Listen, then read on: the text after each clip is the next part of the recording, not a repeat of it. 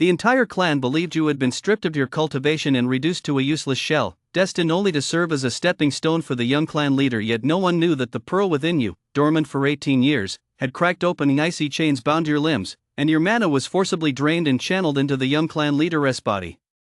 The moment your vital energy was severed, you should have become a cripple. Just then, a strange crack echoed from your depleted dantian. Frenzied thunder instantly surged through your entire body. Ding! Divine consciousness awakened, acquired the instant eternity skill, passive trigger, 1 day of cultivation equals 1 year of arduous training. To your horror, you discovered that even as you gasped for breath and stared blankly, your cultivation was skyrocketing at a 100-fold rate. A stream of blue lightning data flashed frantically across your retinas. Congratulations on your breakthrough. You have obtained the Thunder Sovereign physique. You fixed your gaze on the arrogant elder before you, lightning flashing in your eyes. Draining my blood? Just wait until I draw my sword. I'll send your entire family to their graves. Just as the entire clan believed your life was over, that you'd been drained of your cultivation and reduced to a cripple, no one knew that, at the very moment your dantian ran dry, the pearl that had lain dormant within you for 18 years finally cracked open. A divine thought exploded in your mind. 1 day of cultivation equals 1 year of arduous training. You realized with horror that even when you were simply breathing, sleeping, or even spacing out, your cultivation was skyrocketing at 100 or even 1,000 times the normal rate. That violent thunder power within you was no longer a force of destruction. Instead, it raged wildly through your mortal body, reforging it in an incredibly domineering manner. Ding! Congratulations on breaking through to the 6th layer of the control stage. Ding! Acquired the Thunder Sovereign physique. In just 5 days, you've covered the ground that would take others 15 years to traverse. Chuanja City, the Song family estate.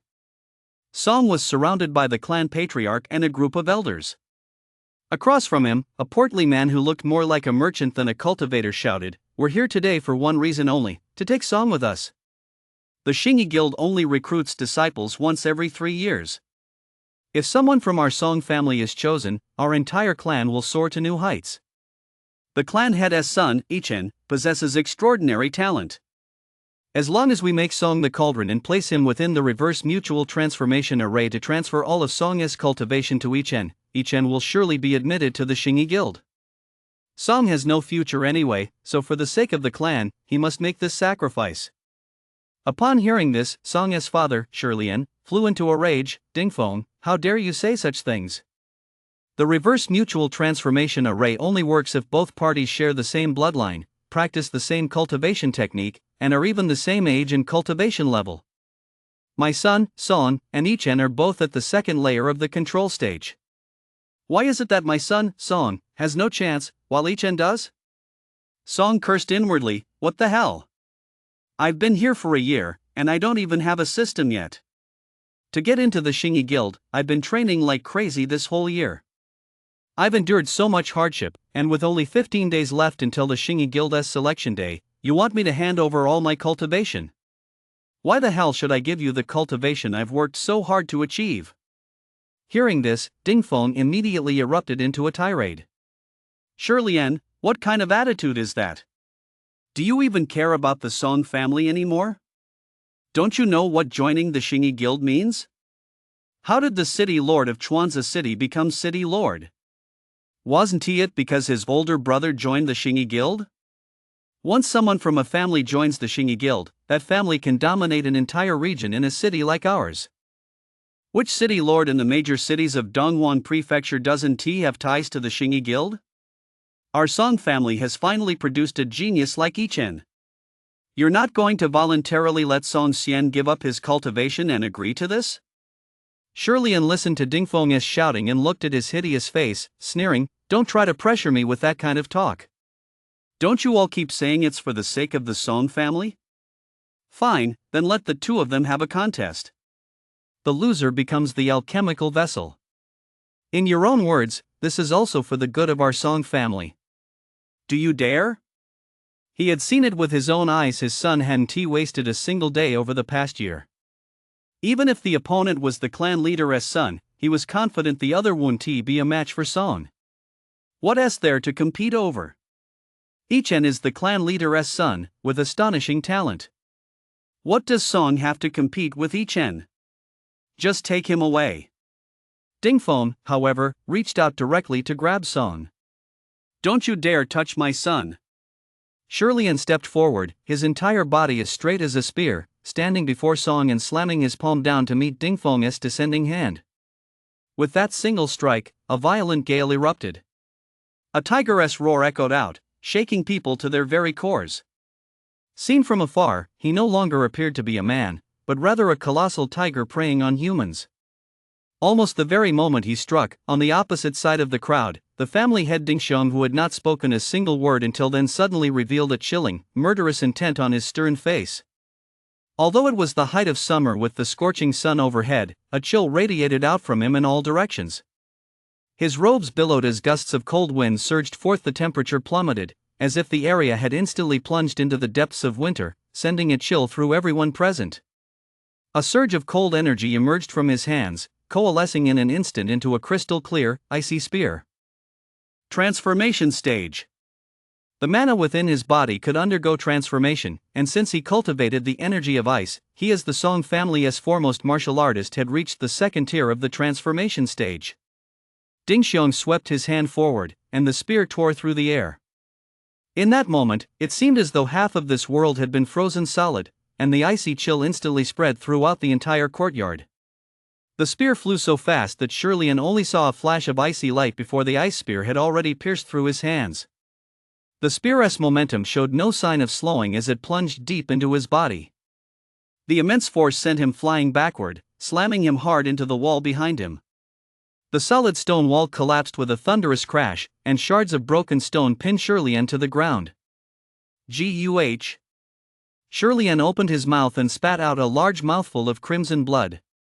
His face had turned so pale there was not a trace of color left, and a layer of frost clung to his entire body. The next moment, he passed out. "Father!" Song cried out. Just as he was about to step forward, a dark shadow flashed before his eyes. Dingfeng had already appeared in front of him and grabbed him by the arm. "Let go of my son." From the side, Song's mother stepped forward, about to grab Dingfeng. But Dingfeng had already kicked out. He and Shirlian had never gotten along. "Get lost!" With a single kick, Song's mother was sent flying and crashed heavily to the ground. "Mother!" Song's eyes bulged with fury. He drew the dagger hidden on his person and stabbed viciously at Dingfeng, who stood before him. He was going to drain his power. And he even injured his parents. Even if it meant being crippled, he would take one of them down with him. Hiss! The sharp dagger plunged straight into Dingfeng's back, and at the same moment, the mana within his body surged rapidly, rushing out violently through the blade. But in the next instant, an even stronger counterforce struck him. Despite his injuries, Dingfeng reacted swiftly. At the 7th tier of the control stage, he rapidly channeled his mana to knock Song back while turning his head. "You're asking for death." Feeling the excruciating pain in his back and the mana surging wildly through his body, Dingfeng swung his hand violently, aiming a strike at Song's face. But in the next instant, a hand seal imbued with icy energy struck his outstretched palm, forcing him to take a step back. Immediately afterward, Clan Chief Dingxiang's voice rang out. "Don't harm the cauldron. Take him away." Without so much as a glance at the group, Dingxiang turned and walked toward the exit. Behind him, clan members stepped forward and bound Song. Half an hour later, Song's entire body was shackled in chains. The mana within him, driven by the operation of the grand formation beneath him, surged uncontrollably and flowed into the body of Yichen, who stood opposite him. Control stage, Level 1 Tempering Stage, Level 9 Tempering Stage, Level 8. 3 hours later, he who had originally been at the second layer of the control stage was now completely devoid of any cultivation. Almost the very moment his cultivation was completely depleted, a luminous orb within his body suddenly opened.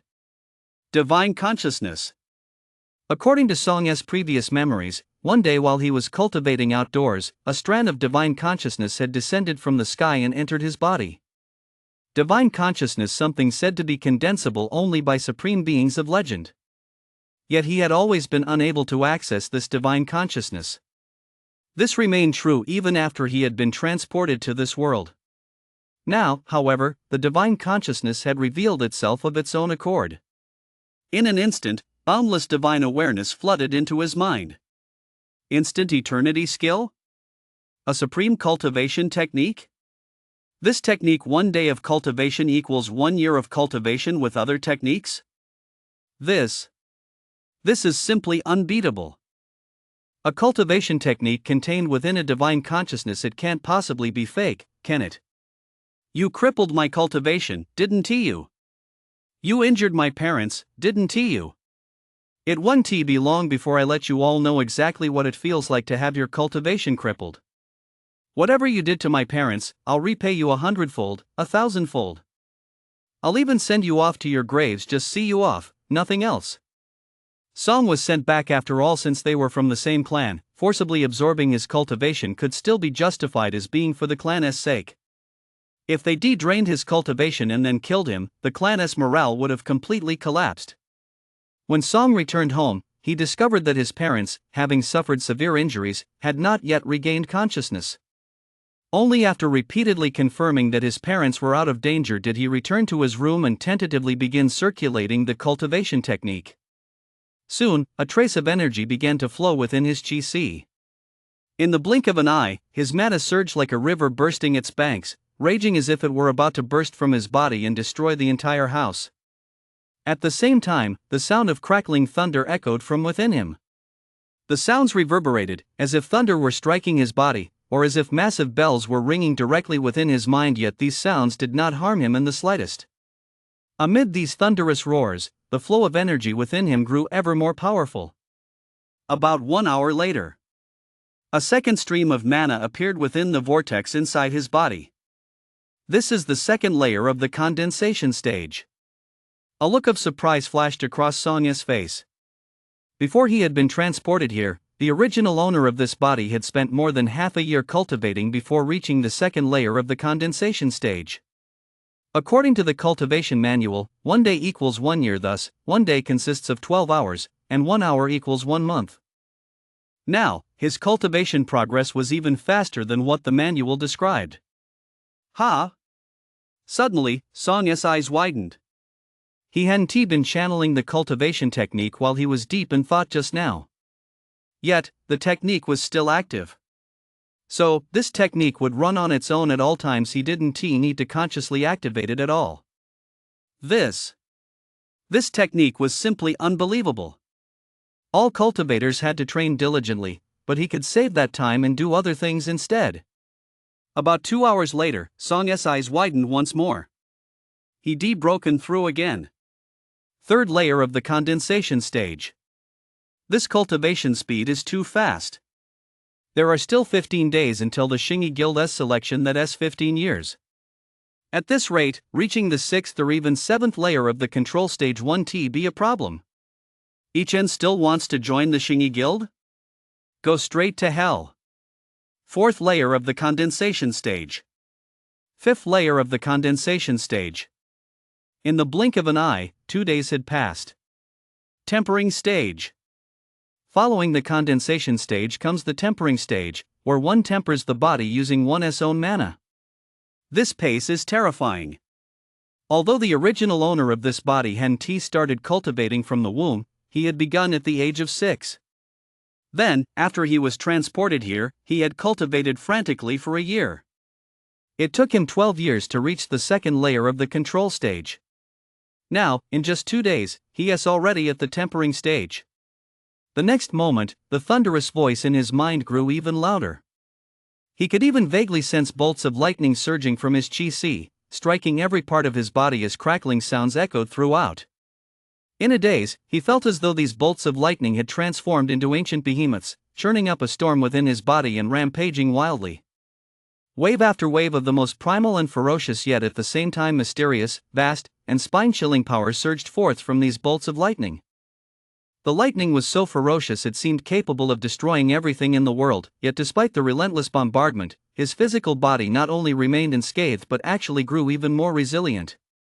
Is the lightning tempering my physical body? Song was deeply shaken. According to legend, in the tempering stage of top-tier cultivation techniques, one might experience a burning sensation as the power of fire tempered the body. In some cases, frost might be used to temper the body. But he had never heard of a tempering stage involving thunder. And this thunder of his felt so terrifying. It felt as though this thunder wasn't merely part of the tempering stage, but as if it were about to obliterate all things in the world. Day after day passed. Tempering stage, level 5. Tempering stage, level 9. Control stage, level 1.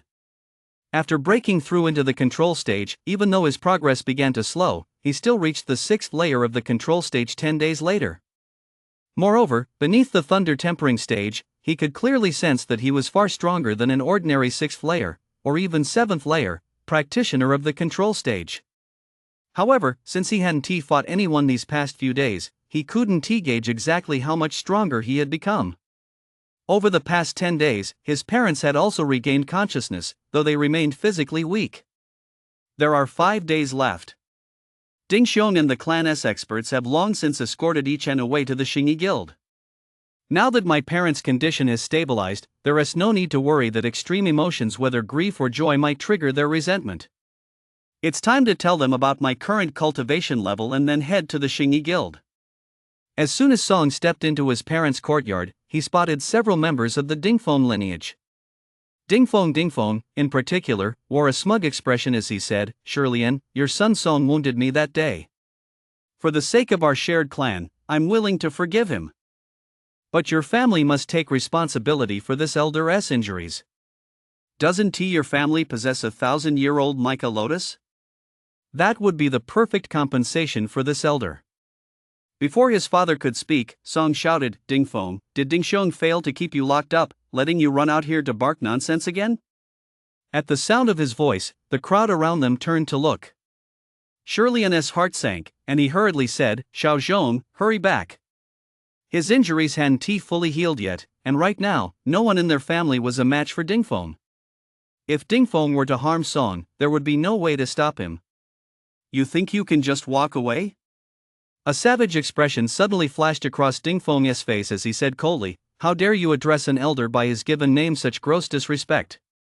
Guards, slap him across the face." No sooner had the words left his mouth than his nephew, Song Du, stepped forward from the side and raised his hand to slap Song across the cheek. At the exact same moment, Song also lashed out with a slap. In an instant, a howling gale erupted. Song Du's eyes widened in shock, filled with disbelief. Had Song been crippled? What was the source of this powerful gust of wind? Before he could react, even before Song's palm had landed, a biting blast of energy struck his face. Instantly, he felt as if he'd been struck hard across the face by an enormous iron rod. His body flew backward uncontrollably, crashing to the ground with a dull thud. For a moment, everyone in the vast courtyard stood frozen in shock. Had Song already been crippled? How could he have cultivation again? That burst of energy was clearly something only someone at the control stage could unleash. Song wasn't crippled after all? Dingfeng was even more stunned than the others. He had seen with his own eyes Chen drain Song's cultivation and turn him into a cripple. In the distance, after her initial surprise, Shirlian was overcome with wild joy. Her son hadn't been crippled, his cultivation was still intact. Song glanced at Song Du and said disdainfully, "You're too weak, you don't even deserve a slap from me." As he spoke, he turned to face Dingfeng and drew the long sword he carried. "Your injuries haven't healed yet, have they? Well, let me give you a hand. I don't have many hobbies, I just love sending people to their graves." After his initial surprise, Dingfeng burst into a scornful laugh upon hearing Song's words. "This elder does not know for what reason you've regained your cultivation. But this elder is at the 7th layer of the control stage, while you're merely a pitiful 2nd layer control stage cultivator, yet you dare to provoke this elder." Even if Song had been lucky enough to break through and rebuild his cultivation due to special circumstances, he, however, was at the 7th layer of the control stage, 5 layers above Song. And yet Song dared to draw his sword first. "Very well. 10 days ago, I wanted to kill you, but failed. Now you've gone and made a fool of yourself, walking right into my trap and giving me the chance to kill you." Dingfeng drew his sharp sword with a crisp clang and thrust it violently toward Song. As the long sword swung, in the blink of an eye, 7 streams of sword energy materialized in the void, faintly forming the shape of the Big Dipper. Each stream of sword energy was incredibly sharp, capable of easily piercing through boulders. Since Song had attacked him first, if he killed Song, no one could say a word against it. Xiao Zhong. Shirlian was horrified. This was the 7 stars barrage, Dingfeng's killing move. Dingfeng was at the 7th level of the control stage. How could Xiao Zhong possibly block it? His injuries hadn't fully healed yet, and it was already too late to come to his rescue. Song stared at the streaks of sword energy before him. Without flinching or dodging, he swung his long sword straight down. Across from him, a sneer involuntarily crossed Dingfeng's face. Song actually wanted to go head-to-head with him? He was truly foolish. No, what is this? Instantly, his expression changed drastically. An incredibly powerful surge of energy gushed forth from Song's long sword, so dense and vast it resembled a raging river. As the blade came down, a thunderous roar erupted, reverberating through the air. The sound was so deafening that his ears instantly throbbed with excruciating pain. Vaguely, he even felt as though what stood before him wasn't a long sword at all, but a bolt of lightning crashing down on him from the heavens. Lightning? How could that be possible? Only a practitioner at the transformation stage could produce such a transformation. How could Song possibly be at the transformation stage? Dingfeng's eyes widened suddenly. As his sword energy made contact with Song's long sword, it was shattered in an instant. The next moment, a heavy blow from the long sword crashed down upon his own sword. In an instant, he felt an unstoppable force surge toward him, so powerful that he could no longer hold onto his sword, which fell to the ground. As the long sword's momentum wavered slightly, it continued its descent, slashing heavily against his body. Whoosh! The front of his clothes was slashed open, and the sharp blade left a long gash across his chest. The edges of the wound were charred black. At the same time, a surge of blade energy shot straight into his body, raging wildly. It felt as if he'd truly been struck by lightning. His entire body went numb and aching. Thud! Dingfeng was struck by the blow and fell to the ground, staring blankly at Song in front of him, his eyes filled with disbelief. He had actually lost. Defeated by a single strike. Song, what was going on with him? Why did the aura Song had just unleashed correspond to the 6th layer of the control stage? How could someone who had been crippled break through so much in just 10 days? What on earth was going on? And besides, how could someone at the 6th layer of the control stage be this strong? He himself was at the 7th layer of the control stage. Even with his previous injuries, he shouldn't have been defeated so easily. Why did Song's single strike contain the power of thunder? The crowd around them was also stunned. Dingfeng had actually been defeated by a single strike from Song. Is this really Song? After landing that strike, Song paused slightly. He could sense that he was stronger than others at his cultivation level, but this level of power was beyond his wildest imagination. He quickly regained his composure and immediately thrust his sword again, piercing directly into Dingfeng's chi. The pain caused Dingfeng to let out a series of agonized screams, and only then did Song speak with a look of disdain on his face. Fancy sword techniques. Who cares about this sword technique or that one? I'll just cut you down with a single stroke. With that, a ruthless expression flashed across his face as he coldly said, "Weren't you acting as Dingfeng's lackey, causing me to lose my cultivation? Now, I'll let you taste what it's like to lose your cultivation." The mana within his body erupted violently, surging through the long sword in his hand and crashing into Dingfeng's chi, where it began to tear through it with frenzied ferocity. In an instant, Dingfeng's chi exploded with a thunderous roar. But Dingfeng couldn't help but spew a large mouthful of crimson blood. His entire body trembled uncontrollably from the excruciating pain, and his face contorted in agony. All around them, the people who had followed Dingfeng gasped in shock. Song had actually stripped Dingfeng of his cultivation. He was an elder of the clan, after all. Several people standing farther away even cried out, "Song, how dare you? Song, are you trying to stage a rebellion?" Hearing this, Song looked up. In an instant, the few who had just been shouting all fell silent. If Song dared to strip even Dingfeng of his cultivation, what chance did they have? So what if I stripped him of his cultivation? This is only the beginning. Song turned around and slammed his foot down hard on Dingfeng's wound. This kick is payback for my mother. As he spoke, he lifted his foot and slammed it down hard on Dingfeng's wound once more. This kick is also payback for my mother. With his cultivation crippled and no mana to protect him, Dingfeng felt as if half his internal organs had been crushed by those two kicks. Coughing up blood, he struggled to speak. Song, I am a clan elder. If you keep this up, the clan chief and the others won't let you off the hook when they return. Ding Xiong? I don't need him to come after me. I'll go to the Xingyi Guild to find them first. Song let out a cold laugh and brought down another heavy kick. He put all his strength into this kick. As it landed, Dingfeng's wound visibly caved in, and chunks of flesh were flung in all directions. Dingfeng's breathing ceased completely. Song turned to look at Dingfeng's clan members. Before he could make a move, they all scattered in a panic. If Song dared to kill even Dingfeng, let alone them. They were completely powerless against Song now. The clan's elite fighters had all left with the clan chief to escort Yichen, leaving no one capable of subduing him. After killing Dingfeng, Song gave his parents a brief explanation, saying that he had achieved his current cultivation level through a process of destruction leading to rebirth. He then announced his intention to participate in the Xingyi Guild's selection trials. He found a strange beast resembling a horse but even more towering, with horns on its head, the thousandly cloud smoke beast, and set off toward the Xingyi Guild. He had no need to worry about his family, although his father had not yet fully recovered. With Dingfeng out of the picture, dealing with Dingfeng's faction would pose no problem. 5 days later, he finally arrived at the gates of the Xingyi Guild. He had long since reached the 7th layer of the control stage. According to historical records, reaching the 3rd layer of the control stage offered a good chance of entering the Xingyi Guild.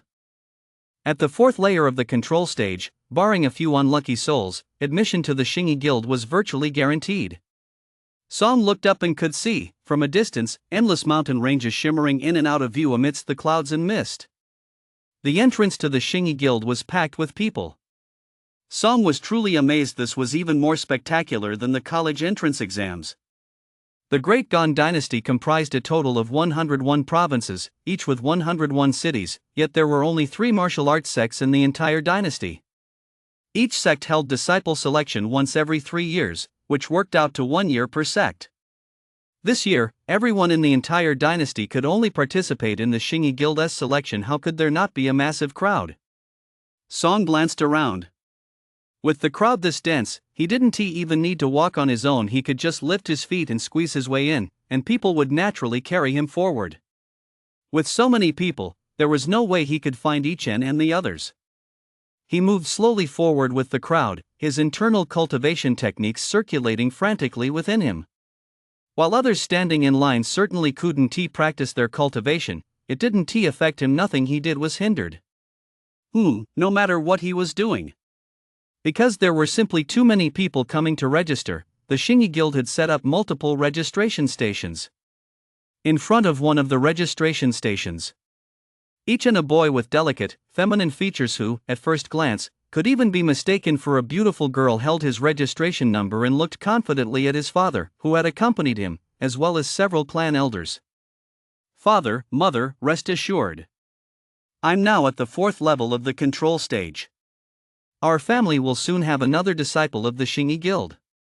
With my talent, I'll even surpass the older brother of Yang Bingxian, the city lord of Chuanzi City. In the future, father, you're sure to become the city lord of Chuanzi City. No, in the future, we won't even give that tiny Chuanzi City a second glance. Very well, Yichen, I believe in you. Dingxiong looked at his son, whose ambitions reached far and wide, and laughed heartily. Standing nearby, several other elders couldn't help but echo his words. The young clan leader's ambitions are beyond our comprehension. With the young clan leader's ambitions, how could the Song family possibly compare? Therefore, having the young clan leader represent our Song family here is the wisest choice. I'm afraid that in the future, even if we wanted to look up to young clan leader Yichen, we wouldn't be able to. After waiting for a full hour, Song finally reached the registration desk. "Here's your ticket. Take it and wait over there." Song took a thin paper ticket bearing the Shingi Guild emblem. Written on it was a single line, "Ding. Number 6969. Is this a ticket issued by a sect? It's just a piece of paper, they're being way too stingy." He grumbled to himself but had no choice but to keep waiting. Another half-hour passed. Control stage, level 8. He broken through. What can you do? The divine art of perpetual motion is just that powerful.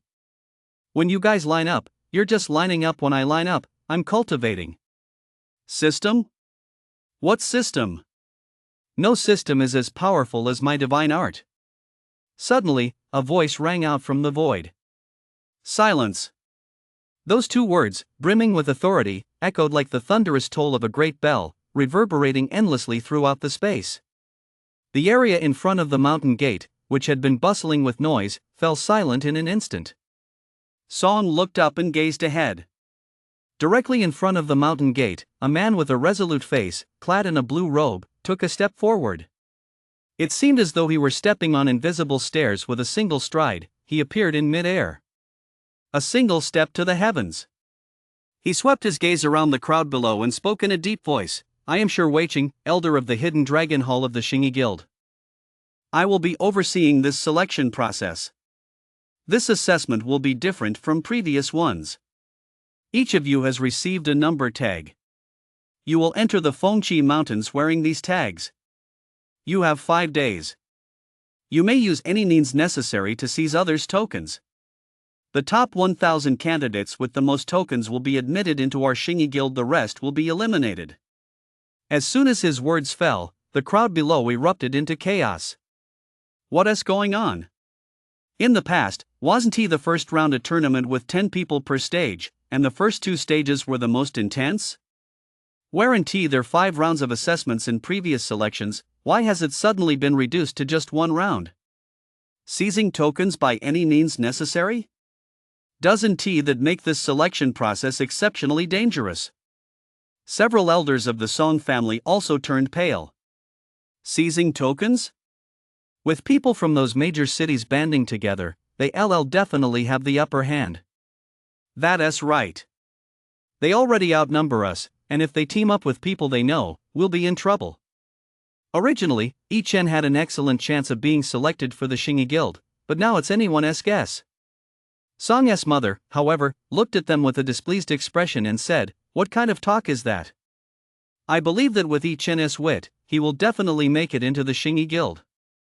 All we need to do is wait 5 days and then celebrate Chen's entry into the Shingi Guild."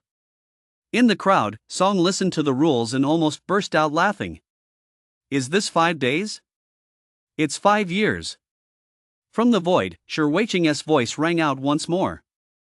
Additionally, the top 10 will have the opportunity to enter the Bifeng Guild to participate in the selection process. In an instant, another wave of commotion erupted. Our Great Gon dynasty has 3 major sects, but there is no subordinate relationship between the royal family of the Great Gon dynasty and these 3 sects. They are all under the rule of the Bifeng Guild. The Bifeng Guild rules over 100 dynasties, just like the Dagon dynasty. In the past, whenever the Dagon dynasty held its own disciple selection, only those who had entered the transformation stage had a chance to participate in the Bifeng Guild's selection. This time, it's been changed to the top 10. Even if you haven't entered the transformation stage, you still have a chance to participate in the Bifeng Guild's selection. Some, however, remained very level-headed. So what if we can participate in the selection? Without having reached the transformation stage, we don't stand a chance. Ding Xiong also shook his head. The Bifeng Guild? That had nothing to do with them. That was a place reserved for true prodigies. Even if his son absorbed Song's cultivation, he wouldn't stand a chance. Song, however, laughed. Although he possessed the instant eternity skill, he didn't know those martial arts or certain spells. He still needed to join a sect, and if he was going to join, he'd naturally choose a stronger faction. Who would go to the Shingi Guild when they could join the Bifeng Guild? Originally, with only 5 days, he wasn't even sure he could reach the transformation stage. Now, though, all he needed to do was secure a spot in the top 10. Before long, the mist ahead of the mountain range cleared from his view, and at the same time, Wei-Cheng's voice rang out. Now, enter the mountains. Although several entrances to the Fengqi mountain range had been opened at once, there were simply too many participants in the selection process, and every entrance was exceptionally crowded. Song picked a random entrance and walked inside. Just as all the participants had entered the mountains, Wei-Cheng's voice rang out once more. My Xingyi Guild has been bestowed the 10,000 li within an inch mirror by the Bifeng Guild. You may all stay here and watch their performance on Fengqi Mountain. As soon as he finished speaking, he waved his hand, and a golden beam shot out. In the next instant, to everyone's astonishment, scenes from inside Fengqi Mountain appeared on the rocky cliff face ahead of them. As soon as Song entered the mountain, he saw the selection candidates racing forward at breakneck speed. Some managed to run off, but others were immediately stopped. The criteria for this selection were based on the number of numbered tokens each candidate held. Once everyone had entered the mountain, finding specific individuals would not be so easy. Given that, why not just fight for them right here? The entrance was in utter chaos, with participants jostling one another. Outside Mount Fengqi, the families of the participants watched the massive screens with anxious expressions, searching for their relatives taking part in the selection. Ding Xiong and the others whispered among themselves as they looked for Yichen. It's too dangerous. They've only just entered the mountain, and I've already seen several people die. Suddenly, the voice of Yichen's mother, Guji, rang out. Yichen! I see Yichen. The group looked in the direction Guji was pointing. Inside Fengqi Mountain, not far from an entrance, the selection participants were locked in a chaotic melee. Among them, Yichen had joined forces with a man and a woman to fight for others' identification tags. Seeing this, the group immediately felt relieved. Guji couldn't help but praise him. I told you, we don't need to worry about Yichen. Look, they've already defeated 2 people together and taken their identification tags. Beside her, several other Song family elders nodded in agreement. The other 2 are also at the 4th level of the control stage. With 3 4th level control stage practitioners working together, they'll be perfectly safe. Yichen is Yichen. In such a short time, he has managed to find 2 skilled fighters to ally with. This time, Yichen should be in the clear. Guji nodded slightly, her gaze casually sweeping toward the side. The next moment, her eyes widened suddenly. She paused for a second before letting out a startled cry. Over there, look at the mirror screen next to us. Who is that? Isn't that Song? How did he get here? Ding Xiong and the others turned pale at the sound and all turned to look. It's Song. That's right, it's definitely Song. Wasn't he crippled? How did he end up participating in the Xingyi Guild's tryouts? Yeah, who brought him here? They were completely dumbfounded for a moment. After getting over her initial surprise, Guji let out a cold laugh. So what if he is here to take the trials? He is nothing but a cripple now. Coming here is just a suicide mission. The other elders also snapped out of their shock. That's right. He must be unwilling to accept his fate, which is why he came to the trials. But no matter how unwilling he is just here to hand out his token to someone else. If he is lucky, he'll survive by handing over his token. If not, he'll die. What is he shouting about? Song looked at the chaos unfolding before him and couldn't help but chuckle. He'd been worried about how vast the Fengqi mountains were. How was he, all alone, supposed to find Yichen? But now, here were people right in front of him. He shouted toward the front, hold on a moment, everyone. Stop fighting for now, I have a few words to say. But the people around him, some fleeing, some fighting, didn't listen to him at all. In fact, a tall man and a thin man rushed over at top speed, surrounding Song. One of them, a tall man wielding a long sword, raised his blade and threatened, "We're both at the 3rd tier of the control stage. We've got 7 allies right behind us. Hand over your token, and we'll let you go." Hearing this, Song burst out laughing. I wasn't even planning to snatch you guys yet, and here you are, trying to snatch me first. Before he could say another word, the slender man standing nearby snapped impatiently, "We're talking to you, didn't you hear us?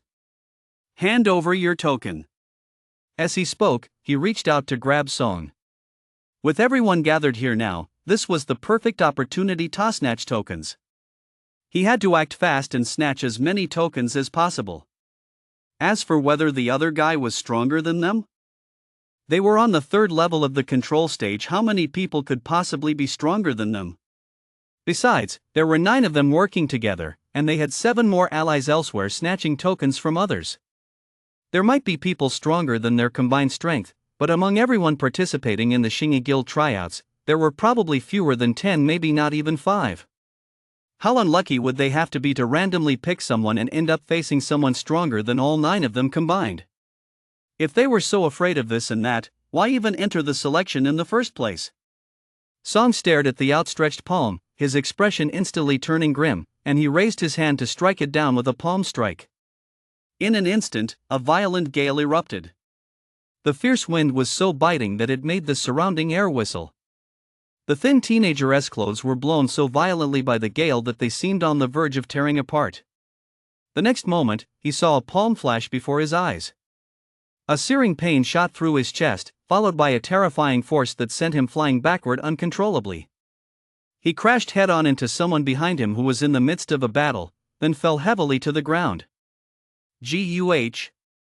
He spat out a large mouthful of crimson blood. It felt as though his internal organs had been jolted out of place by that single palm strike. He even felt as though he hadn't been struck by a palm at all, but rather struck in the chest by a bolt of thunder from the heavens. The spot where he'd been struck was charred black. He was at the third level of the control stage among the participants in this selection. He was undoubtedly a powerhouse, otherwise, he wouldn't have teamed up with someone else to seize a token. Yet, he hadn't even seen how his opponent had struck before he was sent flying. This wasn't simply a matter of being slightly stronger than him. He was just that unlucky he'd picked someone at random, only to encounter a being who utterly crushed him. Song turned to look at the tall man beside him and sneered, "Trying to steal from me? Haven T, you heard the saying, if you can't overpower someone, you'll end up getting overpowered yourself." Outside Fenkishan, the members of the Song family stood completely dumbfounded. Is that really Song? Wasn't he completely crippled? How did he become this strong? Yeah, wasn't all his power drained by Chen? Even if Chen hadn't drained it, there's no way he could be this strong. That palm strike, that's definitely late control stage, beyond the 7th layer of the control stage. How could he possibly have that level of cultivation? Could it be this isn't Song? Just someone who looks exactly like him? How could that be? How could there be 2 people in the world who look exactly alike? And the sword he is carrying, that's clearly a Song family sword. If he isn't Song, then who else could it be? But if he is Song, how do we explain why he has become so powerful? The members of the Song family were completely dumbfounded, utterly unable to accept what they were seeing. A look of concern flashed across Ding Xiong's face. If Song was this powerful, wouldn't he inevitably join the Shingi Guild? When that happened, their family's standing within the Song clan would surely be threatened. What if, in the future, after Song had grown stronger, he came looking for revenge? Deep within Fengqi Mountain, as one of their opponents was knocked flying, many people nearby took notice of the commotion. 7 people immediately rushed over, surrounding Song in the center. The one who appeared to be their leader spoke up, "My friend, this is all a misunderstanding. We're all here to join the Shingi Guild. With so many people here now, this is the perfect opportunity to snatch the entry tokens. We can pretend you're not here. You go grab someone else's token, and we'll grab ours. There's no need for us to fight." "Alright, no problem," Song said with a slight nod. "You can go grab your tokens. I won't stop you, but first, hand over all the tokens you've already obtained." They'd start fighting one moment and stop the next, as if such a thing were possible. Besides, if he wanted these people to obey him and help him find the person he was looking for, didn't he need to establish his authority first? Give you a token? You want to take on one of us against all 9 of us? Across from Song, the leader of the group burst out laughing as if he'd just heard the funniest joke in the world. No matter how strong you are, you're still just one person, and we have 8 of us right now. Every one of us is above the control stage, and I, Jiang Mahan, am at the 5th layer of the control stage. You want to take us on? So what if you're at the 5th layer? Song's expression hardened, and he suddenly surged forward. He was, after all, at the 8th layer of the control stage. Though he hadn't used his full strength, in the blink of an eye, he had covered more than 10 meters, appearing right in front of Jiang Mahan, and struck out with a palm strike. This strike was even more powerful than the previous one, and a series of thunderous cracks echoed through the void. Jiang Mahan's eyes widened suddenly, a look of terror flashing in his gaze. This man actually dared to attack what terrifying might. In a panic, he hurriedly crossed his arms to shield himself. Almost at the same moment, the heavy palm strike slammed into his arms. In an instant, he felt as if a bolt of lightning had flown from the heavens and crashed down upon him.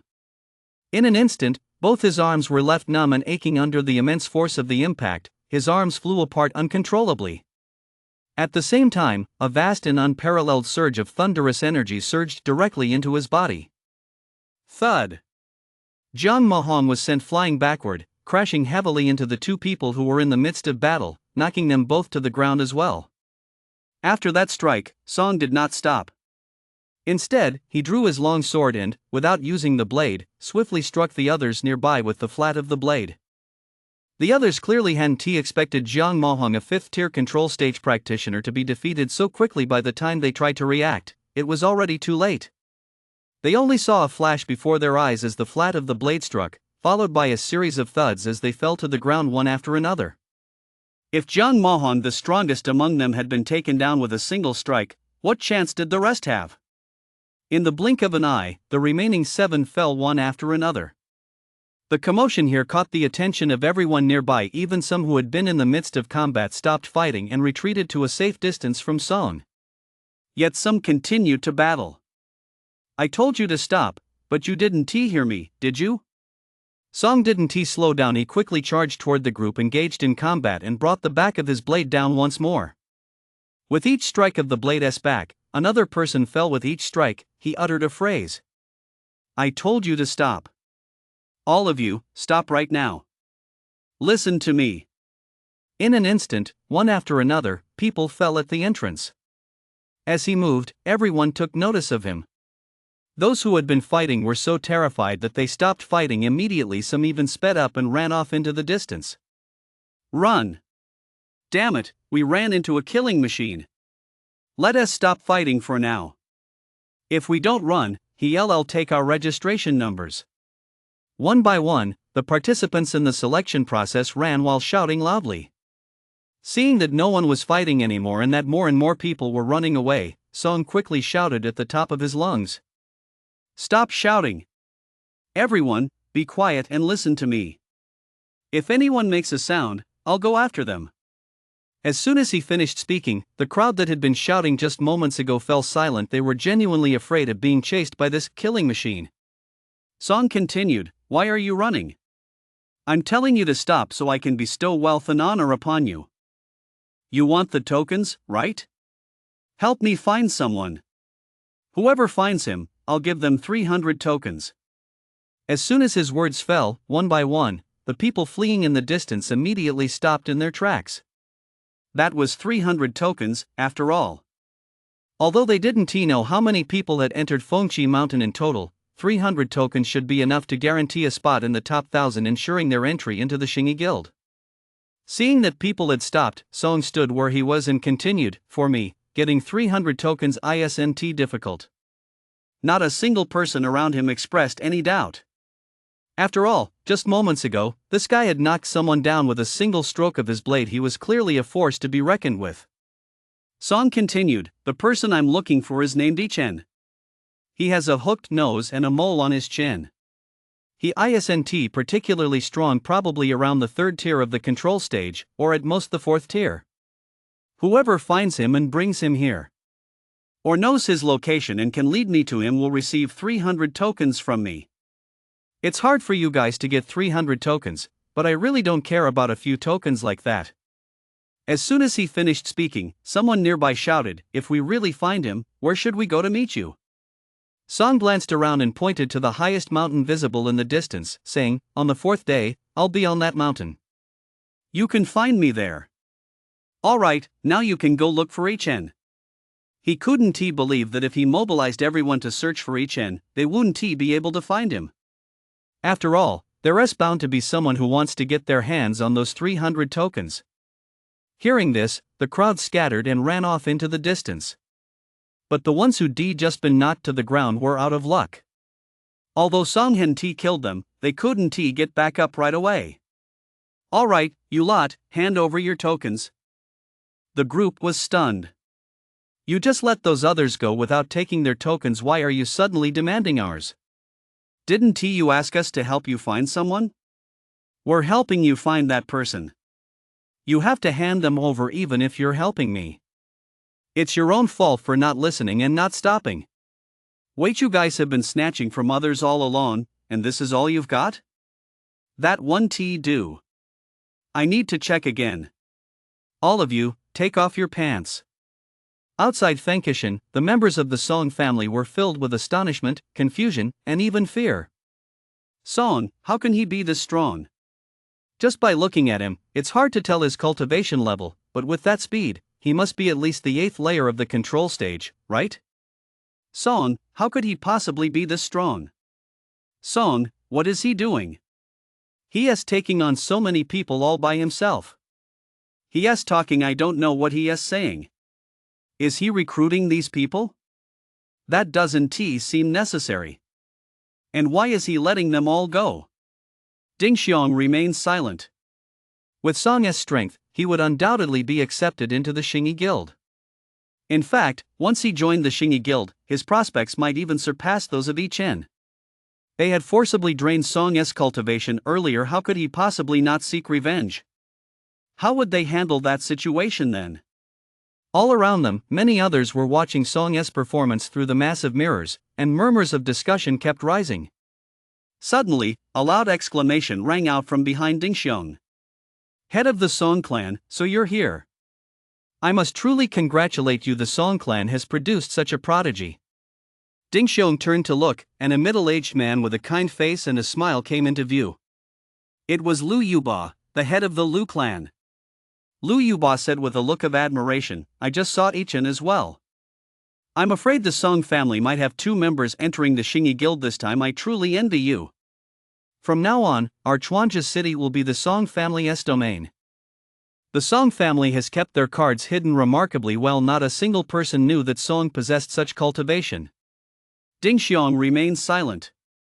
What could he say? That Song might return someday and seek revenge on them? Right now, he'd rather Song be even more brazen. He'd even prefer Song to die quickly. Among the Xingyi Guild members, an elderly man with the air of an immortal pointed at Song and said with a look of satisfaction, "This kid is probably at the 8th layer of the control stage, and he is exceptionally strong even among those at that level. He is powerful, yet he is not the bloodthirsty type. He only snatched the tokens without killing a single person. Someone like this is perfect for my lineage. I'll take this kid." Just as he was speaking, a huge, round butt appeared in the mirror right in his line of sight. In an instant, he was completely dumbfounded. Immediately afterward, one after another, the men Song had knocked down began pulling down their pants. The old man stared at the mirror, which was now filled with nothing but butts, and for a moment, he was utterly speechless. It wasn't just him. Everyone around him staring at the mirror was frozen in shock. What on earth is going on? Why on earth are you taking your pants off for no reason? Look at this scene, all these men swinging their butts around. Can't there be even one woman here? Among the Xingyi Guild members, a middle-aged female cultivator snorted coldly and said, "He may not have killed anyone, but he made others take off their clothes. What kind of behavior is this? This is an assessment. What kind of behavior is this?" No sooner had her words fallen than the elderly man who had spoken earlier snapped out of his daze and retorted. "A few grown men, so what if they took their pants off? He must be checking the ID tags. That just shows he is thorough and won't overlook a single one. Besides, he didn't know we could see inside from outside. It's only for a moment. What harm could it do?" Soon, he realized he'd spoken too soon. Outside Fengqi Mountain, although there were plenty of mirror surfaces, the mountain itself covered a much larger area. At the entrance, where the crowd was concentrated, the mirrors could reflect most of the people. As the crowd moved away from the entrance, more and more people disappeared from the mirrors. Because of the strength Song had previously displayed, one mirror continued to show his figure. From then on, everyone he encountered was, without exception, knocked to the ground. Moreover, each time, after casually taking their number tags, he would leave a few words behind. Go find someone named Ichen, he has a hooked nose and a mole on his chin. Once you find him, I'll give you 300 number tags. Stop it, all of you. What are you all fighting for? I'm giving you a chance to pass the selection. Go find someone. What? You've seen me before? You have. You still have to hand over a token. You know the rules, right? Just this one token? Your chest looks bulging. Take off your shirt so I can check if you're hiding anymore. What are you two women doing here for the assessment? Come here and give me. The tags were so small, if he didn't make them take their clothes off, how could he know if they were hiding any? Next, on the mirror surface where he stood, one after another, people with their butts bare kept appearing, running and running. Song didn't know about other places, but in the area where he was moving around, everyone had already heard there was a pervert. There were indeed strange beasts in these mountains, but they weren't particularly strong. At any rate, they posed no threat to him. Before he knew it, night had fallen. Song didn't continue his search. He found a random spot and was just about to rest when a pungent, strange odor wafted through the air. He looked up toward the source of the smell. Even in the darkness, he could clearly see a cloud of mist slowly drifting in from the distance. As the mist drew closer, the smell grew increasingly pungent, even causing a faint sense of dizziness. It's toxic. Without hesitation, Song turned and ran toward the distance. Before long, the sound of footsteps echoed in the air. Figures began emerging from all directions. So, everyone is fleeing the mist. That means the mist isn't confined to one area, it's coming from all directions. This is clearly a run from the poison scenario. It seems the Shingi Guild deliberately created this toxic fog to prevent some Voldemort-like players from finding places to hide and stalling until the very end. With 5 days left, who knows how small the safe zone will shrink by the end. Song spent the entire night running, robbing anyone he encountered along the way. He even witnessed with his own eyes someone throwing another person into the toxic fog to test its potency. Those who entered the fog passed out within just a few breaths. It wasn't until dawn broke that the toxic fog stopped advancing. However, the fog didn't dissipate. The area where players could move around had shrunk considerably once again. Over the course of a day and a night, the number of tokens in his possession had grown considerably, mainly because everyone had been fleeing the toxic mist last night, so he encountered quite a few people. 467 tokens and not a single spatial ring or anything like that. Carrying this many tokens is such a hassle. Song grumbled under his breath before continuing to roam about, robbing people as he spread the word, "Kachi-chen, and I'll give you 100 tokens." By the following evening, just as on the first day, the toxic fog reappeared, and he once again began dodging it while collecting tokens. That night, he encountered noticeably fewer people, yet he received 30 to 40 more tokens than on the first day. This was mainly because some individuals alone contributed over a dozen, or even 20 to 30, tokens. By the third day, the number of tokens in his possession had soared to over 2,000. And this was even though he hadn't specifically gone out of his way to seize the tokens. On the fourth day, around noon, he went straight to the 9th level of the control stage. After breaking through to a new level, even his hearing had noticeably improved. He could even hear the sounds of a fight, something he hadn't been able to hear before his breakthrough. Song followed the direction of the sounds, and before long, several figures came into view. Among them were 2 men and a woman, who were currently attacking 2 girls. Moreover, every move these 3 made was a lethal strike. They clearly intended to kill the 2 girls and steal the tokens from them. Song immediately grew anxious. Go ahead and take the tokens if you want, but don't kill them. If you kill them, won't there be fewer people for me to find Ichen? Stop. All of you, stop right now. Song shouted at the top of his lungs, but upon noticing someone approaching, the two men and one woman only attacked with even greater ferocity. You don't understand human speech, do you? Song lost his temper, sprinting toward them at top speed and bringing the hilt of his long sword down with a heavy thud. Instantly, 3 muffled thuds echoed out, and the 2 men and 1 woman all collapsed to the ground. I spoke to you nicely, but you wouldn't listen. You made me take action, Song said, glancing at the 2 women. They were actually quite attractive, especially one of them. She is so busty she must have snatched quite a few tickets earlier. Her race outfit is practically bursting at the seams. After being rescued, the 2 women thanked him repeatedly. Thank you so much for saving us, young master. We have no way to repay you. Before the women could finish, Song cut them off. Wait, no need to offer yourselves as payment, just hand over your tokens. The women were stunned, staring blankly at the man before them.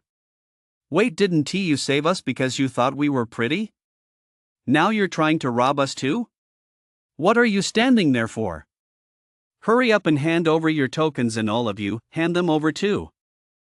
The others quickly produced their ID tags, but the woman with the exceptionally curvaceous figure looked at Song with a pleading expression and said, My name is Yin Changlin, and I'm from the Yin family of the capital.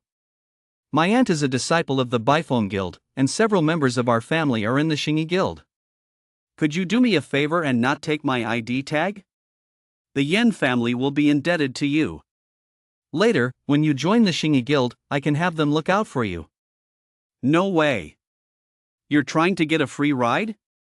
There is no such thing as a free lunch. Hand it over now, or I'll search you. Without a moment's hesitation, Song flatly refused, adding, If you want a membership card, fine. Go find a man with a mole on his chin. No sooner had Song finished speaking than Yin Changlin exclaimed in surprise, I know him. I remember in the mountains to the east, quite a few people were hunting him down. But it seems they never found him. He managed to hide. To the east? Which mountain? Song immediately perked up. Finally, news of Ichen. About 30 li east of here, Yin Changlin replied instantly. I told you where he is, right? So you won't rob me, will you? That's way too broad a range. Give me an exact location, and I really won't rob you. Song shook his head slightly, looking at Yin Changlin and said, But since you've given me this information, I can't leave you with nothing. Here, I'll give you 30 tokens. Giving 30 tokens for a rough location shouldn't be too much to ask, right? 30? Yin Changlin was overjoyed at the sound of this. She just mentioned it offhand, and now she actually get tokens. Give me every token you have. Don't worry, you'll be last. The rest of you, take off your clothes so I can check how many tokens you have. Take off our clothes? Yin Changlin's eyes suddenly widened. A few minutes later. All right, the rest of you can go. Come on, you two, hurry up. Song checked the other woman first, then pursed his lips as he looked at the few tokens in his hand. Only 5 tokens? Just as I thought. I could tell right away you didn't have much. All right, that leaves you. Yin Changlin clutched her chest tightly with both hands and asked timidly, Can I just not give them? I'll buy them. I'll pay with spirit stones. Starting from the Qi gathering realm after the transformation stage, cultivation requires spirit stones. I'll give you 3 spirit stones, just let me buy the tokens I'm wearing. Song nodded slightly. 3 spirit stones was indeed a substantial amount. Spirit stones were something you simply couldn't buy with money. After all, her family only had 2 spirit stones in total. Counting their other possessions, those 3 spirit stones were practically their entire fortune. But the problem was, why should I let you buy it? Wouldn't it be easier for me to just take it from you? Song looked at the pretty girl in front of him and thought she must be missing a few marbles. But I don't have any spirit stones on me. How are you going to take them? Yin Changlin was puzzled. This guy was so powerful, yet his brain didn't seem to work very well. Who in their right mind would come to take an exam carrying spirit stones? If you don't have any, then what? Song's eyes widened instantly. I can write you an IOU. An IOU? Song's mind raced. That seemed like a good idea. Maybe he could make others write IOUs too. Fine, but only after I've taken everything from you. Stop blabbering. Are you going to hand it over yourself, or should I take it? You've got quite a few tokens on you, don't you? After a moment, Song was dumbfounded. Wait, you only have 12 tokens on you? Yet your pockets are bulging like that. You're truly gifted. Come on, follow me. Once we get there and I'm sure you're not lying, I'll give you 30 tokens. Then we can discuss that IOU thing some more. The pitch-black mountain range stretched endlessly as far as the eye could see. The landscape was filled with treacherous, rugged peaks. A raging river surged forth from the depths of the mountains. Amid the forests, the terrifying roars of wild beasts echoed ceaselessly. On a narrow path through the woods, Ichen was sprinting at breakneck speed. Behind him, shouts rang out one after another. That guy's up ahead, catch up to him. Don't let him get away. Grab him, and we'll split the license plates among ourselves. Hearing the voices behind him, Ichen picked up his pace and quickly turned onto another path.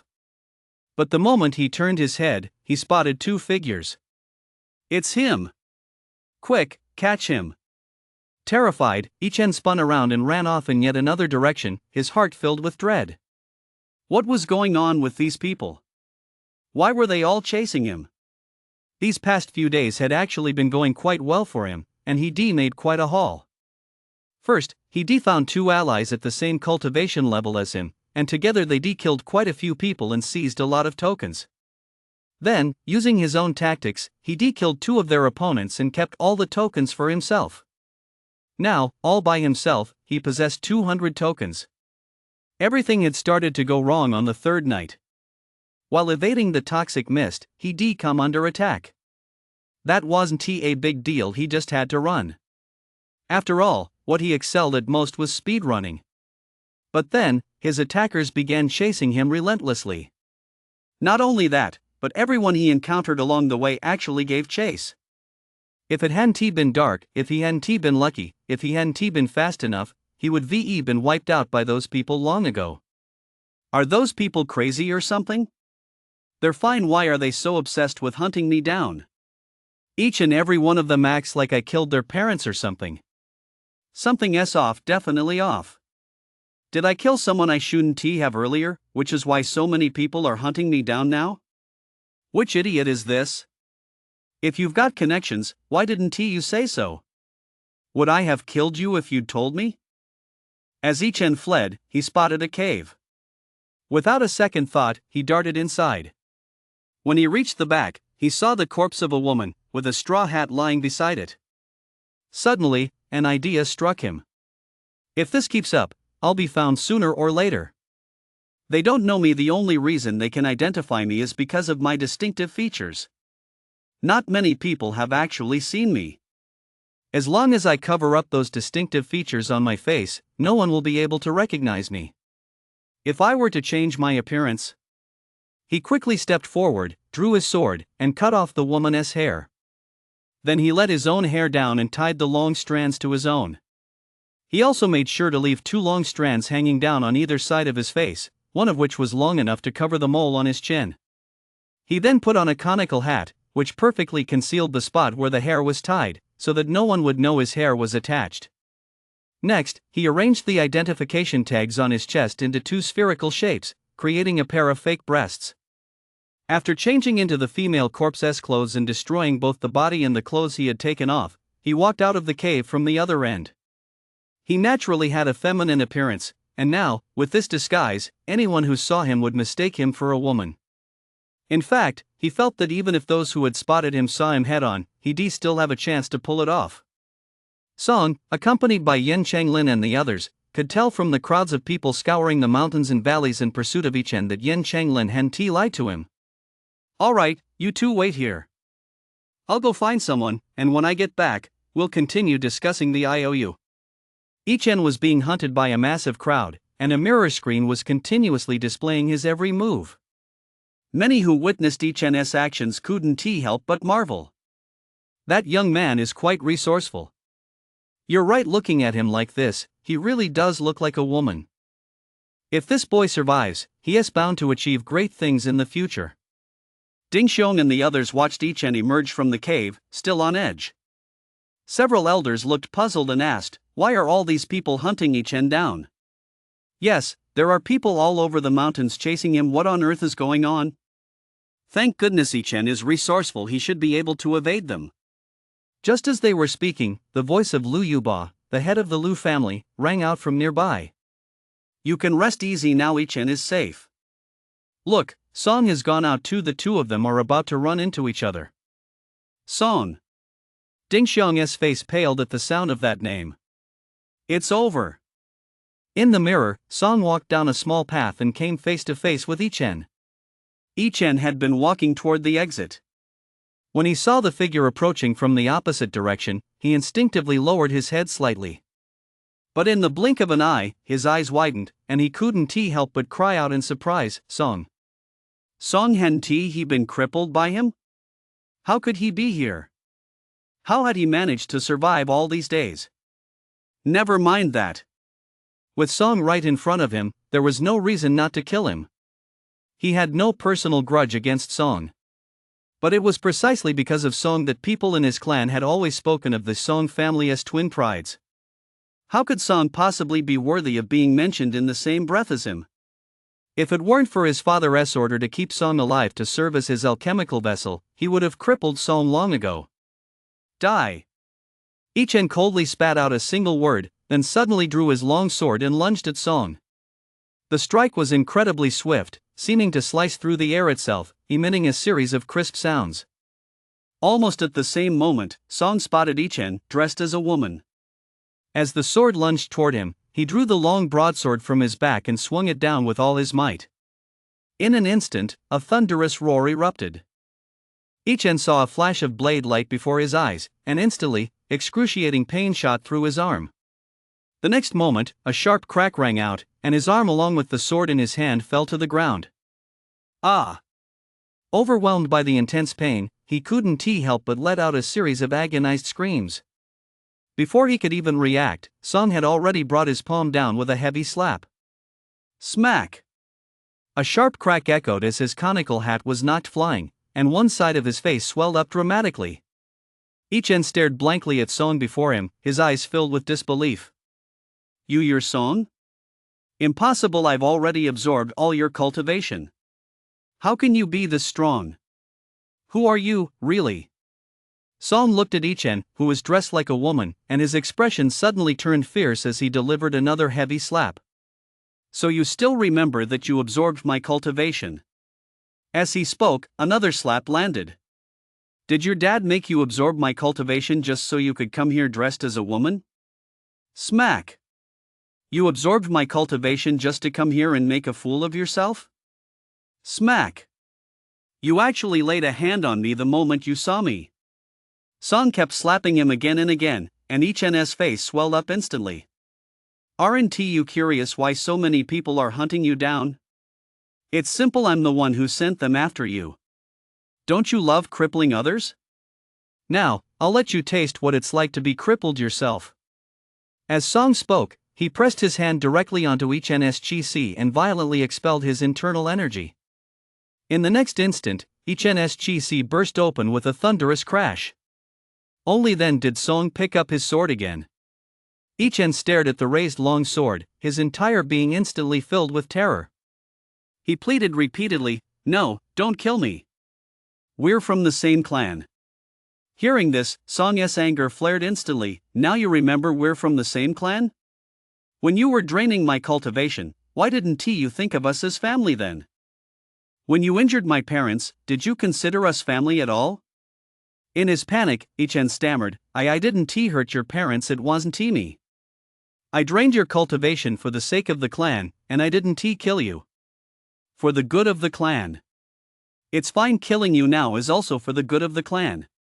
Rest assured, very soon, I'll send your family to join you. Song gave Yichen no chance to explain further and brought his blade down in a single stroke. As crimson blood spurted skyward, Yichen's head rolled to the ground. Outside Fengqi Mountain, Ding Xiong's face was now etched with utter despair. Ichen's mother, Goji, lost all strength the moment she saw her son die and nearly fainted. Lu Yuba, the head of the Lu family, cried out in shock, "Head of the Song family, what on earth is going on here? Why are your own people turning on each other?" All around them, the onlookers stared at the members of the Song family with looks of curiosity. The elders of the Song family, one after another, wore expressions of deep conflict.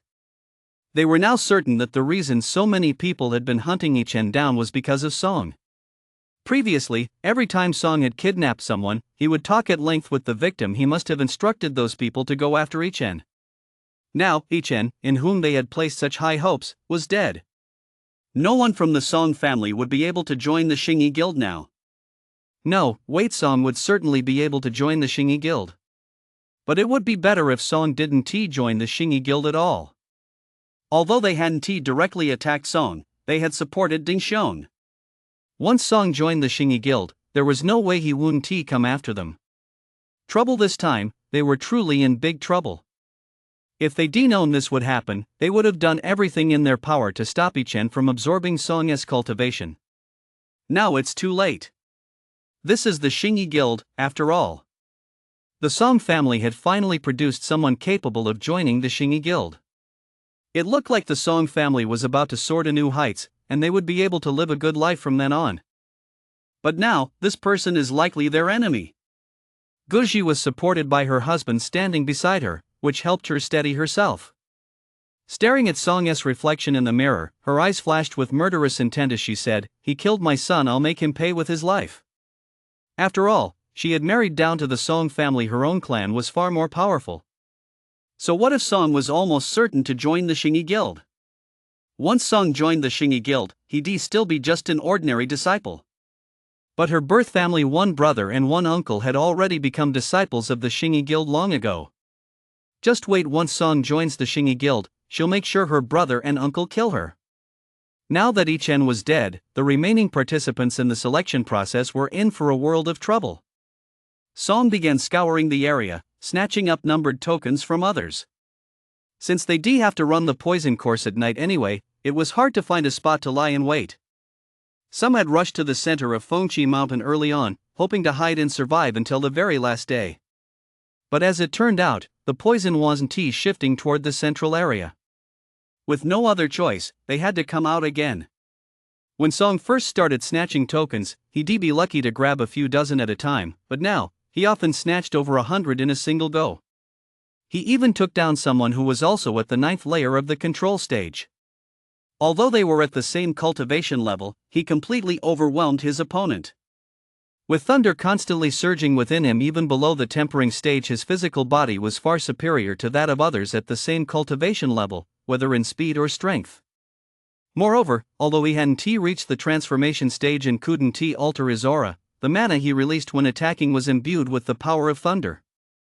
Facing opponents of the same cultivation level was nothing but a walk in the park. That single run netted him over 3,000 tokens. Before he knew it, the 5th and final day had arrived. By now, as the safe zone continued to shrink, the participants had all gathered in the canyon between the two mountains. In the crowd, Song stood out like a sore thumb, carrying a bag stuffed full of tokens. It couldn't be helped though the tokens themselves weren't large, there were simply too many of them in his hands. He didn't even know how many tokens he actually had in his hands anymore. All around him, figures watched Song with a variety of expressions. In the distance, a man with a grim expression glanced at Song, then turned to look at a woman standing beside him, a woman of average looks but with an incredibly curvaceous figure, and whispered, "Man, that kid's bag is huge. It looks like he has more tokens than any of us." Man turned her head to glance in the distance. As she moved, the area in front of her body rippled violently, and she laughed coquettishly, "That's someone else's skill, it has nothing to do with us." As she spoke, she raised an eyebrow slightly and asked, "What's the matter, Zhou Shihao? Are you still planning to take him on?" "Why not?" Zhou Shihao said coldly, "The tokens we have are enough to get us into the Xingyi Guild, but the Baifeng Guild is another story. Don't you want to try your luck at the Baifeng Guild? If there's a chance, who wouldn't want to give it a shot?" A flash of murderous intent also flickered in Man's eyes. Although in previous years, only transformation stage prodigies had been able to enter the Biphone Guild, what if? What if everyone's strength was weaker this year? Perhaps the reason the assessment criteria had shifted from the transformation stage to the top 10 was precisely because everyone's strength had declined. If there was a chance to compete, she was certainly going to give it a shot.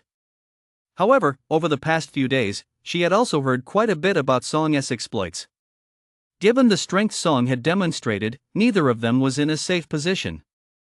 She glanced to her side at a handsome young man in white and spoke, "Young Master Pan Cohen." Before she could finish her question, Pan Cohen's cold, aloof voice cut in, "I want 40% of the tokens." Zhou Shihao immediately interjected, "No problem." Yi Xianman also gave a slight nod. They were all from the capital and had met before, though they were all at the 9th layer of the control stage. Pan Cohen's strength surpassed both hers and Zhou Shihao's. The three exchanged glances and strode toward Song. Now that the three of them all at the 9th level of the control stage had joined forces, how could they possibly be no match for a single opponent? Many of those still standing here were from the capital. They recognized Pan Cohen and his group. Seeing the trio move together, the crowd around them quickly made way, all watching with curiosity. Outside Fengqi Mountain, the crowd gazed at the massive mirror and grew excited. Pan Cohen, Zhou Shihao, and Yi Xianman, the three of them are about to take on Song. 3 control stage, level 9, joining forces. That Song guy just broke through a day or two ago, right? Just as expected, a massive battle is bound to erupt on the final day. Ding Xiang watched the trio, who had already surrounded Song, a look of excitement spreading across his face. No matter how strong Song was, he couldn't possibly be a match for 3 control stage, 9th tier cultivators. These 3 had better just kill Song outright, so he wouldn't have a chance to grow stronger. Song sensed the trio's hostility and immediately set the bag filled with tokens aside. The moment the bag hit the ground, Zhou Shihao, standing directly across from him, planted his foot firmly on the ground and surged forward like an arrow leaving the bow. After all, if they intended to kill him and steal his tokens, why waste time with small talk? In his hand, a jet black spear thrust forward with ferocious force. As it shot out, accompanied by flecks of cold light, it completely enveloped Song within its shadow. Mana surged wildly within Song's body. This was the first time he unleashed his full power since entering Fengqi Mountain. In the blink of an eye, his aura had surged to its peak. Gazing at the descending spear's shadow, he suddenly swung his blade. In that instant, the roar of thunder echoed throughout the air. For a split second, everyone within that area even experienced an illusion. It wasn't a sword strike that Song had unleashed, but a bolt of lightning from beyond the 9 heavens. Accompanied by a deafening roar that seemed to shatter the very air, the long sword struck the spear tip with tremendous force. The swarm of spear shadows scattered instantly. Zhou Shihao felt an utterly terrifying force surge through his spear, so powerful and violent that his arms went numb instantly, followed by a complete loss of sensation. Furthermore, a surge of thunderous energy coursed through his arms and into his entire body, leaving him aching and numb all over, and causing him to stiffen momentarily. Though it was only a brief instant, Song had already taken another step forward, closing into his side, and simultaneously brought his long sword down with a fierce swing. With a single stroke, blood spurted. Zhou Shihao's massive head flew off at the same moment. Almost at the same moment, Yi Xianman and Pan Cohen, who had already circled around Song's rear, stared wide-eyed, their gazes filled with sheer horror. Zhou Shihao, also at the 9th level of the control stage, was actually dead just like that? Was this guy really at the 9th level of the control stage? How could someone at the 9th level of the control stage be this terrifying? Retreat? How could they possibly retreat at a time like this? If they retreated, their opponent wouldn't spare them either. Better to seize this opportunity and go all out. After all, their opponent had his back to them. After all, he just attacked and needed to regroup his strength. After all, how could it be so fast? Yi Xianman was suddenly overcome with terror. Her sword had barely left her hand when, in her line of sight, Song had already turned around, his long sword sweeping toward her. Even though they were both at the 9th level of the control stage, she could barely make out the trajectory of the broadsword's swing as a massive force already crashed into her. The opponent's broadsword slammed heavily into her body. The moment an excruciating pain shot through her, bright red blood spattered in all directions. Why? Why was her opponent moving so fast? She had launched a surprise attack, yet Song had managed to dodge her sword strike and counter with a backhand slash that struck her. If it weren't for her extraordinary natural talent, that single slash might have killed her on the spot. After Song struck Xianman, his broadsword, still carrying full momentum, slammed heavily into the longsword Pan Koan was thrusting from the other side. The immense force sent Pan Koan's body reeling to the side. A look of sheer horror flashed across Pan Koan's handsome face. Was this the kind of power one was supposed to possess at the 9th level of the control stage? He was already considered a powerhouse at the 9th level of the control stage, yet facing Song, he had been crushed in a single move. Before he could steady himself, Song's second strike came crashing down. The force of this blow was so immense that it severed his head, sending it flying dozens of meters before it hit the ground. In the blink of an eye, 2 9th-tier control stage practitioners were dead. Xianman lay on the ground, breathing in the scent of blood in the air, her heart pounding with terror. Why did they have to provoke this god of death? They had all earned the right to join the Xingyi Guild. Wouldn't it have been better to simply wait until the time came and join the Xingyi Guild? As she saw Song turn to look at her, she hurriedly begged for mercy. Don't kill me. If you just spare me, I'll do anything you say. I'm a member of the Yi family of the capital as long as. Before Xianman could finish her sentence, Song swung his blade down, and her voice cut off abruptly. It didn't matter who she was. All he knew was that this woman had tried to kill him earlier, so she had to die. All around them, the other candidates watching the 3 corpses on the ground sucked in their breath in shock. These were 3 control stage, 9th-tier cultivators, and they'd been killed just like that. This was truly the control stage, not the transformation stage. Outside Fengqi Mountain, several members of the Xingyi Guild watched Song in the mirror with great interest. This kid must have cultivated a powerful tempering stage technique. His physical body is far stronger than that of others at the same cultivation level. What kind of tempering stage technique could make the physical body this strong?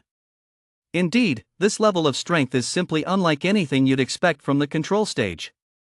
In the distance, at the very center of the gathered crowd, the prime spot, a middle-aged man clad in a dark golden robe and with a grim expression suddenly revealed a chilling look on his face, and waves of cold intent surged out in all directions. For a moment, the temperature of the air in that area seemed to plummet. How dare he kill a member of the Zhou family? I'll make him pay. No one spoke, but many sighed inwardly. The Zhou surname that was the imperial surname of the Dogon dynasty. Not far away, several others wore equally icy expressions. Killing a member of my Yi family? Very well. Entering the Xingyi Guild? Very well, I'll be waiting for him to enter the Xingyi Guild. Our family has more than just 1 or 2 disciples there. Deep within Fengqi Mountain, Song picked up the bags containing the identification tokens left behind by Pan Koan and his 2 companions. Glancing at the crowd around him, he said with a puzzled expression, strange. While we were fighting just now, we left our bags on the ground, yet no one came to pick them up. The crowd around him. Do we look like fools to you?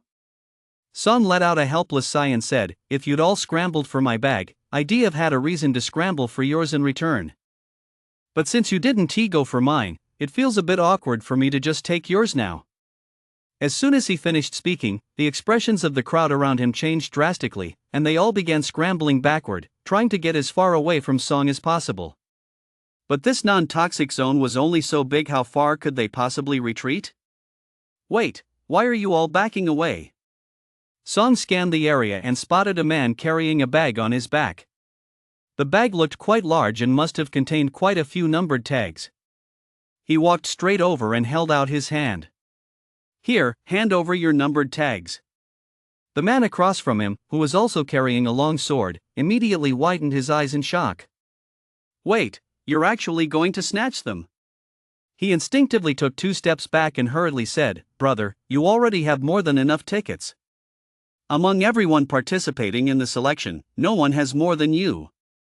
It's no use for you to have even more. I'm from the Feng family in the capital. Don't take my tickets, let us just call it even. The more friends you have, the more options you have, right? He just couldn't understand why this guy needed so many tickets. Was he planning to sell them or something? Stop beating around the bush. Song glanced at the sky and reached out his hand again. Are you going to hand them over willingly, or do I have to take them myself? I'll give them to you, I'll give them to you. The man across from him instantly backed down. So what if he was at control stage level 8? There were still 3 control stage level 9 corpses lying on the ground. That's more like it. Song took the bag full of tags, then turned to look around, sweeping his hand through the crowd. Do you get it now?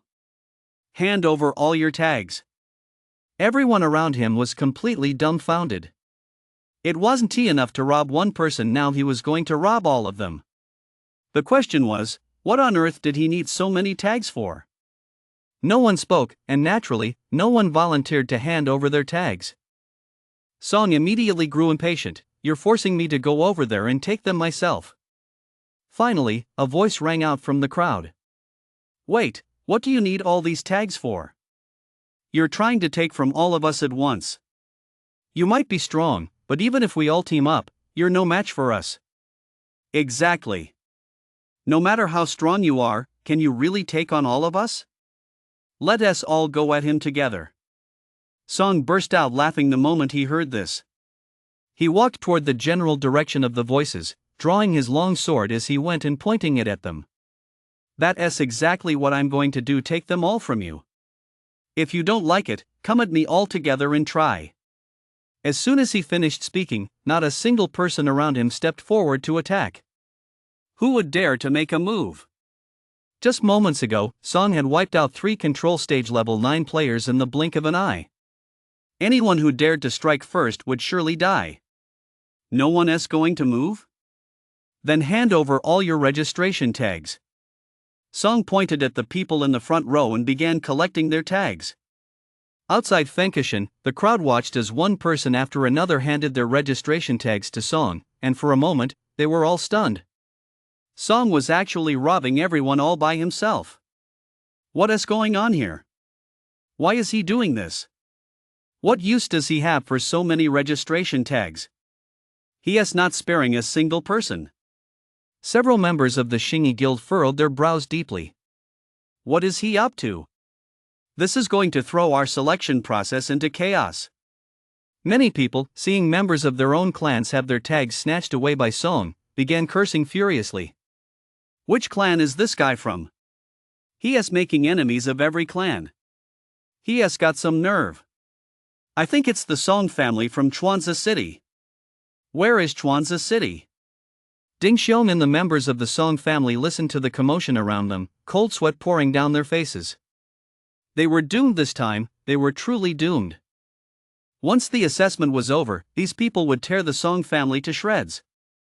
Song had robbed everyone, then looked at the crowd with a smirk and said, "You've all run out of tokens, Haven to you? Do you want to join the Shingi Guild? Now, I'm giving you a chance. If you want to join the Shingi Guild, bring money. Oh, wait, bring spirit stones and treasures to exchange for tokens. The prices are clearly listed, no ripoffs, no scams. He might be able to cultivate quickly with his martial arts techniques, but doesn't tea cultivation require spirit stones? Doesn't tea it require treasures?" Hearing Song's words, the crowd was completely stunned. Wait, are you seriously asking us to trade items for membership cards? The problem is, who comes to take the assessment carrying spirit stones anyway? When Song noticed everyone staring at him, he continued, "I know you won't have any spirit stones on you. No problem, you can write me an IOU. I trust you. I'll just take the IOU and collect when the time comes. As for not paying up? Once I join the Bifoam Guild, we'll see if you dare to refuse. Still 1T pay? I gain a year's worth of cultivation in a single day, let us see if you dare not pay." It was mainly because Yen Changlin had reminded him back then that he'd come up with this idea to earn some spirit stones. All around him, people were completely baffled, quite a few even looked at Song as if he were a fool. You can actually write an IOU? ISNT that just giving them away for free? This guy ISNT he a fool? As many people caught on, they started shouting before Song could even speak. I'll give you 100 spirit stones for 5,000 tickets. Forget 100, I'll give you 10,000 spirit stones right now. I'll take as many tickets as you have. I'll trade 1 spirit stone for 1 ticket. Just tell me how many you have. Just name your price, we'll trade however you want. Their offers grew more outrageous by the minute. It's just a IOU anyway. If you're so confident, go to their homes or the princess mansion and try to redeem them. Go ahead and name your price. If you can actually redeem them later, you win. You might be invincible here right now, but once you step outside, who are you, anyway? Song burst out laughing. 1 spirit stone per ticket? Who said that? Come on over here. A deal this good, why wait? Go trade now. No sooner had he finished speaking than countless voices rang out. I'll trade. I'll trade. What are you guys trading for? Do you even have that many spirit stones? My family is the 3rd richest in the doggone dynasty. First is the imperial family, second is the Empress Dowageress family, and third is ours. Song was delighted. No rush, one at a time. The 3rd richest family in the Great Gon dynasty, huh? You go first. How many tickets do you want? What? Only 500 tickets? What kind of standard is that? You're from the 3rd richest family, that doesn't match your status. How about 5,000 tickets? No problem. Don't even mention 5,000, even 50,000 tickets would be fine. Across from Song, a chubby young man patted his chest with an air of bravado. It's just a number, he could name any figure he wanted. 50,000 1 do. Let us make it 10,000. Song looked at the chubby young man with disdain. If I give you that many, what if you just pocket the difference? Suddenly, Song thought of something and said, by the way, let me make this clear, if you deliver this spirit stone to me within 5 days, there is no interest. But if you deliver it after 5 days, you'll have to pay interest. How about this, 10 spirit stones per day? According to the dynasty's rules, it's 1,000th. No problem, the chubby guy agreed immediately. It's just an IOU anyway, I've already planned to renege on the debt, so you can name whatever you want. So, do you want to add a protection fee package? Song gestured around them. None of them have license plates right now. With all the plates you have, they're bound to try to steal them from you. No way, the chubby guy said with absolute certainty. They wouldn't dare. As if. If his family didn't have some clout, how could they have become the 3rd richest family in the dynasty?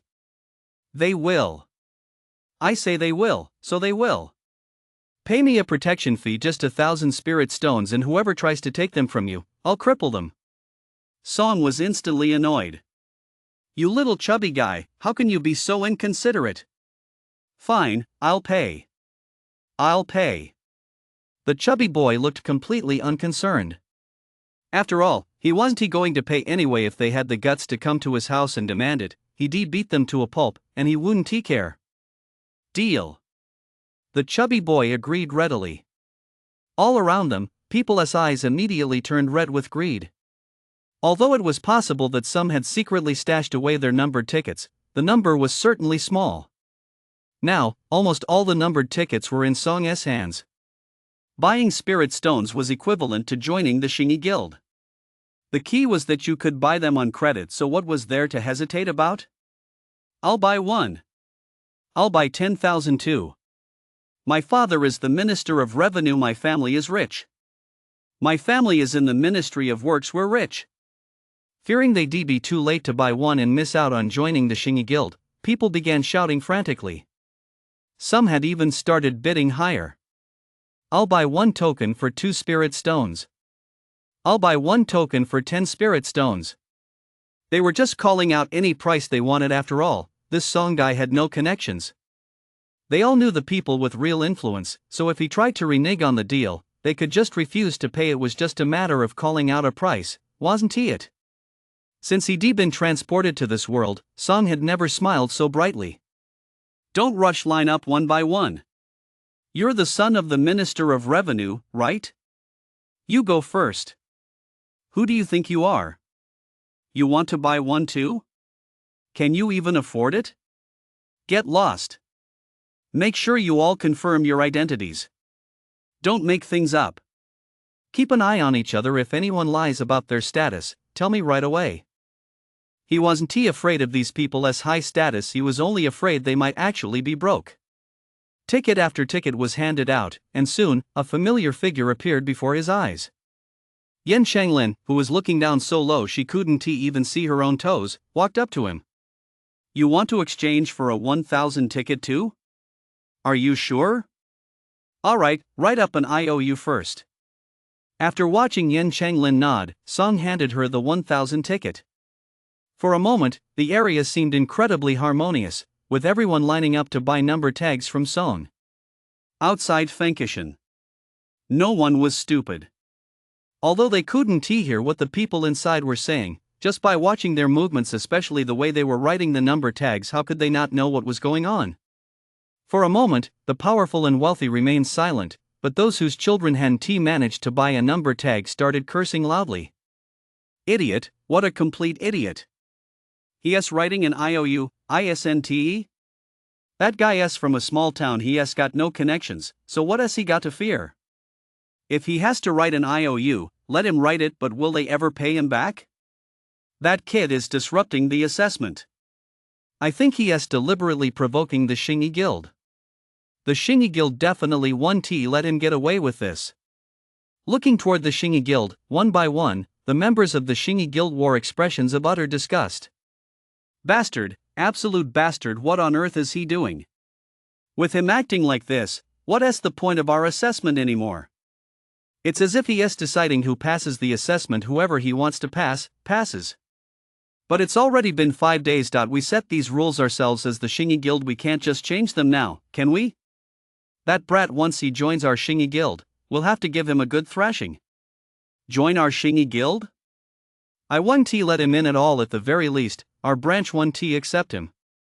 Among the crowd, the members of the Song family remained silent, while Ding Xiong couldn't help but sneer coldly.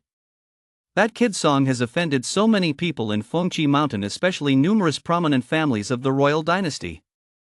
Once Song comes out, he is bound to have a rough time. Who knows, maybe Song will die soon after joining the Shingi Guild. If that happens, we won't have to worry about Song's revenge. The only thing to think about is how to distance ourselves from him. We're afraid these people might take their anger out on the Song family. Or maybe I should go to my wife's family first to lie low? Song's bag had grown even bigger. Exchanging tokens for IOUs, not a bad deal.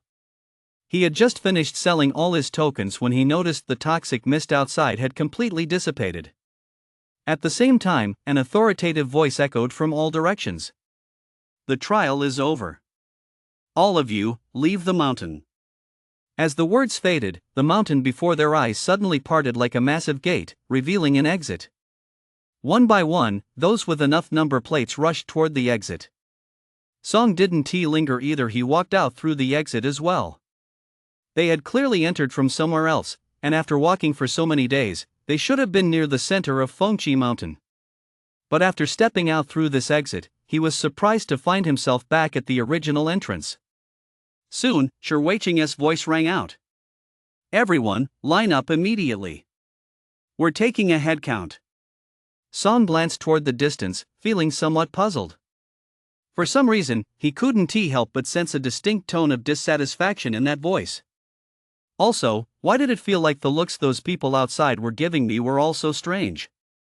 And it seemed like everyone was staring at me. Soon, voices began to drift in from the distance, and he was completely dumbfounded. What is going on? Is there a formation out here too? And everything I just did inside was broadcast live? Look at the way those people are staring at me, they love to chop me to pieces. Aren't you guys just screwing us over? During the Shingi Guild assessment, quite a few people had died in Fengqi Mountain, and tallying the casualties was clearly much faster than lining up to distribute ID tags. Song, Xia Yun, Wang Jianhong, you're among the top 1,000, you may join the Shingi Guild. After Shi Weiqing finished calling out the names of these 1,000 people, he cast a glance at Song. These 1,000 people were definitely not the strongest 1,000, they were the wealthiest, or rather, the 1,000 most willing to spend money. Well, except for that song. It was safe to say that this assessment was entirely dictated by Song. But as it happened, they couldn't say a word against it. They were the ones who set the rules, they couldn't very well change them now. Who could have imagined that during the assessment, a figure like Song, completely invincible within the control stage, would appear? Who could have imagined that this Song was also a bit slow on the uptake, accepting IOUs in exchange for admission tokens? After Shi Weiqing finished speaking, he took another step back. The next moment, a burst of light suddenly erupted from the void, and a figure clad in a blue robe, handsome in appearance and bearing a long sword on his back, appeared above Shi Weiqing. The moment he appeared, the light all around seemed to converge upon him. He hadn't even spoken a word or made a single move, yet he exuded a terrifying aura of authority that made it impossible to look him in the eye. A look of surprise immediately flashed across Song's face. He had been staring intently in Shi Weiqing's direction the whole time, yet he hadn't seen how this man had appeared. Soon, the figure in the void spoke slowly. "I am Xing Jingyi of the Bifeng Guild. Those who rank in the top 10 of this assessment may wait here 1 month from now to follow me to the Bifeng Guild and participate in the Bifeng Guild's assessment." His voice, brimming with authority, seemed to contain a sharp sword energy, as if it were about to pierce through everyone present. Without waiting for anyone to speak, Xing Jingyi let a hint of contempt cross his face and continued, "Now, you may begin to make your decisions. However, let me offer a word of advice: none of you need go to the Bifeng Guild to take the assessment. The people of the Dogon dynasty are far too weak, not a single one has even reached the transformation stage. Without having reached the transformation stage, there is not the slightest chance of passing the trial. Going there would be a suicide mission. If you're lucky, you might make it out, if not, you'll die inside. None of you should choose to follow me that way. I won't have to return here again." Upon hearing this, Song felt a surge of resentment well up inside him. Aside from this guy, everyone present was from the Dogon dynasty. Even the Xingyi Guild was made up of people from the Dogon dynasty, yet this man hadn't shown them the slightest bit of respect, and not a single person around dared to say a word. He took a step forward and said directly, "Bifeng Guild? I'd actually like to see what it's like." "Are you kidding me? Me, fail the trial? If the trial were held right now, I'd be completely out of my depth. But the thing is, it's a month from now." "Is that really a month? That's 30 years. There really are some who aren't afraid of death," Xing Jing sneered, looking down at Song. "Kid, you're number one among these people, but going to the Bifeng Guild to take the trial is nothing short of suicide.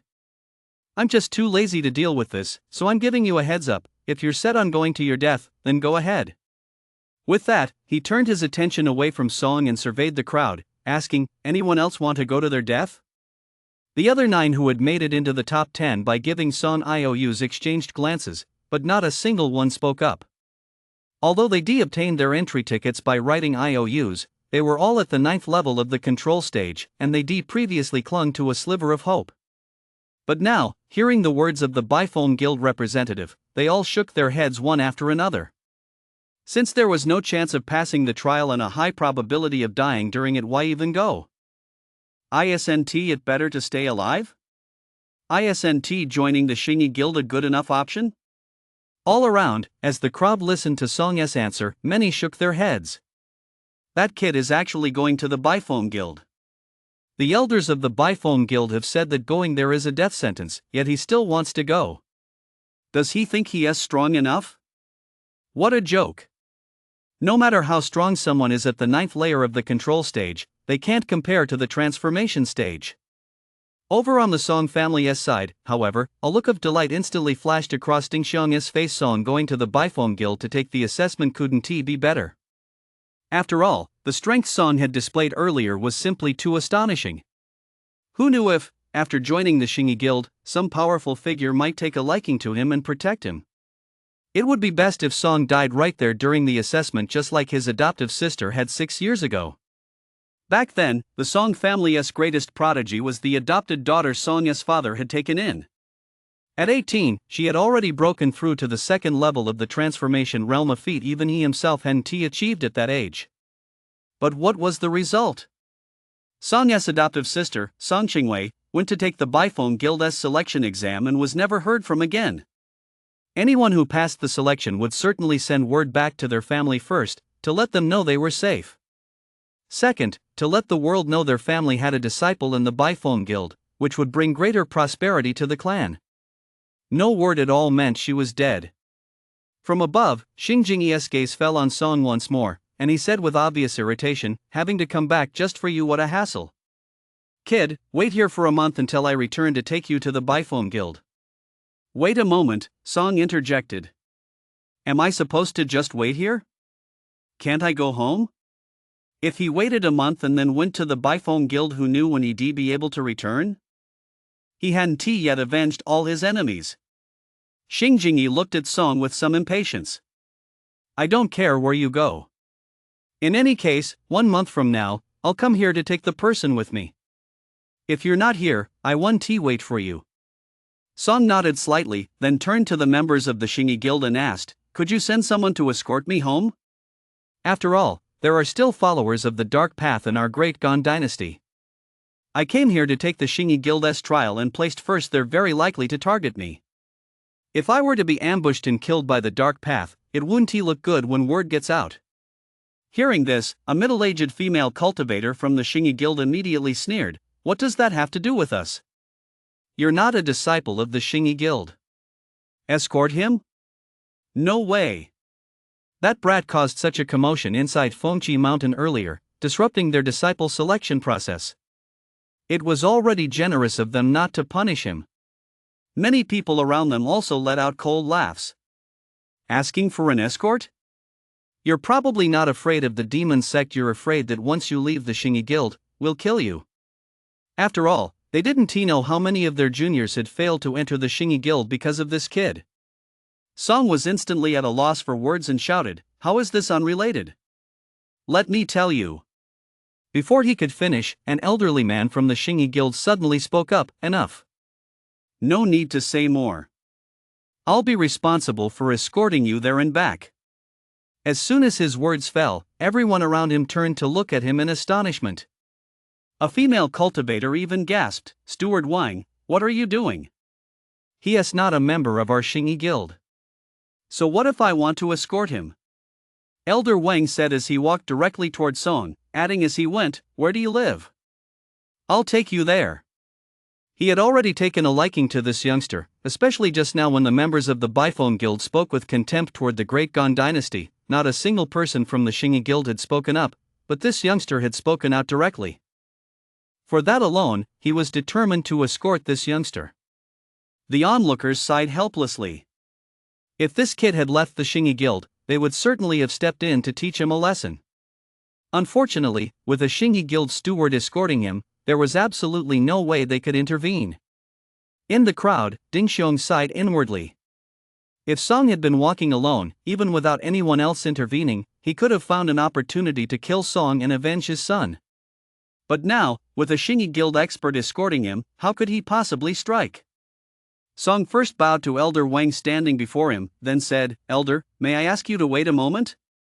Steward Wang looked slightly surprised but still gave a slight nod. Song then turned to look in the direction of Ding Xiong and the others he had spotted earlier and called out loudly, "Clan Chief, since the Xingi Guild's experts are here, let us head back together." He had to drag Ding Xiong along at all costs, otherwise, what if Ding Xiong returned first and endangered his parents? Ding Xiong visibly froze for a moment. Song and he were enemies, why was he now inviting him to come along? Could it be that Song wanted the Xingi Guild's experts to kill him? Song was overthinking things. For whatever reason, the Xingi Guild might protect Song, but would they help Song kill him?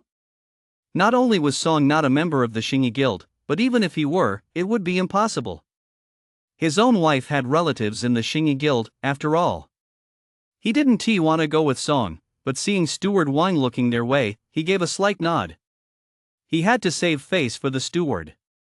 As it turned out, not long after he, Song, and Steward Wang set off, he realized something was off. Song was walking far too slowly.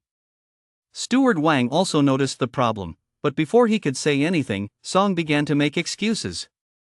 "Thank you for your patience, Steward Wang. Let us take our time.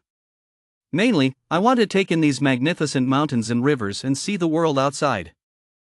I've realized that I've been so focused on cultivation that I've neglected the outside world. The path of cultivation should strike a balance between rigor and relaxation. I feel that in my current state, I should spend more time contemplating the world around me. He gained a year's worth of cultivation in a single day. Since he had a month to spare, he could take his time walking back. By just biding his time like this, he was certain that by the time he returned home, he would have broken through to the transformation stage. Once he reached the transformation stage, even if Ding Xiong was at the second level of the Qi transformation stage, he was confident he could fight him and even kill him. Of course, it would be best to drag things out until he reached the second level of the Qi transformation stage himself. Upon hearing this, Steward Wang couldn't help but sigh. At such a young age, you've attained such insight. It's rare, truly rare. Then let us take our time walking back. The journey from the Xingyi Guild to Chuanza City was only 4 or 5 days' walk, but Song ended up taking 23 days. On the 24th day, the group returned to Chuanza City. A smile spread across Song's face. He had finally reached the second layer of the Qi transformation stage. 1 day equals 1 year of cultivation, that's over 20 years. The main issue was that it took far too long to break through into the transformation stage. The control stage is divided into 9 levels based on the number of vortexes spinning within one SGC. However, for reasons unknown to him, after condensing the 9th vortex, he condensed a 10th one before finally breaking through into the transformation stage. In effect, he had reached the 10th level of the control stage, an extra level which naturally took much longer. He had never heard of a 10th layer of the control stage before. Clearly, it was the instant eternity skill that allowed him to condense a 10th layer. Furthermore, based on his own observations, his transformation stage seemed somewhat unique. He had witnessed Ding Xiong, also at the second layer of the transformation stage, in action, and felt that even though they were both at the same level, the power within his own body was more than enough to completely overwhelm Ding Xiong. At the same cultivation level, his power was far more robust, perhaps due to his seemingly longer cultivation period. As soon as Song and his group entered the city, countless eyes immediately turned toward them. The Song family has returned. I heard that Song from the Song family has broken through to the 9th level of the control stage? That's right. I heard Song was unstoppable during the Xingyi Guild's assessment. This time, the Song family is really going to make it big. Make it big?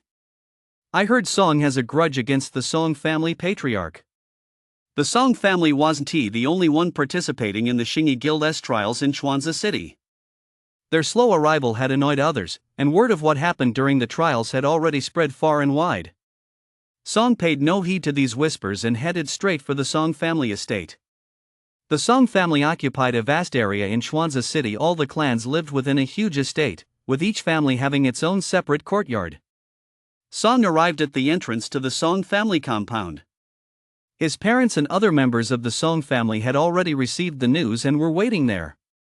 Song paid no attention to the others and walked straight toward his parents.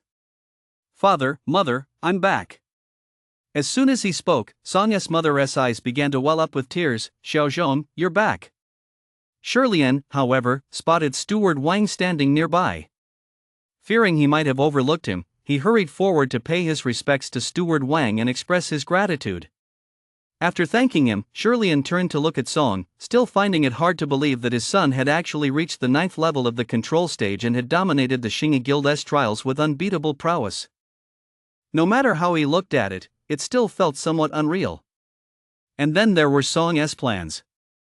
"Xiaozhong, you're going to the Bifone Guild, you know." "Father, I know what you're going to say. Just wait a moment, I have one more thing to do. Wait for me to return, and I'll explain everything to you then." Song asked his parents to make arrangements for Steward Wang. Instead of going straight home, he stood up and walked toward the clan leader's courtyard. Now that he was back, it was time to settle the score once and for all. The Song family, the clan leader's residence. Ding Xiong had only just returned, and the elders accompanying him hadn't even had time to go back yet, when members of the Dingfeng branch came knocking on the door. "Clan leader, Song killed Dingfeng. You must see justice done for us." "Clan leader, Song violated the family rules. He should be executed." That's right, clan leader. Although Song passed the Shingi Guild's trial, didn't he say he was going to take the Bifong Guild's trial as well? By then, he'll either be dead or have joined another sect. Either way, he'll have nothing to do with the Shingi Guild anymore. Even if the Shingi Guild escorted him here, they have no right to interfere when we punish our own clan members. After all, he is not one of theirs. Every time the Bifong Guild holds its trials, members of other sects stand guard outside. They specifically target those who have taken the Bifong Guild's trials, failed, and yet survived. These people are escorted there by members of the Bifong Guild, but once they're eliminated, the Bifong Guild 1T make another trip to send them back. As for returning on their own, the journey was long and fraught with danger. It was truly a matter of life and death. That's why members of other sects would stand guard and take these people away. As for these sects, the Bifong Guild had given them permission to stand guard. Generally, the major sects took turns doing so. In any case, it wasn't the Shingi Guild's turn yet, so as long as Song went to the Bifong Guild to take the assessment, he was bound to have no connection to the Shingi Guild. Ding Xiong wore a grim expression and said nothing. If killing Song didn't require all this fuss, he'd want to kill him more than anyone else. But that steward from the Shingi Guild. Suddenly, a commotion erupted from outside the door. A servant rushed in, his face filled with panic. Clan leader, it's terrible. Song has stormed the gates. What? Ding Xiong flew into a rage, leaping to his feet and striding toward the door. As the group entered the courtyard, they immediately saw several servants lying on the ground, with Song standing alone. Song. One of the elders among the crowd couldn't help but snap. Are you trying to stage a rebellion? Even if you passed the Shingi Guild's trials, this is the clan chief's residence. What do you think you're doing? Do you even care about this clan anymore? Hearing this, Song burst into a cold laugh. You have the nerve to ask me that? When you drained my martial power back then, did you treat me like a member of this clan? And you're asking me what I'm here for? Song raised the long sword in his hand, swung it toward Ding Xiong, and said coldly, I've come to kill. You have some nerve. From the back of the crowd, Guji glared at Song with hatred and shouted, Ding Xiong, kill him. I'll handle things with the Shingi Guild. If Song had obediently followed Steward Wang, they naturally wouldn't have been able to do anything to him. But Song had come right to their doorstep. Why wouldn't they kill him now? Song had come here to die. Did he really think that just because he'd been unstoppable during the Shingi Guild's trials, he was truly invincible? What a joke. All around, several other clan elders also realized what was happening and immediately shouted. Right, Song has disrespected his superiors. According to clan rules, he must be executed. Clan leader, kill him. This is the Song family's internal affair. The Shingi Guild's steward has no business interfering. A chill was already radiating from Ding Xiong's body. Under the midday sun, those around him felt a wave of icy cold and instinctively stepped back. Cold energy condensed on Ding Xiong's hands, coalescing at a visible speed into a crystal-clear, icy spear. Across from him, Song's aura had long since surged to its peak. He raised his long sword and charged straight at Ding Xiong. Waves of ferocious energy surged from his body, causing the surrounding air to tremble violently. Ding Xiong's eyes widened suddenly, and a look of astonishment flashed across his face. That aura, it was unmistakably that of the transformation stage. How could Song have broken through to the transformation stage? This aura was no weaker than his own. How was that possible? Even if Song had truly broken through to the transformation stage, he would only be at the first layer. There was no way he could have reached the second layer. At that moment, there was no time to think.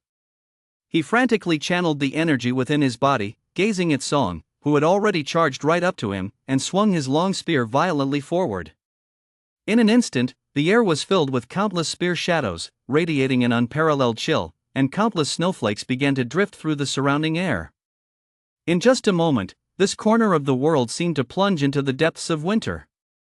Vaguely, these spear shadows even seemed to transform into a blooming plum blossom. Endless killing intent was hidden within them. The next moment, a thunderclap suddenly rang out in the void. A long sword came crashing down. Golden lightning flickered around it, and arcs of electricity darted about like electric serpents, causing the surrounding void to explode with continuous crackles. The long sword struck the gun shadows. In an instant, a blinding golden light erupted, resembling a thunder dragon that shattered the countless gun shadows right down the middle. Ding Xiong instantly felt himself enveloped by a violent surge of thunderous power. The next moment, excruciating pain surged from his chest. The long sword struck him with tremendous force. Under the impact of that terrifying force, his ribs were severed in an instant. The unmatched power combined with the thunderous energy which seemed capable of destroying all things, sending his body hurtling backward uncontrollably. Bang! He slammed into the courtyard wall behind him, causing it to collapse outright. In an instant, dust shot skyward. Everyone around him was completely stunned for that split second. Their minds went completely blank. What had they just witnessed? The clan chief was a second-tier transformation stage cultivator, yet Song had sent him flying with a single strike. Song was also a transformation stage cultivator and even stronger than the clan chief. How was this possible? Ding Xiong lay pinned to the ground under piles of rubble. He looked up at Song as he approached, his eyes filled with sheer terror. They were both at the second level of the transformation stage, yet why was Song's thunder power so terrifying? His icy aura had been completely overwhelmed. It felt as though it wasn't even in the same league as that thunder power. This was Song's first time fighting since breaking through to the transformation stage. Sure enough, having cultivated the instant eternity skill, he could easily overwhelm Ding Xiong even though they were both at the second level of the transformation stage. He paused briefly before stepping in front of Ding Xiong and raising his hand to deliver another fierce slash. A blade aura brimming with thunderous power struck down, and the ferocious force caused Ding Xiong to involuntarily spew another large mouthful of crimson blood.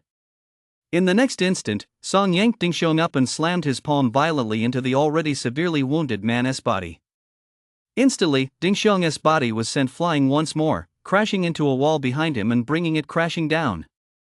Just as it seemed Song was about to strike again, Guji began shouting from behind. "Song, how dare you? My good family. Shut up." Song moved in a flash, appearing before Guji and striking her with a palm strike. The ferocious force of the impact carved a massive crater in the ground, and half of Guji's body sank into it. "What of your family? If you're not satisfied, tell them to come find me at the Bifong Guild. But you won't live to see that happen." As Song spoke, he brought another palm strike down on Guji's head. With a loud crack, Guji's head burst open like a watermelon, and bright red blood mixed with brain matter splattered in all directions. Back then, Ding Xiong had sent Shirlian flying with a single palm strike, slamming him into a wall. Now, Song was grabbing Ding Xiong over and over again, sending him flying time and time again. After crashing into 10 walls in quick succession, Ding Xiong was reduced to a bloody, mangled mess. The tremendous commotion drew members of the clan from all directions. As they watched Ding Xiong being slammed into the walls by Song time and time again, they were all completely stunned. What on earth is going on? Isn't that the clan leader? Is Song even stronger than the clan leader? Why are Song and the clan leader fighting? This is what you owe my father. Song grabbed Ding Xiong, who was now as limp as mud, completely unable to resist, and slammed him hard onto the ground. Next, this is what you owe me. As he spoke, he struck out with an open palm into thin air, and Ding Xiong's head exploded with a thunderous boom. In an instant, the area fell deathly silent. Song had killed the clan chief without the slightest hesitation. Yet Song acted as if he were doing the simplest thing in the world. He turned to look at the other elders. Feeling Song's gaze, the elders were all struck with terror. Thud, one elder, unable to bear the pressure, was the first to fall to his knees, crying out, "Song, this has nothing to do with us. It was Ding Xiong who wanted to absorb your power." The other elders quickly came to their senses and knelt on the ground one after another. "Xiaozhong, Ding Xiong is the clan chief, we couldn't stop him. Xiaozhong, I used to hold you in my arms when you were a child, do you remember? I've actually been trying to talk Ding Xiong out of this all along, but he has been stubborn and unyielding. You did the right thing by killing him this time." "That's right, you did the right thing. I've long felt he shouldn't have been clan chief. At a time like this, there was no point worrying about saving face." Song was clearly about to strike them down. Why weren't they begging for mercy? All they felt now was regret, nothing but regret. If only they'd known this day would come, why hadn't they stopped Ding Xiong back then? Is that so? Then who was it who let Ding Xiong kill me before? Of course, you're right about one thing, Ding Xiong is indeed unfit to be clan chief. Likewise, none of you are fit to be elders either. A chilling, murderous intent flashed across Song's face as he suddenly raised his hand and swept it forward. In an instant, streaks of golden lightning shot out from his hand. Before the elders kneeling on the ground could even react, the lightning had already pierced through their bodies.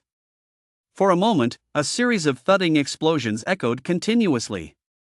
More bolts of lightning flew toward the rear, striking the members of the Dingfeng branch.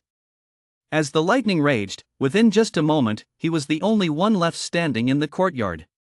Since he'd already taken action, why leave any potential threats behind? What if, after he left for the Beifeng Guild, these people were to harm his parents? Better to kill them all at once. A thick stench of blood wafted outward. Outside the courtyard, members of the Song family stood so horrified they could barely remain on their feet. Song turned to face the crowd and shouted, "Ding Xiong and his followers have betrayed the clan. I have slain them all. Do any of you have any objections?" The silence around him was eerie. Not a single person dared to speak. Song's brow furrowed sharply, and he said impatiently, "Since no one is speaking, I take that to mean there are no objections. Now that the clan chief is dead, the clan needs a new leader. Let my father become the clan chief. Who among you is in favor, and who is opposed?" As soon as he finished speaking, the crowd finally snapped out of their stupor and hurriedly spoke up, "I'm in favor." "Right, I'm in favor too.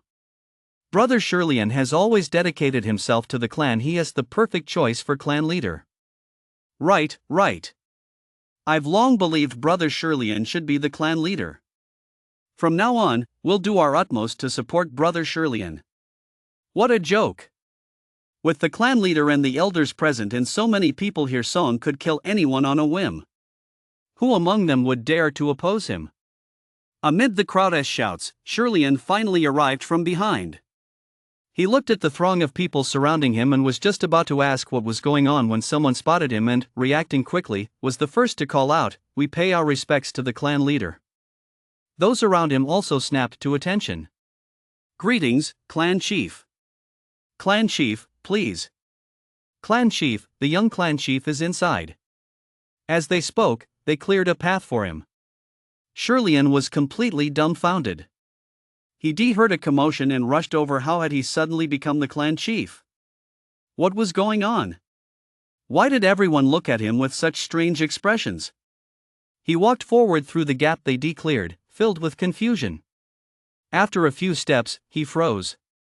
The courtyard was littered with corpses. Only his son, Song, stood alone. "Father, Ding Xiong and the others betrayed the clan. I've already slain them. Everyone has chosen you as the clan chief.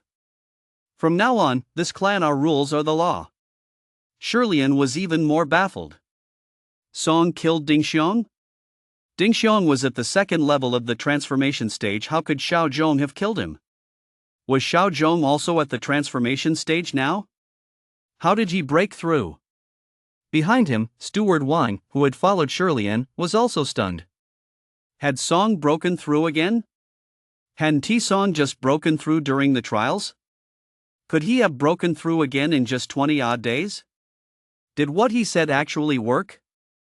Relaxing with restraint, comprehending the world and then breaking through? A genius. No, he is more like a peerless prodigy, a true prodigy. "Father, let us discuss this when we get back." Song glanced around, then returned home with his father. There, he explained to his family and Steward Wang that he had broken through using the break to rebuild method. "I've actually heard of people who've broken through using the break to rebuild method. However, the speed of your breakthrough is simply astonishing." Although Steward Wang was surprised, he accepted Song's explanation. In the blink of an eye, a day had passed.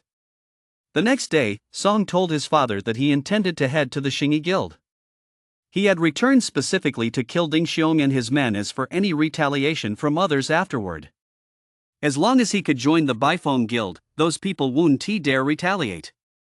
Across the entire Dogon dynasty, it took countless years for even one person to gain entry into the Bifone Guild. Who would dare to offend them? Xiao Zhong, are you really going to the Bifone Guild? Although you're already at the second level of the transformation stage, your sister was also at the second level of the transformation stage back then, but she. Upon hearing that his son was heading to the Bifone Guild, Shirley An's heart was filled with worry. Father, rest assured. You'll definitely receive a message confirming I've arrived safely. Song's face radiated confidence. He was currently at the second level of the transformation stage, but the journey from the Great Gone Dynasty to the Bifone Guild would take time. By the time he arrived at the Bifone Guild, who knew what level of the transformation stage he would have reached? After all, his cultivation progressed by leaps and bounds. Song returned to the outskirts of the Xingyi Guild and waited for a full day. Early the next morning, he saw a vessel flying out of the void. A flying vessel. Since arriving in this world, he'd heard rumors that there were vessels capable of flying through the air. The problem was, he never imagined that these flying vessels would actually look just like ships at sea. Shouldn't the bow of this thing be a bit more pointed? That would reduce air resistance and make it fly faster. Oh well, these people probably don't even know what air resistance is. When I build a flying vessel someday, I'll just make it look like an airplane. Song muttered to himself as he noticed the flying vessel had come to a stop directly above his head. The next moment, a door opened on the vessel, and a terrifying suction force pulled him upward, lifting his body uncontrollably into the air and pulling him inside. At a glance, he saw men and women all around him who looked to be about his age. Then he sensed that the airship didn't even pause, it simply took off toward the distance. Xingjing must have arrived. The problem was, Xingjing had just sucked him right up without saying a word. With so many people here, they must all be candidates from other dynasties coming to take the Bifone Guild's assessment. Since he was the only one to board this time, almost everyone around him turned to look at him simultaneously. Not far away, a handsome, dashing young man with sword-like eyebrows and starry eyes leaned over and whispered, "My friend, that's impressive, you're the only one from your dynasty taking the exam. By the way, what dynasty are you from?" "The Dogon Dynasty." "And you?" Song glanced at the man before him with some surprise. For some reason, even though the guy was handsome, there was something sleazy about the way he spoke. The other man struck up a conversation casually. "My name is Bao Dating. I'm from the Dahong Dynasty. Just like you, I'm the only one from my dynasty taking the exam." Song nearly spit out his drink. What kind of name is that? Nosy Bao? Yes, all alone, what on earth could he possibly find out? He didn't intend to talk much with the other guy, but he couldn't help it, the guy next to him turned out to be a chatterbox. He kept asking Song questions about the Great Gone Dynasty, then went on and on about the Great Hong Dynasty. Since he was bored anyway, Song decided to just chat with him sporadically. As for cultivation, his instant eternity skill was running non-stop anyway. All around them, cultivators watched the two men chatting and shook their heads in utter disdain. They were here to take the assessment, they should be making the most of their time to cultivate a little more. Every bit of progress could prove invaluable, perhaps even helping them defeat the opponents they face in the future. These two, on the other hand, were just standing here chatting idly, truly foolish. Song found that time was passing incredibly slowly. Mainly because Bao Dating was a man. If it had been a beautiful woman instead, he wouldn't have felt time dragging on so much. Before he knew it, 5 days had passed. He finally broke through another layer, entering the third layer of the Qi transformation stage. After entering the transformation stage, his rate of advancement had slowed significantly. It felt like it took him about 10 days to break through each layer. Meanwhile, the flying vessel that had been traveling non-stop finally came to a halt. He also heard Xingjing speak for the first time. "We've arrived at the Bifone Guild. Everyone, get off." The next moment, the airship's doors opened. Song was baffled. Wait, wasn't the Bifone Guild this close? They'd only been flying for 5 days and already arrived? Or was it that this airship was flying way too fast? How he wished this airship would keep flying for another month or two. Stepping out of the airship, he found himself in a valley, surrounded by a crowd of young boys and girls of similar ages who had already gathered there. Clearly, Xing Jingyi hadn't come alone to bring people here. As they exited the airship, it vanished, and Xing Jingyi swiftly flew away. That guy just left like that? Just as Song was about to voice his complaint, a voice echoed from the void. The Bifoam Guild assessment begins in half an hour. Instantly, everyone's expressions turned tense. That soon? The assessment is about to start right after we just arrived? Looks like we're the last group. Bao Dating glanced around, then leaned close to Song and whispered, "As far as I know, we're the only two who came from a single dynasty on our own. Everyone else has at least 2 or 3 people from the same dynasty, their natural allies. Since neither of us has any allies, why don't we form an alliance?" Song looked up at Bao Dating but didn't immediately nod. He'd only known Bao Dating for a few days, they weren't exactly close. Besides, since his cultivation level increased by a year's worth in a single day, he naturally intended to proceed at his own pace during the assessment. Seeing the look on Song's face, Bao Dating became even more certain of his guess. This kid is definitely a prodigy, a true master. The fact that Song is the only one from his dynasty participating in the assessment suggests their dynasty isn't very strong. According to the information and legends he'd gathered, it's often from these weaker dynasties that the most extraordinary prodigies emerge. Song even turned me down, that must mean he is absolutely confident. And only a prodigy could possess such absolute confidence. I have to invite him, I absolutely must. Bao Dating lowered his voice even further and said with a mysterious look, "You'll never regret forming an alliance with me. As you should know, the assessment isn't just about testing our combat prowess, there are other components as well. And I know what those other components are. If we form an alliance, I can naturally share the test questions with you." Song's eyes widened instantly. This kid, he knows the test questions? Don't worry. Just as Bao Dating was about to speak again, several gasps rang out from all around them. What a gorgeous woman! So beautiful! Hearing the commotion, Bao Dating fell silent and looked in the direction the voices were coming from. Song looked over as well. Instantly, a woman with fair skin and stunning features came into view. Since arriving in this world, he had seen many beautiful women. To put it mildly, there had been quite a few beautiful women on the airship just moments ago, but in terms of sheer beauty alone, it seemed none could compare to the woman before him. She was truly beautiful in her own right, and that had nothing to do with her strikingly prominent curves. Those were really huge.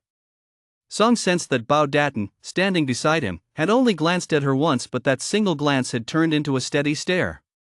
Soon, voices began to ring out from all around. "Beautiful lady, you're here for the assessment too, aren't you? Why not form an alliance with us? Our team has 3 members, each at the 3rd layer of Qi transformation. Join us, and we guarantee you'll pass the assessment." From the side, someone immediately retorted, "3rd layer? What a joke! I'm already at the 4th layer of Qi transformation." Song was listening as these people announced their cultivation levels. Suddenly, right beside him, Bao Dating rushed forward, ran up to the beautiful woman, and said a few words to her. Their voices were very soft, and he couldn't make out what was being said in the hall, but he saw the beautiful woman walk over, her steps unsteady. It really is huge. It must be a real ball. I guess there aren't any fake balls in this world, either. After Bao Dating walked over with the beautiful woman, he immediately led the 2 of them to a secluded corner and said, "Let me tell you, it took me a great deal of effort to get my hands on the exam questions." Song wasn't the least bit surprised. The only reason this woman had come over was surely because Bao Dating had said he knew the exam questions. Bao Dating continued, "You know about the imperial examinations, right? Although ours isn't exactly like that, we still have to answer questions. The questions are all over the place, some are about cultivation, and others cover many other topics. I know everything from astronomy to geography, and I even did some special prep before coming here. If we can take the exam together, I can secretly pass you the answers. The questions are all multiple choice A, B, C, or D." Song burst out laughing. Aren't these just multiple choice questions? Having taken countless exams in his past life, he knew more than a few tricks up his sleeve. We don't know the location, so we'd better prepare a few strategies. Let me tell you. Song immediately rattled off all sorts of methods, tapping her foot, touching the corner of the desk, switching pens, the whole list. Bao Dating was completely dumbfounded. Could there really be so many ways? Did you come up with all this in an instant? At first, it was Song doing the talking, but later on, Bao Dating even began refining various cheating methods for him. As for the woman, aside from mentioning that her name was Yen Yurong, she didn't say another word. That name really suited her. Before they knew it, half an hour had passed. Above the horizon, beams of light suddenly streamed down, illuminating the canyon. Everyone instinctively looked up. In the sky, more than 10 cultivators had appeared, led by an elderly woman with a head full of white hair. Her expression was very stern. Was the assessment about to begin? Suddenly, Yen Yurong, who had remained largely silent until then, smiled at him and said, "The assessment method you described is indeed the Bifone Guild's, but it's for the novices at the Taoist Academy affiliated with the Bifone Guild, not yours." Huh? It isn't? Then Bao Dating froze in shock. Just as he was about to say something, Yen Yurong's body shot into the air. In the blink of an eye, she had soared into the air, landing right beside the Bifone Guild delegation and right next to the elderly woman leading them. Bao Dating was completely dumbfounded. Is she a disciple of the Bifone Guild? And she's the one in charge of evaluating us? Song was completely speechless. Seriously, what the hell were you thinking, showing off like that? You total disaster. You dragged me into this. We were plotting how to cheat right in front of the examiner. You're a real pain in the ass. And you're such a nosy busybody. What on earth were you snooping around for? You spent ages poring over the Daotong exam questions with me. I told you so. Why are the regular questions multiple choice? It makes sense for the Daotong ones. If Yen Yurong reports the two of us, and we get disqualified from the exam, just wait until I get my hands on you. That'll be the end of it. I don't know if it was just my imagination, but it felt like the old woman in the void had deliberately glanced in their direction before speaking. I am Li Huaying, Vice Dean of the Qianlong Academy of the Bifone Guild, and I will be overseeing your assessment. The first stage of this assessment is fishing. Now, you are all to enter the lake in the distance. As long as you catch a single fish before dawn tomorrow, you will pass the assessment. Fishing? Below, everyone was completely baffled. What does fishing have to do with cultivation? Song was especially bewildered. Fishing? I don't even know how to tie a hook, and you're asking me to go fishing. Before he could process it, Li Huaying's voice rang out again. The time spent fishing will be directly factored into your scores. Our Bifone Guild has 100 peaks, and each peak has its own rankings. For this assessment, the Bifone Guild will recruit a total of 2,000 disciples. Those ranked in the top 200 will have the opportunity to be selected by the top 10 peaks, and so on. As soon as she finished speaking, the crowd who had been standing there dumbfounded just moments ago rushed toward the distant lake at top speed, without a single person hesitating. Song also dashed over immediately.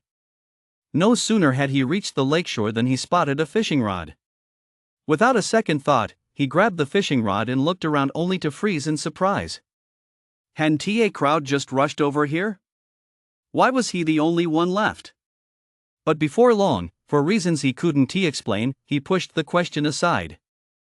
Carrying the fishing rod, he took a few steps forward, rounded a bend, and just as he was about to figure out how to fish, he realized he wasn't alone. There was actually another person there. The other person looked a few years older than him and was also holding a fishing rod. But just then, the other person suddenly threw the rod to the ground and shouted with a face full of grief and anger, "I can't go on living." As he shouted, he drew the sword from his waist, placed it across his neck, and wept bitterly. "We've been together for 10 years, yet you say you're going to be someone else's wife. You're not by my side anymore. What's the point of living?" As he spoke, he made a move to slit his throat with the sword. Song couldn't help but feel puzzled and shouted, Wait, why are you killing yourself? You've been sleeping with someone else's wife for 10 years. It's that guy who should be killing himself. As he spoke, he shot the other man a contemptuous glance. This guy really had no sense of perspective. In the void, the members of the Biphone Guild gazed at the enormous bronze mirror magical artifact before them. Images of everyone participating in the assessment were displayed on the bronze mirror, and even their voices rang out clearly from it. In reality, the lake wasn't a real lake at all, it was an illusory artifact. Now, all the participants had been drawn into the illusion. Suddenly, Song's voice rang out. For a moment, everyone froze in shock. This could one really think that way? But, come to think of it, it didn't seem entirely wrong? Li Huaying, however, furrowed her brow and said with a look of displeasure, "How vulgar." Yen Yurong, on the other hand, shook her head gently. "Deanly, I actually think what he did makes quite a bit of sense. Look, the person in the illusion has already put down his sword. That means the illusion validates his reasoning." As she spoke, she couldn't help but let a smile slip onto her face. After seeing the other person put down the sword, Song stepped forward with a smile and asked, "You seem to know a thing or two about fishing." "I've never fished before, could you show me how?" It was clear this person had been sent to assist them with fishing. The man who'd been rescued smiled gently and replied, "You saved my life, so of course I'd be happy to teach you." Song nodded slightly, just as he'd expected. "Just stand over there and watch me fish. Learn at your own pace." Song was baffled. "Wait, is this really how you teach someone? You want me to just watch? Can't I even look without your permission? Is this how you treat the person who saved your life? You?" But the other person said nothing more. He simply cast his line into the lake. In just a moment, he jerked his rod upward, reeling in a fish that looked to weigh about 2 jin, which he then tossed directly into a bucket nearby. Without another word, he cast his line again and continued fishing. Song followed suit, casting his rod. Although he didn't know how to cast properly, with mana imbued in it, his hook landed precisely in the other person's bucket. Song remembered clearly that the other person had said to catch a fish, they hadn't specified where to catch it. So was there a problem with him fishing out of the bucket? Fearing the fish might not take the bait, he channeled even more mana, forcing the hook to latch onto the fish and reel it right in. "Never mind where I fished from, never mind how I fished, the fact is, I caught it." In the void, every single Biphone Guild examiner stood there, completely dumbfounded. What kind of move was that? Is that even allowed? Do you usually just fish straight out of other people's buckets? What's wrong with your brain? How come you're so different from everyone else? Does this count as a success? It's a success. His illusion has been dispelled. The moment Song reeled in the fish, he realized he could see the others again. What's more, they were all talking to thin air, repeating things like, "Don't kill yourself," and "Women are nothing but skeletons in the end." So, I was trapped in an illusion just now. I completed the task and automatically broke free, but they're still stuck in it. Song looked up at the sky, and at that moment, Li Huaying's voice rang out. "You've passed the first trial. You may proceed to the second." Her voice seemed even harsher than before. She acknowledged that he had passed the trial, but she strongly disapproved of the way he'd done it. Song was puzzled. Did I do something to upset this woman? Why is she being so mean?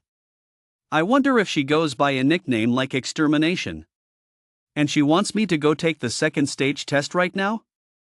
No, I'll stay here and watch. I'll study a bit first. I gain a year's worth of cultivation in a single day. Waiting an extra hour is like gaining a month's worth of cultivation. No way am I going. To his surprise, Li Huaying didn't immediately shoo him away. Instead, with a cold expression, she said, "You really should study hard. There won't always be loopholes for you to exploit." Song grumbled to himself, "Haven't you ever heard the saying, there are no holes in the world until you poke a hole through it? Besides, I can always exploit someone else's loopholes, like Miss Yin Yurong over there, for example. That young lady was actually pretty nice, she didn't report me." He soon spotted the massive bronze mirror floating in the void and began observing everyone's reactions. Everyone had encountered a guy trying to kill himself with a fishing rod. Most of them were earnestly trying to talk him out of it. And none of them succeeded. A few others didn't even try to talk him out of it, they just went fishing instead. But after half a day, they hadn't even seen a single fish. And then, Song's gaze quickly fell upon a beautiful woman. She wasn't very old, yet she exuded a seductive allure. She wore a red long dress that was slightly see-through, her long legs faintly visible beneath it. At that moment, she was crouching on the ground, her fair, supple breasts mostly exposed. Beside her, the man who was supposed to have committed suicide was now instructing her on how to fish. Song mused, this woman is impressive. Not only did she talk him out of suicide, but she also got the illusion to teach her how to fish. What? Can illusions be seduced too? No sooner had the words left his mouth than a woman's voice echoed from the void, that's right. She seduced the illusion. It wasn't Yen Yorong's voice, it belonged to another female cultivator. Song. Your illusions are quite human-like. Soon, his gaze fell upon another figure. The people who had come to take the exam weren't all dressed in the finest clothes, but at least the fabric was of decent quality. However, there was one burly fellow wearing a pair of straw sandals and coarse cloth shorts, his upper body bare, he looked just like a wild man. At that moment, this wild man was fishing. Beside him, the illusion was tied to a large tree. What is going on here? Oh, that? He saw the illusion wouldn't listen to him, so he just tied it up. It was the same female cultivator who had spoken earlier. Song was instantly impressed. What a talent! This wild man wasn't afraid of being outmatched. Suddenly, a thought struck him, and he asked, Isn't the cultivation level you gave illusion way too low? It's not low, he is already at the 5th layer of the transformation stage. As soon as those words were out, Li Huaying's stern voice rang out, Xiao Kai, you talk too much. The female cultivator fell silent immediately. Song, however, looked at the wild man, then looked at him again. The wild man didn't have a single scratch on him, and he managed to tie the person up in such a short time. He must be at least the 6th layer of the transformation stage, or even the 7th. This guy must have been taking plenty of spiritual elixirs. Of course, even if he had taken elixirs, he was still more than capable of being a prodigy. Among the candidates, who knows how many others had taken various elixirs? So, he still needed to stall for time. Gradually, some people began urging the illusionist to start fishing. As for what the test entailed, he had already figured it out roughly. Dissuading someone from committing suicide was likely because, if they passed the test, they would become members of the Biphone Guild. Seeing a member of their own sect about to die, they would naturally intervene. That was the first test. As for fishing, it was likely a test of whether one's cultivation mindset was steady enough. About an hour later, the second person to emerge from the illusion appeared. It was the woman. Once she understood the nature of the trial, she was taken aback to see that someone had already emerged. Was this person faster than her? Could it be that this person had encountered the female illusion?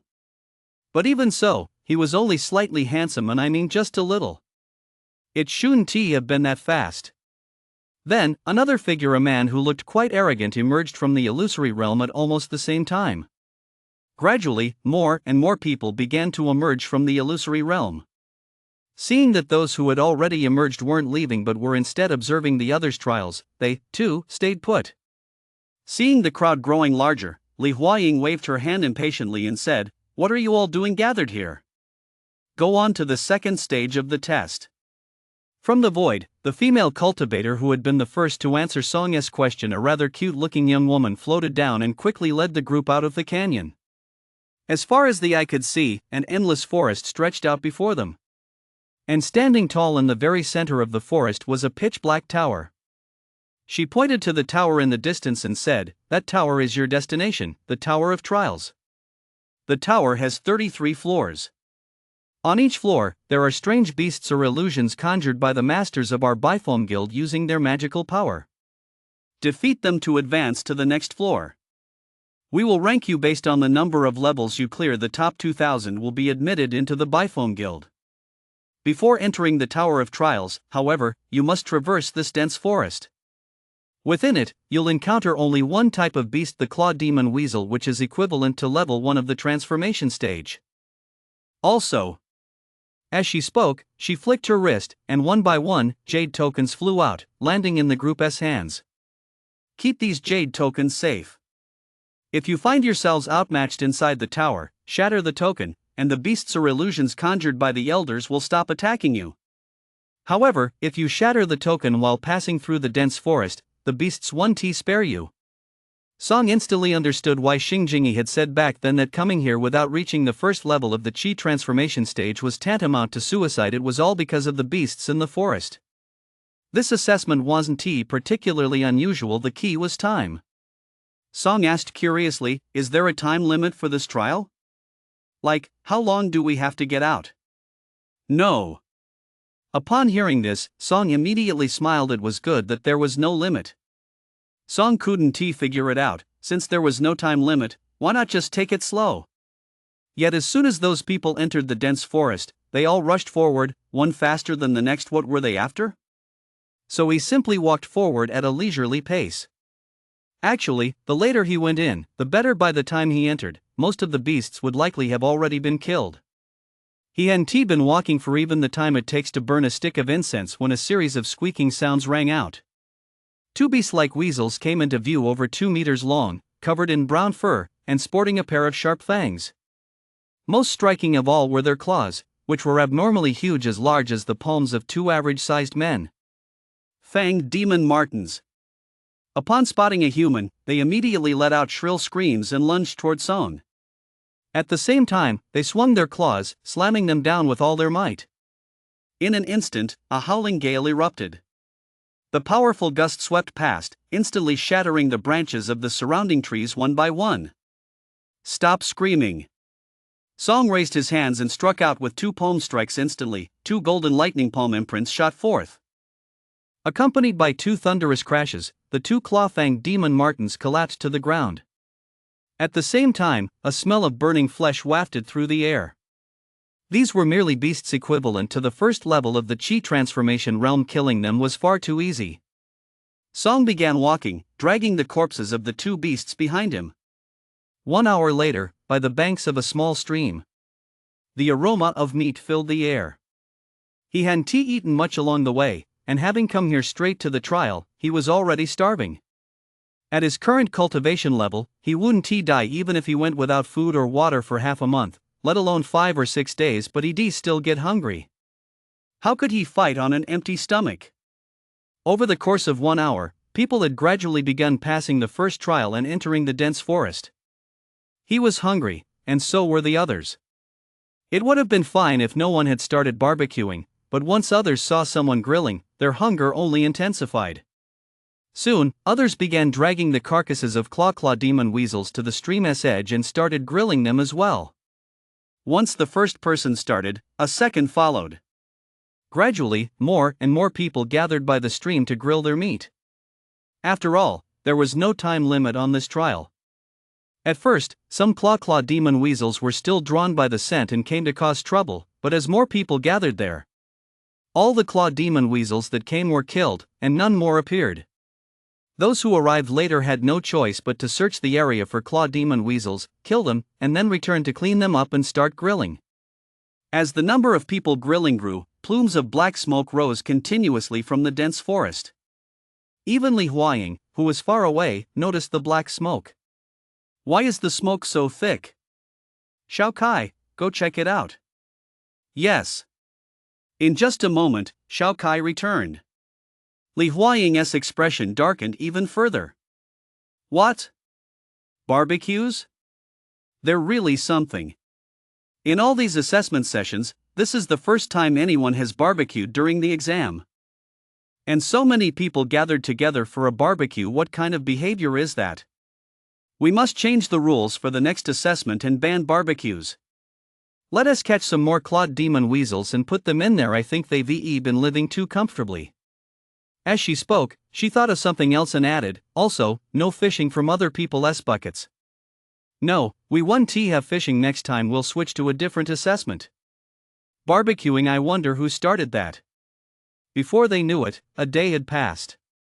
Everyone who could pass the first level had already done so. Those who hadn't caught a fish yet were eliminated. On the second day, the number of people at the assessment site increased by 100. Each of the 100 peaks had sent one representative. Since they were there to select disciples, they naturally needed to observe the situation first. Li Huaying and the others also turned their attention to the trial tower. That disciple who looks like a wild man is performing really well. He has already made it to the 13th level. His martial skills are exceptional, and his combat instincts are truly terrifying. He is only 17 years old, yet he is already at the 6th layer of the transformation stage, and the strength he is demonstrating places him among the very best at that level. That disciple is truly impressive. What is his name? He too? That disciple with the haughty expression isn't bad either. He has made it to the 10th level, and he is also at the 6th layer of the transformation stage. And this female disciple, she is also at the 6th layer of the transformation stage, isn't she? She is at the 11th level. People from each peak watched the performances of the numerous disciples tackling the trials inside the trial tower through the massive light mirrors. Of course, they generally only watched the disciples they might select. For instance, those from the top 10 peaks were only watching disciples currently ranked within the top 200 or at most the top 300 in the number of levels cleared. They didn't bother with those ranked lower. These few must be among the first to pass the first trial, right? Suddenly, someone asked in confusion, by the way, I saw in Dean Li's records that the first disciple to pass the first trial was named Song? Which one is he? Li Huaying's face darkened instantly. Beside him, Xiaokai explained on her uncle's behalf, he is still in the dense forest?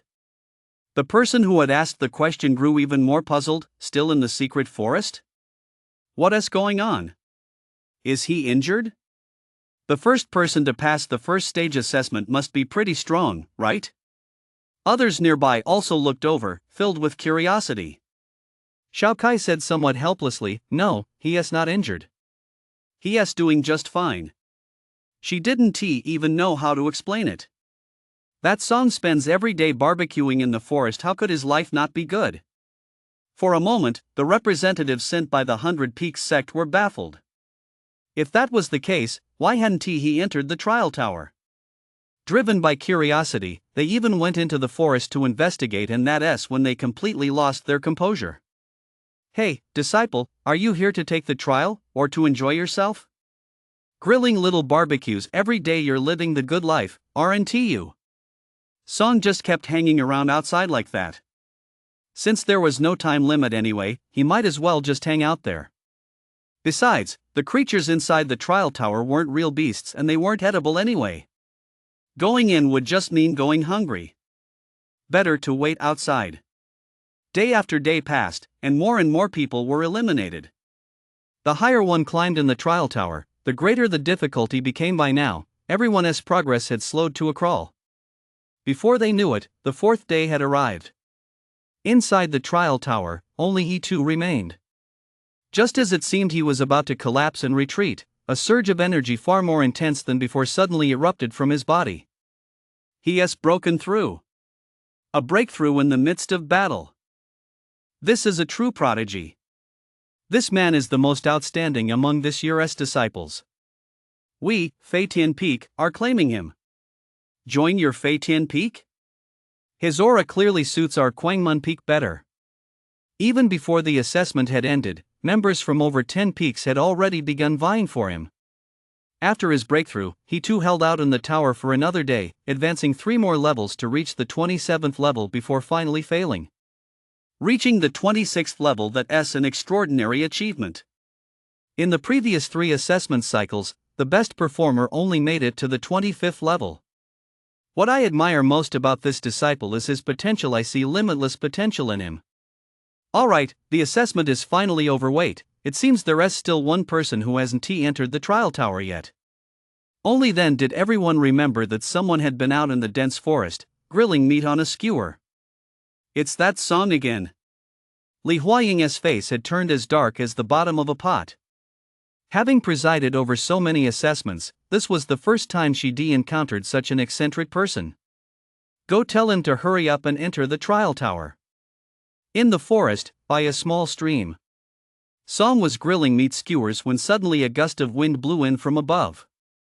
He looked up and caught sight of a pair of enormous, towering legs. Those were really huge. She must not be able to see her own feet when she looks down. Yin Yurong looked at the meat skewers strung up in neat rows and was simply speechless. You're really getting more and more professional. She pointed toward the distance and said, all right, stop grilling. Let us head into the trial tower. The trial tower? Song immediately shook his head. I don't think it's time for me yet. I need to gain some more experience out here before I go in. Are you kidding me? Is there even anything to eat inside the tower? It's nowhere near as comfortable as it is out here. Yin Yurong really couldn't understand it. What's so great about staying outside instead of going into the tower? Are those meat skewers really that good? You can choose to stay here, but after that, you won't be able to enter. Today is the deadline. Tomorrow, the entrance to the trial tower will close. As soon as Song heard this, he immediately protested. Didn't they say the trial had no time limit? Why are they closing the tower? There's no time limit, but it can't go on indefinitely. Your opponents in the trial tower are experts from the Bifone Guild, materialized through their magical power.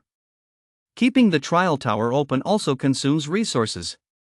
We can't just keep draining resources and the expert's magical power indefinitely just because you're not going inside. Yin Yurong really wanted to ask, what's the point of you just hanging around outside? I see. Alright, then I'll go in today. Song sighed he had no choice but to go in now. As he spoke, he picked up a meat skewer and began eating. While eating, he looked at Yin Yurong and invited her, come on over and have some. Come on, you've got to let me finish eating before I go in, right? Yin Yurong didn't hesitate. She stepped forward and started eating as well.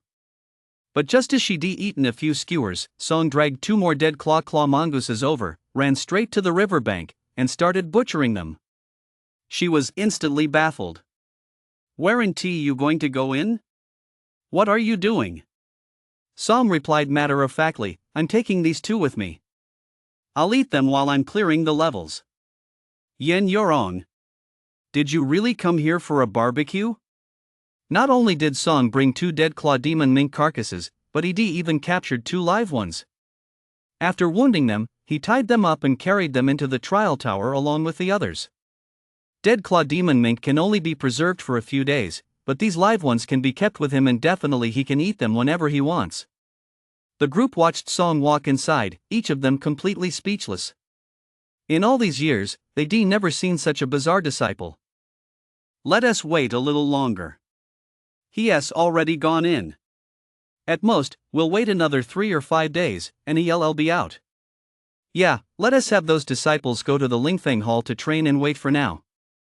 Although everyone wanted to leave sooner, there was nothing they could do as long as even one person was still inside. They had to wait. As it turned out, they were wrong. Wrong in the most absurd way possible. That kid's actually pretty strong. Look, didn't he clear the first stage in no time? Wait, why did he stop? Why isn't he coming down? He isn't injured. What is he doing? He has started practicing his sword technique right here. What is he doing? You can practice your sword technique anytime. Why does it have to be right now? The crowd found it utterly boring. Members from all the peaks of Bifone Guild couldn't stand it anymore, so one by one, they chose to leave, deciding to come back in a day or 2. But Li Huaying, Yin Yurong, and the others, as the examiners couldn't leave, they had no choice but to wait. The next day, quite a few members of the Bifone Guild returned, only to be completely speechless at what they saw. Wait, how is this guy still on the first level? Doesn't he get bored? He has gone down. He has finally descended 1 level and entered the 2nd level. On the 2nd level, Song had barely led the 2-fanged demon weasels down when a swarm of demon wolves, monstrous beasts with massive fangs and 2 tails, swooped toward him. He panicked instantly, and as flashes of lightning streaked through the air, the beasts all dissolved into phantoms. No way if any of them hurt his clawed demon weasels, who was going to pay for it? Then, he stayed on the second level for another day. On the third day, he finally got up and headed toward the third level. Outside, the Biphone Guild members in charge of the assessment were on the verge of going mad. You're clearing just one level a day. Who takes an exam like this? Wait, what are you doing? Now you're even eating. At first, representatives from the Biphone Guild would come by every day to check on Song's progress, but later, they stopped coming altogether. Why would they come to watch a contestant who clears only one level a day? To watch him eat meat? But on the fifth day after Song entered the trial tower, they heard shocking news: Song had broken through. You can break through like that? Just like that, slowly, clearing one floor a day, and he still broke through? It's just not right. He is now at the fourth level of the transformation stage. Maybe we should keep an eye on him. As it turned out, after watching for 2 days, they couldn't bear to watch anymore. Is he crazy? He used to clear one floor a day, but now it's taken him 2 days to clear just one. I'm done watching. I'll check back in 3 days. But 3 days later. Is this kid here just to mess things up? How is he even progressing? He is getting even slower. I'm done watching. I'm done. Let him climb as many floors as he wants. Before he knew it, Song had been in the tower for 17 days. He'd eaten one of the 2 clawed demon weasels he'd been leading, leaving only one remaining. But right after he ate the clawed demon weasel, he broke through again. Transformation stage, level 5. It was one thing when he broke through to transformation stage level 4 that could be explained by the fact that he was due for a breakthrough anyway. But now, what was this? Everyone was thrown into a frenzy. Even those who had stopped paying attention to him rushed back over one after another. How long has it been since his last breakthrough? It seems like only 12 days? And he has broken through again already? Even though it's just the transformation stage, that speed is truly terrifying. So, he was deliberately stalling for time, waiting to break through before tackling the next challenge. That kid is really making the most of the rules. Everyone finally understood why Song had been stalling all along. But the problem was, Song's tactics were truly grueling.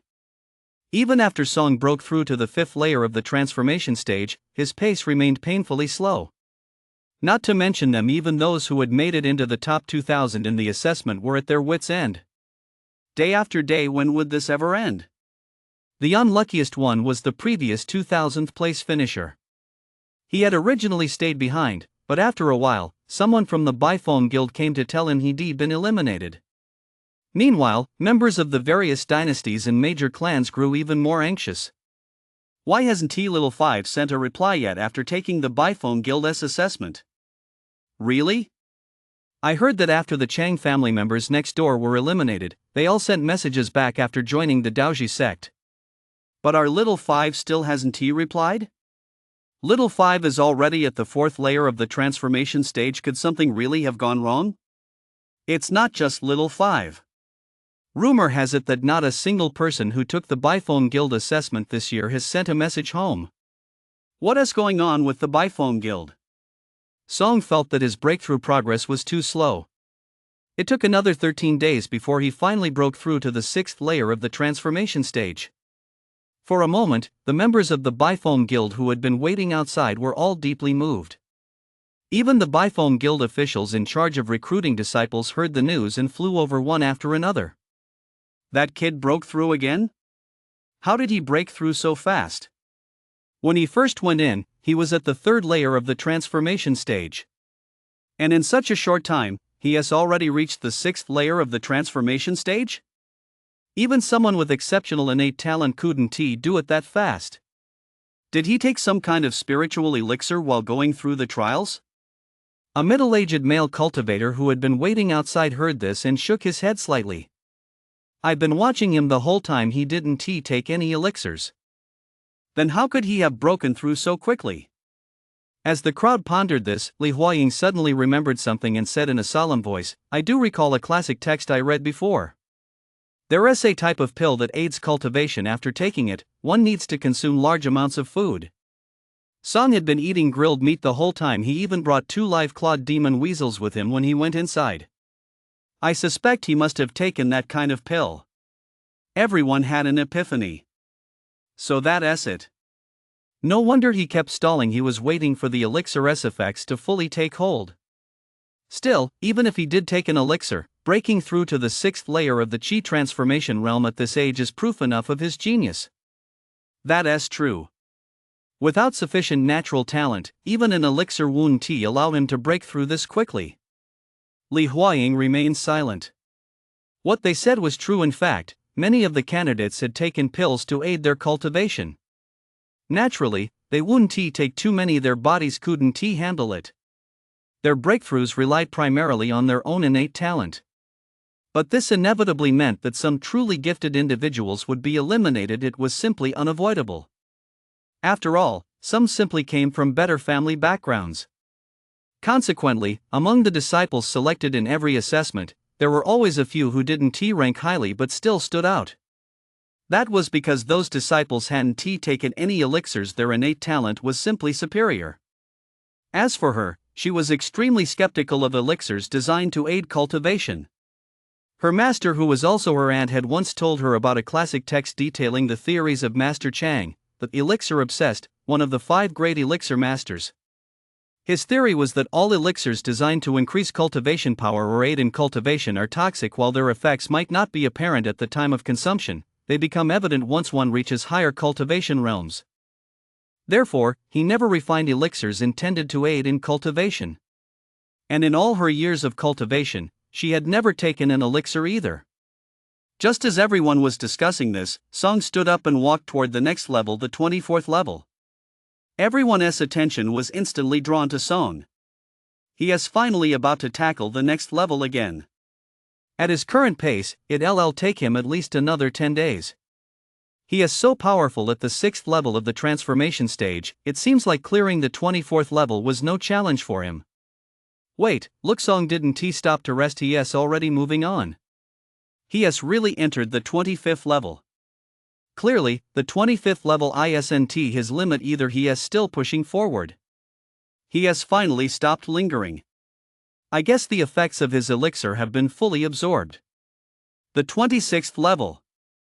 The 26th level, he has cleared that one too. Hichu, who previously held the record for the most levels cleared, also made it to the 26th level, but Hichu was at the 7th level of the transformation stage. At the same cultivation level, he is stronger than Tuesday. Right now, he is not even weaker than Tuesday. So this is how smoothly he can clear the levels at this speed. He is faster than E2. He probably isn't using his full strength yet. I wonder how he'd do if he did. He has entered the 27th level. We'll find out soon. Everyone was eagerly anticipating Song's battle on the 27th level, but the very next moment, Song pulled out his jade pendant and crushed it. Are you kidding me? He'd been outside the forest the whole time. How could he not know that the person who made it the farthest had reached the 27th level? Back when he was on the 1st level, he was the first to emerge, and that counted toward his score. So, since they both reached the 27th level, first place naturally belonged to him. Why keep going then? Everyone was instantly baffled. Wait, you were breezing through the trials so effortlessly earlier. Why stop now? You're just walking out like that? All right. Li Huaying rose to his feet and announced, all the disciples who have passed, as well as their rankings, have now been confirmed. Tomorrow, we'll conduct the aptitude test. Additionally, those from the 10 peaks may come to select disciples after the test is over. Also, take Song to the number 1 courtyard of the Tian division. Song had just crushed his jade pendant when he noticed all the illusions around him vanish. Shortly afterward, the cultivator named Xiao Kai appeared and let him out. He finally learned her name, Shi Kai. Shi Kai then took him to a place called the Lingfeng courtyard. Everyone who passed the assessment was temporarily housed here. As he arrived, everyone in the Linfeng courtyard turned to look at him. That guy finally passed the assessment. It's all because of him that we've been waiting here. In previous years, we would already joined our respective peaks and become full-fledged disciples of the Bifeng Guild. What on earth was that guy doing? staying in the woods all this time? Chi Kai scanned the crowd with her gaze before speaking. Song will be assigned to courtyard number 1 of the Tian wing. Everyone else will be assigned to the next courtyard in sequence. Also, the aptitude test will be held tomorrow, after which senior disciples from each peak and even senior uncles and uncles will come to select you for admission into the sect. With that, she turned and flew off into the distance. Everyone in the courtyard was in an uproar. He number 1? He stronger than Yi-Run? Is he also at the 7th layer of Qi transformation? Or even the 8th? That strong? Then why did he go through the trials last? Inside courtyard number 1 of the Tian series, he too still wearing the straw sandals and the same clothes he'd worn when he first arrived for the assessment looked up at Song. Those around him noticed he too's gaze, and many of them wore looks of excitement. He too had been living in courtyard number 1 all this time, and now, suddenly, someone had come to take his place. How could he possibly be happy about that? Who knows? Perhaps a fierce battle was about to ensue. The Baifeng Guild didn't prohibit them from sparring, as long as no one suffered serious injuries or lost their life. After glancing at Song, he too said nothing more. Instead, he stood up and walked away. The onlookers around them were deeply disappointed. Was that it? If he too wasn't going to fight, what about the other two? The crowd turned their attention to the two others widely regarded as the strongest besides he too. Fan Meyer smiled brightly and walked toward Song. Though still young, every gesture and smile of hers exuded a dazzling charm that captivated everyone. We meet again. Congratulations on taking first place. May I ask, how many floors of the trial tower did you clear? Song looked at the fair, lovely face before him. His heart fluttered, and without a moment's hesitation, he made up a story, the 20th floor. Hearing Song's words, the crowd around them froze in surprise. Many of them exclaimed in confusion, only the 20th floor? There must be at least 10 of us here who cleared more than 20 floors. Why is he in first place? 10? How could someone on the 20th floor possibly be first? He's lying, right? Song immediately took offense. What would I gain by lying to you? Have you forgotten that our assessment isn't just one stage, but two? I was the first to pass the first stage. There are 2 stages, and the results from each stage count for half the total score. I was far ahead in the first stage, so is there a problem with me ranking first overall? He would inevitably need spirit stones for his future cultivation, and being so poor, he had to seize every opportunity to earn some money. The less he said, the better his chances might be. So that's how it is. That works too. The crowd suddenly understood. Amid the crowd, however, Bao Dating's face was etched with disbelief. It took him so long to clear 20 trials, yet he still came in first? Regardless of whether others believed it or not, he certainly didn't. This Song must be up to something.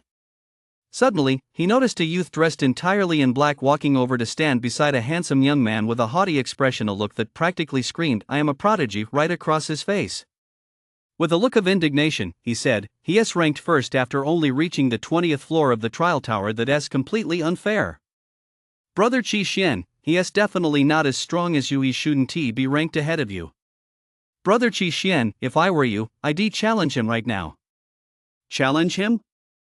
A look of arrogance flashed across Qi Xian's face as he replied, "He's reached fewer levels in the trial tower than I have.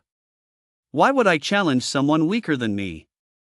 A prodigy like him always challenged those stronger than himself." The black-clad youth visibly paused for a moment, then continued to try to sway him, "But tomorrow, representatives from each peak will come to select disciples. Defeating him today will help you in tomorrow's selection." Upon hearing this, Qi Xian's face lit up with arrogance as he said, "With my talent, even if I do nothing, the various peaks will still invite me to join them." The black-clad youth was at a loss for words. What kind of mindset is that? How can you be so arrogant? Seeing that Qi Xian had no intention of fighting, he stopped trying to persuade him. He looked around at the others, but they clearly had no intention of stepping in either. Song was at a loss for words. "I've already told you how weak they are. Why don't you just go ahead and fight them?" Especially that guy with the smug look on his face. Why won't you challenge me? Then I could take the opportunity to set up a betting ring and make some money. Wouldn't that be great? You people have absolutely no business sense. With a resigned sigh, he had no choice but to walk into courtyard number 1 of the Tian Wing. No sooner had he stepped into the courtyard than Bao Dating came running in, grinning from ear to ear. Brother Song, I knew you must be a master, and sure enough, you're number 1.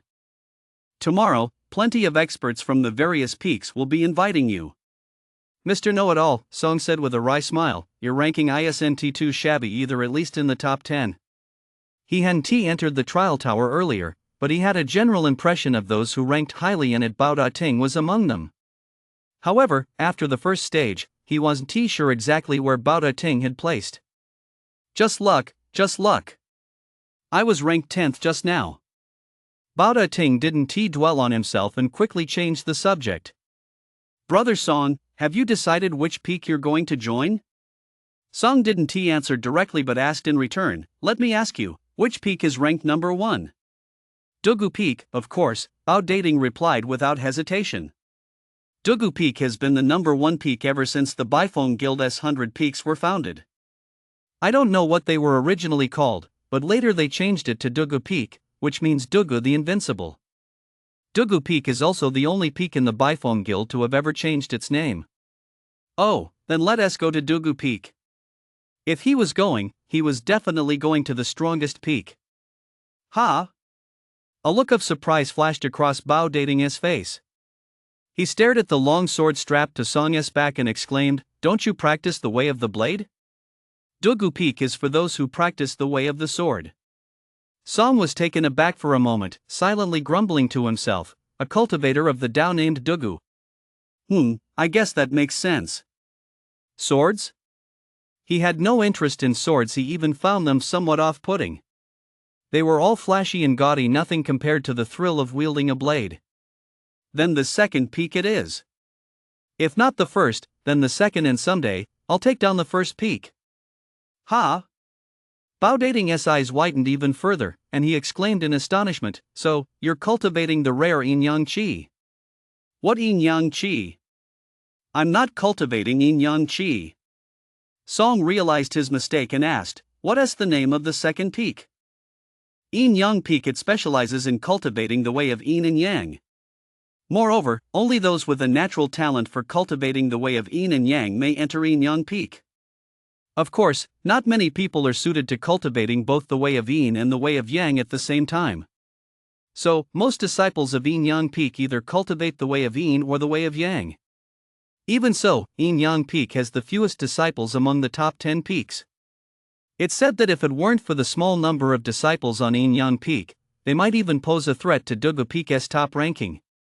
Bao Dating looked at Song, somewhat dumbfounded. How could this guy know absolutely nothing? Hearing this, Song couldn't help but quip, some cultivate the way of Yin, and some cultivate the way of Yang. How is that even Yin Yang?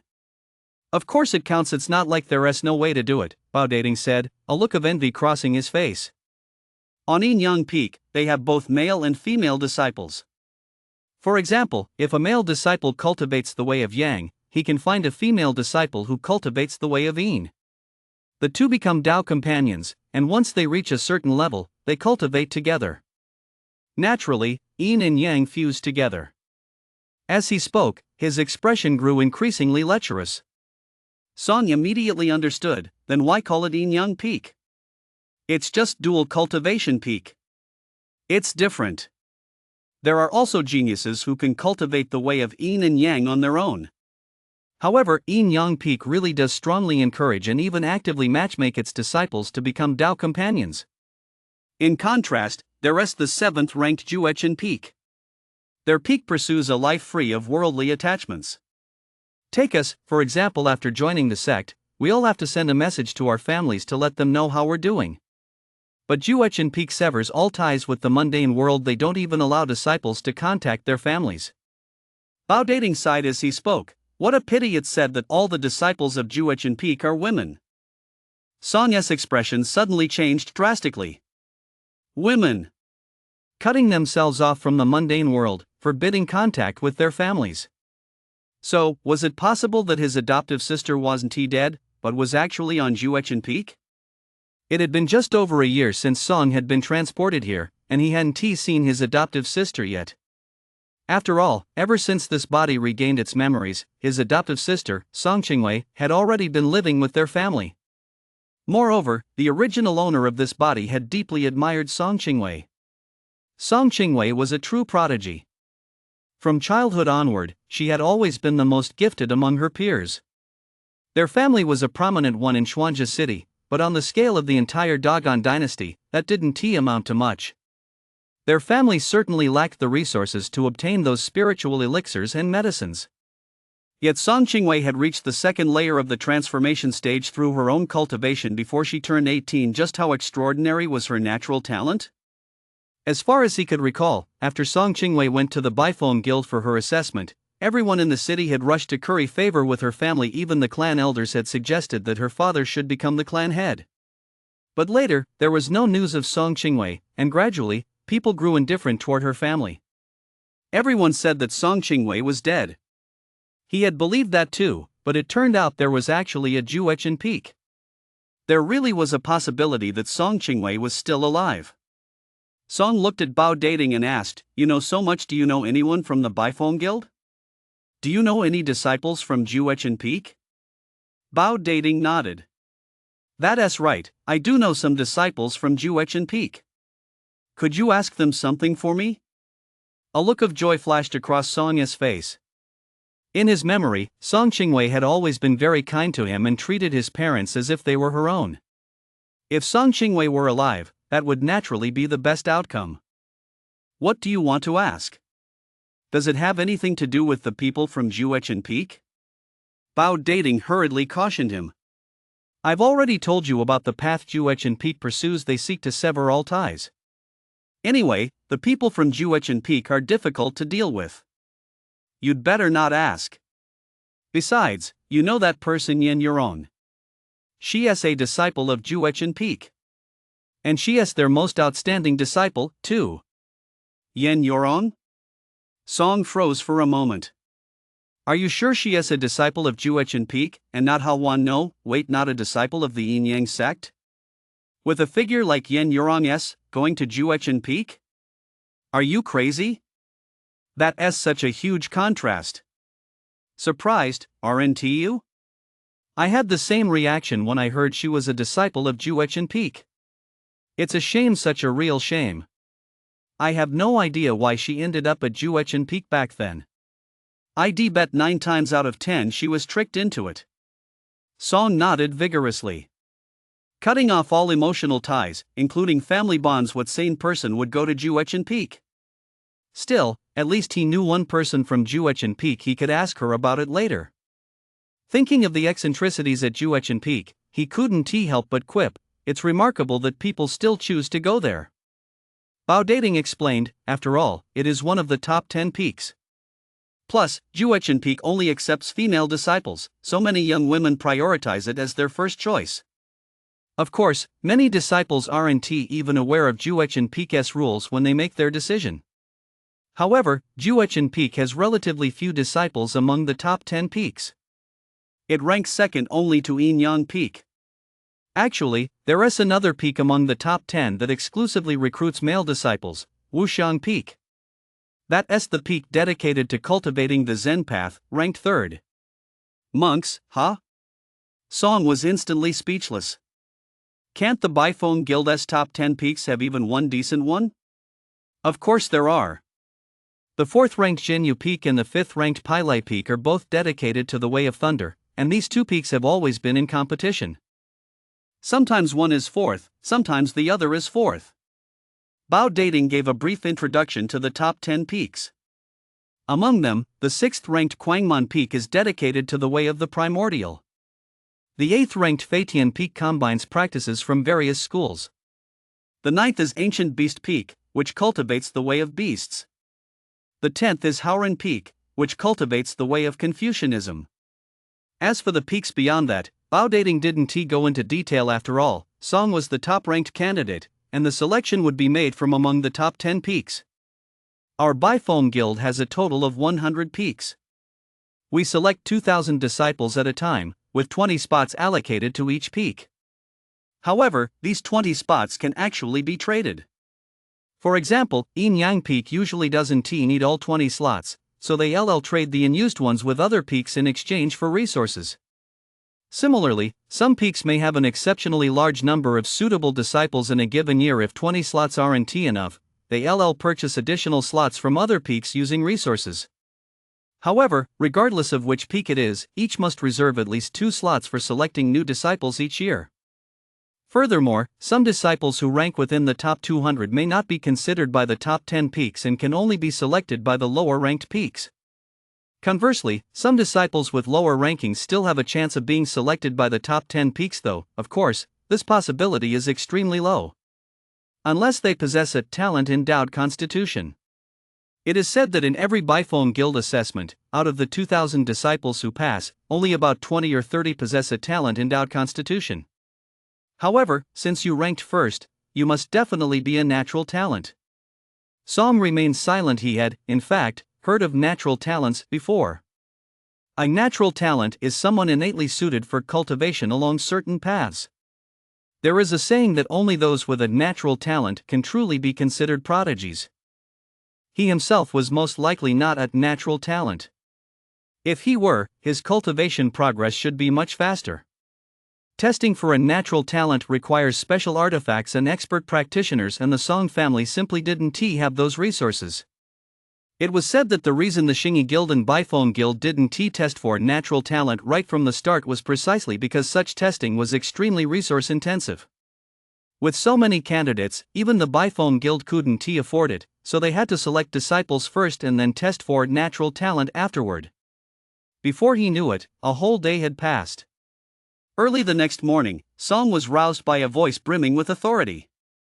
"All disciples, assemble at the training ground." The voice boomed like a great bell, reverberating directly in his ears. Song got dressed, stood up, walked out of the courtyard, and followed the crowd to the training ground where everyone practiced sparring. By then, the training ground was already filled with masters from the Biphone Guild. But his gaze immediately fell upon an elderly man among them, one with snow-white hair and beard, his face radiating an air of authority. Simply standing there, this old man exuded an overwhelming sense of pressure, as if an endless mountain range loomed before him.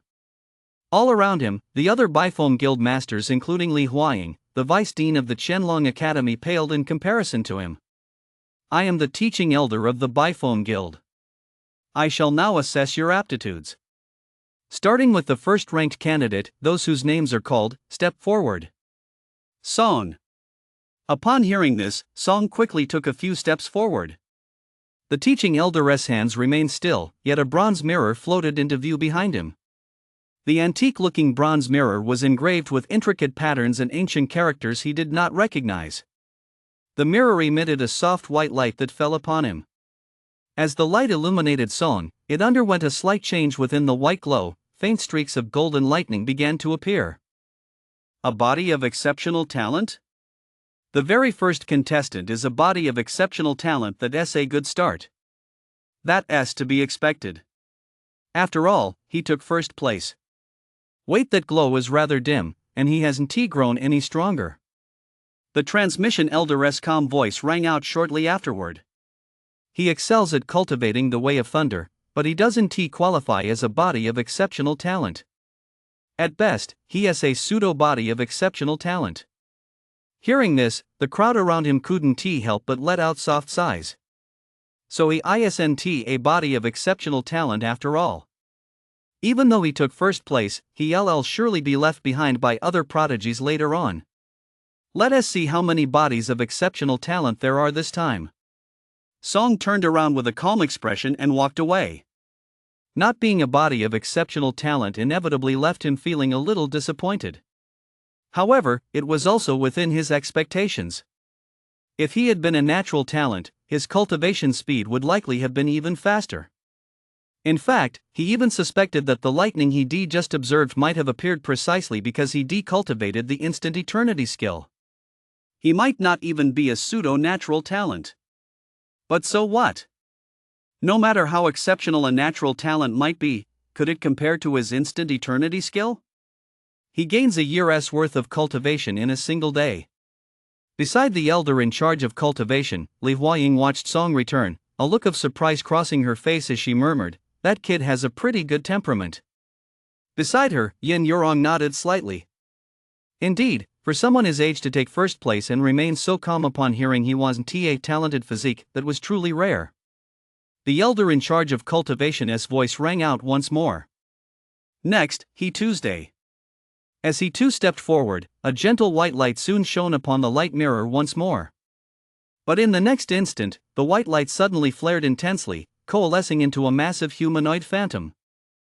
He wielded a gigantic axe, his entire body drenched in crimson blood, as if he had fought his way through an ancient battlefield, axe stroke by axe stroke.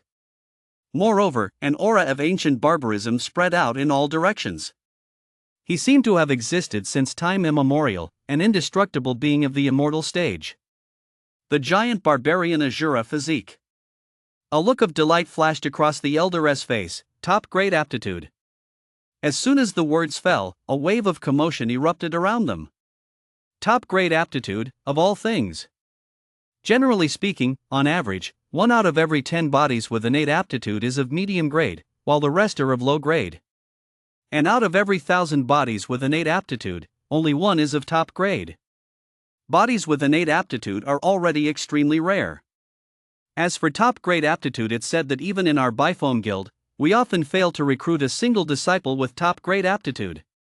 This is a true prodigy. Although he too clearly possessed top tier aptitude, his expression remained largely unchanged as he quickly stepped aside. Soon, it was Fan Mayer's turn. Mid-tier aptitude, Yin Mei constitution. The crowd around them let out another low gasp. Another individual with aptitude in mid-tier at that. The Yin Mei constitution should be suitable for Yin Yang Peak, right? Amid the murmurs of the crowd, the transmission elder's voice rang out once more. Shi Xian, mid-grade aptitude, a Xianyang physique. Another mid-grade aptitude. This one seems suitable for the Yin Yang Peak as well. Although Qi Xian possessed mid-grade aptitude, his brow was deeply furrowed. He was clearly extremely dissatisfied with his own aptitude. At that moment, it was Bao Dating's turn. As the light from the bronze mirror fell upon Bao Dating, the sound of thunderclaps rang out in an instant. Thunder once again appeared, but this time it was noticeably more dazzling than the thunder that had appeared when Song was tested. Even the color of the light had turned to the purple of thunder. Bao Dating, mid-tier aptitude, purple Shao Sub Thunder constitution. Standing nearby, an elderly man with white hair and a white beard couldn't help but sigh upon hearing this. What a pity. If it were the Zhixiao Thunder constitution, that would be top-tier talent. Still, the Zhixiao Sub Thunder constitution is considered an exceptional talent even among mid-tier talents. All around them, the disciples who had passed the assessment now wore expressions of excitement. Aren't qualified physiques supposed to be extremely rare, according to legend? Why does it feel like there are quite a few of them in our group? That's right. Out of 5 people, 4 have qualified physiques. Maybe we have qualified physiques too. Soon, they realized they had been getting a little ahead of themselves.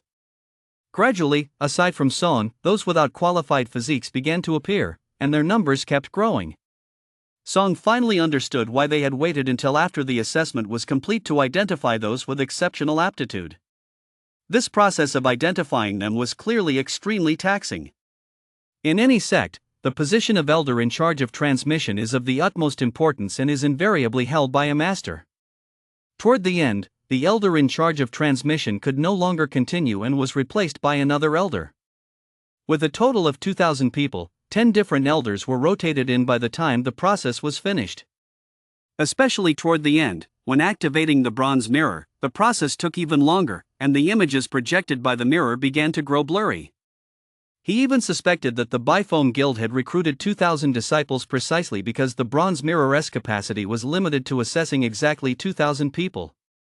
As soon as the final person was examined, without the elders needing to speak, someone from the audience announced the figures directly.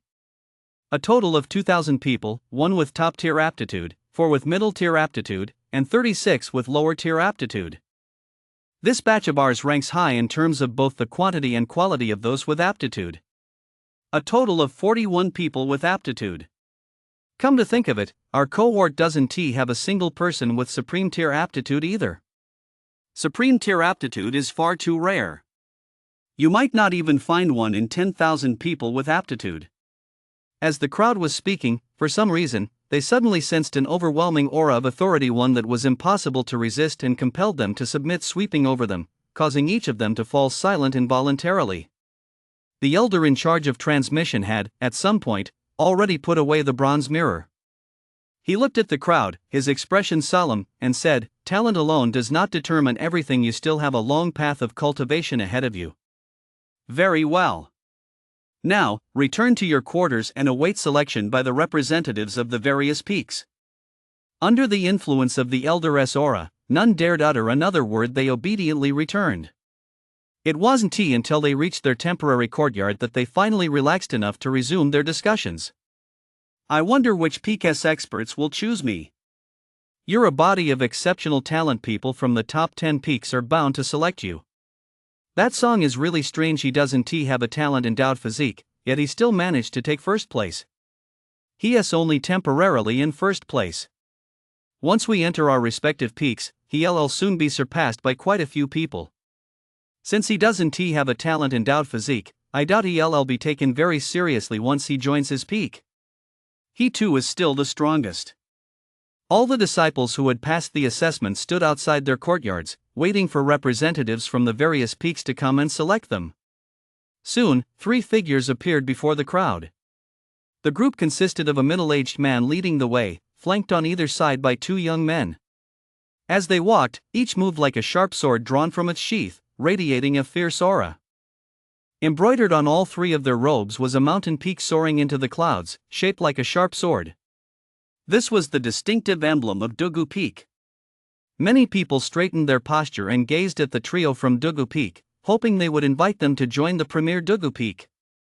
The 3 merely glanced toward the courtyard where Song was located, but they walked past Song's courtyard number 1 and proceeded directly to the entrance of courtyard number 2. The man in the lead cast a glance at the massive axe beside Hichu and asked, "Are you willing to switch to practicing swordsmanship?" "I'd rather die than give up my giant axe." Hichu clenched the giant axe resting beside him with all his might. Hearing this, the middle-aged man nodded slightly. Without saying another word, he walked toward the rear, bypassing the 3rd through 5th courtyards where Fan Mayer, Qi Xian, and Bao Dating were, and arrived at the 6th courtyard. These 3 were clearly unsuitable for Dugu Peak, including Song, the number 1 disciple. He knew Hichu wasn't suited for the Dugu Peak either, but Hichu's talent was so exceptional that he had asked just to be sure. Of course, it was merely a question. Since the other party was unwilling to practice swordsmanship, there was no need to say more. Top-tier aptitude was indeed rare, but the Dugu Peak wasn't without its own top-tier talents. As for Song and the others, there wasn't even a need to ask them. As the Dugu Peak began accepting disciples, 3 more people soon appeared before the crowd. Yin Yang Peak. They consisted of 2 men and 1 woman, and their goal was very clear: to take Fan Mayer and Qi Xian as disciples.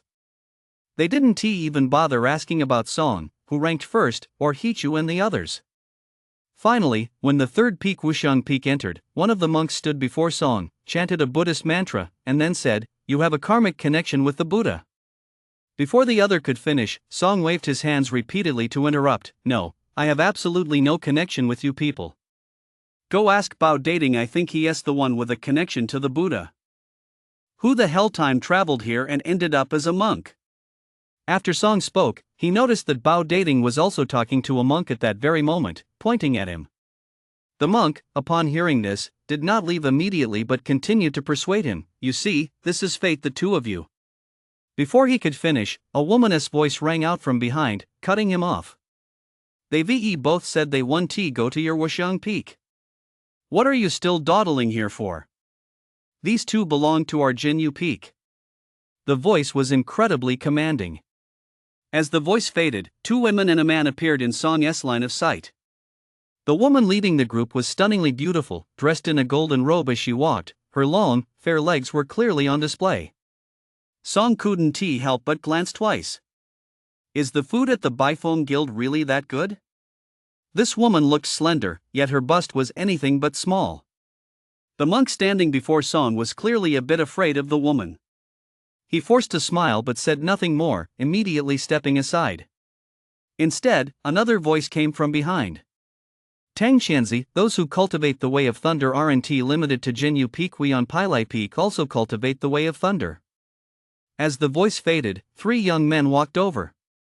Tang Xianzi turned her head at the sound and glared at the trio across from her. Sun Bingxing, are you trying to steal my target? Perfect timing, I've just acquired a new hammer. As she spoke, Tang Xianzi extended her fair, slender hand and gently pinched the ring on her other hand. Instantly, a jet-black, octagonal hammer appeared in her grasp. The hammer's surface was adorned with purple patterns that seemed to be streams of purple lightning constantly coursing and flowing. A ferocious aura, as if capable of destroying all things, surged ceaselessly from the hammer's body. The key point was that Tang Xianzi had a slender figure, especially her waist, which Song felt was about as thick as his palm held sideways. Yet there she was, wielding a massive hammer that seemed larger than her own body. Tang Xianzi gave the hammer a light shake and laughed. You know what? When I hold this hammer, everyone looks like a nail to me. A distinct look of apprehension flashed across Sun Bingxing's eyes, and he took a half step back. Almost at the same moment, Li Huaying's stern voice rang out from the void. Tang Xianzi, what are you trying to do? According to Baifeng Guild rules, fighting is prohibited during the recruitment of disciples. I didn't lay a finger on anyone, Tang Xianzi called out, swinging the hammer in her hand. I just got a new weapon and wanted to show it off a bit. After saying that, she didn't even put the massive hammer away. Instead, she looked at Song and Bao Dating and asked, have you two made your choices yet? Without a moment's hesitation, Bao Dating blurted out, I choose to join Jinyu Peak. Song immediately shot him a disdainful glance. You're just joining because they look good, aren't you? Joining without even asking about the benefits, what a fool. Tang Xianzi nodded slightly, turned to look at Song, and gave the huge hammer in her hand a gentle shake as she asked, what about you? I'll join Jinyu Peak. What's in it for me? Like, will I be given spirit stones or something? You still want spirit stones? Tang Xianzi burst out laughing. Once you join Jinyu Peak, you won't receive any special treatment. You'll have to fight for every resource on your own. I know you came in first in this assessment, but back then, I was first, too. What's more, I possess the very highest supreme grade talent. Even after joining Jinyu Peak, I had to fight for every resource on my own. Supreme grade talent. Instantly, gazes from all around turned toward her. This senior sister has supreme grade talent? In our class, even the best, he too, only has upper grade talent. Is she that formidable? A look of disappointment immediately flashed across Song's face. Coming in first didn't seem to offer any real advantage. This first place was practically a waste. Then I'll join Jinyu Peak, too. Was there even a question? Jinyu Peak was ranked 1 spot higher than Pilai Peak. And looking at Tang Xianzi, the representative of Jinyu Peak, she exuded a presence that was countless times more commanding than anyone from Pilai Peak. It was clear that Jinyu Peak was the stronger faction. If he had to choose, he'd naturally pick the stronger one. Very well. You two, follow behind me. Tang Xianzi gave a slight nod, turned to look at the two behind her, and said, let us go, we'll select our disciples. Oh. Song gave a soft reply and was just about to follow when his gaze swept across the area only to spot a familiar figure whose body bounced up and down involuntarily with each step. That was truly a dynamic sight. Yen Yurong, had she come to select disciples as well? Thinking of the news about his adoptive sister, he quickly ran over to Yen Yurong. Behind him, Tang Xianzi finally turned her gaze back to Song. This time, I told her to follow me, not someone else. And yet she still ran off to find Yen Yurong. Yen Yurong was visibly startled when she saw Song run straight up to her.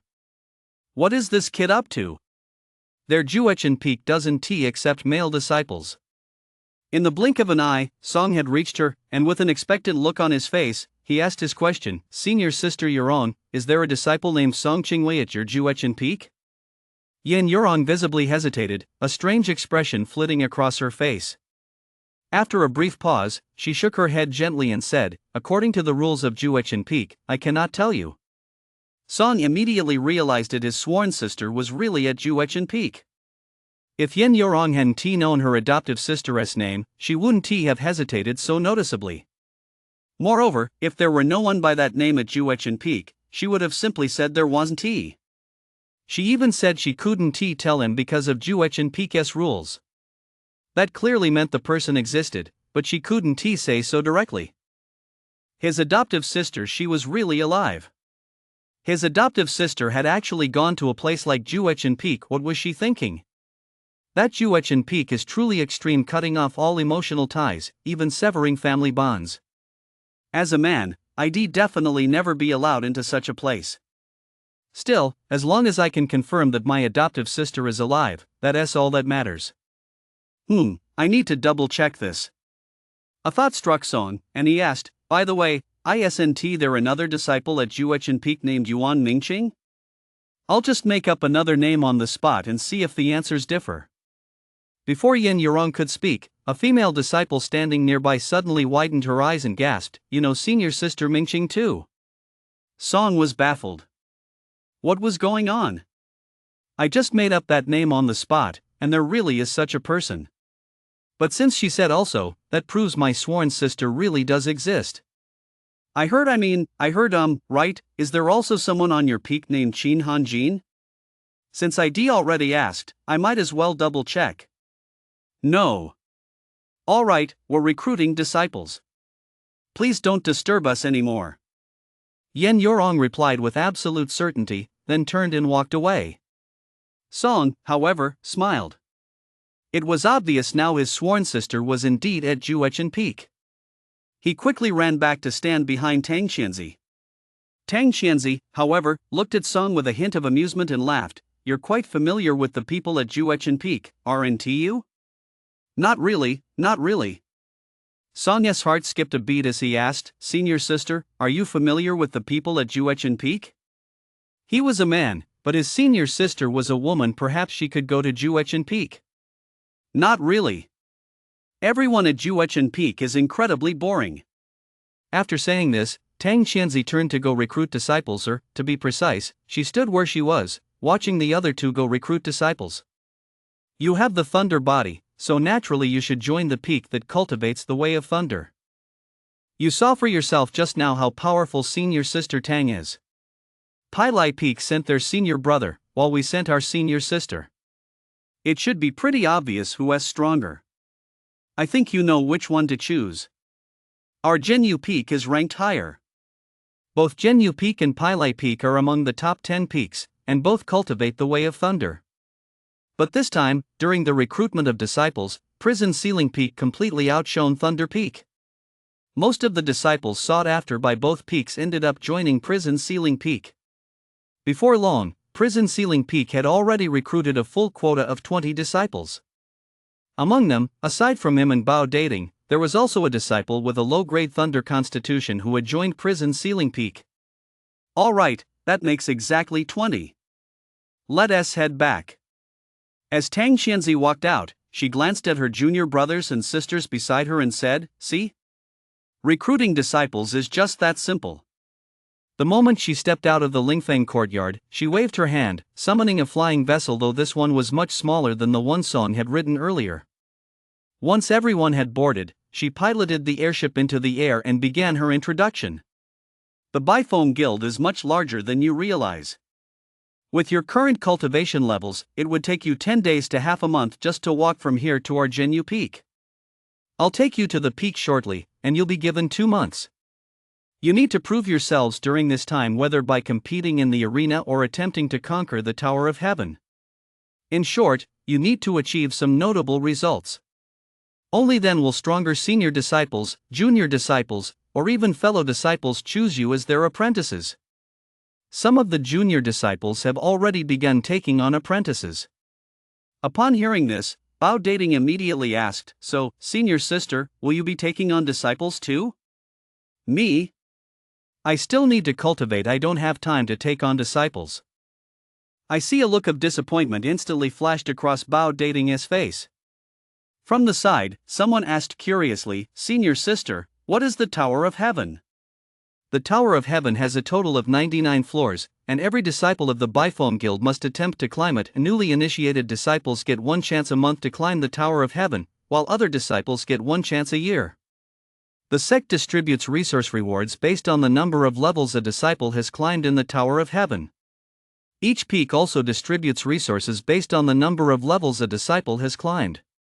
In addition, 2 months from now, 10 of you from this group will be allowed to enter the Hidden Dragon Hall for cultivation. These 10 will be the ones among you who have cleared the most levels of the Tower of Heaven. Also, duties such as guarding the mountain gates are assigned based on Tower of Heaven performance. The disciples with the worst results will be assigned to guard the gates. The same applies within each peak. If you don't want to guard the gates, then once you return, focus on clearing more levels of the Tower of Heaven. Song felt that this airship was traveling much faster than the one they had ridden before. Along the way, he could see endless mountain ranges through the airship's windows. After about half an incense stick's worth of time, the airship came to a stop amidst a cluster of mountains. Tang Xianzi stowed the airship away and introduced to everyone, "This is our Zhenyu Peak." Song had visited Mount Tai in his previous life, and at the time, he thought it was enormous. Yet now, Zhenyu Peak, where he stood, was far larger than Mount Tai. Tang Xianzi looked at the group and continued, "Zhenyu Peak is so named because the thunder we cultivate is the supreme thunder that subdues the 9 netherworlds of hell. Although the Peak Master is currently in seclusion, you are now disciples of Zhenyu Peak. As disciples of Zhenyu Peak, you are all eligible to cultivate the Titan Prison skill." As she spoke, 20 orbs of divine consciousness, condensed from her divine will, materialized around her. In the next instant, these 20 orbs of divine consciousness suddenly flew into the bodies of Song and the other 19.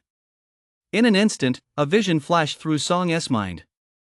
Within an endless abyss of torment, countless restless spirits and malevolent ghosts had gathered. The next moment, a divine elephant as massive as a mountain descended from the heavens. As its colossal hooves struck the ground, a golden bolt of lightning instantly struck from the sky. For a moment, he felt as though he had become that divine elephant, as boundless knowledge flooded his mind. Almost instinctively, he began to channel his mana according to the newly acquired Titan Prison skill. Instantly, the rotation of the Instant Eternity skill within his body noticeably accelerated. Among the bolts of lightning that had been continuously tempering his body, one in particular resonated with the Titan Prison skill. The next moment, that bolt of lightning suddenly swelled in power. Tang Xianzi looked at the group and continued, "What you are currently cultivating is the foundational form of the Titan Prison skill. The Titan Prison skill is a spell, and spells require reaching the transformation stage and drawing in heaven and earth mana before they can be cast. The foundational form of this spell is also extremely difficult to master.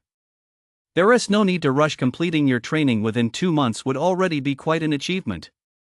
As she spoke, she paused briefly before adding, "Of course, you don't need to compare yourselves to me after all. Back then, I mastered it in just 2 days."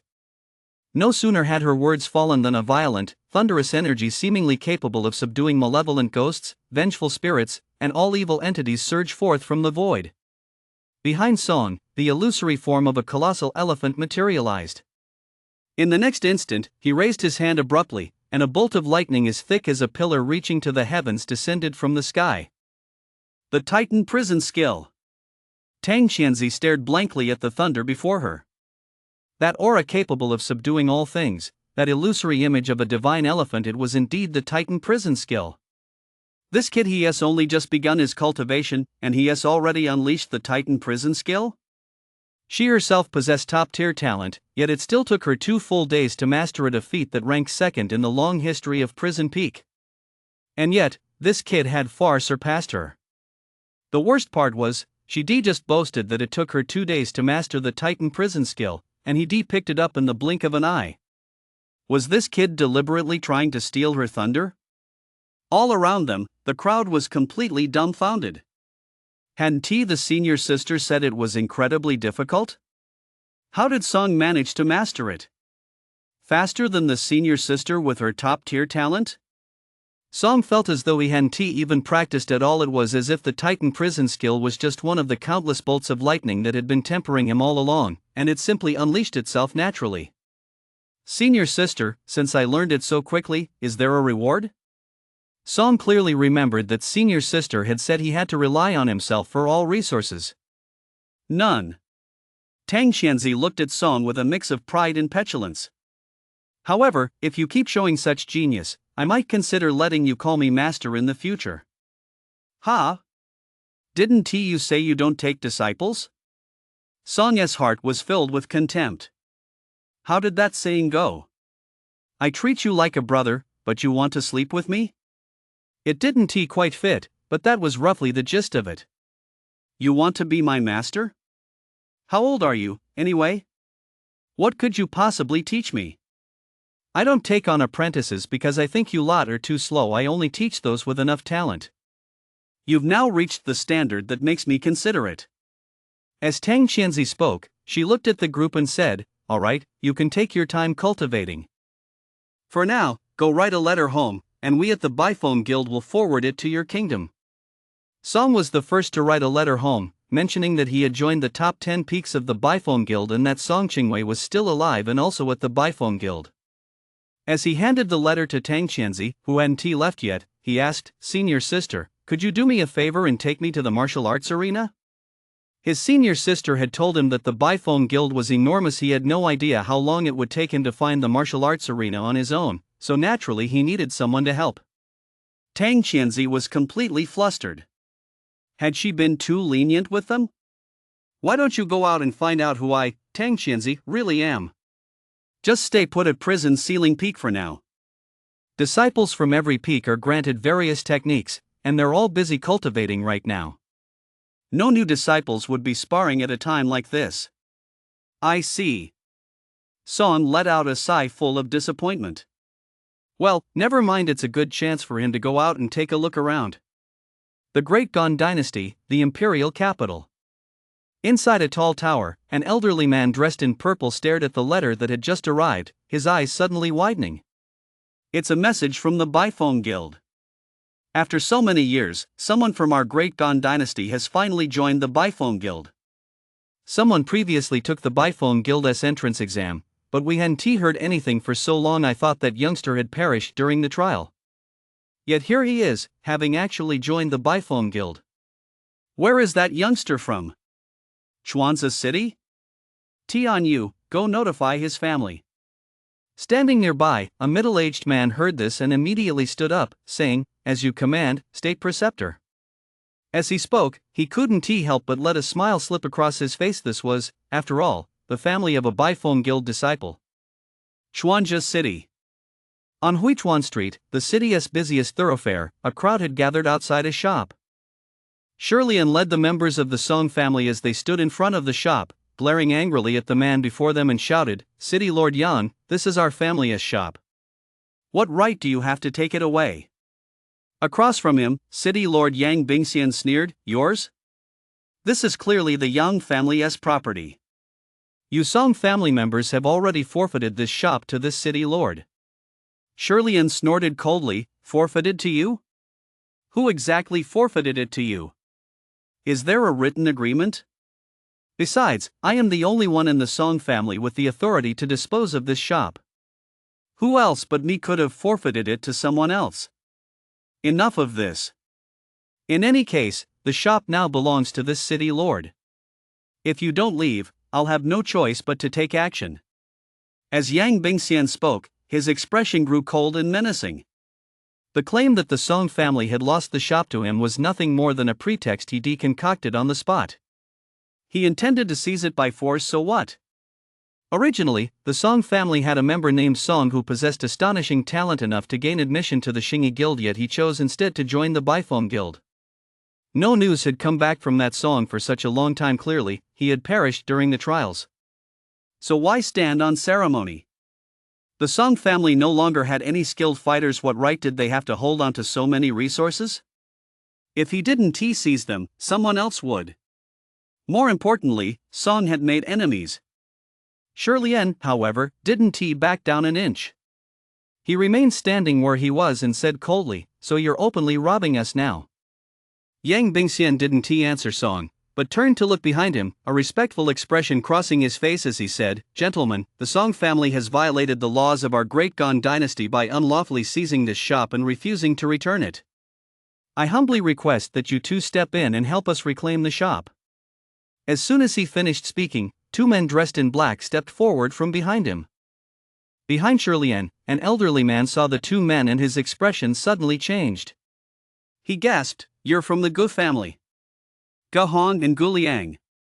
He had seen these two come to the Song family's residence looking for Gu Ji back then. Of the two, Gu Liang, the one with the cold, menacing appearance, immediately said in a chilling tone, "So you still know we're from the Gu family? Well then, when you attacked and killed Gu Ji back then, did you ever stop to think that she was one of us? You dared to kill a member of the Gu family, you're all going to die." Gu Ji was his cousin, a very close one at that. Originally, he wanted to simply come and slaughter the entire Song family, but his eldest brother had argued that doing so would leave a trail of evidence, and that it would be better to find a pretext, which was why things had become so complicated. Now, he could finally take action. The Song family, is it? After today, there will be no more Song family. Die. As the last syllable faded, waves of fierce energy surged from his body, instantly coalescing into a blazing ball of flame, its scorching heat radiating out in all directions. The terrifying heat seemed to set the surrounding air ablaze. In the next instant, he swung his hand violently, and the flames coalesced into a fiery serpent that shot toward Shirlian.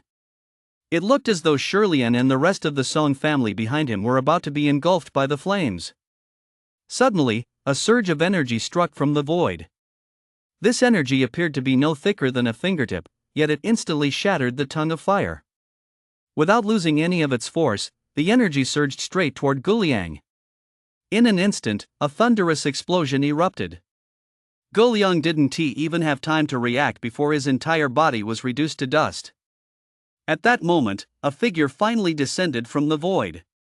Gu Hong stared at the figure descending from the void, instantly struck with terror. To have so effortlessly annihilated Gu Liang and to have flown down through the air was astonishing. This person was, at the very least, a master at the Immortal Bridge realm. Following the transformation stage comes the Qi Drawing realm, and only after the Qi Drawing realm does one reach the Immortal Bridge realm. The strongest expert in their Gu family was currently only at the Qi Drawing realm and was now at the Xingyi Guild. Why would this Immortal Bridge realm expert suddenly appear in a small city like Chuanza City and kill Gu Liang? All around, the crowd stood completely dumbfounded. What was going on? Why had a master suddenly appeared? Gu Hong watched as his younger brother was killed, his heart filled with grief and indignation, yet he dared not show it. He could only look at the stranger and ask, "Esteemed senior, we are members of the Gu family. May I ask why you intervened? Have we offended you in some way?" Tianyu didn't even glance at Gu Hong. Instead, he turned to Shirlian and asked, "Are you the head of the Song family?"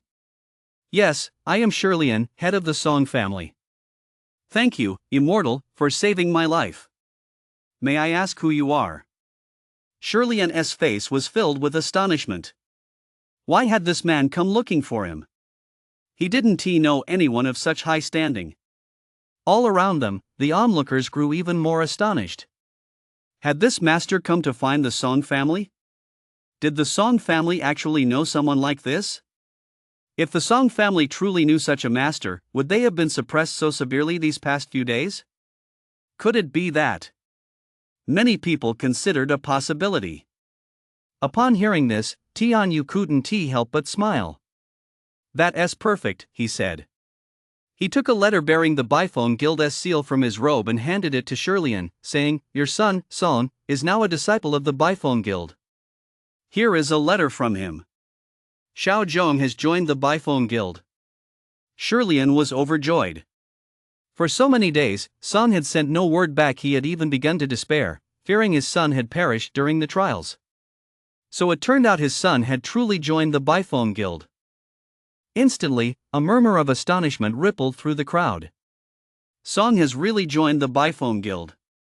This year, someone from our great Gan dynasty has finally joined the Bifone Guild. It's been over a decade since anyone from our Great Gone dynasty joined the Bifone Guild. With Song joining the Bifone Guild, the Song family is truly set to soar to new heights. City Lord Yang is in for trouble. Yang Bingxian's face instantly turned ashen. He had become City Lord precisely because someone from his family had joined the Xingyi Guild. But Song had joined the Bifone Guild, a colossus that the Xingyi Guild simply couldn't compare to. It was said that even the emperor of the Great Gone dynasty treated members of the Bifone Guild with the utmost respect and courtesy. And yet, here he was, about to take on Song's family.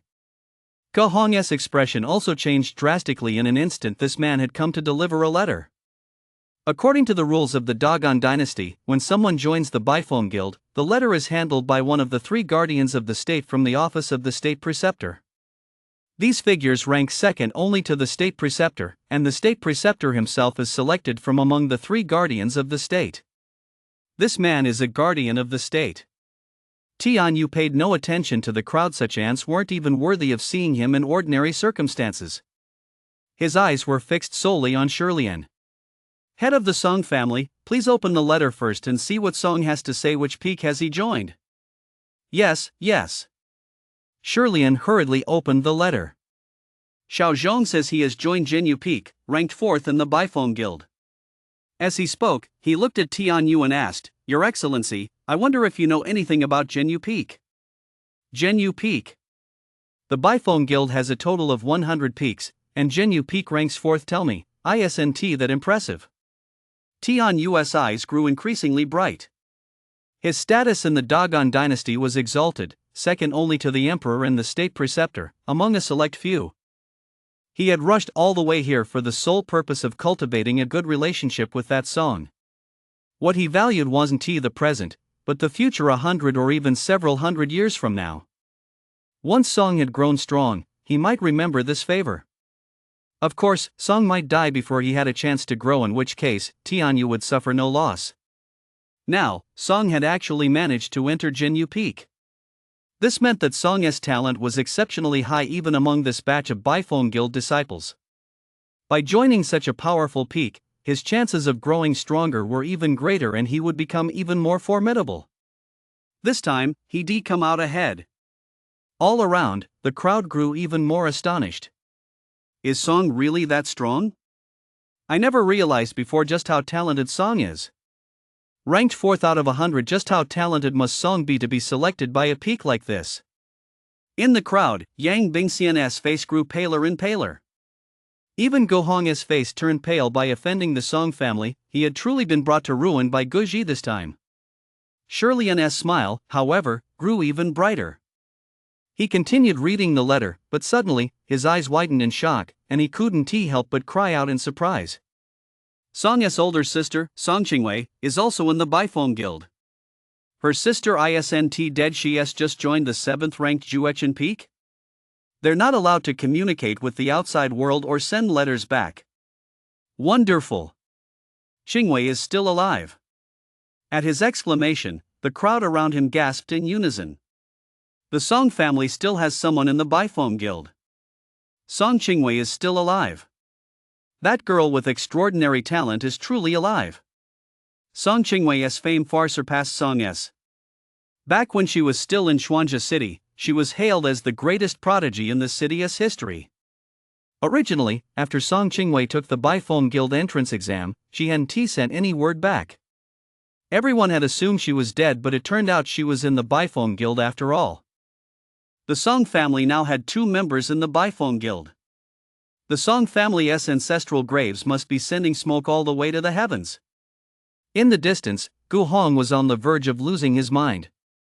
The Song family actually had 2 members in the Bifone Guild. Ge Ji, you're dead enough as it is. Do you really want to drag the entire Ge family down with you? A look of astonishment also flashed across Tian Yu's face. In a place as remote as Xuanzhe City, there was actually a family with 2 members in the Bifone Guild. He had also heard some rumors about Juechen Peak. Even if Juechen Peak's rules were as unique as they were, those were still members of the Song family. Besides, with a brother and sister in the same sect, it's impossible for them to have absolutely no familial bond. With this connection, the Song family would thrive even more within the Bifong Guild. Tian Yu's smile grew even warmer. Congratulations, head of the Song family. By the way, head of the Song family, these people are your clan's enemies, aren't they? Shirley hurriedly nodded. Yes, the city lord is slandering us. Is that so? Then he shouldn't remain city lord. From now on, it would be better for head of the Song family to take his place. Tian Yu turned to look at young Bing Xian and pointed into the air.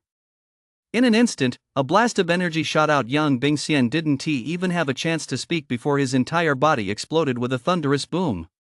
Go Hong was even more terrified and blurted out, Sir, I'm from the Gu family. Our Gu family has a... Tian Yu didn't even wait for Gu Hong to finish his sentence. He pointed his finger once more. The next moment, Gu Hong's entire body exploded with a thunderous boom. What Gu family? He never even heard of it. These men had even dared to try to kill Song's family. If Song were to return from the Bifong Guild in the future and learn of this, that he hadn't even been able to protect his own family, how could he ever form a bond with Song? A few ants let them die. Having killed them, he didn't spare them a second glance. Turning to Shirley, he asked, By the way, head of the Song family, where is your residence? Shirley immediately caught on and hurriedly replied, It's not far, Your Excellency. You must be exhausted from your journey. Might we have the honor of inviting you to our residence for some tea and a rest? Of course. Tian Yu nodded slightly. With two members of the Song family having joined the Bifong Guild, this clan was clearly no ordinary one. Perhaps there were other prodigies within the family as well? He certainly intended to take a look for himself. Soon, news spread that two members of the Song family had become disciples of the Bifong Guild, along with the news that Tian Yu had visited the Song residence as a guest and stayed for a meal before departing. No sooner had Tian Yu left than the prefect of Donghuang Prefecture personally paid a visit to the Song residence, even offering to help with any future difficulties they might face. Come on, it had been so many years since anyone from the Great Gan dynasty had been admitted to the Bifong Guild. Now that the Song family had produced two members at once, how could they not curry favor? As for Chuanza City, the very clans that had previously oppressed the Song family now rushed to present lavish gifts and expressed their willingness to partner with the Song family in business ventures. Some even offered a 50-50 profit split, insisting the Song family need only hold a silent stake and do absolutely nothing. The news spread all the way to every province of the Dagon dynasty, even reaching the capital. Suddenly, clan after clan could no longer sit idly by. I remember back then, our son owed the Song family some spirit stones, right? At the time, we laughed at that Song guy for being a fool who would ever honor an IOU. Now it seems the Song family had absolute confidence, knowing he would inevitably join the Bifong Guild. We'll have no choice but to pay off that debt. Song has joined the Bifong Guild, and he even has a sister there?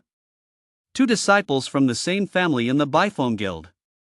Hurry up, get some spirit stones ready, and go to the Song family to settle the debt.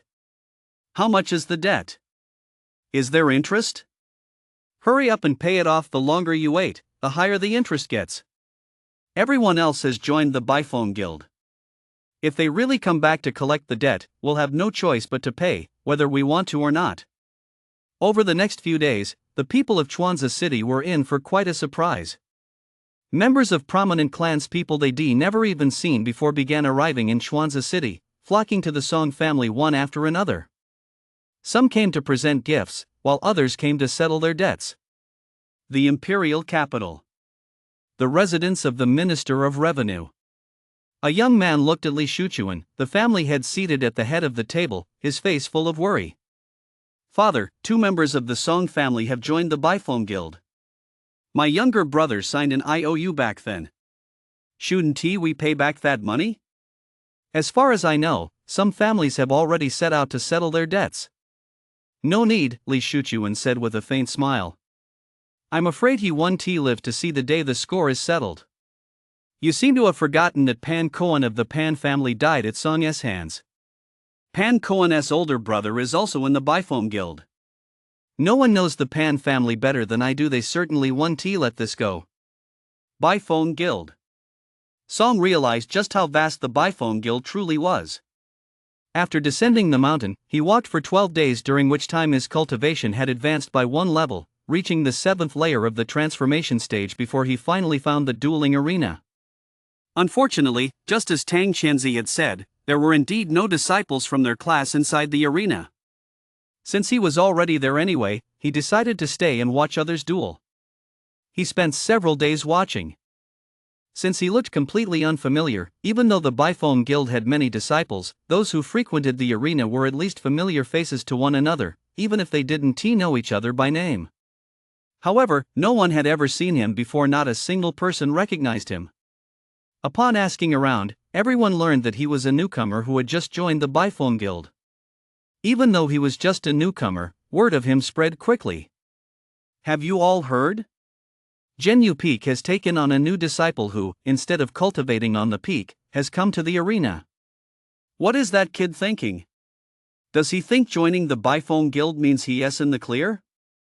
If he doesn't focus on his cultivation, he'll soon fall behind everyone else. I really don't know how someone like that was selected by Zhenyu Peak. There were even a few senior disciples from Zhenyu Peak who, upon learning that Song was a new disciple there, urged him to return to his cultivation. Of course, it was just a few words of advice. Song wasn't going back, so they stopped trying to persuade him. Song had only just arrived, whether he went back or not made no difference. He finally made it this far, why would he go back? Linbing Peak focused primarily on cultivating frost energy. They held a respectable ranking within the Bifeng Guild, coming in at number 23. On the peak, a handsome young man with a somewhat cold gaze approached the area where the new disciples were cultivating.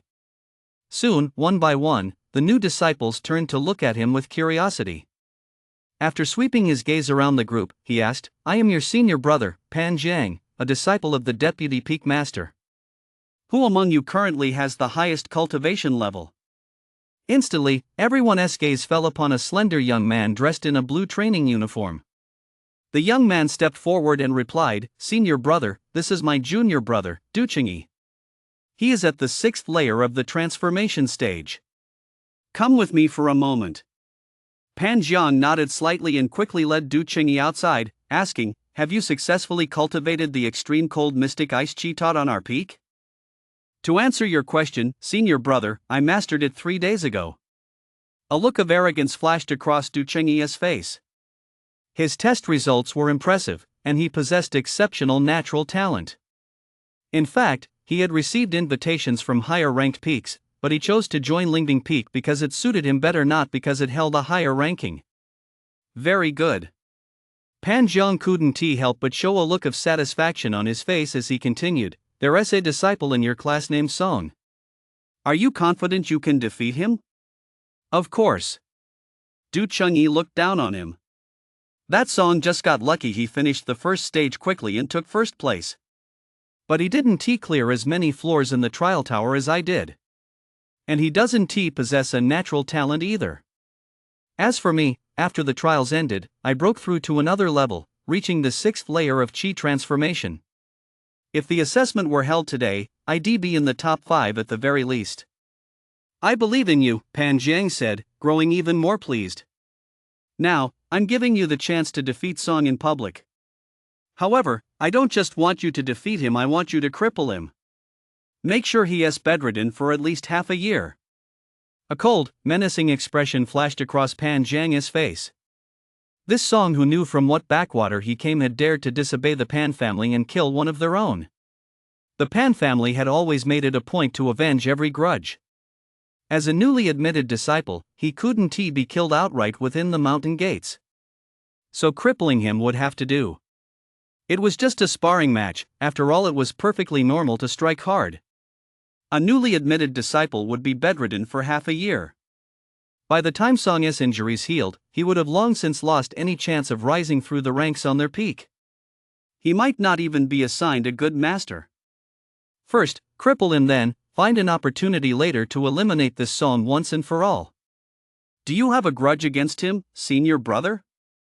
That was a bit too heavy-handed, wasn't it?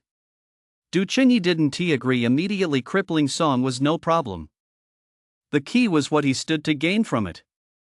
"Of course, I won't let you do this for nothing, junior brother. In the future, you can come to me with any problems you have. If you go out on a training journey, I'll even go along to escort you. At the same time, I promise to intervene on your behalf once.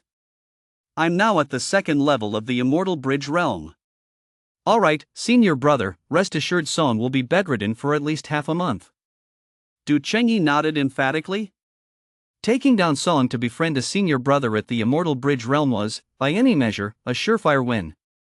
Song had been at the martial arts arena for 5 days when he finally spotted another disciple who, like him, had just joined the Bifeng Guild.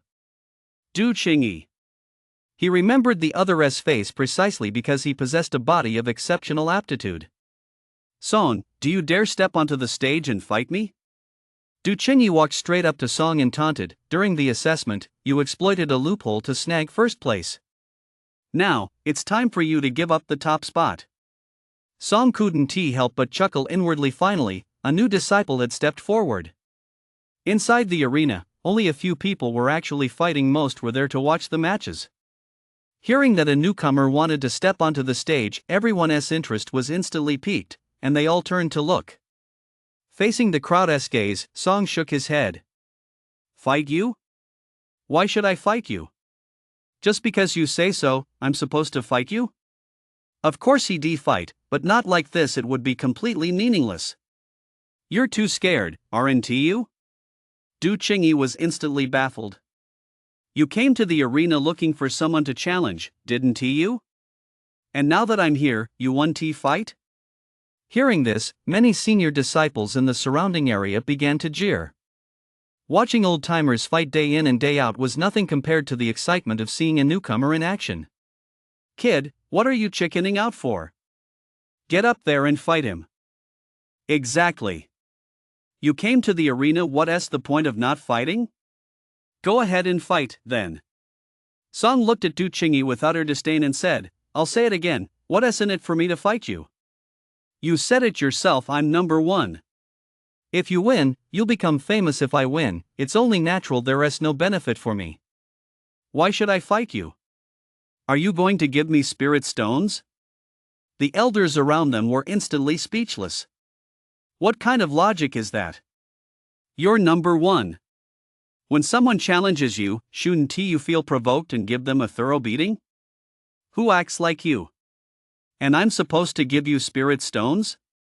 Du Chengyi sneered. Where's the rule that says that? There isn't one? Song gestured around him. I've been at the dueling arena for a few days now. Many senior disciples have been dueling, and they're all betting spirit stones. The winner takes the spirit stones. Some of the senior disciples standing nearby couldn't stand it anymore and shouted, You said it yourself, it's a bet on spirit stones, and the winner takes the spirit stones. You're asking others to give you spirit stones. Is that so? Fine, let us have a bet then. Song went along with the other's line of reasoning. Let us make it 100 spirit stones. The winner takes the spirit stones. Do you dare? If you don't dare, then don't bother me. 100 spirit stones, that was already quite a lot. He'd already asked around, ordinary disciples who'd just joined the sect received only 1 spirit stone a month. 100 spirit stones. Du Chengyi's eyes widened instantly as he cried out, I just joined the sect, where would I get that many spirit stones? As he spoke, he suddenly realized something and shouted, Do you even have 100 spirit stones? Of course I do. Song didn't hesitate for a moment. After all, he couldn't lose, so he might as well say he had them. Du Chengyi fell silent for a moment. 100 spirit stones really was too much. All around them, the crowd, realizing the show they'd been hoping for might fall through, began to shout. Kid, what are you afraid of? Fight him. Let me tell you, that kid Song went down the mountain on his very first day after joining the sect. He hasn't even practiced their sect's spells. Kid, Song is clearly afraid to fight you. He is just saying 100 spirit stones to scare you. Du Chengyi still didn't answer. Instead, he looked toward Pan Jiang, who was standing in the crowd not far away. Pan Jiang nodded slightly. He'd made inquiries as well. Song had indeed gone to prison Ceiling Peak but had come back down on the very first day. He simply hadn't had time to cultivate the Titan prison skill. Du Chunyi was at the 6th level of the transformation stage and had even cultivated the extreme cold mystic ice chi. What did Song have to fight with? Song had talked so much he must not dare to fight. Upon receiving Pan Jiang's nod, Du Chunyi immediately replied, "Alright, let us head to the arena." With that, he walked toward an empty arena platform. Song quickly followed. As for the other party reneging on the bet? With so many people having heard it, how could Du Chunyi back out? The Bifeng Guild had an enforcement squad. If anyone dared to renege, the squad would raid their family home immediately. Soon, the two were standing on the arena. Many people turned to watch, curious to see just how strong this year's junior disciples were. On the arena, Du Chunyi drew his long sword, a ferocious expression crossing his face as he said, "Let us get this over with. Otherwise, I'm afraid you won't get a chance to strike." As he spoke, waves of icy aura surged out in all directions. Below, many people nodded slightly. This kid's pretty strong. He is already at the 6th layer of the transformation stage, even though he just joined the sect. No wonder he dared to come challenge him. Without so much as a word of courtesy, Song drew his long sword. As the energy within him surged rapidly, his entire body shot forward. In the blink of an eye, he was right in front of Du Chunyi. Channeling his aura to the level of the 6th layer of the transformation stage, he brought his blade down in a single, decisive strike. "You told me to strike first." Du Chunyi hadn't expected Song to act so directly. His reaction was a split second too slow, and only then did he raise his long sword to block the attack. At the same moment, waves of icy cold surged from the curved blade. In an instant, the space around him seemed to freeze solid. Even the platform beneath his feet was coated with a thick layer of frost. The blade's glow was eerie and cold, and the chill spread in all directions, but before the cold could reach its peak. In the void, Song's long sword had already come crashing down. He hadn't used the Titan prison skill, yet golden light shone brightly, and the power of thunder remained ferocious, as if it were about to destroy the entire arena. Before the long sword even struck, the golden light of thunder had already slammed heavily into the layer of frost. In an instant, a crisp, shattering crack rang out as the ice, which hadn't yet fully solidified, shattered. The thunder struck Du Chunyi, sending a numbing shock through his arm. Under the impact of that terrifying force, his body wavered, and the arm gripping his long sword dropped. The next moment, Song's long sword came crashing down. With a single stroke, it completely shredded the clothes on his front, leaving a long gash across his chest. Bright red blood spurted skyward as the ferocious force surged into Du Chunyi's body, causing a sharp pain in his chest and sending him flying backward straight off the stage. The next moment, he opened his mouth and spat out a large mouthful of blood. He looked up at Song across from him, his face filled with disbelief. Had he really lost just like that? How could Song be this strong? Hadn't Song only made it through the 20th level? He should be stronger than he was at the 20th level now. He had even cultivated the extreme cold mystic ice chi, so how could he have lost?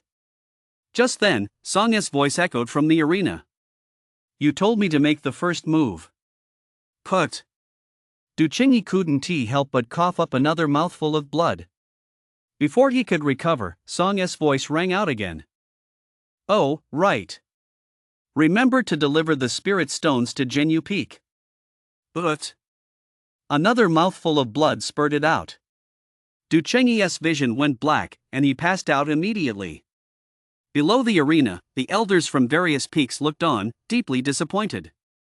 Is that it? Did it even start? It's already over. That was a total letdown. That guy is really too foolish. He is clearly outmatched, yet he let his opponent strike first. As a result, he wasn't ready by the time his opponent attacked. It was already too late for him to counter. That kid has cultivated the extreme cold mystic ice chi, but his cultivation is clearly incomplete. He was defeated before he could even fully unleash the icy energy. Setting aside everything else, that kid from Jinyu Peak isn't half bad. That slash was decisive, and the power of the thunder was formidable. Come to think of it, that's a bit strange. He didn't release Genu Peek's 10,000 phenomena subduing the prison, did he? How could its power be so strong? That kid at such a young age, he is already at the 7th layer of the transformation stage. That is quite rare. Song listened to the conversation below and was instantly dumbfounded.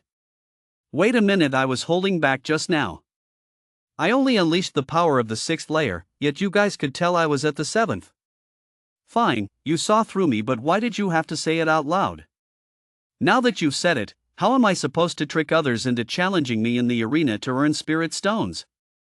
Just joined the sect and already at the 7th layer of the transformation stage. That kind of talent is truly remarkable.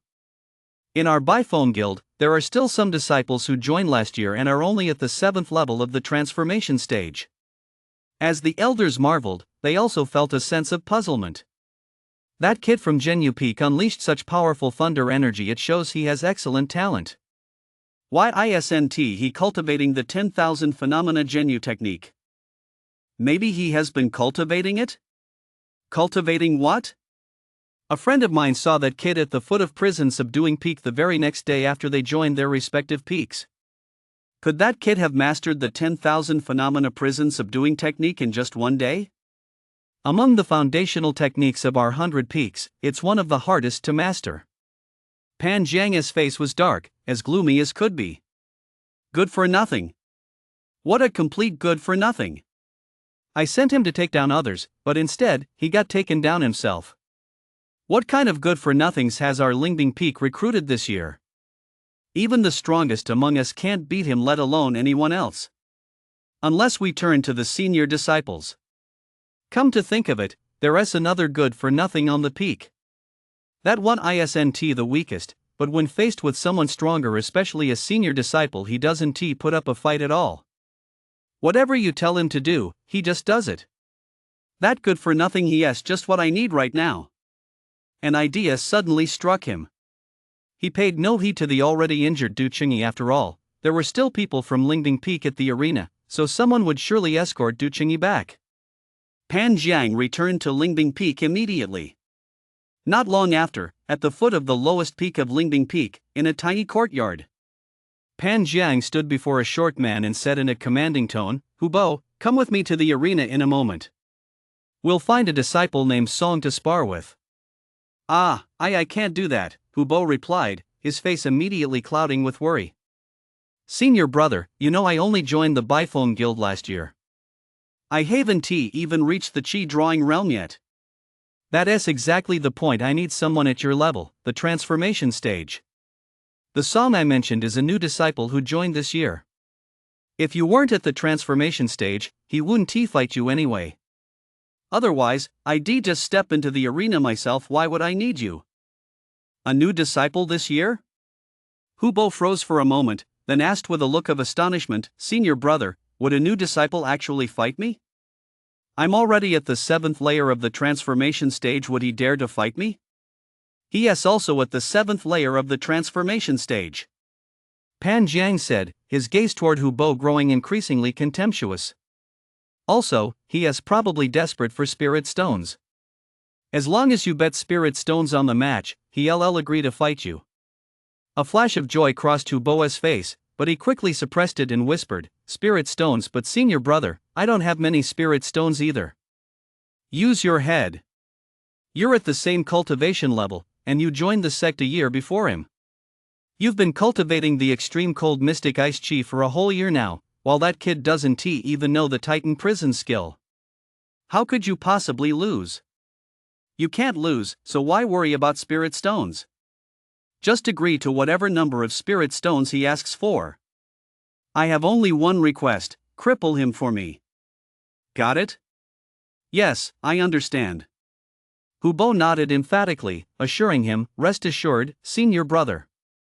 I'll hit him as hard as I possibly can." He was in the Biphone guild, after all. If, after a year of cultivation here, he couldn't even beat a newcomer at the same cultivation level, what was the point of cultivating at all? The key was the spirit stones. He could use this opportunity to make a killing. As for crippling someone, he didn't even know the guy, so what if he crippled him?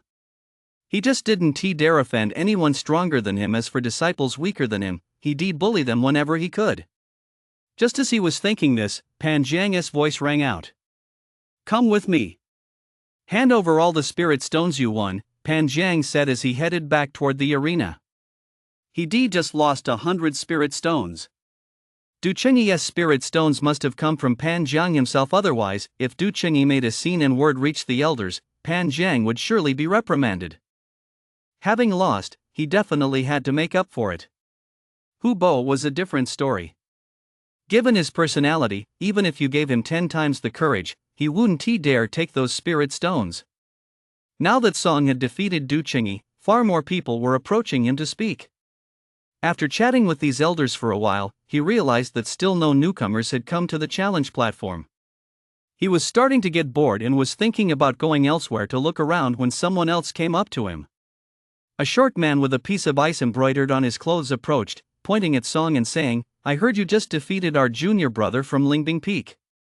As it happens, I'm also at the 7th layer of the transformation stage.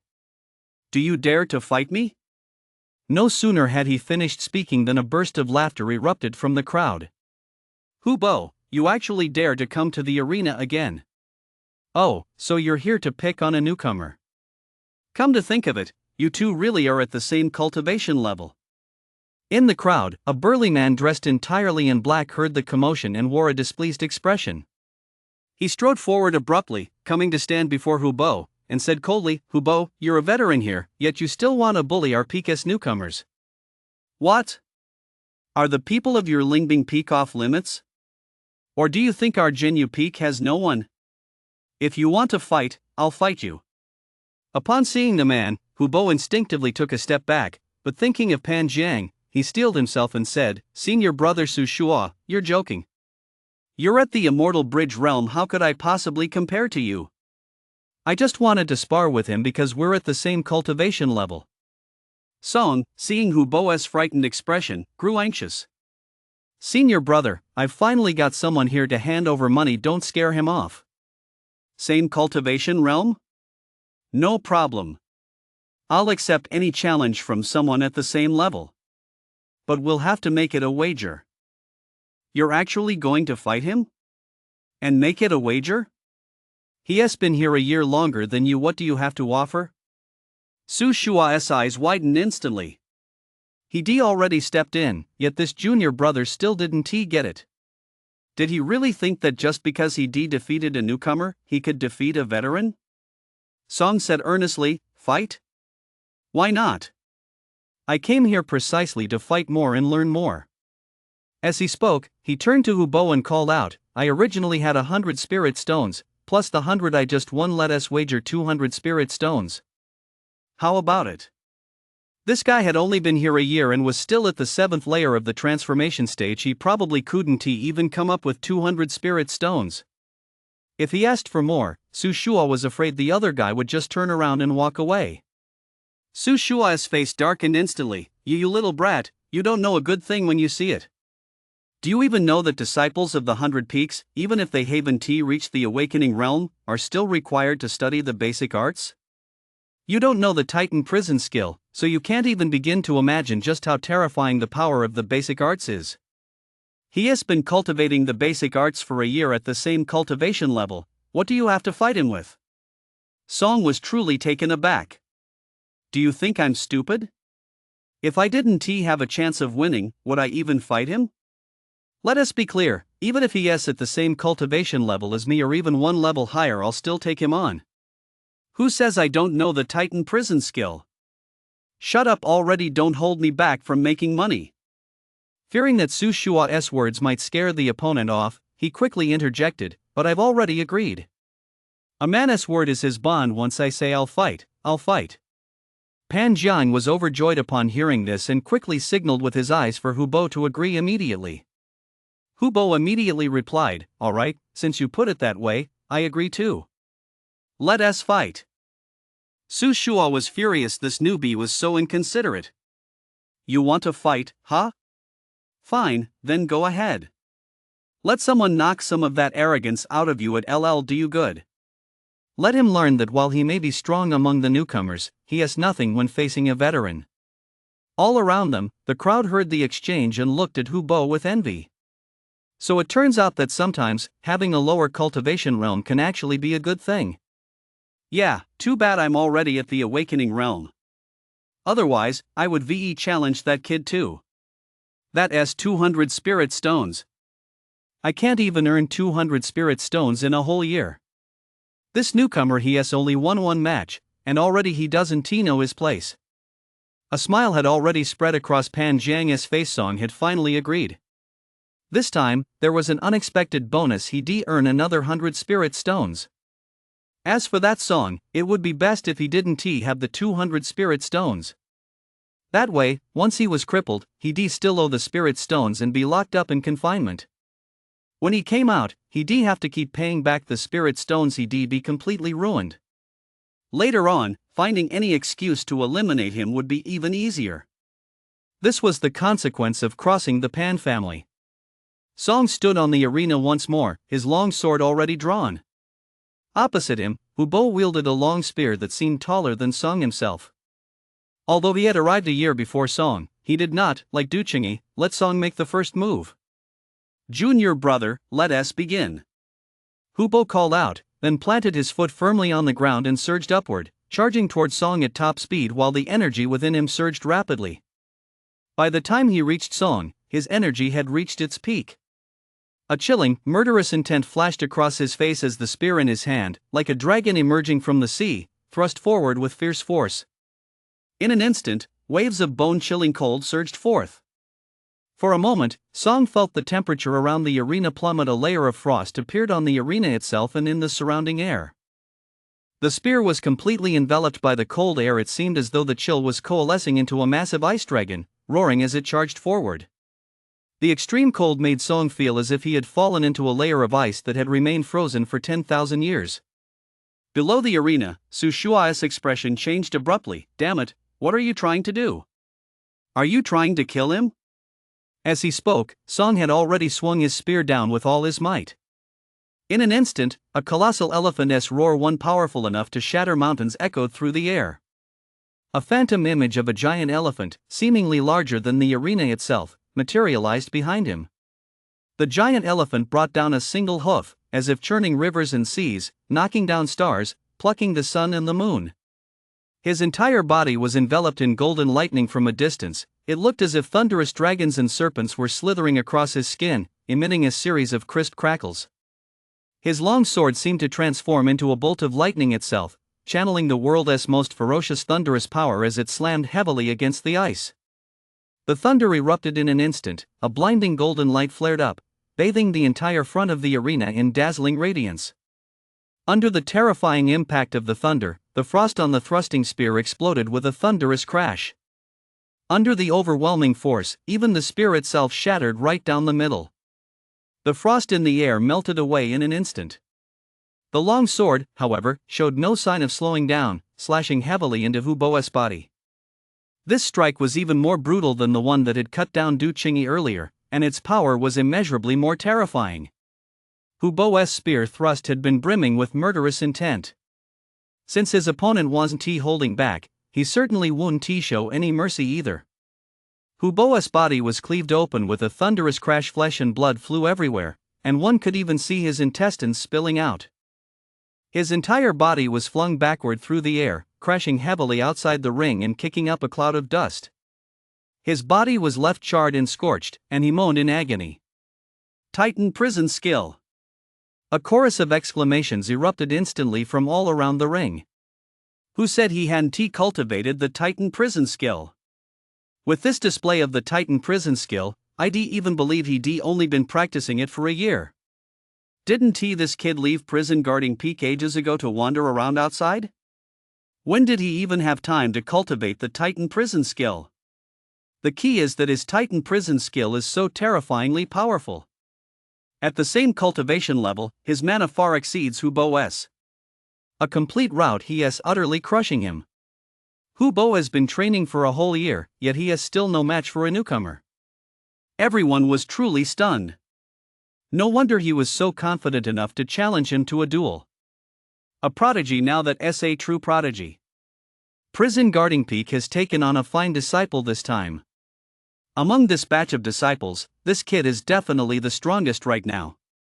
Among the crowd, there were also some who knew a bit about the new disciples, and their faces betrayed astonishment. Wasn't it said that among this batch of new disciples, only one with top-tier aptitude had joined Mad Barbarian Peak? This song doesn't seem to have a special physique. How could he have mastered the Titan prison skill so thoroughly in such a short time? In the crowd, Pan Jiang's mouth hung open as he stared at Song, clearly unable to accept what he was seeing. Hu Bo had actually lost as well. Song's talent was truly terrifying. A senior disciple losing to a newcomer, this was a major embarrassment for Lingbing Peak. And it was all his fault. What's more, he just lost another 200 spirit stones. For a moment, his vision went dark. After his victory, Song didn't immediately step down from the arena. Instead, he scanned the crowd.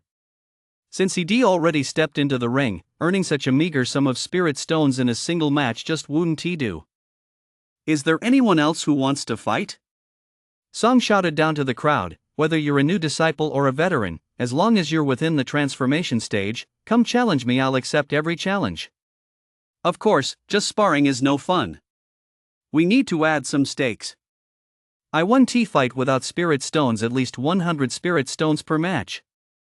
These senior disciples of the Bifoam Guild didn't seem all that impressive to him. He hadn't even used his full strength with that strike within the transformation stage. He truly feared no one.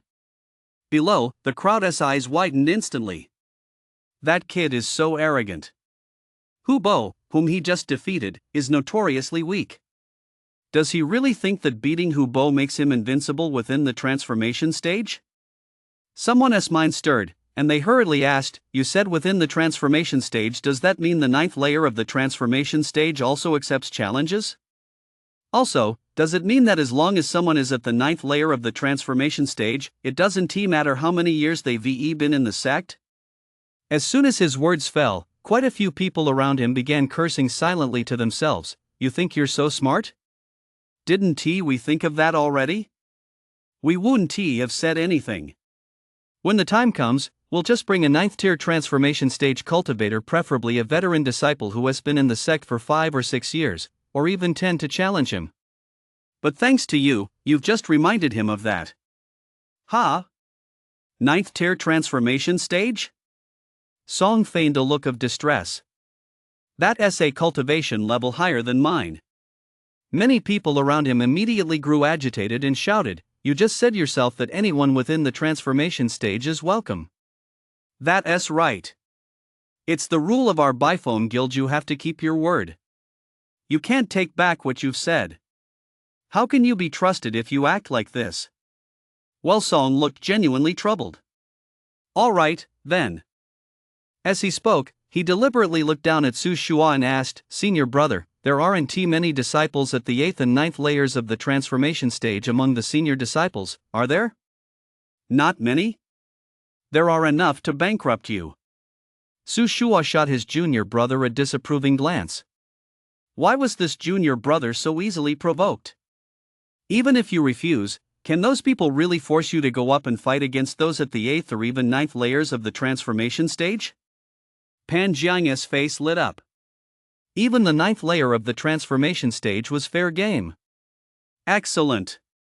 Their Lingbing Peak really did have a disciple at the 9th layer of the transformation stage. What's more, it was a senior disciple who had been training at Lingbing Peak for 6 years without breaking through.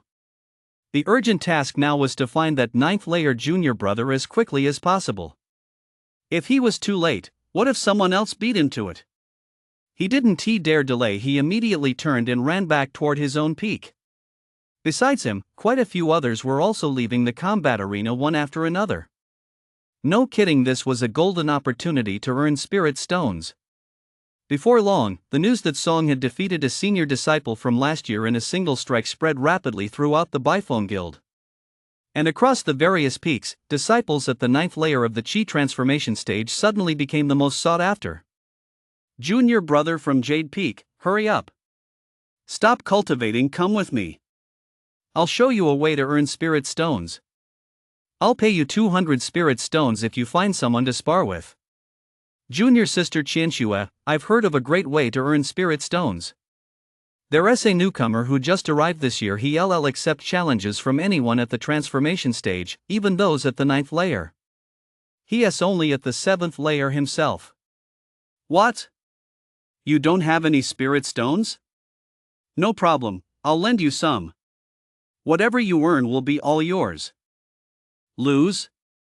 He's only at the 7th layer. There's no way you'll lose, junior sister. Junior brother, come with me quickly. What for? Don't ask me, you'll find out when we get there. Pan Jiang was hurrying back to his own peak, but halfway there, he spotted a figure. Junior brother Zhao. Pan Jiang flickered forward, swiftly appearing before a man dressed in elegant white robes, and hurriedly said, Junior brother Xingwen, it's so good to see you. Listen, over at the martial arts arena, there's this kid. He recounted the situation as quickly as possible. Right now, disciples from every peak are surely out looking for their 9th tier Qi transformation disciples. Let us hurry over. Whoever gets there first will have the upper hand. He may be strong, and an 8th tier Qi transformation disciple might not be able to overpower him, but he is definitely no match for a 9th tier Qi transformation disciple. Besides, 2 of our peak S disciples have been injured by him. If you defeat him, you'll restore some pride to our peak. Upon hearing this, Zhao Xingwen looked at Pan Jiang with a puzzled expression. Senior brother Pan must have a grudge against that kid, otherwise, he wouldn't keep sending people after him.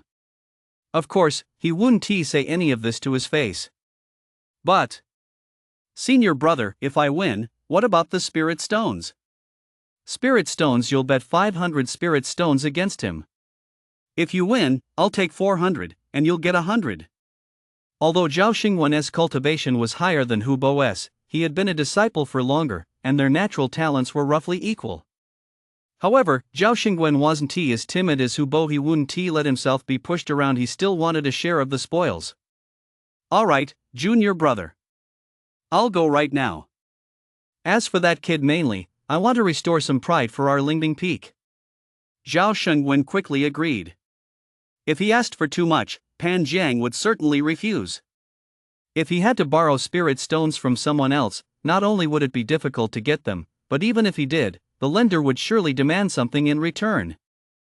Pan Jiang had moved fast enough, but when he arrived with Zhao Xingwen, he was surprised to find a crowd already gathered around Song. Wait, are all of you here to fight me? Song looked at the crowd, who seemed to be scrambling for money, and chuckled inwardly. The people of the Biphone Guild were great. They knew he was a newcomer without spirit stones, so they come to offer them to him of their own accord. There are so many of you, I can't fight them all by myself, Song said, feigning weakness. How about we just call it off? I can only take on a few people, I can't handle this many. The crowd that had rushed over immediately grew displeased upon hearing this. That's not fair, we came all this way. You said it yourself, you'd accept all challenges from the transformation stage. We were the first to arrive, let us go first. Song continued to look troubled as he said, Alright, fine. Do I need to sign a contract with you first? Like, how many spirit stones are we betting on? No need, the first person to arrive said, waving his hand dismissively. They were the first to take the stage, why would they need a contract?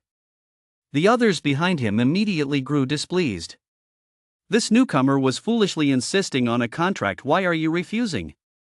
If you refuse, what are we supposed to do? We still need to draw up a contract. Right, it's safer to have one. Let us write it up. I'm Zhan Yutan from Xinqing Peak, and I'll bet 300 spirit stones on this duel. I'll join too. One by one, they quickly began signing contracts with Song. As Song signed, he chuckled to himself. But as he continued, a thought struck him, maybe I shouldn't sign this one. With so many people No way. How can you not sign? You've signed with everyone else, how can you not sign with us? Exactly. If you don't sign with us, does that mean you look down on us? Let us sign. They didn't care about any of that. As long as the contracts were signed, Song would have to fight whether he wanted to or not. As for Song not having enough spirit stones to pay them, hadn't Song already won several hundred spirit stones? He could just split them evenly among them. Surely he could spare some spirit stones after all, these were free spirit stones. Earning spirit stones was so hard. Alright, then. Song could swear that in over a year since he traveled through time, he hadn't written as much in total as he had today. There were just way too many people wanting to challenge him. Ha! Another person from Lingbing Peak? Why does this guy look so familiar? It seems like he showed up the first time I fought, and then he showed up again the second time. Who is this? Someone from Genyu Peak. As Song kept writing, his hands suddenly froze. Staring at the guy in front of him with his thick eyebrows and big eyes, he almost couldn't resist punching him in the face. Others come to make money off me, and now you're from the same peak as me and want to make money off me too? Fine, just you wait. Slowly, after Song had written 30 receipts, no one else came. Forget it, there's no point anymore. I probably won't make much anyway. Those guys got the short end of the stick. Hard to say. Maybe only the ones who came first got the short end, the ones who came later didn't get a chance. Exactly. They definitely want to split it evenly, but how could the ones who already got the spirit stones agree to that? The commotion Song had caused was indeed quite loud. Some idle people from various peaks who hadn't originally planned to come to the martial arts arena flew over to watch the spectacle. Suddenly, a murmur of excitement swept through the crowd. Over there, that's senior brother Deng Qingfeng from Lingbing Peak. He is a Golden Body Realm expert. The Golden Body Realm comes right after the Immortal Bridge Realm. Senior Uncle Lin from Tongshan Peak is here too. Over there isn't that senior sister Tangxianzi from Genyu Peak? With all this commotion, there's bound to be a master from Genyu Peak here. Senior sister Tang is really beautiful. Senior sister Tang isn't just beautiful, that figure of hers. The area around the arena where Song was standing had originally been packed with people, but as soon as Tang Qianzi landed, without her even having to say a word, the crowd immediately cleared a prime spot for her. Why are you all staring at me? Tang Qianzi pointed toward the arena and called out, "You guys just fight, it's not like I'm the one fighting." She was curious to see what this kid Song was up to. As for a 7th tier Qi transformation cultivator taking on a 9th tier one? From their brief interaction, she could tell that Song was a shrewd one. She didn't believe for a second that he'd just give away spirit stones for nothing. Right, let us just get on with the fight. Seeing that no one else was coming, Song raised his hand and pointed at Zhao Xingwen. You're from Lingbing Peak, right? You go first.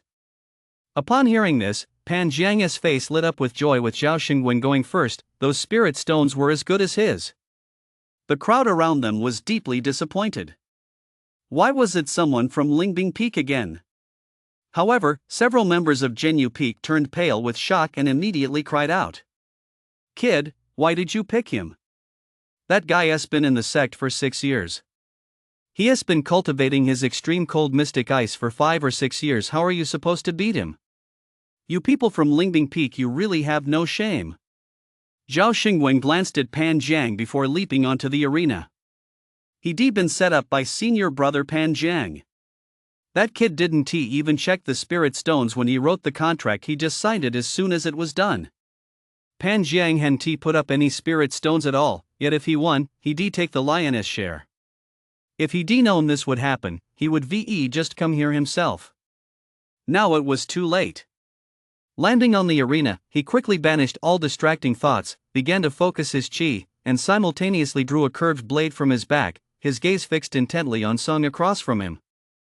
This was a major deal involving hundreds of spirit stones. Even though his opponent was at the 7th layer of the transformation stage, he couldn't afford to be careless. Song also drew his blade, his expression far more solemn than in previous battles. The next moment, almost simultaneously, the two struck. Without any taunting words, they charged at each other head-on, both swinging their sharp blades at the same time. Upon seeing Song's movements, Zhao Xingwen's heart leapt with joy. He was going to clash head-on with him. After all, he was at the 9th layer of the transformation stage, 2 layers higher than Song. It had been 5.5 years since he mastered the extreme cold mystic ice chi. Going head to head with him wasn't he that asking for death? A surge of cold energy erupted from his body. Song had already fought 2 disciples from Lingbing Peak, and he could clearly sense that the cold energy radiating from Zhao Xingwen was far more biting than that of the previous 2 opponents. The bone-chilling cold made him feel as though he had instantly been transported to the frigid wastelands of the north. The speed at which his opponent swung his curved blade was also noticeably faster. As the blade sliced through the air, it resembled a crescent moon gliding across the night sky, seemingly tearing the surrounding air apart. Behind Song, the illusory form of a giant elephant materialized, and golden lightning completely enveloped his long sword. As he swung it down, boundless power descended, and the golden radiance, like a streak of lightning, collided with the cold aura. Instantly, a deafening roar, as if a boulder were shattering, echoed through the air. For a moment, ice shards flew everywhere, and bolts of lightning danced chaotically. The thunder and the ice nearly cancelled each other out. The next moment, the blades in their hands clashed. Accompanied by a tremendous clang of metal, a burst of brilliant sparks erupted where the 2 blades met. Zhao Xingwen instantly felt an unparalleled repulsive force surge through his curved blade. The force was so powerful that it sent his body reeling backward 2 steps against his will, a look of shock flashing across his eyes. This kid's strength is actually greater than his own.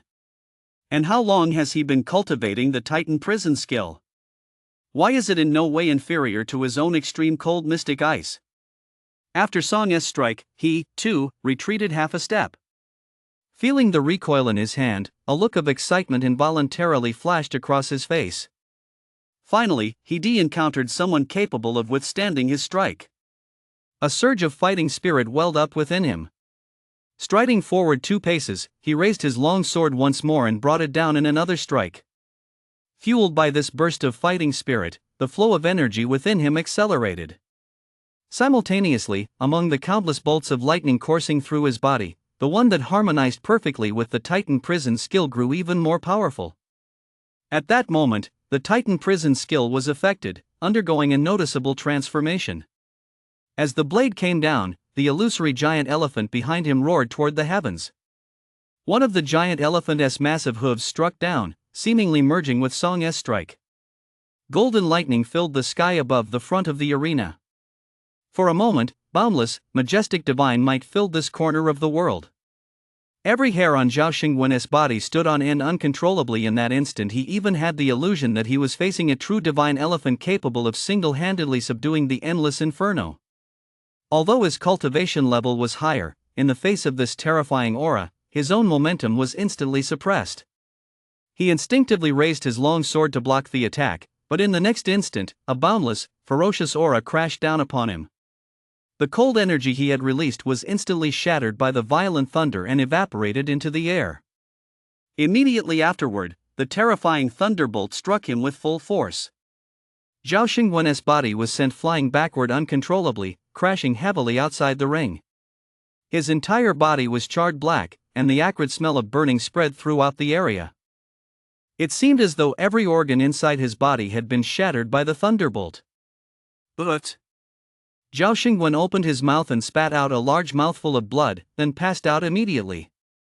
Below the ring, Pan Jiang felt his vision go dark once more. What was going on? Could Zhao Xingwen, at the 9th layer of Qi transformation, really be defeated so easily?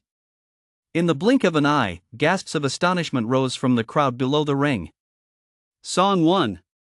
A 7th tier Qi transformation practitioner defeated a 9th tier 1, and it was that easy? How did he train? How can a 7th tier Qi transformation practitioner be this strong? There's a 2-tier difference between them. Who is actually at the 9th tier Qi transformation, and who is at the 7th tier?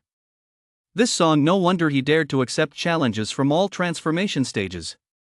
It's the Titan prison skill. His Titan prison skill seems to have suddenly grown stronger, and there appear to be some changes. It's different from the ordinary Titan prison skill. It seems even more ferocious? It looks that way. Hasn't he entered the Qi drawing realm yet?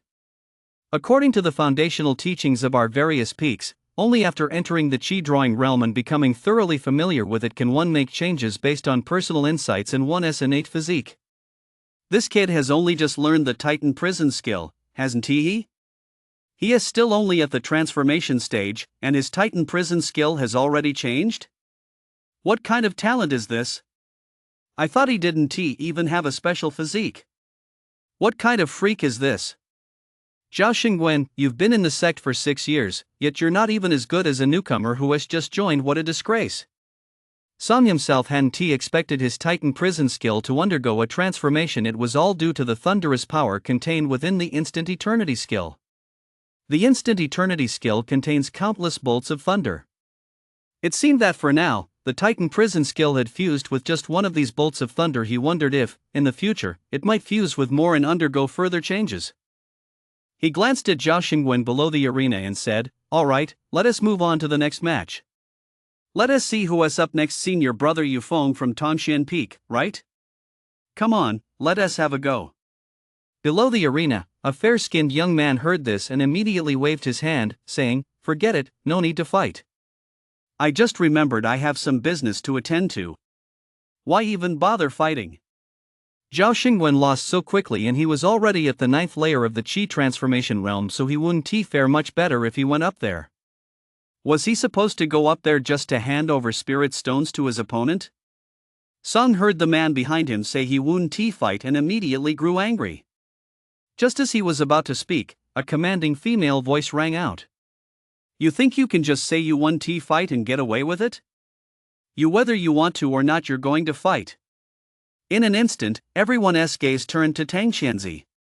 Upon seeing Tang Qianzi, Yufeng dared not say a word. He could only look pleadingly at his uncle Lin from his own peak, who was also standing outside the arena. Lin Anji sensed Yufeng's gaze, a look of displeasure flashing across his face, but he spoke nonetheless. "There is no reason to force someone to fight in the arena." Tang Qianzi's exquisite face furrowed as she frowned. "What do you mean, forcing him to fight? It's written in black and white, crystal clear. And it's not just him." Tang Qianzi extended a slender, fair finger and pointed at the crowd around her. "None of you who just signed the agreement can run away. What's written is what's going to happen. I've been in a really bad mood lately. Don't let me set my sights on your people. I'll pick them off one by one. She is here, and she actually wants to bully the people from their peak? You all want to be thorns in my side, don't you?" As soon as she finished speaking, she had already drawn her massive hammer and smashed it down onto the ground. Instantly, a huge crater was blasted into the ground, accompanied by a deafening roar that sent shockwaves through the entire arena, causing the floor to tremble.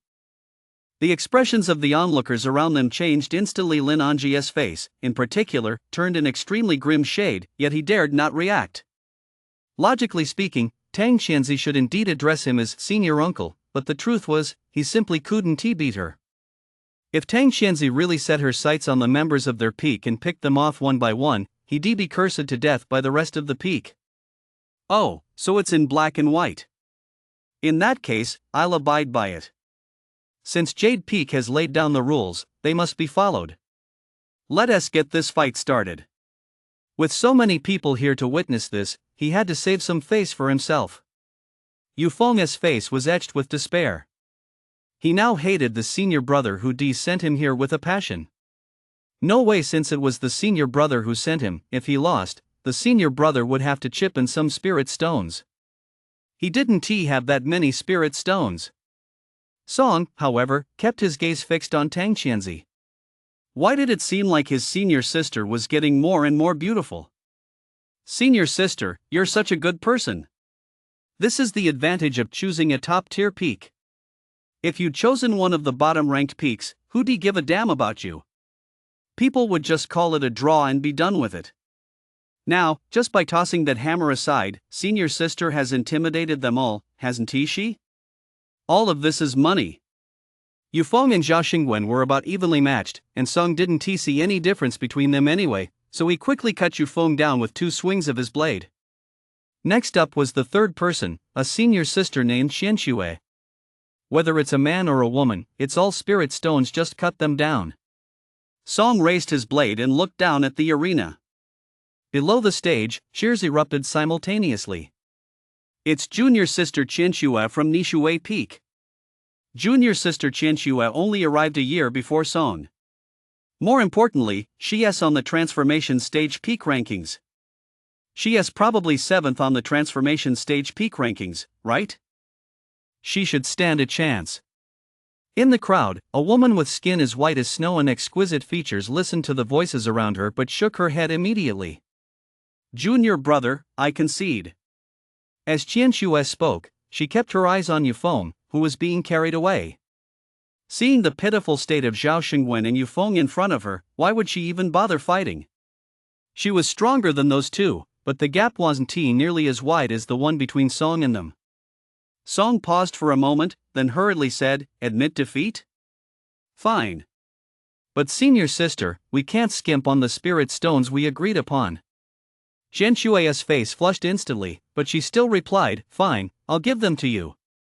After all, the spirit stones weren't coming from her, they were from the senior brother who sent her here.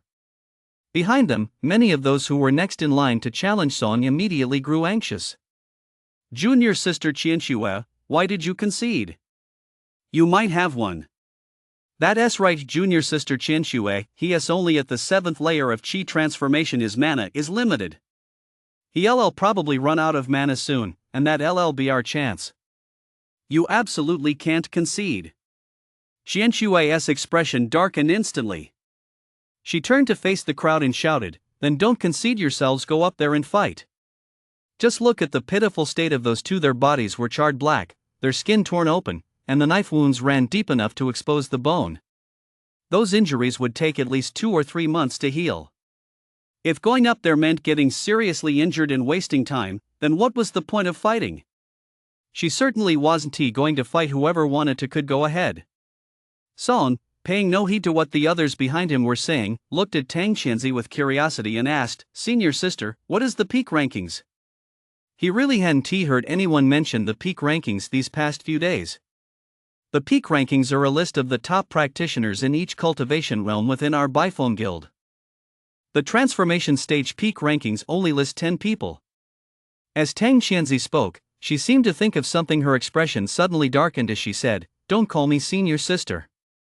So if I defeat her, does that mean I'll be 7th?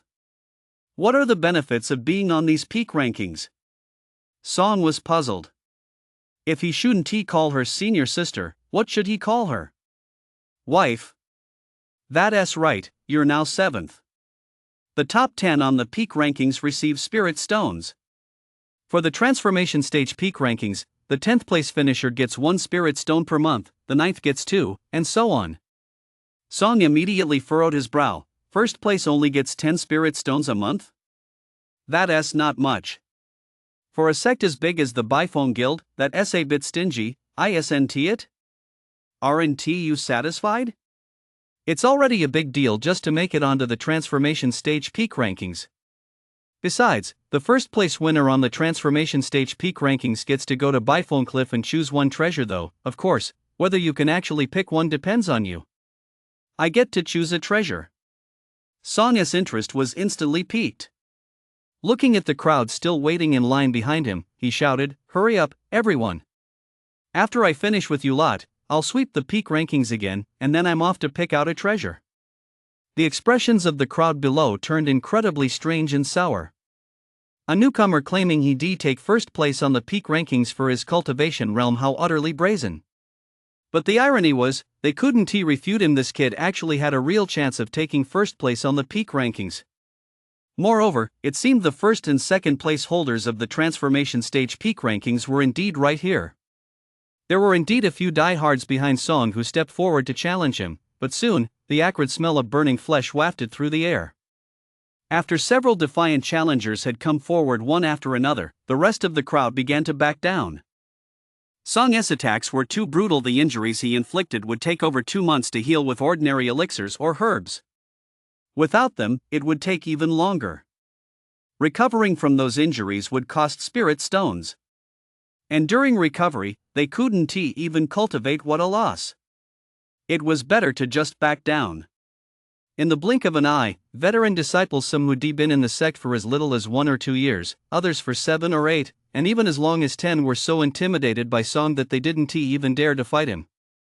Finally, after much difficulty, another fighter ranked second on the peak ranking stepped forward, only to be swiftly slashed until he was charred and scorched. Those who followed dared not fight at all. Even the number 1 on the peak rankings didn't fight, he simply conceded defeat. Song had originally thought it would take him a few days to finish, but in the end, he wrapped it up in just 1 day. So, now I'm number 1 on the peak rankings. Song looked at Tang Qianzi and said, Master, no, Qianzi, let us go claim our reward and see if we can snag a treasure while we're at it. The crowd around them immediately stared at Song in shock. What did that kid just call Tang Qianzi? Tang Qianzi's large eyes widened instantly. What did you just call me? You have no respect. I'll have to give you a lecture later. She turned to the crowd and said, later, remember to send the spirit stones to prison ceiling peak. Don't make me go to each of your peaks one by one to collect what you owe. The more Song looked at Tang Qianzi, the more he found her attractive. Judging by what the senior sister had just said, anyone who owed her a debt wouldn't be able to get away with it. Wait, the senior sister wasn't going to demand a cut, was she? He instantly felt that the senior sister didn't seem quite so attractive anymore. He tentatively asked, your cultivation level must be pretty high, right? Tang Qianzi replied casually as she tugged Song along in flight. Longevity stage. Longevity stage? What kind of realm is that? Song genuinely had no idea. In the past few days, he hadn't actually heard anyone mention the golden body realm. The terms he'd heard most often were Qi drawing realm and immortal bridge realm, with the astral stage coming up only occasionally. There's a saying. Draw Qi to build the immortal bridge, touch the star river to forge the golden body, extend one's lifespan to reach the immortal stage. Drawing heaven and earth's mana into the body is the Qi drawing realm. When mana accumulates to a certain level within the body, it can surge toward the star river, and the mana within shines as brilliantly as the star river itself. When the star river converges, that is the astral stage. With the Milky Way shining brilliantly, one can forge a golden body. Ordinary injuries can hardly harm the core. You can think of this as an advanced version of the tempering stage. After achieving the golden body, the next step is to extend one's lifespan. This is also a very important stage. At the golden body realm, one can live up to 3,000 years at most. However, due to injuries and various other reasons, this limit is often not reached. If one fails to reach the longevity stage, they will die from the 5 decays of mortals.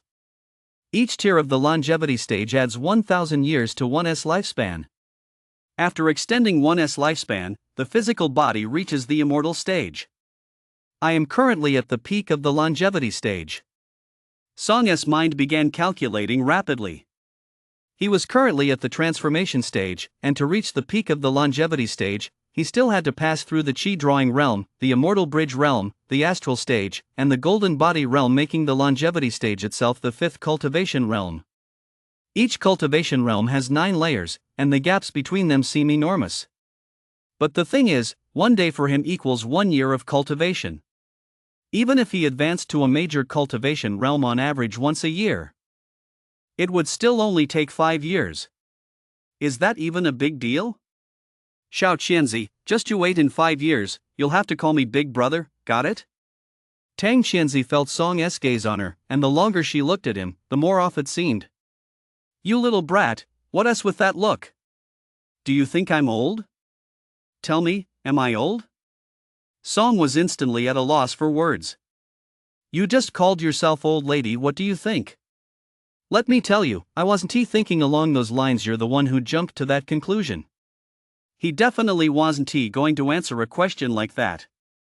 Song sidestepped the question outright and asked, you must be on the top of the longevity stage rankings, right? Upon hearing this, Tang Qianzi instantly puffed out her chest, her face breaking into a smug, defiant smile. You can go ask around, find out who's number 1 in the longevity stage. Song got it immediately. So, you're number 1 in the longevity stage. You must have earned quite a few spirit stones, right? Tang Qianzi looked at Song with utter disdain. Are you worried I'll take your spirit stones? Don't worry, I want to take you on as my disciple, so I won't be taking your measly spirit stones. You want me to be your disciple? Song couldn't help but rant inwardly. I treat you like a senior sister, like a brother, but you want me to call you dad. Just as he was about to speak, Tang Qianzi continued, I've said before, I only teach smart people. You're smart enough, you barely pass the mark. Of course, you don't have to accept me as your master, but then again. As she spoke, Tang Qianzi loosened her grip on Song's hand slightly. Song immediately changed his tone and called out, Beautiful master, where are we going now? A radiant smile immediately lit up Tang Qianzi's face. To Bifeng Cliff, of course, to see if you're lucky enough to obtain a treasure. She paused briefly, a look of wonder crossing her face, before continuing, Do you know why the Bifeng Guild is called the Bifeng Guild? Back then, right here, over 200 sects joined forces to wage a great war against various forces of the demon path. Although they ultimately emerged victorious, those 200+ sects suffered heavy losses. Only a little over 100 sects remained, and some of them had as few as 1 or 2 members left. These 100+ sects are the 100 peaks of the Bifeng Guild. Some of these peaks were formed by the merger of 2 sections. Song had previously wondered why the Bifeng Guild, a single sect, had so many peaks, each with its own distinct lineage. So that was the reason. The 100 Peaks Cliff was where the battle raged most fiercely back then, Tang Qianzi explained as she guided Song through the air. After the battle, many of the treasures from both sides were retrieved. However, because of that battle, the 100 Peaks Cliff became a place where immortals fell. No matter how powerful a cultivator may be, they cannot fly above the 100 Peaks Cliff. Anyone who comes here will fall and never be seen again. Therefore, all the treasures from both sides of the great battle remain at the base of the 100 Peaks Cliff.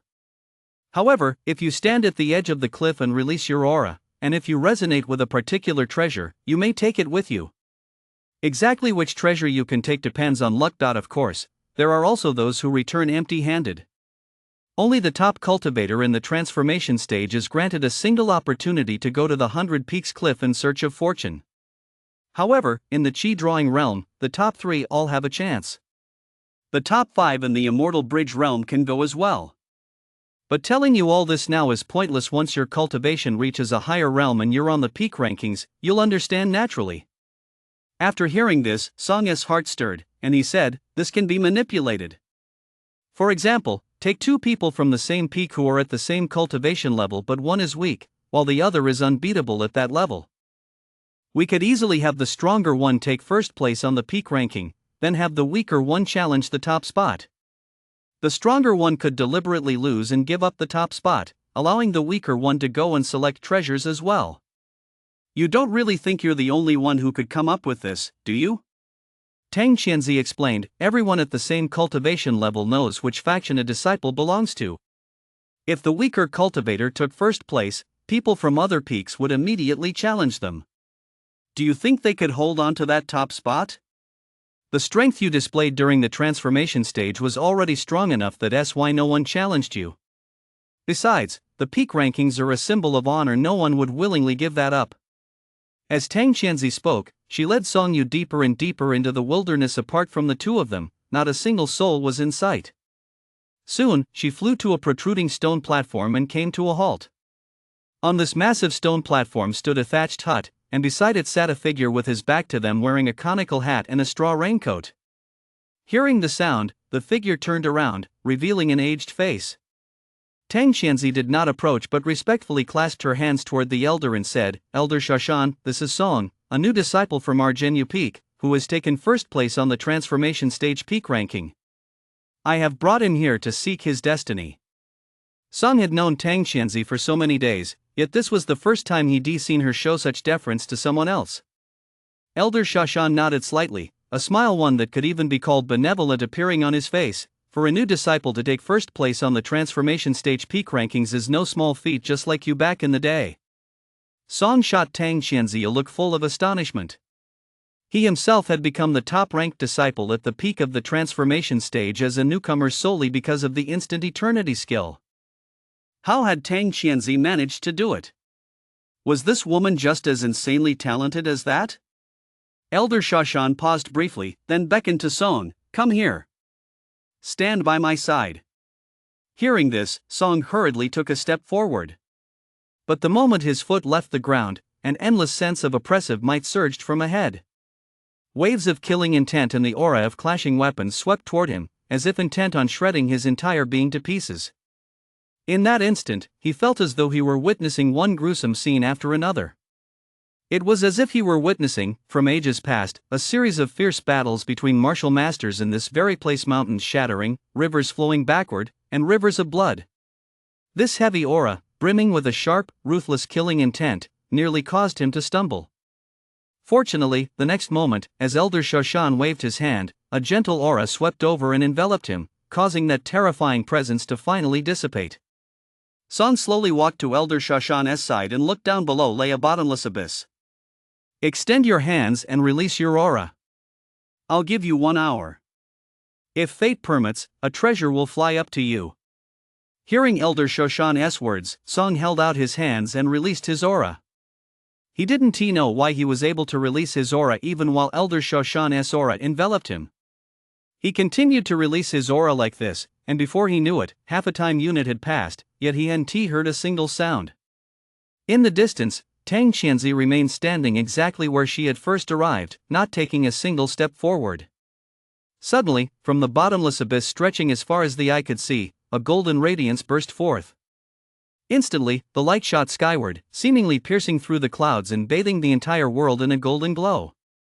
At the same moment, a dragon's roar echoed from the depths of the abyss. The sound was so thunderous that the surrounding mountains trembled. It was filled with rage and resentment. Within the Bifone Guild, atop the various peaks, people turned one after another to gaze at the dazzling golden light. That's the direction of the 100 Peaks Cliff. A disciple has obtained a treasure with such a spectacle, it must be a top-tier treasure. It's been a long time since such a dazzling light has appeared at the 100 Peaks Cliff. Many of those who had been at the martial arts arena earlier now wore expressions of utter bewilderment. Song went to Bifone Cliff, didn't he? Could this light be coming from a treasure Song obtained? That kid on his very first trip to Bifone Cliff, he has already obtained a treasure. And the light is so dazzling it must be a top-tier treasure. What incredible luck he has! For a split second, Song truly felt as if the light had blinded him. The golden radiance was simply too blinding. Only when the light gradually faded did he finally make out the treasure before him.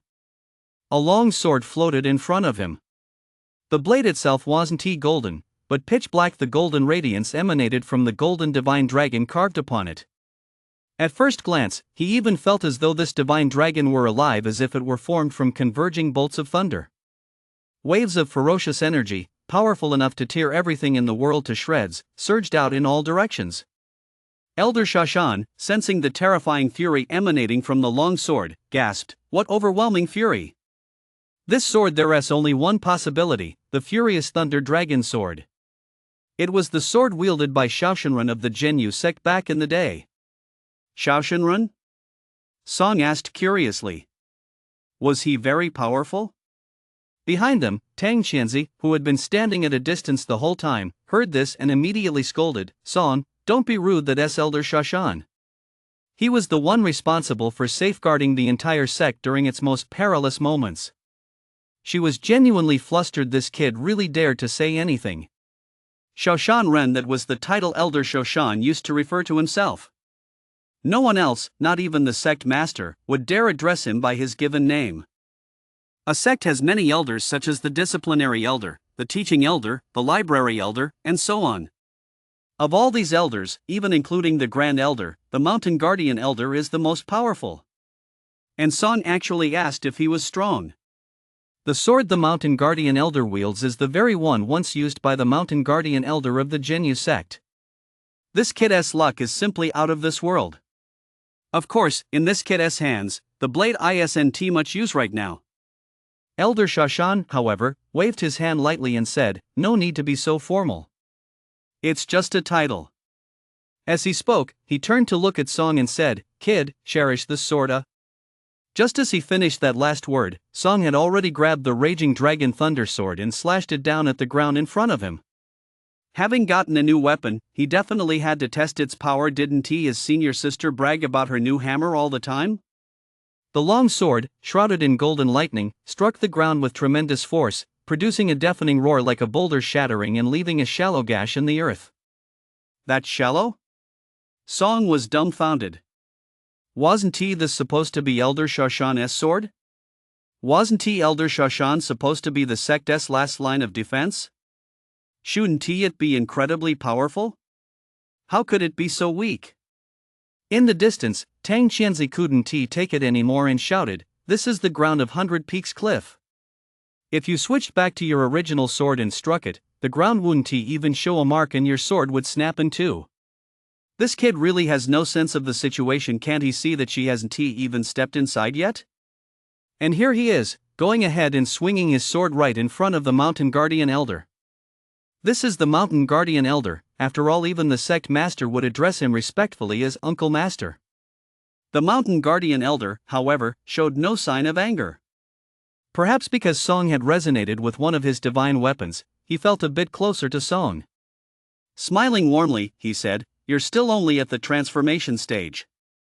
Without mana, you can't unleash the sword's true power. Even if you reach the Qi drawing realm, it will still be difficult to unleash its full power. For now, you can at most use it as a sharp weapon.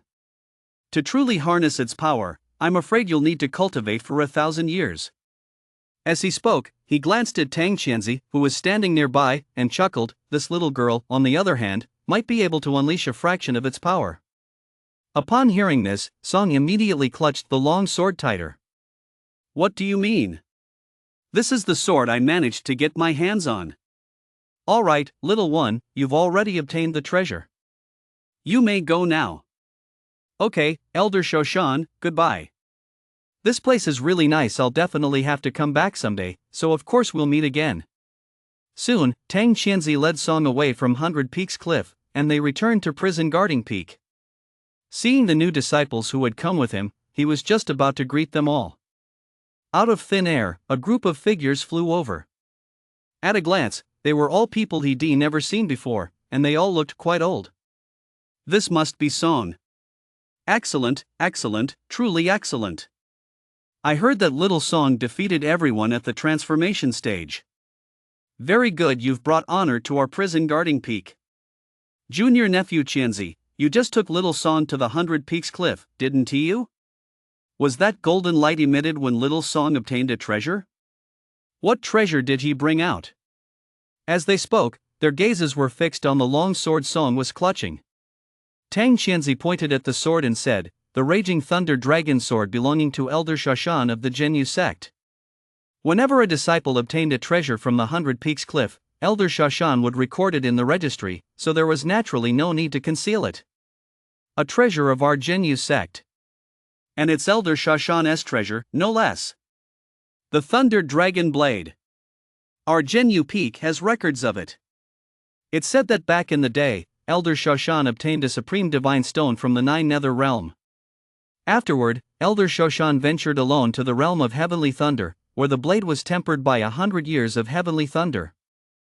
Then, our Zhenyu sect's foremost artifact forging master stepped forward, joining forces with 3 other artifact forging masters to forge it. They even incorporated a genuine divine dragon bone into it and sealed his most powerful divine ability, the Zhenyu Zhanglei technique, within it as well. The Zhenyu Zhanglei technique that's a divine ability that's long been lost. If we could transcribe the Zhenyu Zhanglei technique, it would be a tremendous boon to our Zhenyu Peak. The crowd instantly grew excited. All around, the other newcomers looked at Song with envy. They were all newcomers who had just arrived at Zhenyu Peak. How could there be such a huge gap between them? He was already ranked first on the Peak of Qi transformation list. And he'd obtained such a divine weapon. Song wasn't even a talent type physique. How did he manage this? From within the crowd, an elderly man walked up to Song with a cheerful smile and said, "You haven't chosen a master yet, have you? Why not become my disciple?" "I haven't taken on a disciple in 10 years, and I wasn't planning to take any more, but I'll make an exception and accept you as my disciple." Song looked at the old man before him but said nothing. "Who are you, anyway?" As if I'd just take you as my master. Even when Tang Xianzi wanted to take me as her disciple, I didn't agree. As soon as the old man finished speaking, several other elders nearby grew anxious. Although Song doesn't possess a natural talent for cultivation, the potential he has displayed is truly astonishing. At the 7th layer of the Qi transformation stage, he is already unbeatable in combat. Back then, Tang Xianzi was also unbeatable in combat right from the start, but at that time, she was already at the 9th layer of the Qi transformation stage. Not to mention, Song has incredible luck, he has obtained the Raging Thunder Dragon Sword. In the path of cultivation, luck is also extremely important. This kid is absolutely worth taking on as a disciple. In an instant, one elder after another began to speak up. On Zhenyu Peak, the young disciples didn't even get a chance to speak. The elders surrounded Song, frantically promoting themselves while also pointing out the other candidates' shortcomings. Senior brother Huang, didn't you say you weren't taking on disciples because you needed to go into seclusion? We can't let taking on a disciple disrupt your seclusion, let me handle it instead. Another elder, who didn't look particularly young either, looked at Song and smiled. On Zhenyu Peak, I may not have the highest cultivation level, but I have the most disciples. As you know, there are many matters where we of the older generation aren't suited to intervene. But I have so many disciples. If you become my disciple, you'll have countless senior brothers and sisters backing you up. With so many disciples, can you even handle teaching them all? You'd be better off taking me as your master. I have fewer disciples, but they're top-notch. On our peak, I'm the one best at training disciples. If you put it that way, the one best at teaching disciples isn't even you, it's the peak master. Among the disciples of Zhenyu Peak, the strongest Tang Qianji and Chang Nanshu are both the peak master's disciples. The peak master is in seclusion. Besides, the peak master has taken on 2 disciples, both female. The peak master doesn't accept male disciples. Bao Dating and the group of new disciples watched as Song was being fought over, their faces filled with envy. It wasn't even time to choose disciples yet, and people on the peak had already started frantically vying for Song's attention. Who knows who Song will ultimately choose as his master? Just as they were talking, a soft voice drifted over. It wasn't loud, in fact, it was incredibly gentle, yet everyone heard it with perfect clarity. In fact, it was the only sound they could hear. All other voices had faded away. Song, is that you? Would you be willing to become my disciple, by Roru? Song looked in the direction of the voice, and a beautiful young woman dressed in a long white gown came into view. So fair. This woman's skin looked even whiter than her clothes. Her features were absolutely stunning, a beauty that differed entirely from Tang Qianzi's. Just one glance at this woman evoked the image of a gentle, graceful lady strolling slowly under an umbrella in the misty rain of a small town in Jiangnan. She wasn't the kind of beauty with sharp, defined features and an aggressive aura. Rather, she possessed a beauty that grew more captivating the longer one looked at her. But the question was, what good is it to just be pretty? I'm here to find my master, not a wife. Song was just about to ask, who are you? All around him, voices rang out. Peak Master. Peak Master, have you emerged from seclusion? Greetings, Peak Master. Peak Master, are you going to take him as a disciple? Didn't you say you don't accept male disciples? Song was dumbfounded. You're the Peak Master? You don't look like a Peak Master at all. Tang Xianzi is so domineering and you're so timid. Are you sure you're her master? You. Master. Song spoke up decisively.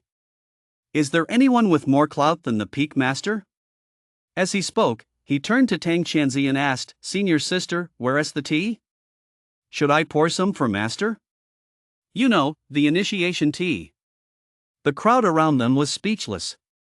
You sure are quick to call her master. When we took you on as a disciple earlier, why didn't you call us that so fast? Tang Qianzi glared fiercely at Song. You actually want me to get you tea? I really want to find a reason to pick on you. And Master, how could you compete with your own disciple for another disciple? I finally found a disciple worth training, and you just snatched her away from me. You. Qianji, go get the tea set. Bai Ruoro's voice rang out, and Tang Qianji grew even angrier. But she had no choice but to comply. Bai Ruoro was the peak master, and the initiation ceremony was far more than just a simple ritual of drinking the initiation tea. After going through the entire process, Song finally became the first disciple to be formally accepted at Jinyu Peak. "Alright, come with me for a moment." Bai Ruoro's voice was as gentle as her name suggested, soft and gentle, hardly what one would expect from a peak master. Song immediately followed her. Was she going to give him some special attention? Tang Qianzi followed naturally as well, but just as they reached the entrance to Bai Ruoro's cave residence, Bai Ruoro's gentle voice rang out. "Qianzi, wait outside." Tang Qianzi was furious. "So, you've got a new disciple and forgotten the old one? You've just taken on a junior disciple, and now you're already shooing people away. I used to come and go as I pleased in your cave residence. Are you suddenly keeping secrets from me now?" Song followed her inside, glancing around curiously. The cave residence was built right inside a natural cave, yet it was exceptionally spacious. The cave walls were inlaid with gemstones that emitted a soft glow. "Alright, starting today, you are the third disciple of my lineage. You've already met your eldest senior sister, your second senior sister isn't at the sect right now, so you'll meet her when she returns. I had actually stopped cultivating, but then I happened to see that golden light and realized it was our Jinyu Peak's treasure, so I decided to come out of seclusion right away. Thankfully, you were the one who obtained the treasure, otherwise, it would have caused trouble." Song was taken aback for a moment. Our peak's treasure, can it really be taken by someone from another peak? Such things aren't uncommon. Take our peak's treasures, for example. It's not just our peak that cultivates the Way of Thunder. If we want to reclaim our peak's treasures at this point, we'll have to negotiate with the other peaks. You don't need to worry about these matters. We'll return your Thunder Dragon Blade to you. Bai Ruoro walked up to Song and said softly, "According to Bifone Guild's rules, whoever obtains a treasure owns it. Not even a master, peak leader, or sect leader can forcibly take it away. Your Dragon Blade is yours, no one can take it from you. However, as you've heard, the Dragon Blade contains that Elder's divine technique, the prison sealing true thunder art. With your current cultivation level, you're far from capable of mastering the prison sealing true thunder art. Therefore, I'd like to borrow your Dragon Blade to try and fathom the art. Perhaps, in the future, our prison sealing peak will gain another divine technique to safeguard the peak. Of course, I won't shortchange you." "No need, master. Just take it." Song immediately removed the sword from his back. As if he was weak right now and needed a powerful backer to help him grow. His master was that backer, so naturally, the stronger his master was, the better. A look of satisfaction immediately spread across Bai Ruoro's face. "Don't worry, I'm just borrowing the sword, I'll return it to you. Besides, if I do manage to master the prison sealing thunder technique, I won't teach it to anyone else without your permission. By the way, I happen to have a sword here called Purple Light that I used in my youth. You can use it for now." Bai Ruoro reached into her spatial ring and pulled out a purple long sword. "Oh, right, you don't have a spatial ring yet. Once you go out, ask your senior sister for one. I need to focus on mastering the dragon sword, so for the time being, let your senior sister guide you." Outside the cave residence, Tang Qianji hadn't been waiting long when the stone door opened. It didn't take long after all. It seems my master still cares about me. It was my first time becoming a disciple, and I was inside for half a shurchen. Ha! What is that Song is holding in his hand? Purple Light. My master's old sword, the one I begged him for so long back then but never got, and he just gave it to Song like that? Just as she was about to say something, Song's voice rang out again. "Oh, right. Master said to have you give me a spatial ring." Tang Qianzi nearly spat out a mouthful of old blood. My disciple has become my junior brother, and now I have to fork over a spatial ring? Linding Peak. Pan Jiang sat in his room with a pained expression on his face. He challenged 3 people in total, lost all 3 times, and lost a total of 800 spirit stones. Useless. All 3 of them are useless. As a junior brother, I can't even beat a new disciple. 800 spirit stones, where am I supposed to find that much? If I win, I can share some spirit stones with them or even not give them any at all, and it's no big deal. But if I lose, and I don't give them spirit stones, even the most cowardly Hubo would surely rat me out. After all, no one wants to go to the boundless prison. Now, there is only one way to avoid the boundless prison. Pan Jiang clenched his teeth tightly and pulled out a token. He stood up and walked toward prison guarding Peak. According to Bifone Guild's rules, if you lose and fail to pay the spirit stones, the enforcement squad will raid your home immediately.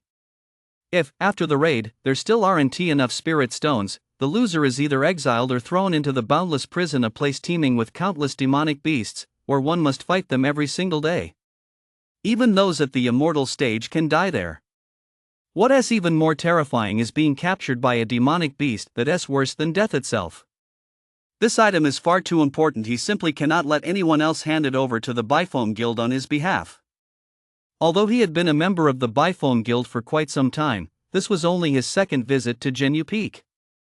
He hadn't even been to some of the other peaks of the Bifone Guild. After all, everyone was busy cultivating, who would go wandering around other peaks for no reason? He looked at the two guards at the entrance to Genyu Peak. Just as he stepped forward to speak, they beat him to it. You're here to settle a debt with Senior Uncle Song, aren't you? Come on, I'll take you to him. Pan Jiang was completely taken aback. What? Senior Uncle? You must have misunderstood, I'm here to see Song. That is right, that is Senior Uncle Song, one disciple said, waving his hand impatiently and motioning for Pan Jiang to follow. Still bewildered, Pan Jiang quickly fell in step, asking curiously, Song isn't he a new disciple? It's not even time for new disciples to be formally accepted yet. How did he become your senior uncle? The disciple ahead of him replied enviously, the Peak Master has taken him as a disciple. Since my master and senior sister are of the same generation, he is naturally my senior uncle. What? Your Peak Master took Song as a disciple? Pan Jiang was stunned. This was the fourth-ranked Peak Master of the Bifone Guild. Song has some seriously powerful backing. Moreover, including Song, the Peak Master of Genyu Peak has only 3 disciples in total. How could he not nurture him carefully? What is Song going to be like in the future? He and Song were at odds, and it wouldn't be hard to trace his identity. Song wasn't his match now, but what about later? What if, 100 or even several hundred years from now, Song turned against him? According to what his clan had said about Song's ruthlessness, Song would surely wipe him out. Pan Jiang followed the disciples ahead of him in a daze all the way to the top of a high mountain. Looking up, he saw Song sitting on a boulder. Song had moved. Now that he had a master, he no longer needed to cram in with the other new disciples. He had moved directly to the mountain of their branch. Their branch consisted of only 4 people in total, and since his master happened to be the Peak Master, how could their territory be anything but vast? Unfortunately, his current cultivation level wasn't high enough to construct a cave residence, so he could only choose a temporary room for now. Since he had nothing else to do, he simply sat down on a large rock outside. Hearing footsteps, he turned his head to look. The person in charge of guarding the peak gate that day quickly said respectfully, Uncle Master, Pan Jiang from Lingbing Peak has come to settle a debt. After speaking, he stepped aside. Huh? Why is it you? You haven't fought me, have you? Song looked at Pan Jiang and immediately recalled the man he'd met 3 times before. It was obvious those 3 people must have been sent by this Pan Jiang. He'd only just joined the sect, and already someone was sent to take him on? Does this guy have a grudge against me? I've only just arrived here. What kind of grudge could I possibly have with anyone from the Bifone Guild? Unless it's someone from the Dogon dynasty? Pan Jiang forced an awkward smile and said, it's all the same. I'm here on behalf of my 3 junior disciples. You're actually quite well behaved. I'll let your junior disciples settle the debt. Alright, that'll be 800 spirit stones in total. Song held out a hand. Hand over the spirit stones first. I'll go find Bao Dating later and ask him to look into this Pan Jiang for me. Pan Jiang shook his head slightly. I don't have 800 spirit stones. No spirit stones? You're trying to renege on the debt. Song flew into a rage and shouted, "Senior sister, someone is trying to renege on the debt." No, I'm not reneging on the debt. Hearing Song call for help, Pan Jiang immediately panicked and hurriedly explained, "I have a Peak Cliff token here that grants access to the 100 Peaks Cliff to retrieve treasures. I'll use it to settle the debt." 100 Peaks Cliff? Song was instantly overjoyed. This was a valuable item. If he went there again, he might not just get the Mountain Guardian's treasures, but perhaps even the treasures of the former patriarch of the prison suppression sect. He nodded and said, "All right, using it to settle the debt is fine." "Wait, the Peak Cliff token is worth far more than 800 spirit stones." Pan Jiang glared at Song. "Why don't you just go rob someone?" Among us disciples, the Peak Cliff token is traded privately for at least 10,000 spirit stones. If that weren't the case, he wouldn't have brought the Peak Cliff token. He might not have been able to find a suitable buyer on such short notice, and he was worried the disciplinary squad might actually come looking for him. "So you're saying I have to pay you spirit stones on top of that?" Song shot Pan Jiang a displeased glance, then turned to ask the disciple standing nearby, "Is this Peak Cliff token really that expensive?" A disciple from Genu Peak standing nearby nodded repeatedly and spoke honestly, "Uncle Master, a Peak Cliff pass really does cost at least 10,000 spirit stones, and generally, no one would trade one for spirit stones. If you were to actually try to buy one with spirit stones, I'm afraid even 10,000. Before he could finish, Song impatiently cut him off. "Enough, don't say another word. Which faction are you with? You deserve to be guarding the gate down there. You've got absolutely no sense of the situation." Song said impatiently, "I don't have 9,200 spirit stones on me, I only have 9,100. Just take them.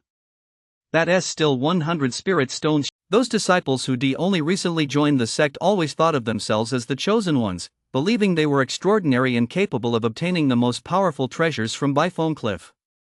They never stopped to consider that if the treasures on Biphone Cliff were so easy to obtain, wouldn't they have been completely plundered by now after all these years? When the Mountain Guardian elder saw Song, a look of surprise flashed across his face. However, after accepting the cliff pass, he said nothing further and once again released a surge of energy to protect Song. Drawing on his previous experience, Song stretched out both hands once more, and the instant eternity skill within him began to activate. Streams of mana surged forth, flowing toward the bottomless depths of the cliff. Before he knew it, another half hour had passed. The next moment, at the bottom of the cliff, a dazzling green light shot skyward. The light was so brilliant that it not only bathed the 100 Peaks Cliff in a sea of green, but the entire Biphone Guild could see it as well. Is that coming from the direction of the 100 Peaks Cliff? Another peerless treasure has appeared at Biphone Cliff. What kind of day is this? How come peerless treasures keep appearing at Biphone Cliff one after another? No way, I still have one more chance to go to Biphone Cliff. With things being so strange there today, I'm going to give it a try. Could today be some kind of auspicious day? No, that doesn't make sense either. Never mind, I'm going to give it a try. On peak after peak, countless people sprang to their feet and flew off toward Biphone Cliff. On Biphone Cliff, Tang Qianzia's rosy lips parted wide as she stared across the way, her face filled with astonishment. Song Hes resonated with another treasure. And just like last time, it lasted half a shurchen. The radiance of this treasure feels no weaker than that of the Thunder Dragon Blade. What incredible luck he had! Drawing on his previous experience, Song wisely narrowed his eyes slightly, opening them only once the light had subsided enough to no longer be blinding. A pair of wings appeared in his field of vision. The wings were as thin as a cicada's wing, semi-translucent, with a blue glow coalescing into a pattern resembling a peacock's tail. "Wind sparrow wings," Elder Shoshan murmured. "One of the three-colored divine wings belonging to the Grand Elder of Bodhi Temple. The three-colored divine wings are composed of 3 divine weapons.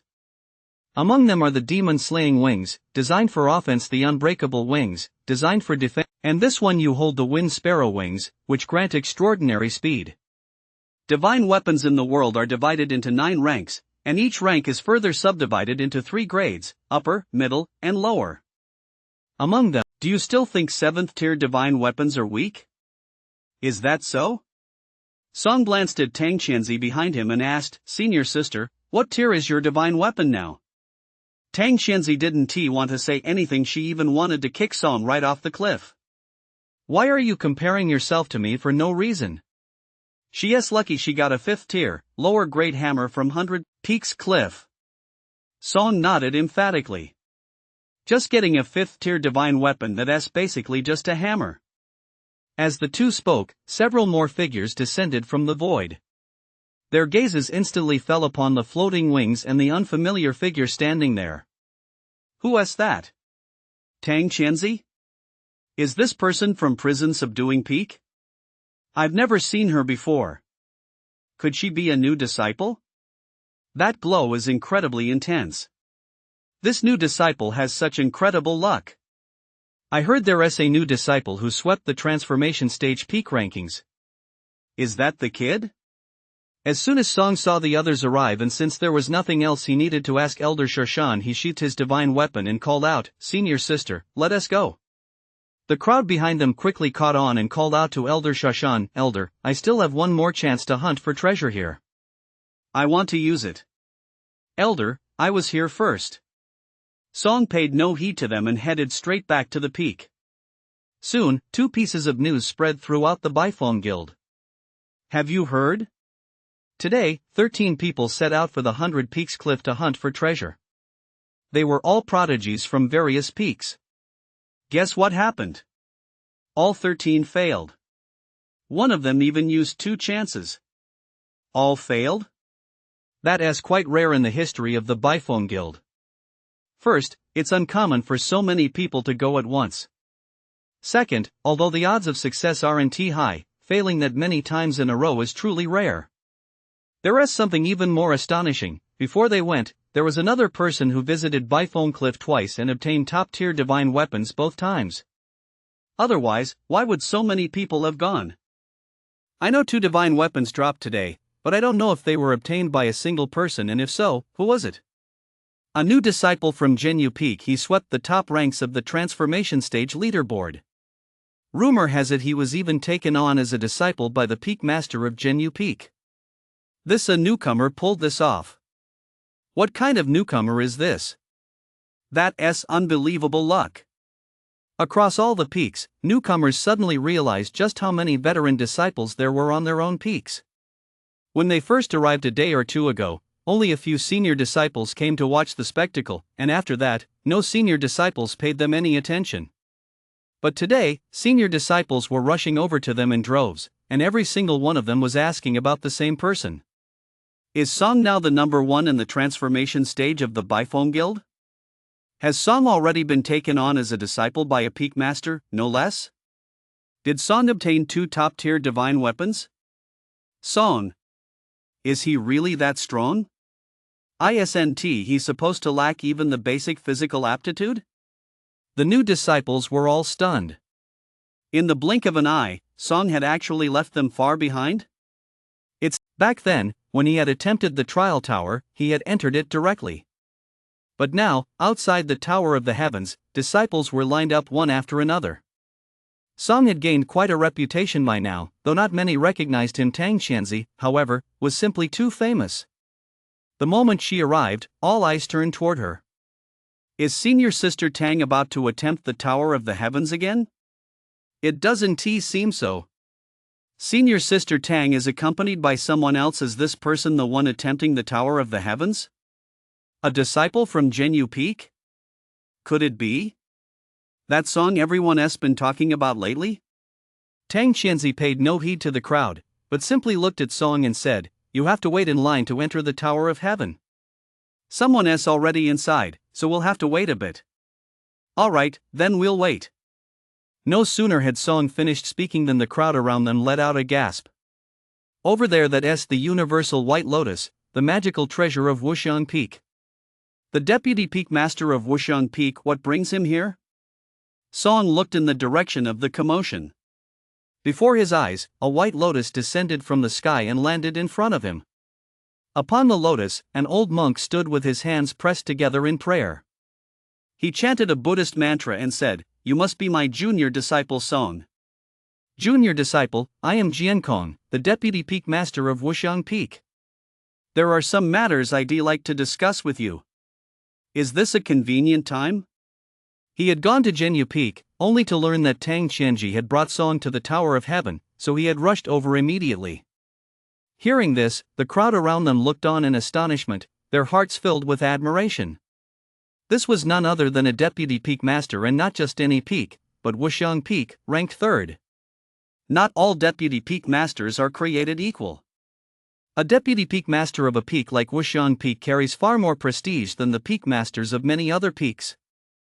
Such a prominent figure had actually come directly to seek out a newly initiated disciple. Convenient? Why wouldn't it be? Song nodded lightly. He didn't know the monk personally, but the fact that this old monk had come looking for him meant, 9 times out of 10, it was because of his divine weapon, the wind sparrow wings. After all, it was a divine weapon of the Chan sect. Jin Kong still wore a smile as he said, "In that case, how about you come with me to Wuxiang Peak for a chat, junior disciple?" "No, thank you," Song shook his head flatly. "We can just talk right here." As if following him to your turf would never end well. Jin Kong froze for a moment, seemingly taken aback that a newly initiated disciple would dare refuse him. After a brief pause, he said, "Nephew, there are some things that are simply not convenient to discuss here." Song waved his hand dismissively. "It's fine. Let us just talk here. I walk with integrity and sit with dignity. I have nothing to hide. When it comes to this sort of thing, the rule is simple: the more you try to get me to leave, the less likely I am to go." Jian Kong's face darkened instantly. "What do you mean by that? Are you saying I don't walk with integrity or sit with dignity?" He had no choice. Since his visit depended on the other party's willingness, he could only stay put and say, "Although your words, junior disciple, are simple, they are quite in line with what we learned in our Zen practice. Come to think of it, you do have a connection with the Buddha." "No, I don't understand Buddhism." Hearing this, Song immediately took offense. "You're the one with a connection to the Buddha, your whole family, for that matter. Fine, you just have a connection to Zen practice. How can you say you don't understand?" Jian Kong said with a smile. "The divine weapon you obtained from Baifeng Cliff is also an object of our Zen practice, which proves you have a karmic connection with the Buddha. As everyone knows, only by resonating with a divine weapon can one awaken it, causing it to fly out of the cliff's base of its own accord. The fact that the divine weapon accepted you means it has a karmic connection with you, and thus, you have a karmic connection with the Buddha. I only had to glance at you to realize, junior disciple, that you have a karmic connection with the Buddha." Standing nearby, Tang Qianzi immediately took offense and cried out, "Uncle Master, my junior brother has already become your disciple. What do you mean by constantly saying has a karmic connection with the Buddha? Are you trying to poach him?" Song also nodded emphatically and said, "I truly have no karmic connection with the Buddha. I feel I have a stronger karmic connection with prison subduing peak. The divine weapon I first managed to retrieve was from there." "Oh." Song gave a brief reply, then fell silent. "Say whatever you want, that divine weapon is mine now, anyway." Jian Kong was instantly at a loss for words. "After all that I said, that's all you have to say? You?" He had no choice but to get straight to the point. "Nephew, since you are not a Zen practitioner, that divine weapon won't be of much use to you. However, it is of immense value to our Wuxiang Peak, the peak of Zen. Only a Zen practitioner fully unleash the power of this divine treasure." "Oh." Song merely murmured again. "I don't care, it's my treasure now, anyway." Jian Kong was completely flustered. "I made it so clear, and all you could do was give a single O?" With no other choice, he had to say directly, "Junior disciple, although our Baifeng guild has 100 peaks, we are, after all, part of the same sect. It's useless for you to hold on to that divine weapon. Would you be willing to lend it to us at Wuxiang Peak for research? So we can see how it aligns with our peak's cultivation techniques and spells. Once we've figured it out, we'll naturally return it to you." Song looked at Jian Kong's face, which was full of smiles.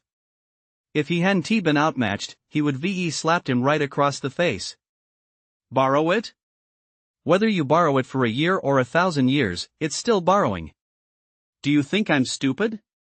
Oh. Song just let out another oh. Hearing this, Jin Kong's face lit up with joy, and he laughed. You're so noble, junior disciple. Please bring out the divine weapon. We at Wushan Peak would be eternally grateful. In exchange for what? Song feigned confusion, though inside he was already cursing under his breath. Who needs your eternal gratitude? I could say eternal gratitude too. I demand your peak guarding artifact, then tell you I'm eternally grateful. Would you give it to me? What a nutcase. Jin Kong froze for a moment before speaking up. Naturally, the divine weapon Wind Sparrow's wings. Ha!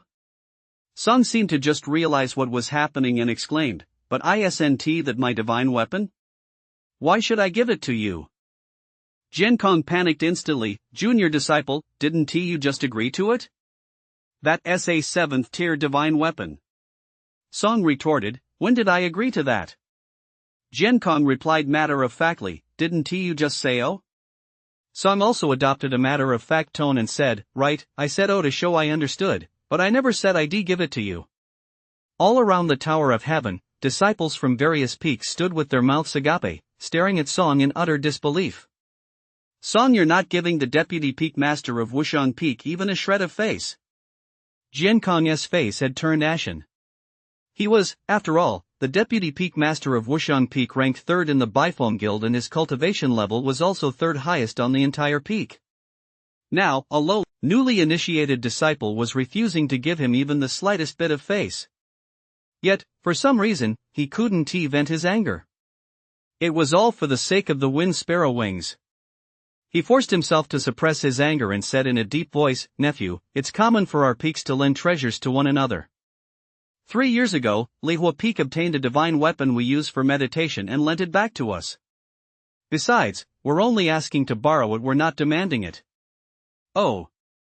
Song uttered another oh, sending a shiver down Jin Kong's spine. Just hearing that word now gave him a headache.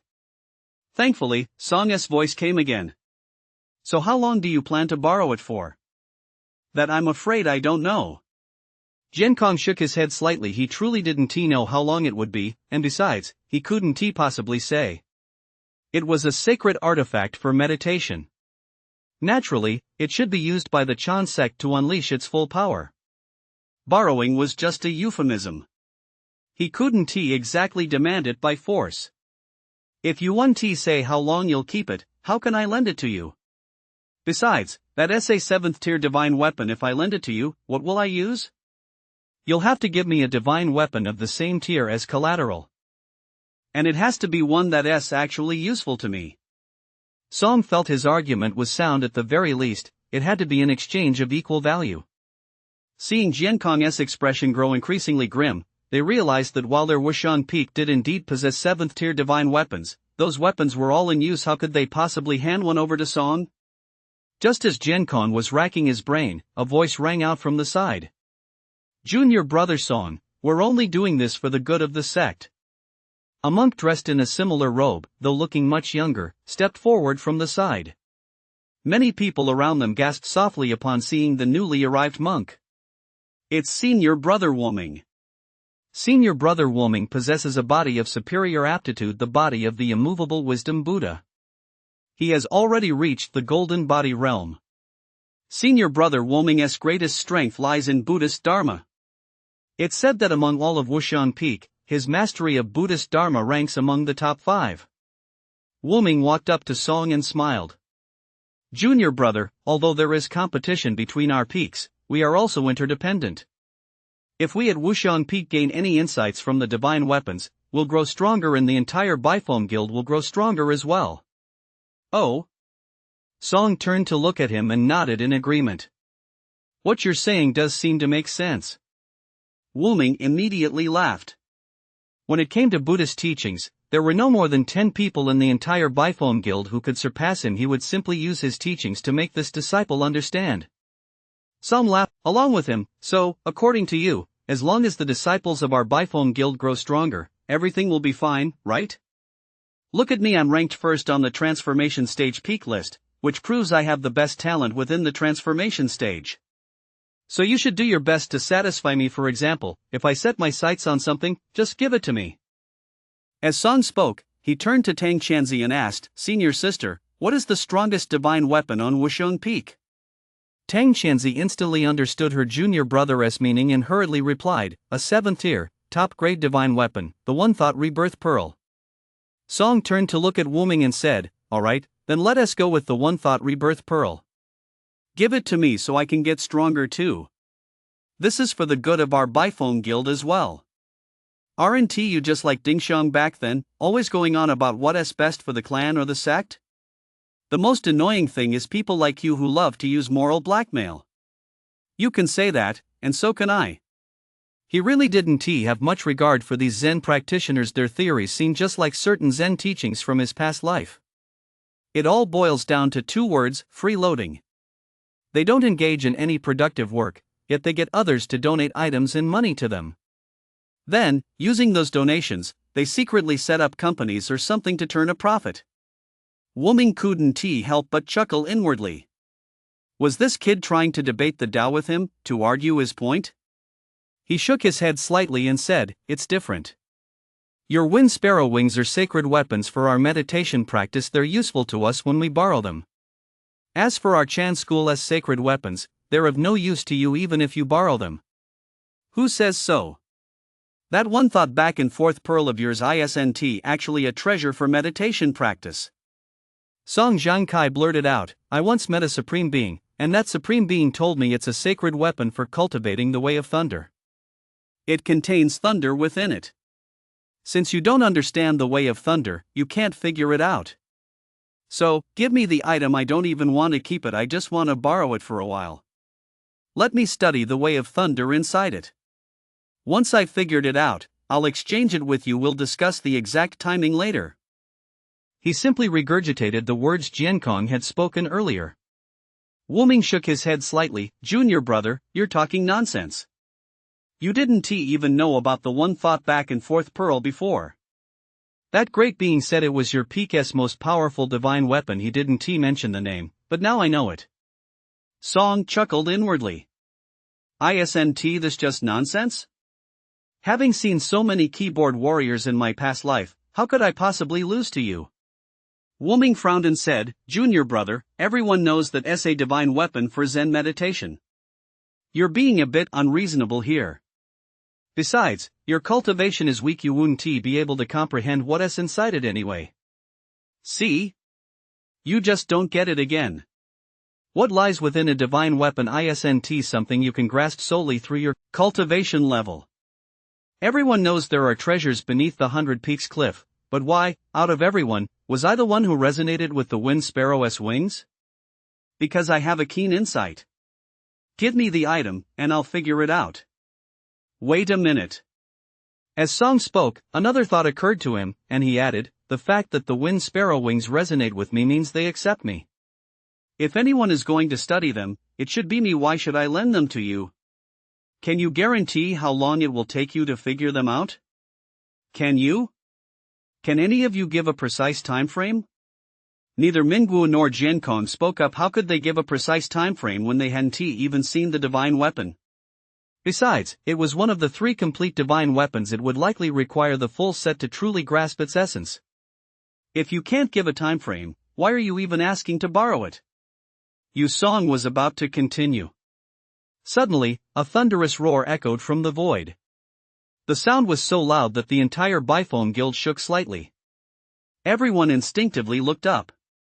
In the distant void, a dazzling burst of light suddenly erupted. The next moment, the entire world was plunged back into darkness so thick you couldn't see your hand in front of your face. In the blink of an eye, the sky cleared once more. Where the brilliant light had shone, a colossal, ethereal image of a palace materialized in the void. It looked just like a mirage. At the same time, cries of astonishment rang out. A sealed ruin has appeared. The last time a sealed ruin appeared was 200 years ago. I wonder what cultivation realm this sealed ruin belongs to. Song realized how little he actually knew about this world. He didn't even know what kind of ruin this was, yet everyone around him went wild at the sight of it. A sealed ruin, huh? It would be great if it happened to be one suitable for the immortal bridge realm. I hope it's a sealed ruin for the chi drawing realm. Sealed ruins, huh? Those are relics left over from the ancient era, and they're said to contain treasures beyond measure. Rumor has it that some masters have even obtained 9th-tier divine weapons from within them. No need for rumors. One of the 3/8 divine weapons in our Biphone guild was brought out of a sealed ruin by the sect master himself 1,000 years ago. It's not just divine weapons, there are all kinds of legacies inside too. It all depends on what kind of ruin it is. Look at its glow, it's starting to dim, turning into a pale blue light. A transformation stage sealed ruin. It's actually a transformation stage 1. A transformation stage sealed ruin hasn't appeared in 10,000 years, has it? Why isn't it at the chi drawing realm? What a pity, at my current cultivation level, there is no way I can enter it. Transformation stage, those disciples who just joined the sect sure are lucky. At any rate, at least they can go inside. That song. Suddenly, one by one, people realized what was happening and turned their gaze toward Song. This kid's luck is just a bit too good, isn't it? He went to the 100 Peaks cliff and managed to get his hands on 2 divine weapons, and both turned out to be top-tier divine weapons. Right after that, a transformation stage sealed ruin appeared. This kid is now at the transformation stage, and he has even ranked first on the transformation stage peak list. Feeling everyone's gaze, Song turned to look at Tang Qianzi and asked, "Senior sister, is this chi transformation sealed ruin something that only those at the transformation stage can enter?" "That's right. I'll explain it to you when we get back." Tang Qianzi grabbed Song and flew straight toward Zhenyu Peak. "We're leaving already?" Song was deeply disappointed. He'd been hoping to keep sparring with the people from Wushang Peak, maybe even make a bet and score some treasures. But then this incident happened. Jian Kong watched Tang Qianzi and Song fly away, his face turning ashen. Their reputation for meditation was excellent throughout the entire Biphone Guild. Usually, if other peaks discovered items they were using for meditation, they'd give them some face. But this Song didn't give them any face at all, he even mocked them in public. So be it. Song will surely head to the sealed ruins. Let us return to our peak first to discuss the matter. We'll go find him once he returns. Tang Qianzi quickly flew Song back to where the new disciples were gathered. One by one, the disciples looked at Song, whom Tang Qianzi had brought back, their eyes filled with nothing but envy. Although they were all new disciples, while they were still cultivating the Titan prison skill on the mountain, Song was already being flown around by the senior sister. Wait, maybe they'd have to call her Senior Aunt Tang in the future, which meant Song might actually be their senior uncle. Tang Qianzi raised her hand and pointed at the massive ruins in the void, saying, "You've all seen these ruins. This is a chi transformation level sealed ruins, a site accessible only to those at the transformation stage. Furthermore, the power within the ruins is restricted to the transformation stage. Even treasures associated with other cultivation realms cannot be used. You also cannot break through your cultivation level while inside." As she spoke, she paused briefly and looked at the group, saying, "You're quite lucky a transformation stage sealed ruin hasn't appeared in over 10,000 years. Naturally, there are all kinds of treasures within a sealed ruin. Even within a transformation stage ruin, there are top-tier treasures. Furthermore, every sealed ruin contains one item, the most powerful treasure or legacy within the ruin, which we call the sealed relic. Under normal circumstances, the sealed relic is obtained by the strongest individual within the current cultivation realm. However, this isn't set in stone. It can only be said that the stronger one is, the greater the chance of obtaining the sealed relic." Hearing this, the crowd below immediately grew excited. "It appears only once every 10,000 years we've hit the jackpot. Only we can go, even stronger experts can't. This is a once-in-a-lifetime opportunity." Tang Qianzi looked at the excited crowd and interrupted, "Don't get too carried away. The sealed ruins are visible to everyone in the world. It's not just our Biphone Guild members who will go there, people from other sects, and even those from the demon sect, will send representatives inside. When it comes to fighting over treasures, no one will go easy on you. The greater the opportunity, the greater the danger. At the same time, there are dangers within the ruins themselves. Every sealed ruin is different, no one knows what dangers lie within. So, let me give you some advice. If you haven't mastered the Titan prison skill, it's best not to go in. Alright, you can now decide for yourselves whether to enter. If you choose to go in, make sure to prepare in advance. Once you're inside, there's no telling how many days you'll be there. Also, there's a period between when a sealed ruin appears and when it opens, but the lower your cultivation level, the shorter the opening period will be. You don't have much time to prepare. After Tang Xianzi finished speaking, she grabbed Song and flew away immediately. The other members of prison guarding Peak would take care of these new disciples. She still needed to take Song to gather supplies, food, healing potions, and everything else, stuffing them all into Song's spatial ring. Meanwhile, the new disciples began discussing among themselves. What should we do? Should we go or not? We have to go, of course. I've heard about the sealed ruins before. There are plenty of people out there who've shot to fame after entering and emerging from the sealed ruins. If we come across the sealed ruins, we absolutely cannot miss this opportunity. Right. Since we've set out on this path, we can't be afraid of danger. Even if we can't obtain the sealed relics, there are still other treasures to be found. Song had only just begun to follow Tang Xianzi when, before they were fully prepared, a voice rang out from the void. The Qi transformation sealed ruins have appeared. Each peak is to compile a list of disciples wishing to enter the ruins. In 1 hour, the Grand Elder will escort the disciples on their journey. The Grand Elder escort didn't consist of the Grand Elder alone. Each peak was also accompanied by a martial arts master. The peak of prison suppression did not send Tang Xianzi, but rather an elderly woman with a stern expression whom Song had never seen before. Tang Xianzi addressed her as Senior Aunt Sun. 1 hour later, the members of the Bifoam Guild boarded the flying vessel and departed from the Bifoam Guild.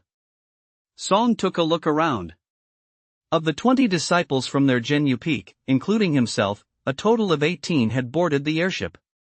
In addition, there were some senior disciples he didn't recognize.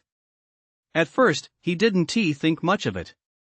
But as 6 days slowly passed and the airship was still in flight, he began to feel a bit anxious. Senior Uncle Sun, how much longer until we reach our destination?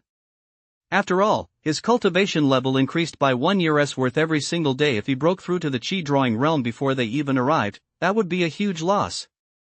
I don't know. We can only fly in the direction of the ruins' illusory shadow. After saying this, Senior Uncle Sun looked at Song and said, "That's not your concern. What you need to do now is keep your composure. I know you're ranked first among those at the peak of the transformation stage, but just because you're the strongest in the transformation stage within the Bifoam Guild doesn't mean there aren't others out there who are stronger than you. You're still only at the 7th layer of the transformation stage. Once we enter, you must be extremely cautious, don't get too cocky." Song looked utterly speechless. I know I'm at the 7th layer, that's exactly why I'm so anxious. I'm afraid I'll break through. I've broken through another layer. I'm at the 8th layer now. After Master Sun finished speaking, she froze, staring blankly at Song. Something was off about this kid's aura. Although Song hadn't released any mana, she could tell at a glance given the massive gap in their cultivation levels that he had broken through. Instantly, a benevolent smile spread across her face. Excellent. With Song having broken through a level, his ability to protect himself inside the ruins would be stronger, and his chances of obtaining a sealed relic would be even higher. Song was at a loss for words. You're still smiling? What are you smiling about? I've broken through again. Do you have any idea how annoyed I am right now? The airship flew for a total of 10 days before finally coming to a stop. Song stepped off the airship and, looking up, saw an incredibly majestic palace. Although the palace looked somewhat dilapidated and even a bit incomplete, it was simply enormous. It appeared taller than some mountains, and its tightly shut, copper-rusted gates seemed to stretch over a li in length. Standing before such a majestic structure, one couldn't help but feel how small they were. The entire building looked like a divine dragon emerging from the sea, though only half of it was visible. Song felt as though only half of the palace was visible. At that moment, a crowd had gathered around the building. Although it wasn't as crowded as during the Shingi Guild trials, it was still packed with people. Moreover, these people were clearly divided into three groups. One group was dressed entirely in black, and every member exuded a sinister aura. These were likely practitioners of the demon path. The middle group appeared much smaller. They were likely from factions that straddled the line between good and evil. The remaining group seemed to be about the same size as the black-clad group. Upon seeing the members of the Biphone Guild arrive, several elders among them nodded in greeting. Some even called out to them. "Elder Chen, you're here too. Elder Chen, it's been 100 years since we last met. Elder Chen, I imagine your Biphone Guild has recruited quite a few outstanding disciples this year." Paid no attention to these people, keeping his gaze fixed on the gate. They had arrived at their destination, yet the gate still remained closed. If it didn't open soon, he was about to break through again. Beside him, Bao Dating followed closely. This was a valuable connection, so he had to stay right on his heels. Exactly why was Old Song staring at the gate the whole time? Could there be some pattern to it? He looked on, full of confusion, but after staring for a long time, he couldn't make head or tail of it. At the very front of the procession, the Grand Elder looked at the crowd greeting him and finally broke into a smile. "Our disciples have only just entered the sect. It's too early to say," he said. An elderly man dressed in a white robe, exuding an air of ethereal grace and spiritual refinement, chuckled softly. "Elder Chen, you're being too modest. One of your disciples from the Biphone Guild has just entered the sect and already ranks first on your transformation stage peak leaderboard. That's a rare genius indeed." Bao Dating immediately nudged Song with his finger and whispered, "Old Song, not bad. Your fame has even spread to other sections." Song didn't want to respond to Bao Dating. How could the news have spread so quickly? Could it be that the Biphone Guild has a mole within this sect? Just as that thought crossed his mind, an elderly man standing nearby, also dressed in white, holding a folding fan, and exuding an air of Confucian scholarship, chipped in, "That disciple is indeed a rare talent. I hear he is only at the 7th layer of the Chi transformation stage." Song. So you all know about this? Which means there is more than one mole in the Biphone Guild, right? He still needs more training, the Grand Elder chuckled to herself. Your information is outdated. Our Song has already reached the 8th layer of the Chi transformation stage. She looked at the Confucian-looking elder and smiled. "Didn't your Xuanju sect's new disciples also sweep the top spots on your transformation stage peak rankings this year? We have only one disciple, but you have two, and they're brothers, no less. Both of them are at the peak of the 9th layer of the transformation stage." The elder from the Double Excellence sect chuckled lightly. "They're no match for Han Yunfei, this year's prodigy from the Xian Dao sect. He has actually cleared the 6th layer of their Xian Dao sect's Tower of Heaven. Our two disciples have only cleared the 5th layer." Song understood. "So, it seems there are moles within each of your sects, and you don't even hesitate to betray your own people." Among the group of Grand Elders, one with long, flowing hair who appeared noticeably younger than the others, at least not yet graying, interrupted the conversation. "Gentlemen, there is no need for modesty. However, this time, we must be wary of the demon sect. They have no shortage of prodigies this year. Two of them are particularly noteworthy. One is Hua Chuanqing of the Blood Slaughter Demon sect, possessing the peerless eternal bloodthirsty demon physique. His older brother is Hua Chuan'ong, hailed as the Blood Slaughter Demon sect's greatest genius of the past century. It is said that Hua Chuanqing's talent is on par with his brother's." In an instant, the expressions of the other elders grew grave. In their eyes, Hua Chuan'ong was merely a junior among juniors, yet the fact that they remembered his name spoke volumes about his extraordinary talent. In addition, there is Yin Dai Chi of the Extreme Bliss Demon sect, who also possesses a supreme grade physique, the ancient celestial allure physique, characterized by innate charm. We of the righteous path have the Tower of Heaven, they of the demon path have the demon tower. As is well known, the demon path is even more brutal toward newcomers. The lower levels of the demon tower are far more arduous than those of our Tower of Heaven. Yin Daichi has already cleared the 6th level of the demon tower. On the demon sect's side, one prodigy after another was now gazing in the opposite direction. Another sect from those who call themselves the righteous path has shown up. Byphone Guild? Who's number 1 on their transformation stage peak rankings? They're not worth paying attention to. A teenager dressed entirely in black, his complexion unusually pale as if he'd never seen the sun since birth, with not a trace color in his face, let out a dismissive sneer. Their number 1 on the peak rankings is just a rookie at the 7th layer of chi transformation, some guy named Song. 7th layer of chi transformation? Beside him, an exceptionally burly youth clad entirely in black snorted derisively upon hearing this. As prodigies, even at the 7th layer of chi transformation, we can defeat those at the 9th layer. But for other so-called prodigies, someone at the 7th layer of chi transformation absolutely cannot defeat someone at the 9th layer. If their 9th tier chi transformation fighter was defeated by a 7th tier one, it just goes to show how pathetic their 9th tier fighter is. Song, is that his name? He'd better not cross paths with me, otherwise, I'll send him straight to his grave. The only ones worth noting among them are Han Yunfei and Wen Ningting. What orthodox path? They're nothing but a bunch of docile sheep raised in a pen. Once they get inside, they'll learn what true cruelty means. We in the demon path treat newcomers and new disciples far more cruelly. After the Byphone Guild arrived, other sects began arriving one after another with their new recruits. The members of the Byphone Guild kept introducing them to the prodigies from various sects they knew, especially those from the demon path, and repeatedly warned them to be careful. Song, however, grew increasingly impatient. Day after day passed. Why hadn't the gates opened yet? If they don't open soon, I'm really going to reach the 9th layer of chi transformation. Finally, after 3 days, the ancient bronze gates that had remained tightly shut slowly swung open. The very next moment, Song felt a terrifying suction pull toward him. It was as if an invisible giant hand had grabbed him and yanked him straight through the gates. In the blink of an eye, every single transformation stage cultivator present without exception was dragged into the ruins. Song felt the solid ground beneath his feet and looked up to survey his surroundings. Although they had clearly entered a massive palace, he now found himself in a mountainous landscape, with an exceptionally azure sky overhead and clouds that seemed unusually high. There were so many of us together before, but now that we're inside, it's just the two of us. And with this setting, have we entered another world? The legendary small thousand worlds?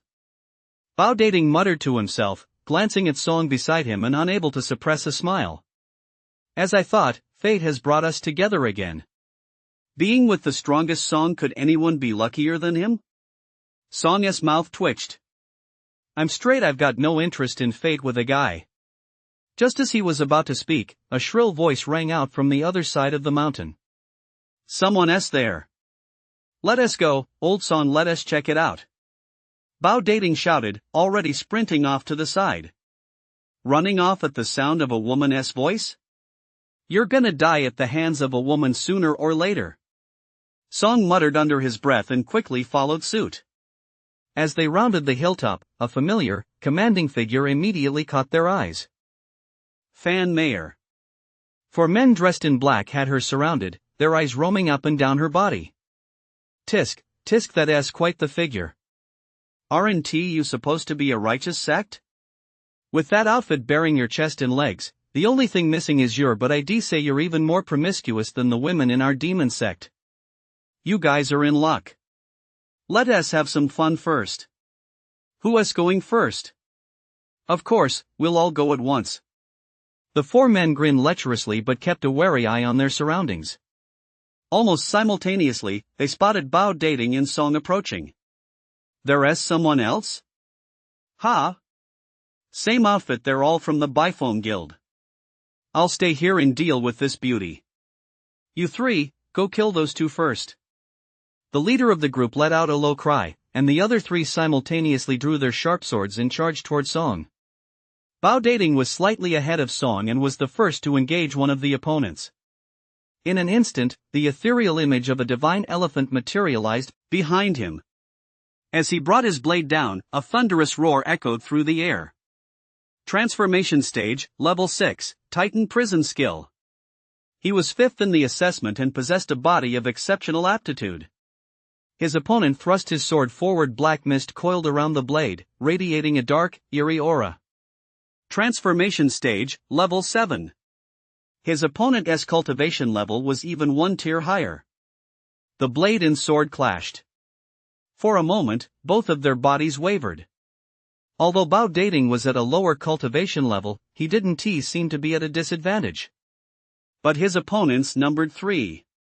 2 of them simultaneously drew their swords and lunged at Bao Dating. In a group battle, the natural strategy was to reduce the enemy's numbers as much as possible to kill one of them first.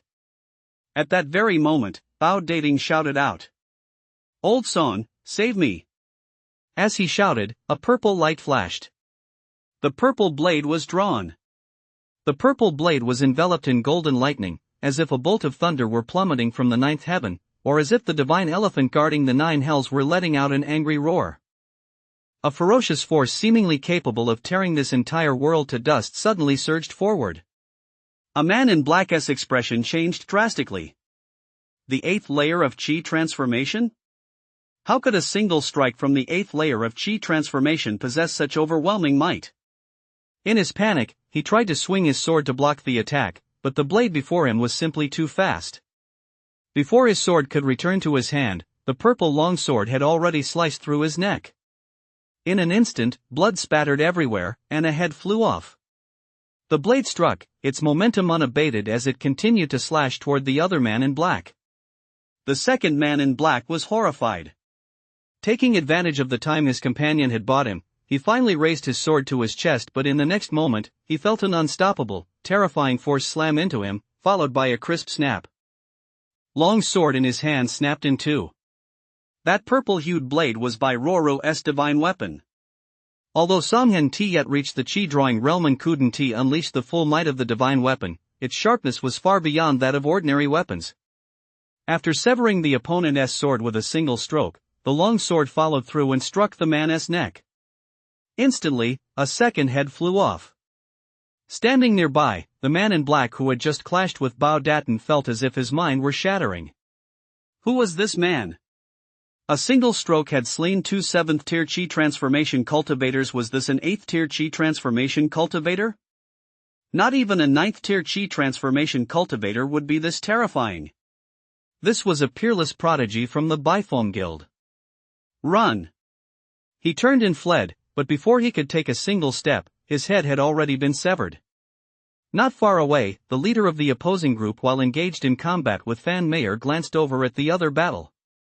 At the sight, he was so terrified that cold sweat broke out all over him, instantly soaking his back. 3 of his junior disciples had been killed in an instant. What kind of god of death was this? Could this person from the Bifong Guild be that prodigy, Song? Wasn't it said that Song was at the 7th layer of Qi transformation? Has he broken through again? Whether or not it was Song, even if he were at the 8th layer of Qi transformation, he would never stand a chance against this opponent. Without a moment's hesitation, he turned to flee, but in the next instant, a thunderous roar exploded beside his ear, echoing through the valley. Song had been close to his opponent to begin with, unleashing his full power. He charged right up to him in an instant and struck him down with a single blow. In the blink of an eye, all 4 were dead. Fan Mayer was momentarily stunned. After a brief pause, she said gratefully, "Thank you, Senior Brother Song, for saving me." The gap between them was just too vast. Fan Mayer looked at Song's face, her heart filled with emotion. During the previous assessment, although she hadn't shown it, she felt a bit resentful. Why did Song rank ahead of her? As it turned out, even though she had broken through to a higher level in recent days, the gap between her and Song had actually widened even further. This opponent was even slightly stronger than she was, yet Song had dispatched him with a single stroke, as easily as slaughtering a chicken. They had joined the Bifong Guild at the same time, but now, it seemed they were no longer even in the same league. Outside the ruins, the experts from various sects had not left. They were waiting for the disciples to emerge so they could escort them to safety. Outside, the sky had been clear and bright, but in the next instant, a dazzling light shot across the horizon. The entire world plunged into utter darkness only to be illuminated once more within a few breaths. Behind the sealed ruins, which had previously appeared to be only half visible, the other half of the ruins emerged, radiating a dazzling glow, a different shade of blue. For a moment, everyone's eyes widened in shock. This is another sealed ruin has appeared at Chi Drawing Realm Sealed Ruin. 2 sealed ruins are at the same location. At the same time, all across the land, cultivators began to notice the faint outlines of the ruins appearing in the void. This is the rarest of all, a double sealed ruin. This is only the 3rd time such a ruin has appeared in the world. A double sealed relic, the treasures or legacies within are even more precious than those of ordinary sealed relics. Cultivators at the Chi Drawing Realm can also enter the relic. You won't be able to enter it first. The transformation stage seal prevents it, but after a certain period of time, you'll be able to enter the Chi Drawing Realm sealed relic. Baifeng Guild, Wuxiang Peak. The deputy peak master saw Kong staring excitedly at the scene below. With his fierce appearance not at all like that of a monk's disciple, he said, "Wuji, you're ranked first among those at the peak of the Chi Drawing Realm. This is a tremendous opportunity for you. If you enter, you might even have a chance to obtain 2 sealed relics. Also, if you get the chance, find Song from the Jinyu sect. I saw him with a spatial ring. His wind sparrow wings might have been left behind on Jinyu Peak, or he might still be carrying them. If he is carrying them, bring the divine weapon back to us." "We're not trying to steal his divine weapon. We're just preventing him from being killed by others and having our Baifeng Guild's divine weapon taken from us. We're protecting Wuxiang Peak and safeguarding the Baifeng Guild's divine weapon. Do you understand? Don't let anyone else find out about this." Major sects across the land sprang into action, organizing their Chi Drawing Realm disciples to fly toward the ruins. Tang Xianzi watched the figures of disciples departing from Jinyu Peak, a look of concern flitting across her face. After a while, these Chi Drawing Realm cultivators will also be able to enter the transformation stage ruins. Then Song will be in real danger. "Song, you little rascal, don't go becoming the first disciple from our branch to die." Suddenly, she thought of something and exclaimed, "Wait a minute, where are your wind sparrow wings?" "You're just a transformation stage cultivator. What on earth are you doing carrying those wind sparrow wings around? Are you planning to use them as an axe or a shield? Think about it, if you die, won't you just be a windfall for someone else? Why let that benefit a stranger when it could benefit me? You'd be better off benefiting your senior sister here. At least then I could see you every year." "You good for nothing. You'd better not die." Inside the Chi transformation sealed space. After Song killed them, Bao Dating immediately began searching the bodies of the few men, cursing as he went. "Penny pinchers, all of them. All they do is eat and drink. They barely have any healing potions. What's the point of going out to rob people when you don't even have any spirit stones?" "Old Song, look at this loot. What do you think?" Song waved his hand dismissively. "I'm not interested. If you want it, take it." Without spirit stones, what use did he have for any of it? "Then I'll take these healing potions for us to use later." "Oh wait, we won't be using them later anyway." As Bao Dating spoke, he suddenly turned his head toward the bend in the path. The sound of footsteps approached. Immediately afterward, a woman dressed in white appeared. She was slender, with an exceptionally delicate face, far more beautiful even than Fan Mayer's. She glanced at the corpses scattered around, then at Song and the others. Without a word, she set off walking forward. Bada Ting gazed at her graceful figure and the patterns on her clothes, then hurriedly called out, "Beautiful no, senior sister, you're from the 100 Flowers sect, aren't you? Meeting like this is fake. Why don't we travel together?" Since they all belonged to righteous sects, it was quite normal to address one another as senior brother and senior sister. "No, thank you." The woman's voice was as cold and clear as an autumn breeze rustling against shards of jade. As she walked, she glanced in Song's direction, but only for a moment. Song was at a loss for words. Once the woman had walked far enough away, he said with a look of exasperation, "The busybody's already out of sight, and you're still staring? Do you just freeze up whenever you see a woman? You don't even know her, and you're already inviting her?" Bao Dating immediately looked aggrieved. "It's not because she is pretty I'm doing this to boost our strength. This woman is definitely very powerful." Standing nearby, Fan Mayer nodded in agreement.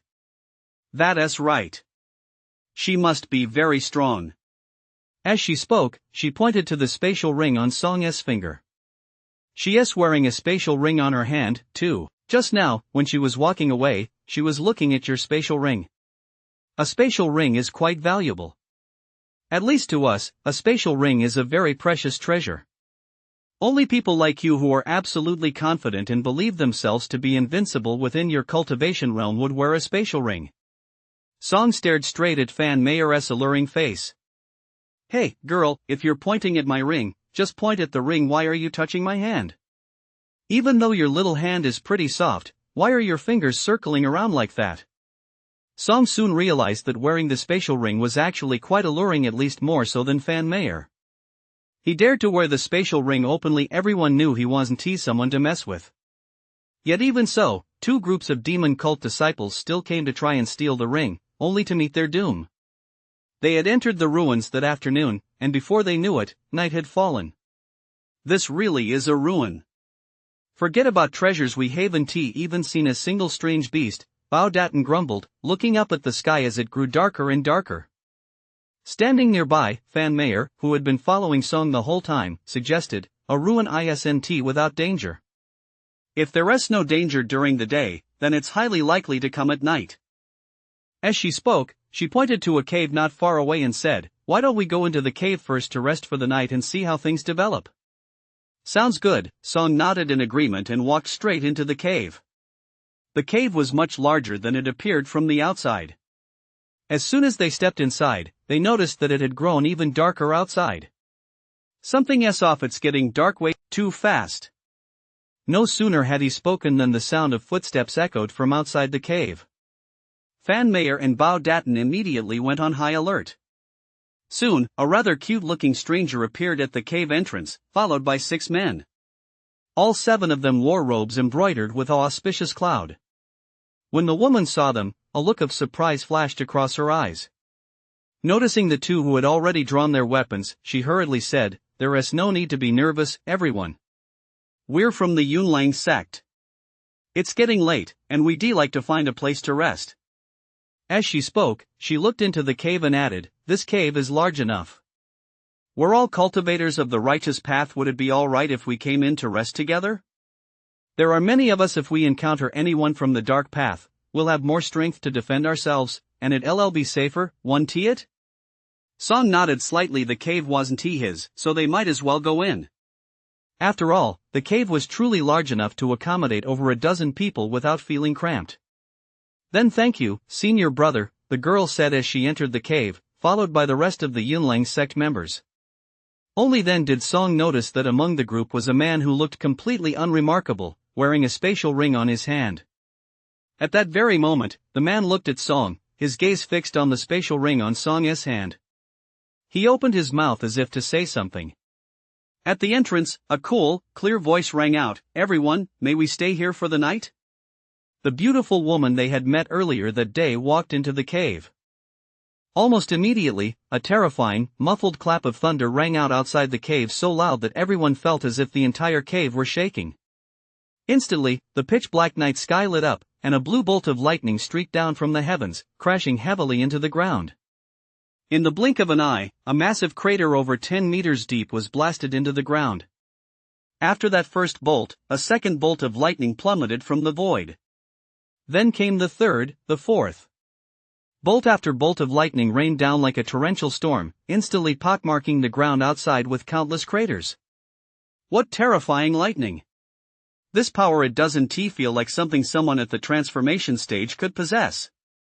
The girl from Yunlang sect gasped, I don't know why, but this lightning doesn't seem to be striking the cave. If we'd been outside instead of inside, we'd probably have been blown to smithereens in an instant. Thank goodness we're inside the cave. There were simply too many bolts of lightning in the sky, illuminating the entire night sky in blue.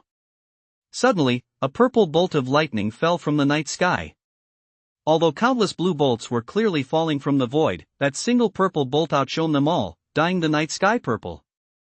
The chaotic arcs of electricity surging around the bolt were even more dazzling than the blue lightning itself. Just a single glance at this bolt was enough to strike terror into one's heart, making one feel as though they would be instantly reduced to ashes, leaving not even a speck of dust behind. Within the bolt, One could even faintly make out specks of starlight as it struck not far ahead of the cave. In an instant, the entire earth along with the cave began to shake. Previously, the ground had been pockmarked with countless circular craters, but after the single bolt struck, only one massive crater remained on the ground, covering all the previous ones. Starburst heavenly thunder. It is said that the purest form of starburst heavenly thunder can destroy stars. Within the Yunlang sect, a cultivator couldn't help but cry out in astonishment. The next moment, from within the massive crater, a purple crystal resembling a star emitted a dazzling beam of light that shot straight up toward the heavens. The Starburst Heavenly Thunder Crystal. It can be used to condense Starburst Heavenly Thunder. After the first Starburst Thunderbolt struck, the second, third, and then one after another, a series of purple thunderbolts rained down in rapid succession. The terror of the thunderbolts seemed as though it would obliterate this entire world. Song was a bit baffled. Wasn't he had agreed that within this sealed ruin, one could unleash the power of the transformation stage? What were these thunderbolts compared to that? If this was the power of the transformation stage, he'd rather stand on his head and let Fan Meyer suffocate him. After 33 starburst thunderbolts had struck in rapid succession, they finally ceased. 33 starburst thunderbolt crystals.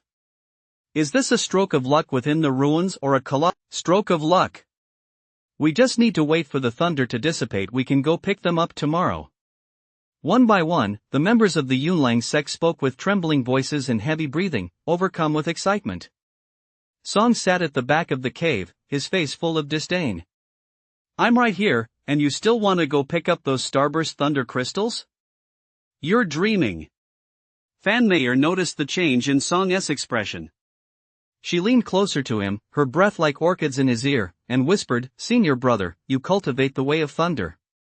These starburst thunder crystals are incredibly precious to you."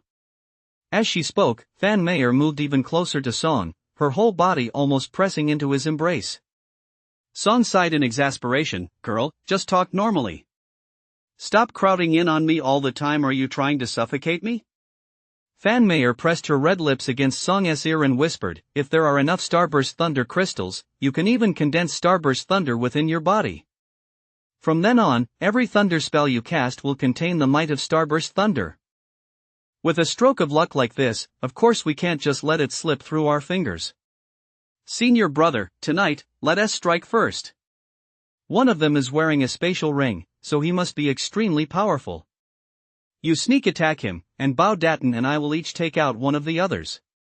If we take them out in this cave, no one will ever know. The only thing we need to worry about is that woman. If she steps in to help them, we'll be in trouble." Song immediately looked at her with new respect. Fan Meyer was truly impressive, soft, and supple. And ruthless enough, too. No need for all that trouble, no need for sneak attacks. Those are mine, and no one can take them away. Are you kidding me? He sensed that he was about to break through again. He estimated that by the end of tonight, he'd reached the 9th layer of the transformation stage. Did he really need a sneak attack? He was more concerned about another issue. Do you know how many starburst thunder crystals it takes to cultivate the starburst thunder? I don't know, Fan Meyer said in a coquettish voice, her massive breasts pressing tightly against Song's arms. After all, we've only heard of starburst thunder crystals, we've never actually seen them before. Even those top-tier experts probably haven't seen many of them. Naturally, we don't know how many are needed. You don't know, yet you're still rubbing up against me. Song closed his eyes slightly. It seemed he was about to break through. Beside him, Bao Dating looked at Song with envy. This was the perk of being strong. Song and Fan Meyer hadn't even interacted before. Yet here she was, already pressing herself against him. Just look at those two, they were squishing against Song's body so hard they were changing shape. So big, I wonder what that feels like. Suddenly, he saw Fan Meyer stand up, her chest gave a natural jiggle or two, then she walked over to his side. Bao Dating instantly perked up. Could this mean he'd get to experience that feeling too? Fan Meyer's voice soon reached him. Tonight. Bao Dating was instantly excited. If you're bringing that up, I'm definitely not sleepy anymore. Fan Meyer whispered her plan. Sung said there was no need for a surprise attack that was surely due to Tianzhou's arrogance, but since the enemy outnumbered them, not launching a surprise attack was far too risky. They still needed to discuss the matter. As Bao Dating listened to Fan Meier's plan, his brow furrowed deeply. Wait a minute, when you were talking to old Song just now, weren't you practically nestled in his arms? Why aren't you doing that now? Also, are you sure you joined the right sect? Didn't you originally want to join a demonic sect? Did you come to the wrong place? Just because they haven't made a move on us, you want to kill them right away? Near the cave entrance, several members of the Yunlang sect had gathered and were discussing the situation in hushed tones.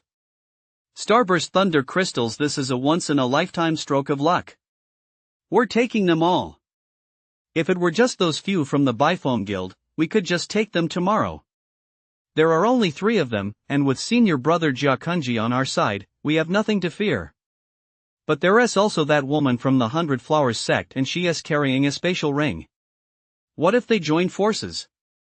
The Bifoam Guild also has someone wearing a spatial ring. To put it bluntly, the Starburst Thunder Crystals might be the greatest stroke of luck we'll ever encounter in our lives. We can't let them have even a single one. Let us just launch a surprise attack on them while they're off guard. Right, let us do it. They're not from our sect anyway. As long as we kill that guy from the Bifoam Guild wearing the ring first, with senior brother holding them off the person from the 100 Flowers sect and the remaining 2 from the Bifoam Guild, won't be a problem. Let us wait until late at night. After discussing it, they all leaned against the cave entrance and began to pretend to rest. Before they knew it, an hour had passed, and Song's body trembled slightly. He'd broken through the 9th layer of the transformation stage. Ha! There's movement. He narrowed his eyes slightly. In the light filtering in from outside the cave, he saw 3 figures creeping closer. Among them was the guy wearing the spatial ring. Attack! Jia Kunji whispered hoarsely, drawing his sword with a clang. Beside him, the other 2 drew their swords at the same moment. But in the next instant, a purple glow suddenly flared up, bathing the entire cave in a purple hue. The purple light has been unsheathed. He wasn't asleep? Jia Kunji watched the descending long sword, a cold smile curving his lips. So what if he is on guard? The 3 of them striking at once, few at the transformation stage could withstand that. It would be enough just to severely wound this guy. In his hand, a blazing red flame surged from his long sword, its scorching heat rippling outward in an instant. The entire cave grew searingly hot. Scorching flames likewise erupted from the sharp swords of the other 2. The 3 swords, like 3 fiery serpents, struck at Song from 3 different directions. Behind Song, the vast, ethereal image of a divine elephant materialized, accompanied by a majestic yet ferocious elephant's roar emanating from behind him. He hadn't even done much yet, and these people dared to launch a sneak attack. Are you in such a hurry to meet your end? Song barked coldly, sweeping his long sword forward. A brilliant purple lightning glow erupted, resembling a thunder dragon sweeping through the battlefield with the might to crush 1,000 troops.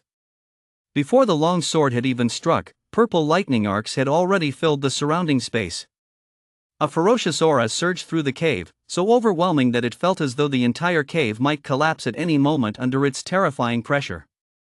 Every hair on Jia Kunji's body stood on end in an instant. How could an aura be this terrifying? This is bad. As the purple broadsword sliced through the air, the ferocious thunder seemingly capable of tearing everything apart collided with the searing flames, instantly erupting into an incredibly dazzling burst of light. 2 of the 3 fiery serpents vanished in an instant, as if swallowed whole by a thunder dragon. The thunderous glow dimmed slightly as well, yet even so, it remained brighter than the other, strongest fire serpent. The fire serpent dissipated at a rate visible to the naked eye. In an instant, only the resounding roar of thunder echoed endlessly through the cave. The 2 Yunlang sect disciples, but before he could react, a biting gale swept toward him, cutting across his cheek like a scythe. Jia Kunji's pupils suddenly contracted as his opponent swung the blade down once more. Startled, he frantically channeled the mana within his body for a moment. The flow of his mana reached a speed he had never experienced before.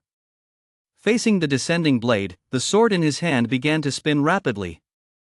In an instant, multiple sword shadows appeared. The blade seemed to form a massive disc, transforming into a sword disc. The flames on the blade swirled with the sword's rotation, forming a fire. Jia Kunji was by far the strongest among them. If even he couldn't stop that Bifeng guild member, what chance did they have? The thought of fleeing crossed their minds instantly, but outside, terrifying bolts of lightning continued to strike without cease. Going out there meant certain death. Suddenly, one Yunlang sect disciple snapped to attention and shouted to the woman from the 100 Flowers sect standing nearby, "Quick, let us join forces. You've already seen that they killed our people, they won't spare you. Our only option now is to join forces." Right now, their only hope lay with this woman. But she had never imagined that there could be someone in the transformation stage who far surpassed her. The Bifeng Guild? Her master had said that the top transformation stage cultivator in the Bifeng Guild was also a new disciple this year, but that new disciple was at the 7th layer of the transformation stage, whereas this person was clearly at the 9th layer, the peak of the transformation stage. The remaining 3 members of the Yunlang sect immediately panicked. This woman wasn't helping them. In fact, she had even killed one of them. No, they had to flee. Staying here meant certain death. If they got out, they might still survive. Maybe they could even evade the thunderbolts. The 2 male disciples of the Yunlang sect abruptly turned and ran toward the exit. No sooner had they stepped out of the cave than bolts of lightning began to strike, and the acrid smell of burning wafted in from outside. In an instant, the 2 were struck down by lightning bolts falling from the sky. The only remaining female disciple looked left and right, then suddenly dropped to her knees with a thud and cried out to Song, "Spare me. I'll be your woman. I'll do anything for you. You're too ugly." Before she could finish, Song kicked her away with a single blow. This woman was practically insulting him. "Do you think I'd settle for just anyone? Isn't that other girl prettier than you?" Song turned his gaze toward the female disciple of the 100 Flowers sect. Almost at the same moment, the female disciple asked, "Are you Song?" If this man weren't Song, she couldn't even begin to imagine just how terrifying Song, ranked first in the transformation stage of the Bifeng Guild, must be. "That's right. My name is Song, and I specialize in sending people to their graves." Song pointed outside and said, "Those starburst thunder crystals are mine.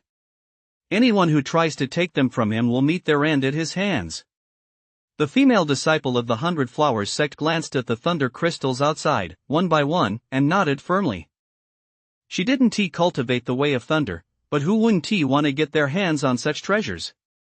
But she knew even better that, given Song's ruthless and decisive demeanor just now, she couldn't even think of refusing. If she showed the slightest hesitation, that purple long sword would likely come crashing down on her.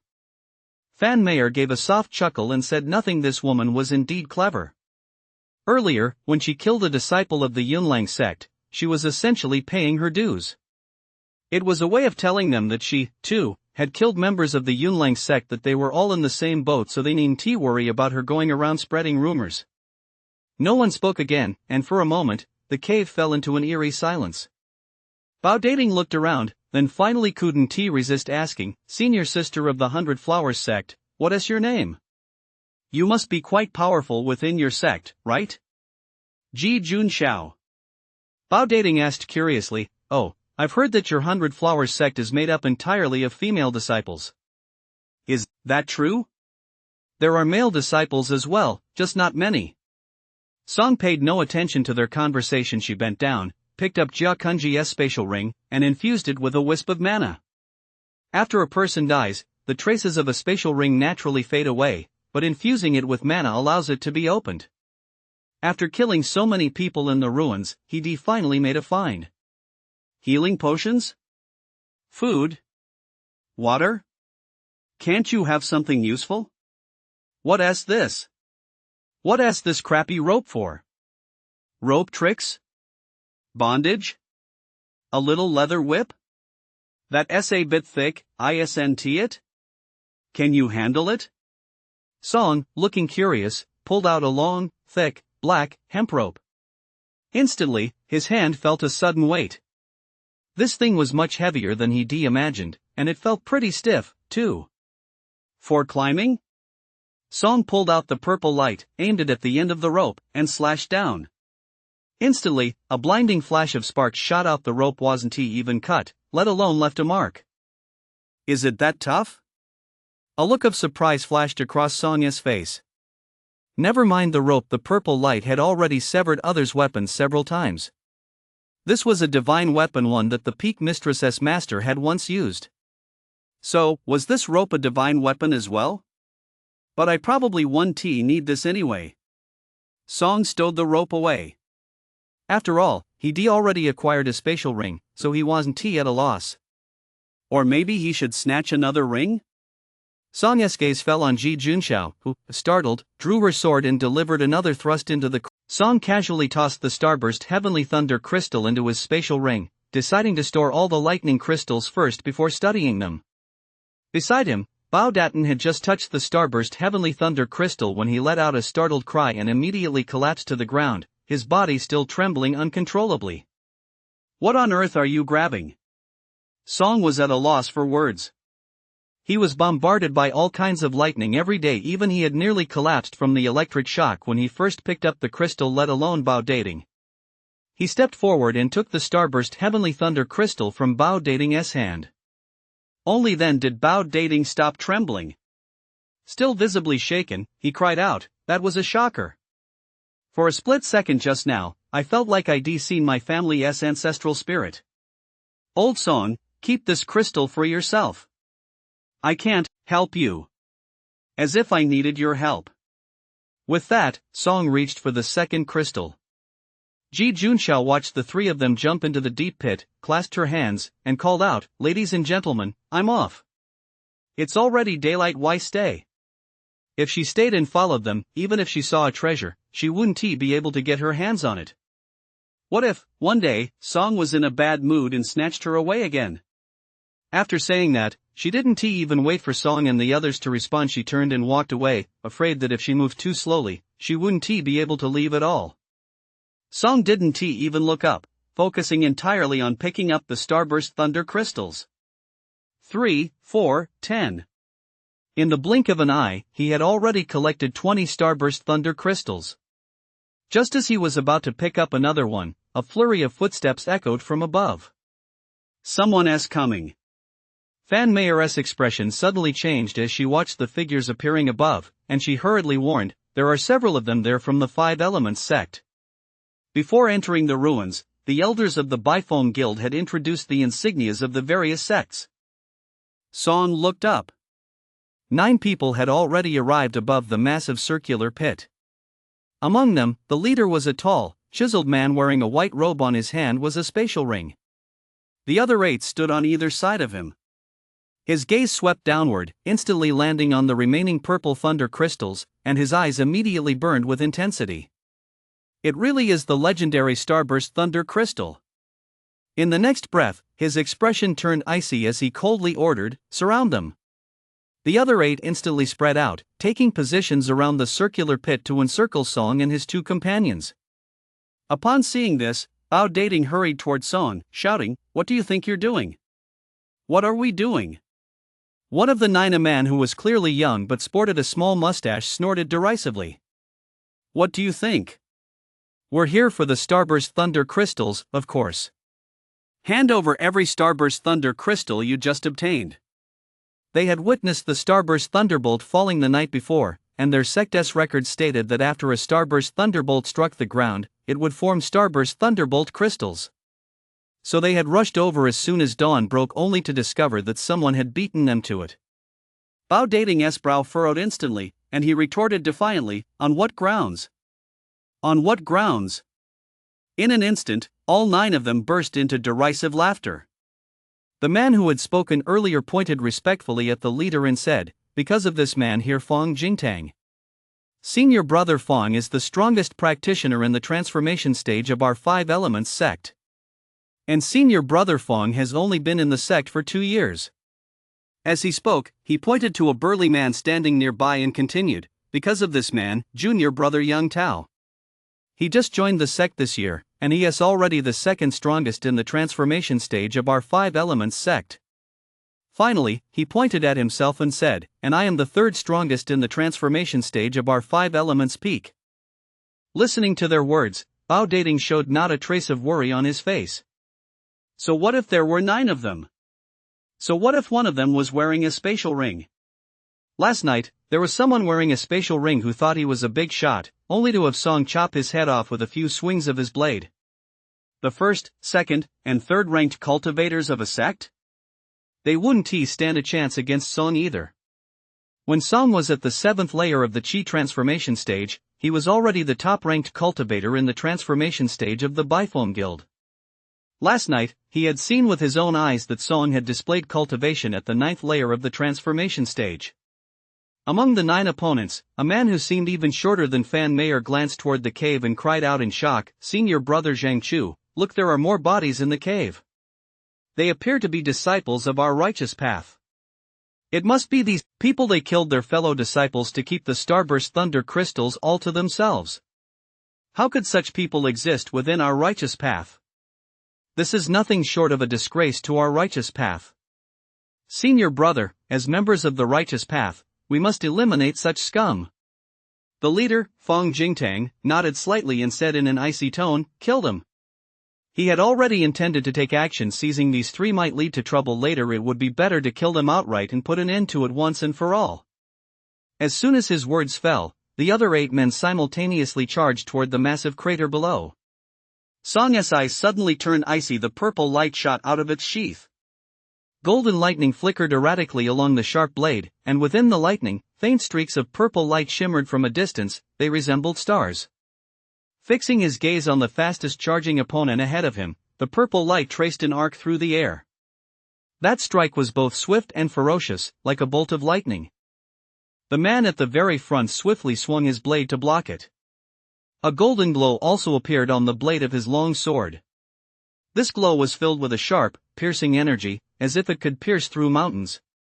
But the moment the 2 golden glows made contact, his golden light seemed to be swallowed whole by Song's thunder, vanishing instantly. Immediately afterward, the thunderous force slammed into his body, causing his entire frame to sway uncontrollably. Before he could steady himself, the razor-sharp blade had already sliced across his neck. A massive head flew off suddenly, blood spattering everywhere. How is this possible? All around him, several people who had rushed over stared wide-eyed in shock. This was a being at the 9th layer of the transformation stage. In this sealed ruin, accessible only to those at the transformation stage, how could he be so easily defeated? No! Zhang Chu's eyes instantly filled with horror. After that first strike, the blade's momentum showed no sign of weakening. It was slashing toward him once more. Earth of the 5 elements. He gripped a massive shield with both hands and raised it high. Matter surged through his body, channeling into the shield and transforming into a thick layer of earth that covered its front surface. Their 5 elements sect cultivated metal, wood, water, fire, and earth. He specialized in earth, which was renowned for its defensive prowess when cultivated to its peak. It was known as the unbreakable earth of the 5 elements. No matter how strong this kid from the Bifome Guild was, he refused to believe the opponent could break through his defense with a single strike. After all, they still had 8 people left. As long as he could block the opponent's attack just once, with the combined efforts of his fellow disciples, this kid, no matter how strong he was, would surely die. In the next instant, the illusory form of a giant elephant materialized behind Song, and a long purple blade, enveloped in ferocious thunderous power, crashed down. Amidst the golden thunder, that purple light grew even brighter, like a dazzling star. Boom! As the blade struck, heaven and earth trembled. Those watching from all sides were momentarily dazed as the blade descended. It felt as though the terrifying thunder from last night had returned. The massive shield, as solid as a boulder, actually emitted a crisp sound under the blow and split cleanly in 2 right down the middle. The sharp blade struck Zhang Chu's forehead with a heavy thud from above. Another thud rang out. His skull shattered, and a mixture of brain matter and blood spurted out in all directions. The onlookers gasped in horror. This was Zhang Chu, the 3rd-ranked practitioner in the transformation stage on their 5 elements peak, and he had been killed outright with a single stroke. Was this guy really in the transformation stage? Bao Dating and Fan Meyer were also stunned. Last night, Song and T seemed this strong.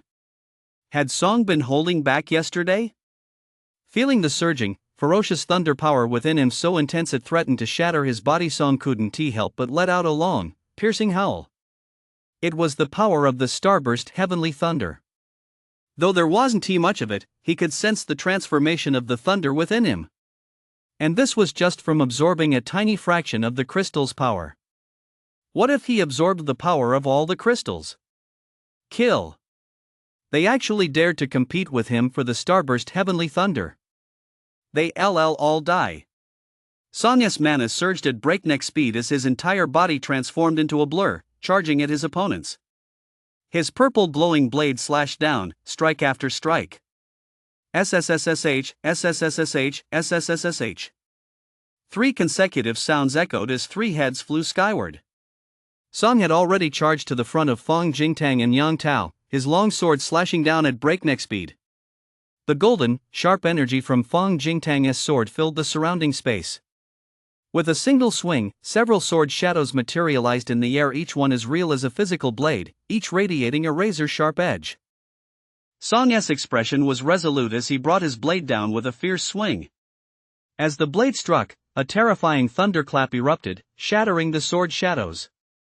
I don't care about your sword techniques or your sword shadows, I'm just going to chop you down. Yang Tao swung his long spear, which seemed to transform into a series of raging rivers, as if stirring the surrounding air into a whirlwind. Wave after wave of spear shadows completely surrounded Song. Another slash came down, and the spear shadows dissipated. I don't care about your tricks, I'm just going to slash you to pieces. My strength is greater, my speed is faster, my thunder is more powerful, I'm not here to play around with any fancy tricks, I'm just here to slash. Song brought down one slash after another, each one brimming with a domineering might capable of leveling mountains. Every strike was filled with an unstoppable, headlong momentum. For a moment, Fong Jingtang and Yang Tao, fighting side by side, were forced to retreat repeatedly. They never felt so frustrated. Their opponent was clearly at the same cultivation level as them, and clearly had no special sword technique, just a straight, direct slash. Yet they were completely helpless against him. Standing nearby, the remaining 2 disciples of the formless sect gasped in shock. Those were the first and second strongest fighters of the 5 Elements sect's transformation stage, working together, and yet they'd been beaten so badly they couldn't even fight back. Their fellow disciples were dead as well. Run! The 2 turned and fled toward the exit. If they didn't escape now, they'd never get another chance. Bao Dating and Fan Meyer reacted swiftly and gave chase immediately. Put! Behind them, after Yang Tao had blocked Song's 3 consecutive, the terrifying force and thunderclap sent his chi and blood churning violently within him. It felt as though his liver and gallbladder had been shattered, and he couldn't help but open his mouth and spew a large mouthful of blood. And the next blow had already come down. Yang Tao's head exploded with a thunderous crash. Sonya's long sword didn't stop, he swung it toward Fong Jingtang, who stood nearby.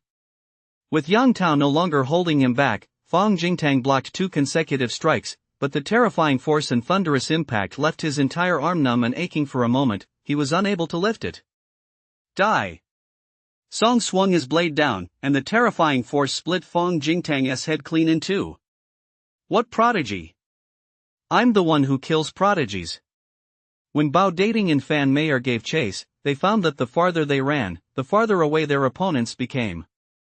Gradually, all they could see was a cloud of dust billowing behind them. We can't catch up. Bao Dating stopped, feeling somewhat helpless. You're lucky you didn't catch up. After killing Fong Jingtang and Yang Tao, Song caught up to them and said contemptuously, if you'd actually caught up, you'd be the one dead. I just can't figure it out, you're a mere 6th layer chi transformation cultivator. Who gave you the nerve to chase after someone at the 9th layer? Every one of those opponents was a 9th layer chi transformation cultivator. As Song spoke, he added, do you think you're me? Just because you're at the 7th layer of the chi transformation stage, does that mean you can pin a 9th layer practitioner to the ground and beat him senseless? The 2 fell silent. They were genuinely puzzled. Song clearly wasn't even a true talent-endowed body, so why was he so strong compared to others at the same cultivation level? It was one thing that Song had been strong back in their Biphone guild. There was a possibility that the transformation stage practitioners in their Biphone guild simply weren't very strong. But now that they arrived at this sealed ruin, Song was effortlessly beating up practitioners at the transformation stage from other sects as well. Surely it couldn't be that the transformation stage practitioners of their entire era were all weak. Bao Dating was now beginning to wonder if there were some primordial talent bodies or hidden talent bodies out there in the world. Perhaps they just hadn't been detected during the initial tests. Or maybe the testing artifact was broken. He refused to believe that Song wasn't a talent body. Bao Dating said with some concern, "What if they go out and say we killed them? They'll come after our sect." Fan Meyer, however, wasn't worried in the least. "They attacked us first. So what if they come after us?" But they saw the bodies of those Yunlang sect disciples. "It's fine. Don't we still have a witness? Ji Junxiao from the 100 Flowers sect." "That's true." Song didn't even hear their conversation. He returned to the large pit and, one by one, picked up all 33 Starburst Thunder crystals. Only then did he begin to search the bodies of the dead. Penny pinchers, total penny pinchers. Aren't you the second and third ranked disciples of the Five Elements sect? How come you don't even have a spatial ring? Only that first guy had a spatial ring. How did you guys even make it this far? You guys have a little pouch. Oh, a spatial ring. I guess that'll do. Like a spatial ring is a container with its own internal space for storing items. They just differ in design. Normally, the space inside a spatial ring is much smaller than that of a spatial ring. The contents of the two spatial rings consisted mainly of food and healing potions, nothing particularly valuable. A spatial ring with a seed in it? The seeds didn't look particularly special, just ordinary green seeds, but this one was planted in a cauldron that looked ancient and antique, carved with exquisite patterns, and felt extremely heavy in his hand. No matter how he looked at it, this cauldron seemed like a divine weapon. Never mind. I'll ask my senior sister when we get back to see if Master recognizes what kind of seed it is. Song put the items away, stood up, and motioned for the two of them to continue onward. Half an hour later, a figure shrouded in a black robe appeared at the scene. He looked at the corpses scattered all around him and furrowed his brow deeply.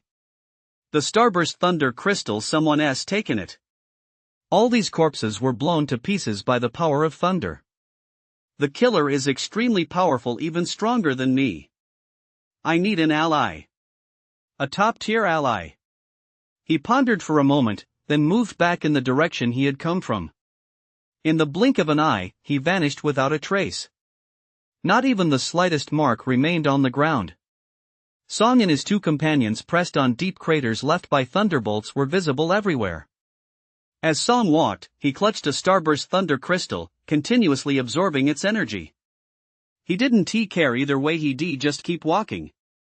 The instant eternity skill continued to spin, steadily enhancing his cultivation. Gradually, Bao Dating began to grow impatient. Why aren't there any treasures? Didn't they say that in a sealed space, there are treasures everywhere? Didn't they say that in here, you can just pick up treasures right off the ground? I haven't seen a single thing so far. The next day, they spent the entire daylight hours without a single find. As night fell, the group began searching for a cave. Their luck held out. After the time it takes to burn a stick of incense, they found a cave. Shortly after entering the cave, they heard faint footsteps approaching from outside. Bao Dating immediately perked up. More people? Hopefully, they're here to cause trouble. With Song around, he wasn't afraid anyway. Who knows, maybe there'd be an unexpected windfall. Soon, a voice called out from outside. Is anyone there? We'd like to borrow this cave for a moment. As soon as the words fell, Ji Junxiao appeared at the cave entrance. Seeing the three people inside, she was momentarily stunned. How had she run into these three again? Ji Junxiao turned to leave the cave, but by then, it had grown pitch black, and a muffled clap of thunder even echoed through the void. This. Ji Junxiao retreated back into the cave, filled with resignation. Bao Dating immediately chuckled, What a coincidence. It is quite a coincidence, Ji Junxiao said with an awkward smile. Who would want to have a coincidence with you guys? If I'm with you, I won't get a single share of any treasures. And I have to be careful that Song Guy is in a bad mood. He might force himself on me. No, I mean, he might snatch it from me. In less than half an incense stick's time, outside the cave, bolts of thunder began to strike, though they were ordinary bolts. Inside the cave, Bao Dating and Fan Meyer grew excited. It's just like yesterday. Maybe the starburst heavenly thunder will strike again. I wonder if it'll hit us here. So what if they didn't get the starburst heavenly thunder? If Song obtains such a treasure, he might not even be interested in other treasures in the future, and he might even share a little with them. At that moment, inside the ruins, disciples from various sects all gazed excitedly at the thunderbolts falling outside. Finally, after 1 hour had passed, a dazzling blue light rose from the void. The light was so intense that it seemed visible throughout the entire ruins. Song even found the light somewhat blinding. It doesn't seem too far away, about 3 li, perhaps? The light converged in the void, eventually forming a massive water droplet, its edges enveloped in a faint blue glow.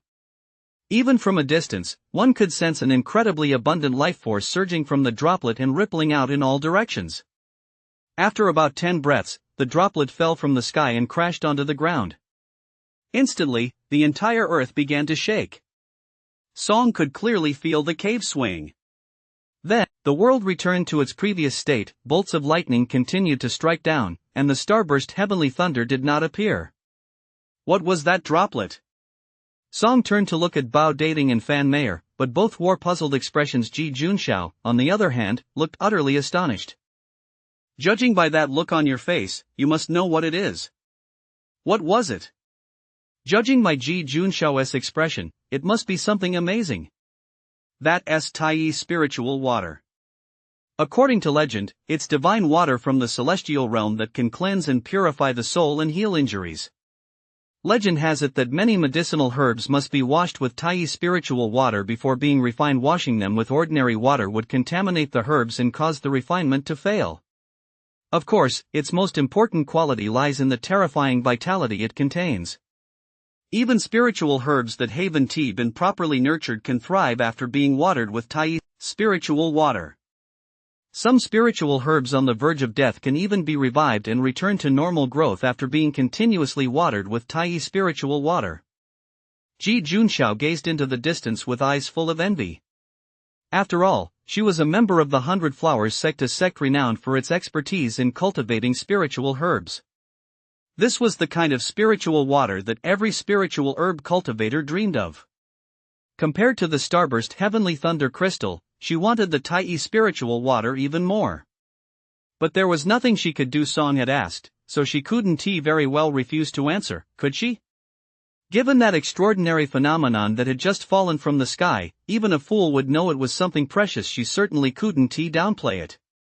Most importantly, if she went with Song, there would definitely be no share of the Tai spirit water for her. Tomorrow, she absolutely had to let Song leave first, see which direction he headed, and then take a different path. She couldn't run into Song again.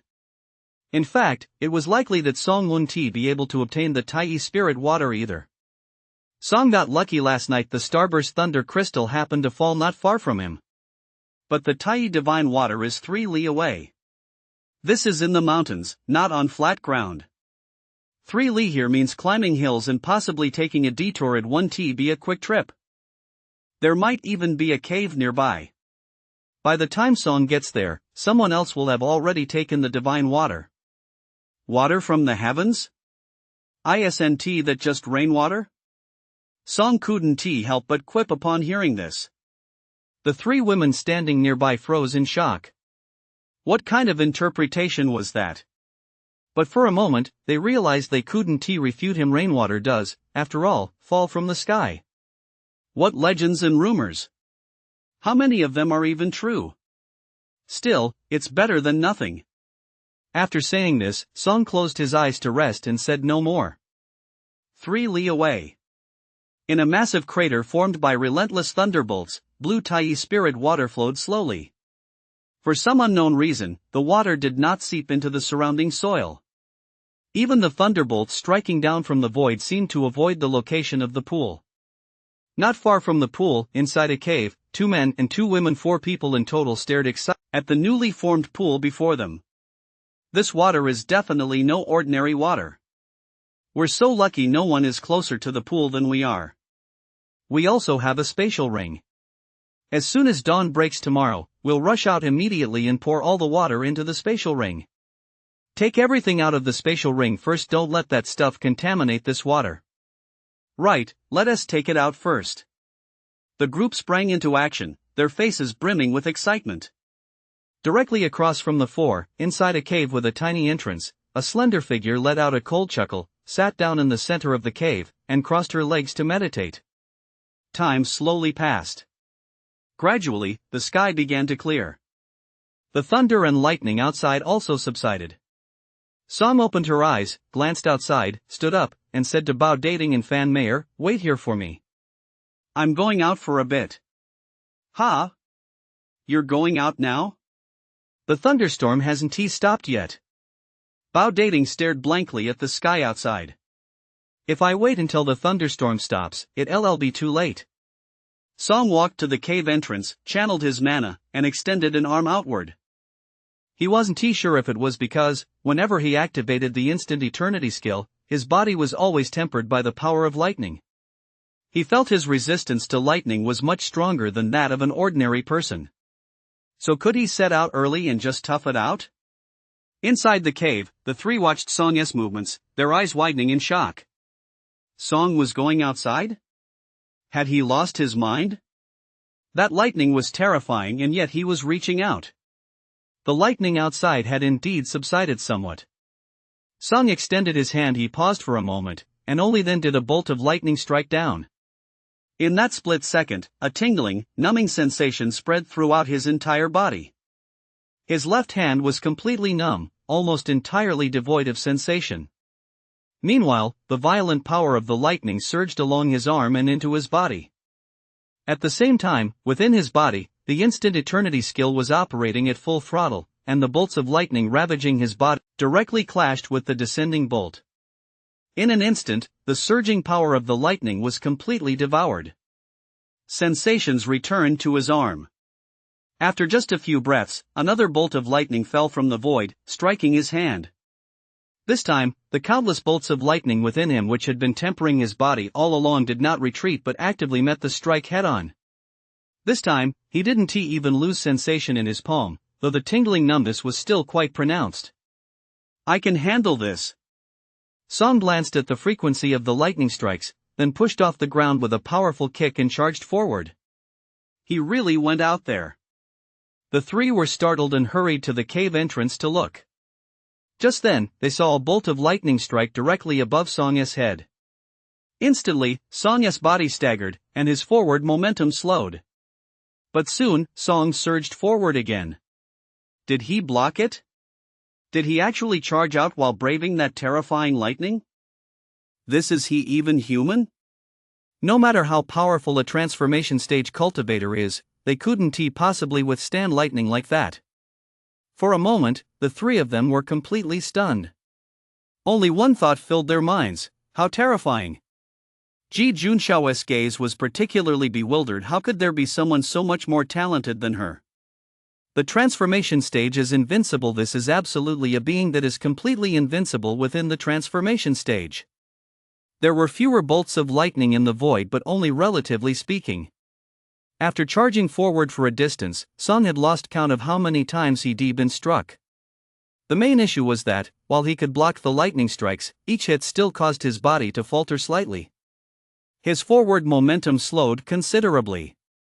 "No, I'm such an idiot." Song suddenly realized what was happening. He reached into his spatial ring, pulled out the wind sparrow wings, and held them directly over his head. "I'm at the transformation stage, so I can't unleash its full power, but this is still a divine weapon, a lower grade 7th tier 1, no less. Its quality and strength speak for themselves, don't they? Can't I just use it as a shield? If this lightning could destroy it, what kind of 7th tier divine weapon would it be?" Sure enough, With the wind sparrow wings blocking the way, most of the thunderous force was deflected as it struck down. Only a small portion of the thunderous power bounced off and landed on him, causing much less damage. Song held the wings aloft with both hands as he sprinted at full speed. In a nearby cave by the Tai spirit water, 2 men and 2 women stood, each so excited their bodies were trembling slightly. It's almost fully daylight. Soon, we'll be able to go get that water. This is an incredible stroke of luck for us. Once we get the water, we have to keep a low profile and avoid meeting anyone else as much as possible. Right. With that water, even if we find nothing else in the ruins, we'll still come out way ahead. Suddenly, one of the female disciples pointed outside in astonishment and cried out, "Wait, what is that? It looks like a person." Song had braved the thunderbolts the entire way, taking who knows how many detours, before finally spotting a pond. Thunderbolts were still striking all around, but they all seemed to avoid the pond, striking elsewhere instead. So Tai spirit water also protects against lightning, and that girl didn't even mention it.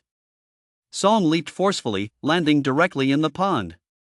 He retracted the wind sparrow's wings, took out a spatial ring he'd obtained the day before, and began filling it with water from the pond. No way if he is still getting struck by lightning out there, he must be soaking in the pond. In a cave not far away, the 4 of them were momentarily stunned. It really is a person. There's lightning out there, and he just charged right out like that. He is using a divine weapon. He held something over his head earlier. It must be an extremely powerful divine weapon. Damn it! That guy is taking our water. The 4 of them panicked. One of them opened his mouth to curse, but a fellow disciple standing nearby instantly clamped his hand over the man's mouth. "Don't shout, cover me." The exceptionally burly man at the rear wore an icy expression. "Just because we can't get out doesn't mean we can't kill him. I saw it just now. The reason that Biphone Guild member was able to block the lightning was because he was holding a treasure that looked like a shield that must be a divine weapon. Now, he has actually put that divine weapon away." As he spoke, he pulled a bow from behind his back, then drew an arrow with a green glowing tip, clearly a poison-tipped arrow. Beside him, 2 of the other 3 reacted swiftly and stepped in front of him. Senior Brother Li Ji wasn't the strongest among the transformation stage practitioners in their sect, but his archery was the most fearsome offensive technique at the transformation stage. Even Senior Brother Li Ji, ranked first among the transformation stage practitioners in their sect, dared not take Senior Brother Li Ji's bow and arrows lightly. If Senior Brother Li Ji were to launch another surprise attack now, even the strongest transformation stage practitioner in their Biphone Guild would likely be unable to dodge it. Mana surged and circulated rapidly within Li Ji's body, and behind him, the ethereal image of a bare-chested giant materialized. So what if this man was from the Biphone Guild and a member of the Righteous Path at that? If he dared to steal their belongings, he would die. This time, they might even get a windfall that Kid's divine weapon. After channeling his mana to its peak, he barked, "Step aside." The 2 men blocking his path immediately moved to the left and right. Li Ji fixed his gaze on and drew the bowstring. His bow was drawn like a full moon. The arrow flew like a shooting star. With a loud hum, the sharp arrow shot out suddenly, heading straight for Song's neck. As soon as Song arrived here, he spotted the cave across from him and the few people inside. Originally, he'd been focused solely on drinking water and didn't want to bother with these people, but they were blocking the cave entrance. What were they up to, lurking around like that? While drawing water, Song kept a close eye on the situation at the cave across from him. As the arrow shot out, his gaze instantly sharpened, and his body darted sharply to the side. Almost the moment he dodged, the arrow whizzed past the spot where he had just been standing. With terrifying force, it pierced right through the entire pond and embedded itself in a large tree behind him. The tree, which looked as though it would take 4 or 5 adults to encircle, exploded with a thunderous crash. A streak of black emerged from the shattered trunk at its center. He dodged it? Inside the cave, several people stared at the exploded tree, their eyes filled with disbelief. Senior Brother Li Ji had launched a surprise attack.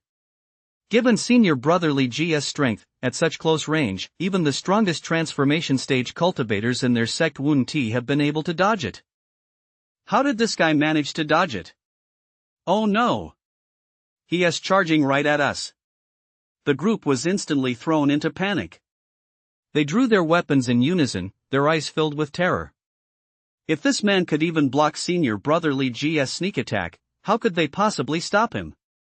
As he appeared at the cave entrance in the blink of an eye, one female disciple, overcome with terror, cried out in alarm. What are you doing? We're all from righteous sects. Righteous sects? When you were ambushing me just now, why didn't you think about the fact that we're all from righteous sects? Now that you know we're from righteous sects, it's over. Song swung his long sword with all his might. In an instant, a thunderous roar echoed through the cave. 4 massive heads fell to the ground. So this is what they call a righteous sect. As long as there is profit involved, these so-called righteous sects are capable of anything. Song inspected the men's belongings, casually tossed them into their spatial rings, and quickly left the cave to return to the pond. The pond seemed to hold a considerable amount of water, and filling his spatial ring with it was a fairly quick process. Even as the thunder in the void had not yet completely dissipated, he had already filled his spatial ring to the brim. He quickly stood up and ran back. A moment later, the thunder had completely dissipated. From the cave, whose entrance was so tiny that even a normal man would struggle to squeeze through, a slender figure emerged. She glanced down at the parched, deep pit below, then quickly entered the cave on the opposite side. Just as I thought, every single one was killed with a single blow. This person is a formidable foe within the ruins. I wasn't even confident I could have fully dodged that arrow. Perhaps it's time to go find Hua Chuanqing of the Blood Slaughter Demon sect. When Song returned to the cave where he'd been, he was surprised to find that Ji Junxiao hadn't left yet. Wait, it's already daylight, and the thunder has stopped. Why are you still here? Ji Junxiao was exasperated. Do you think I don't want to leave? I'm afraid that if I leave, you'll take the same path as me, and we'll run into each other again at night.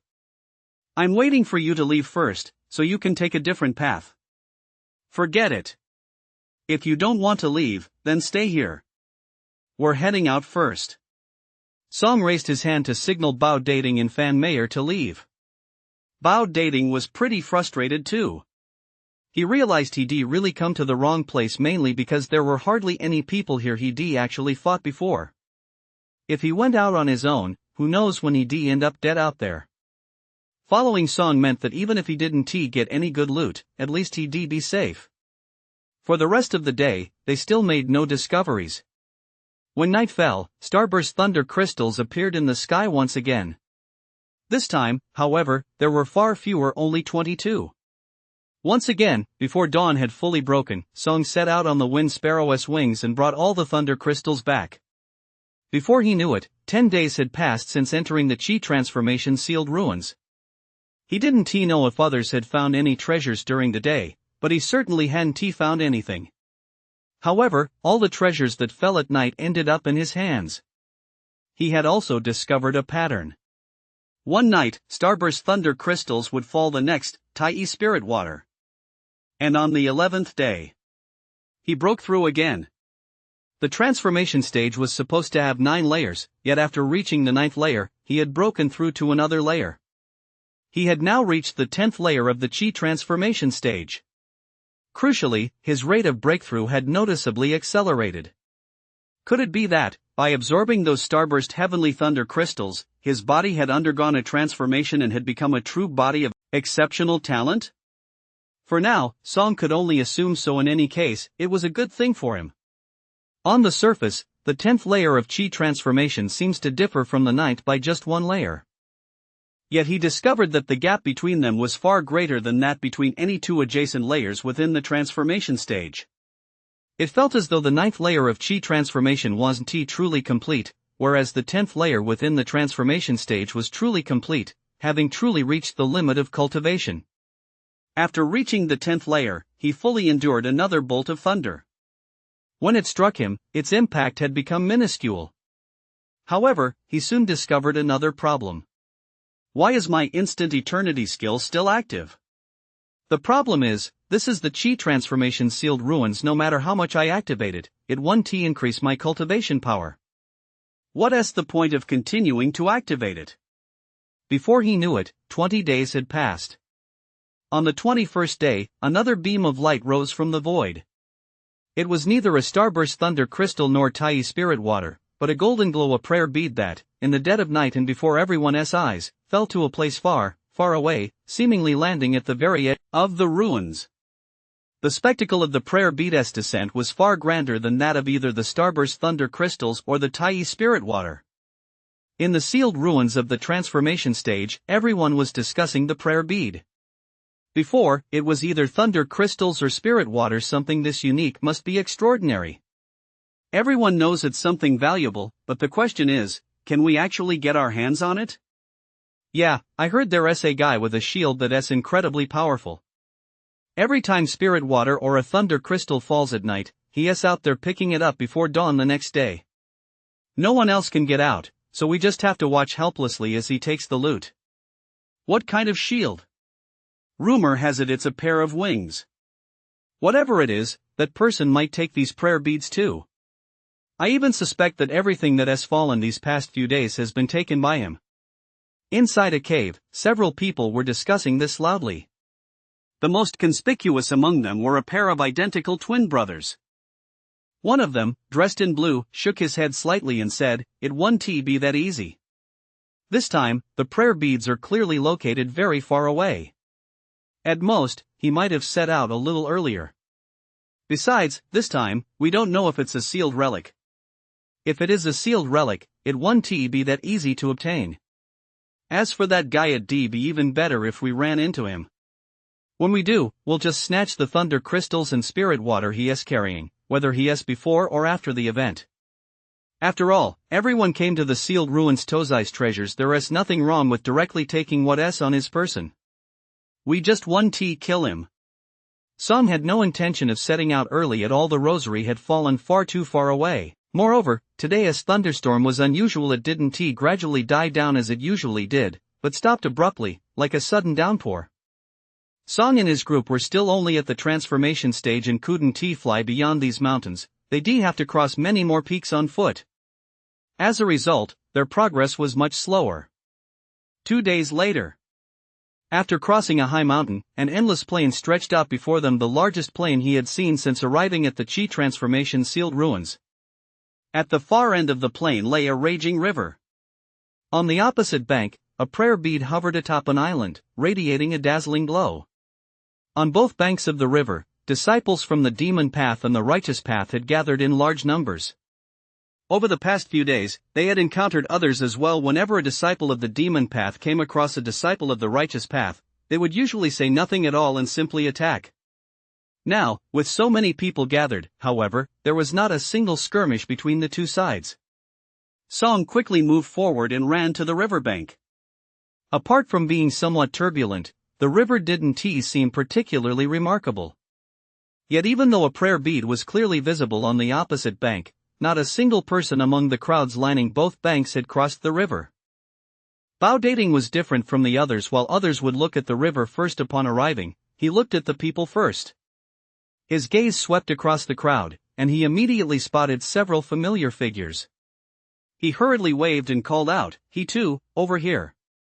In the distance, several disciples of the Biphone Guild quickly heard the call and made their way over to the trio. Before anyone could speak, Bao Dating asked, "What is going on here? Why isn't anyone getting into the water?" "It's too dangerous in the water," a Biphone Guild disciple replied immediately. "We've never seen these beasts before, but now we finally have. It's a type of beast we've never seen or even heard of before. Those beasts are like water snakes, and they can even unleash lightning in the water. We don't know how many of those lightning snakes are in there. Earlier, some people went into the water, and in the blink of an eye, they were completely surrounded by a swarm of lightning snakes. We couldn't even see them anymore. Then we saw lightning flash in the water, and that person died instantly. Afterward, those lightning snakes devoured them until only their bones remained." Although he was answering Bao Datin, his gaze remained fixed on Song. After all, he was the top transformation stage cultivator in their Biphone Guild. That was also why they had come over on their own initiative. With Song present, they would naturally be safer. On the other side, a group of demon sect members had gathered. A woman of stunning beauty, though with dark skin, looked in Song's direction and said in a deep voice, "Wuchuanqing, the person I was referring to, the one who poses the greatest threat to us, is him." Junior sister Daichi, I've always been curious, what kind of person could make you so wary that you felt compelled to seek my alliance? As Wuchuanqing spoke, he looked up toward the distance. The prayer beads continued to glow, allowing everyone to pinpoint their location, which is why people had been arriving here all along. At that moment, over 100 figures clad in black were rushing toward them from the distance. These were all members of the demon sect. Daichi watched the arriving group of 100 and thought to herself, this is the perfect opportunity. As for the righteous path, aside from that guy who has probably Song, none of the other experts Han Yunfei from the Xiandao sect, or Chen Zhilang and Chen Jidong from the Shuangzhou sect have shown up. With these 100 people joining us, we hold an absolute numerical advantage. Wuchuanqing understood immediately. That prayer bead was most likely a sealed relic. In the end, it would inevitably come down to a struggle between their demon sect and the righteous path sects. If they seized this opportunity now to weaken the righteous sect's forces, the righteous sect would be powerless to compete with them. By then, the chances of either him or Daichi obtaining the sealed relic would increase significantly. At the same time, outside the Qi transformation sealed ruins, the gates of the Qi gathering realm sealed ruins burst open with a thunderous roar. In the next instant, a terrifying suction force surged forth, and one after another, Qi drawing realm cultivators were swept uncontrollably into the Qi drawing sealed ruins. The speed was so great that it felt as if the sealed ruins were afraid these people would escape. By the riverbank, disciples from the orthodox sects quickly sensed that something was amiss. Members of the demon sect were closing in on them in a fan-shaped formation, seemingly intent on trapping them by the river. Everyone, be careful. You demon sect disciples, what do you think you're doing? Are you planning to fight us head-on? Several disciples who were considered quite strong within their own sect stepped to the very front, gazing at the demon sect members with grave expressions. Many disciples from the righteous sects also began crowding in behind them. After all, if a fight really broke out, it would be safer to stay close to the experts. Over there, that SG Junxiao from the 100 Flowers sect. Our elders have said she is the top expert at the transformation stage in the 100 Flowers sect. Let us follow her. Right. Our sect's experts haven't arrived yet, so let's stick close behind her for now. After glancing around at the crowd, a dozen or so people quickly fell in behind Ji Junxiao. But no sooner had they caught up than they were surprised to find that Ji Junxiao had walked off again. Several of them were instantly puzzled. Why is she heading in a different direction? What is she trying to do? She has stopped. Why is she standing behind someone else now? As soon as Ji Junxiao spotted the demon sect's movements, she immediately headed toward Song. She had heard dating's shout earlier. She hadn't planned on coming over to Song at first, but given the current situation, only a fool wouldn't go over there. The fellow disciples behind Ji Junxiao looked utterly puzzled. What was Ji Junxiao doing? Hiding behind someone else? She was the strongest in the transformation stage at the 100 Flowers sect. Did she think this person was even stronger than her? Who could make the haughty Ji Junxiao act this way? Just as they were marveling, Ji Junxiao spoke up. Senior brother Song, what should we do next? For a moment, everyone was even more astonished. Ji Junxiao was directly placing herself in a position far below that of the other person. Someone from the Bifone Guild? And his surname is Song. Seeing this scene, the people around them instantly thought of one person. Previously, their sect's elders had mentioned that the Bifone Guild had a newcomer named Song who had topped the transformation stage peak rankings of the Bifone Guild. The person from the Bifone Guild must be Song.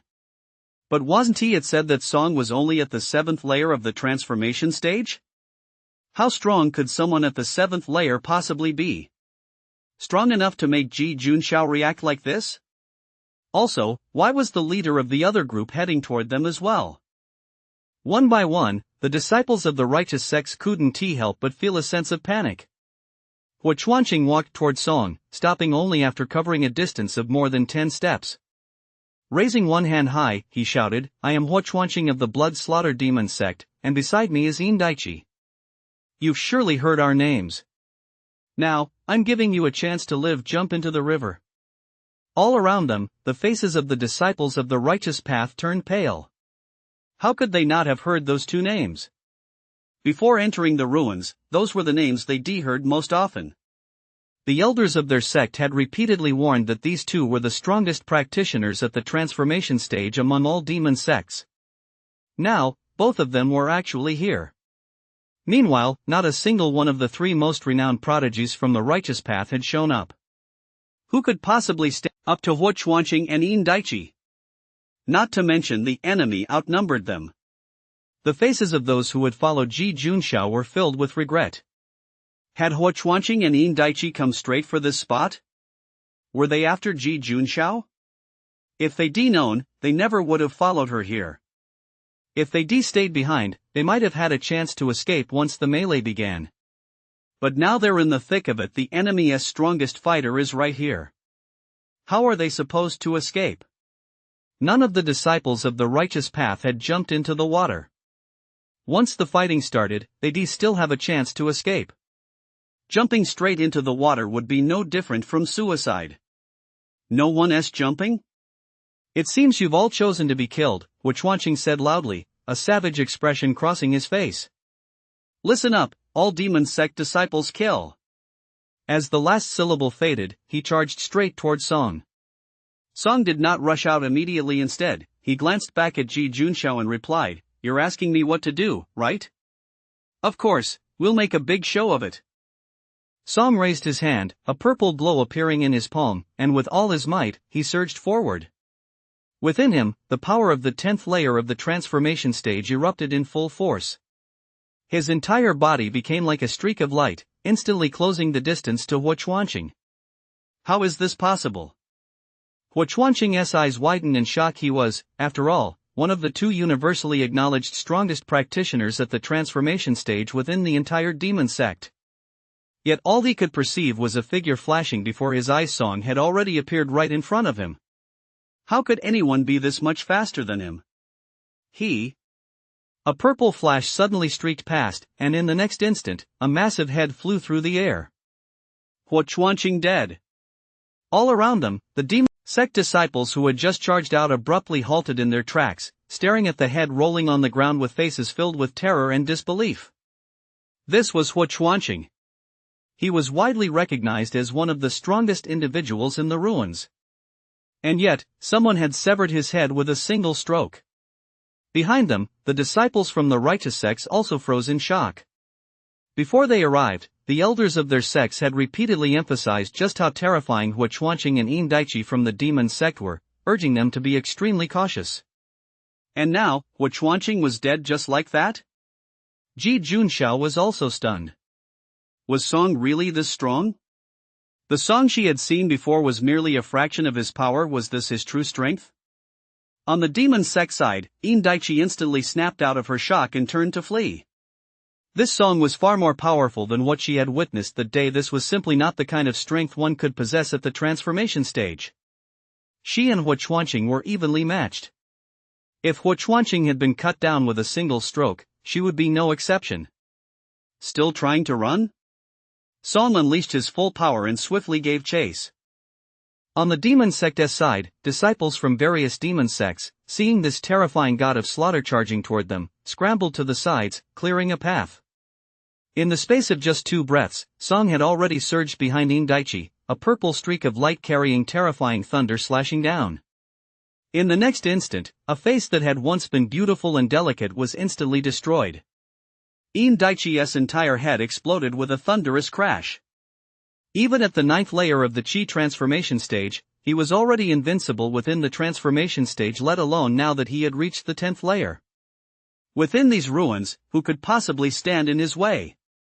Song swiftly seized Indaichi's and Huo Chuanqing's spatial rings. Without even taking the time to check what was inside them, he charged toward the group of demon sect disciples before him. In an instant, blood spattered everywhere in his wake. Kill! Disciples from other righteous sects also snapped to attention and charged toward the demon sect. One by one, the demon sect disciples, already terrified out of their wits, offered no resistance at all, instead scattering in all directions. With the demon sect's two strongest prodigies already dead and Song proving so invincible, the remaining disciples had long since lost all will to fight. Their only thought now was to flee. Wei Wei was still okay, but the demon sect disciples who had been trailing behind Hua Chuanqing and Indaichi were out of luck. Song charged into their midst and swung his blade down. One disciple of the demon sect standing directly opposite him barely had time to see a flash of purple light before his arm was raised, his weapon not even fully raised, and his neck was already sliced open. After the long sword struck, it did not stop but continued swinging forward. In the next instant, another massive head flew through the air. Song was like a god of slaughter from ancient times. Wherever he passed, not a single demon sect disciple survived. With every stroke of his blade, at least 2 demon sect disciples fell. God of slaughter! Run! The disciples of the major demon sects fled frantically in all directions, wildly swinging their weapons, whether at disciples from the righteous sects blocking their path or even at their own comrades. No matter who it was, as long as they stood in the way of their escape, they attacked with frenzied fury.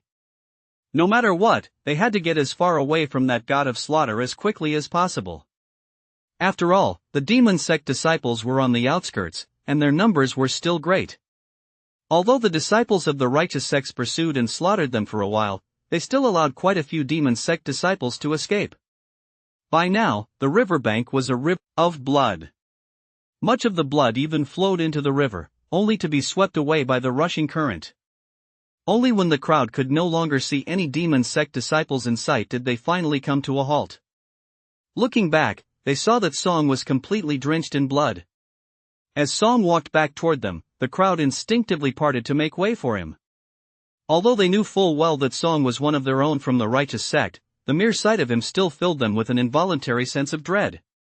Song had been simply terrifying just moments ago. It was as if he deplowed through the crowd, leaving a trail of corpses in his wake. Everyone who stood in his path had perished. In that brief moment, who knew how many people Song had killed? Among the crowd, many wore expressions of profound complexity. They too were at the transformation stage, even at the peak of the transformation stage, so why was the gap between them and Song so vast? How had Song cultivated? Standing beside Song, Bao Dating reacted the fastest and immediately began searching the bodies of the fallen. Although it appeared none of them were wearing spatial rings, who knew if any actually had them hidden? The onlookers glanced at the pile of corpses. They wanted to move, but dared not. Who knew if they went to search the bodies, might Song think they were trying to steal his spoils? Everyone just watched as Bao Dating kept rummaging through the bodies. This was only the second time Bao Dating had been the center of attention like this. The first time was back in their Great Han Dynasty, when he was the only one to qualify for the Bifone Guild's entrance exam. After a quick search, Bao Dating soon brought over 4 spatial rings. No spatial rings, just these 4. Song nodded slightly, stowed the spatial rings away, then turned to others and said, "What are you all standing there for? See what's on their bodies, go ahead and take it." The crowd around him was instantly at a loss for words. "You ask what we're standing here for? If you hadn't said anything, would we dare take anything?" Some had already jumped right in, rummaging through the corpses. Even a mosquito's leg is still meat. But just as they began to move, a voice drifted in from the distance. "With so many demon cult disciples dead, it seems we've arrived too late." The crowd looked in the direction of the voice and saw 6 figures appear in their line of sight, each with 2 brushes embroidered on their robes. The most striking among them were a pair of twin brothers. One wore a green robe, the other a blue one. They're from the Double Excellence sect. The one in the blue robe is Chen Jidong, the one in the green robe is Chen Jilong. Those 2 are the most gifted disciples the Double Excellence sect recruited this year. The crowd let out a few low gasps but showed little reaction. If these 2 had arrived earlier, when they were surrounded by those demon sect disciples, they would have been thrilled. After all, they'd finally have someone capable of standing up to those 2 demon sect prodigies. But now that the fight was over, what difference did it make whether they showed up or not? Besides, Song was still there. As Chen Jilong spoke, his gaze naturally fell upon Song, who was covered in blood, and immediately landed on the spatial ring on Song's hand. Among the Bifone Guild disciples, there was only one person who wore a spatial ring. Wasn't he there? Song. Chen Zhilong smiled instantly. It had come so effortlessly, his luck was truly remarkable. He had actually been worried that Song might have been snatched up by someone else beforehand. Now that Song still had the spatial ring on his hand, he could rest easy. Besides, there were no other experts here, and no one would disturb them. Chen Zhilong strode toward Song, calling out as he walked, "You must be Song. As fellow disciples of the righteous path, you've stolen thunder crystals from our sect's disciples. How do you propose we settle this? After all, with so many people around, it wouldn't look good to just snatch it outright. It was better to offer some sort of justification." Song's brow immediately furrowed. "When the hell did I steal your thunder crystals? This guy's looking for trouble, isn't he?" All around them, the expressions of several Shuangju's sect disciples changed instantly. Was Chen Zhilong really going to pick a fight with Song, the god of death? "We're screwed. Chen Zhilong made up a story on the spot 5 days ago. Enough talk. Since you're a disciple of a righteous sect, I won't kill you. Hand over your spatial ring, and I'll consider the incident where you robbed our disciple settled." He'd heard of Song's name, but no matter how strong Song was, just how strong could he really be?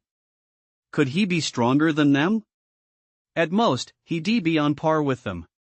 After all, they were brothers. Whenever they encountered someone, if they said they were going to take it, they'd take it.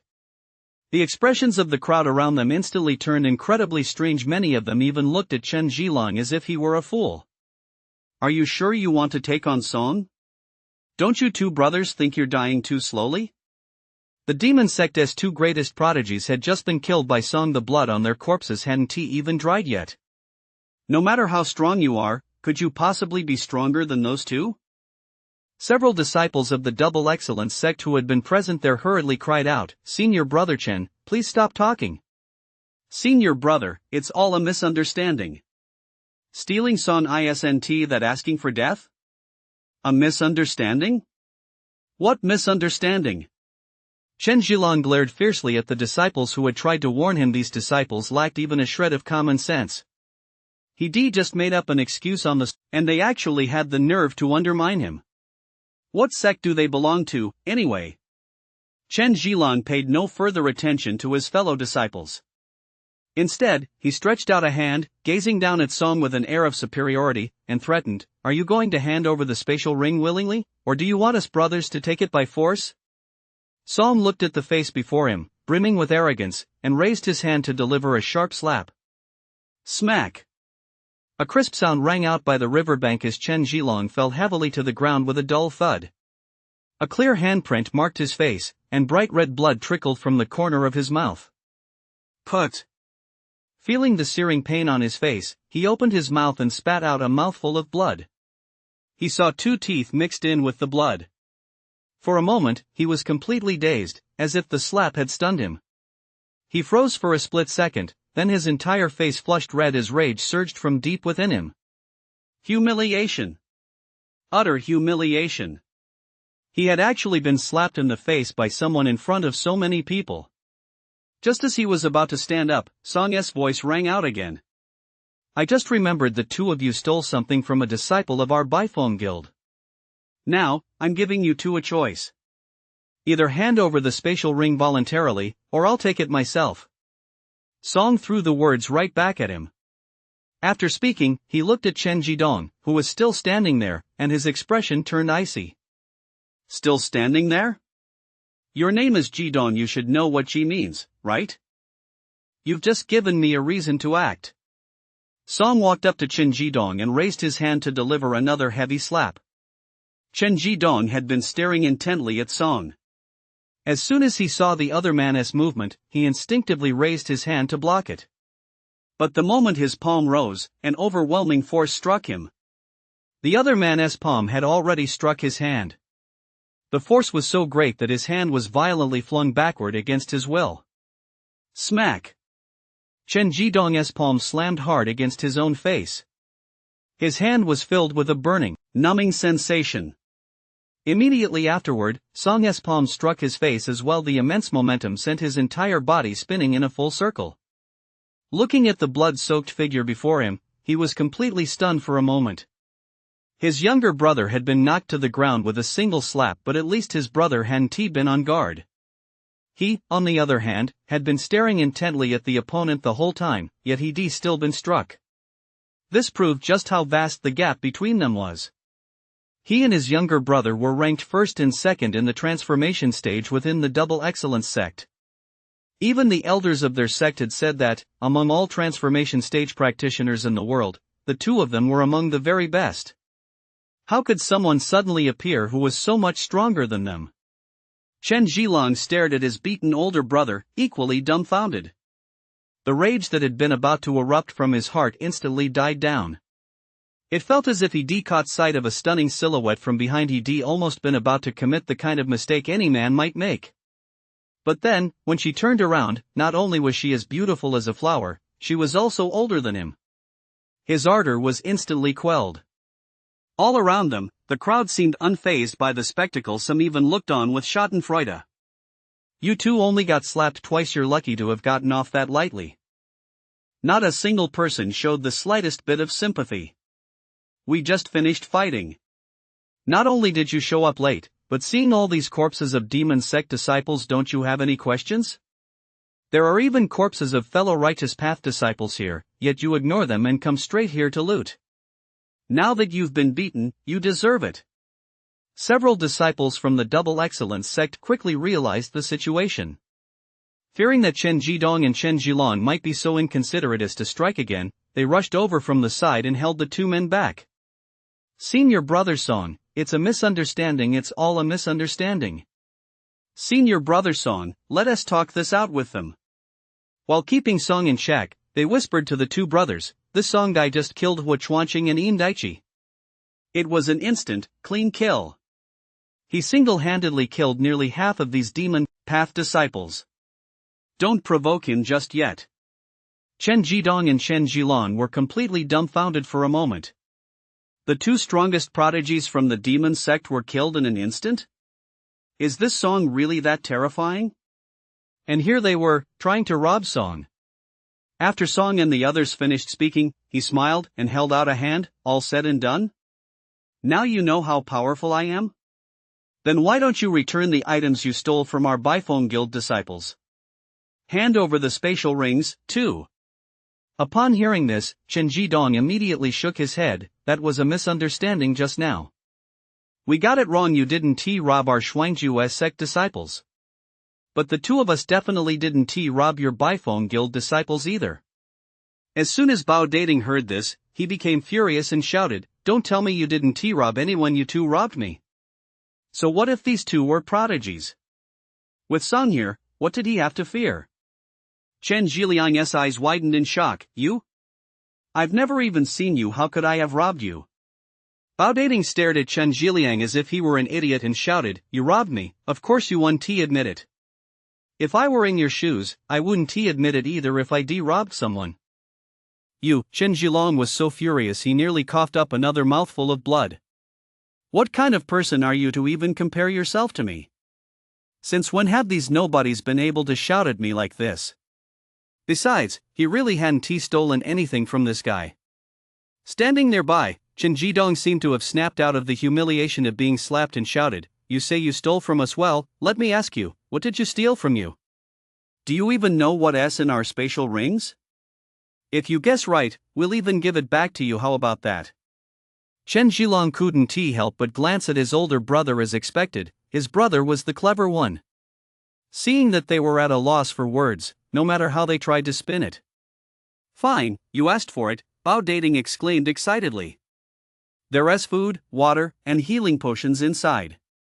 Open them up and see if they have what I said. Chen Zhilong's face darkened instantly. What kind of nonsense was that? Whose spatial ring doesn't have these things? But Bao Dating kept shouting, why aren't you moving? I was right, wasn't I?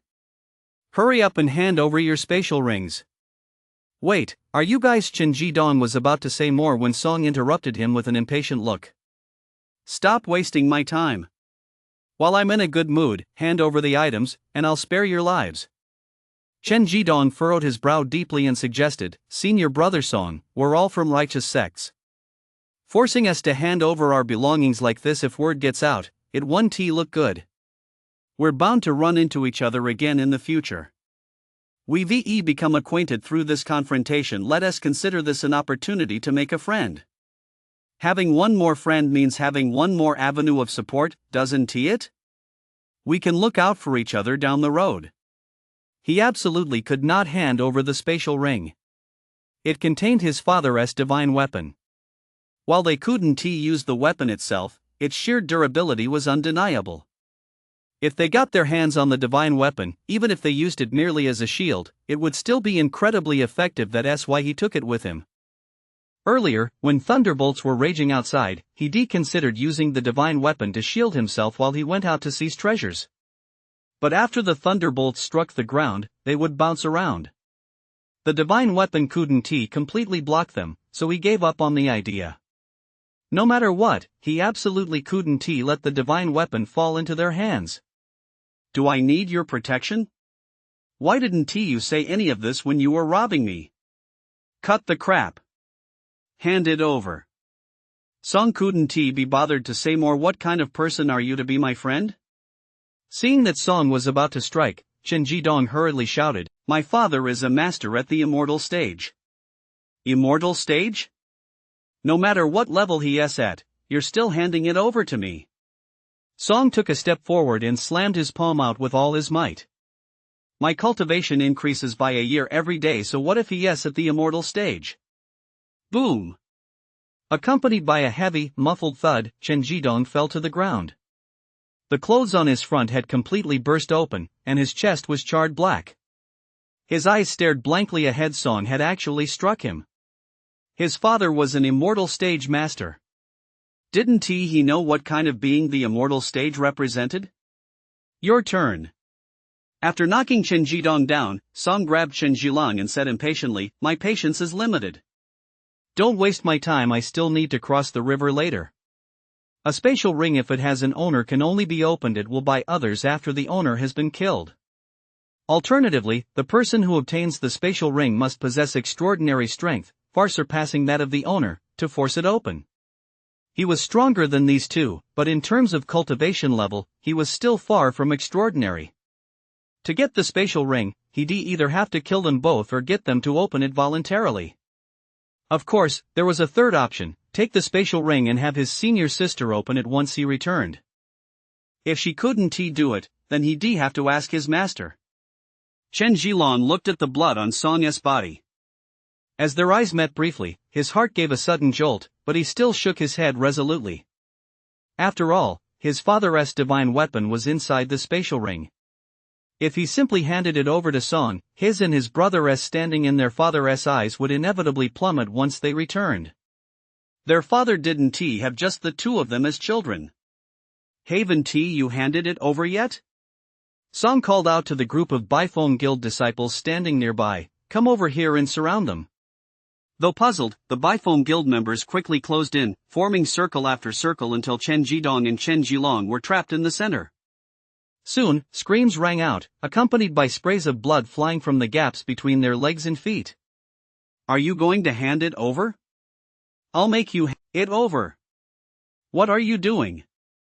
Why are you lying on the ground with your head tilted back, checking out our female disciples, are you?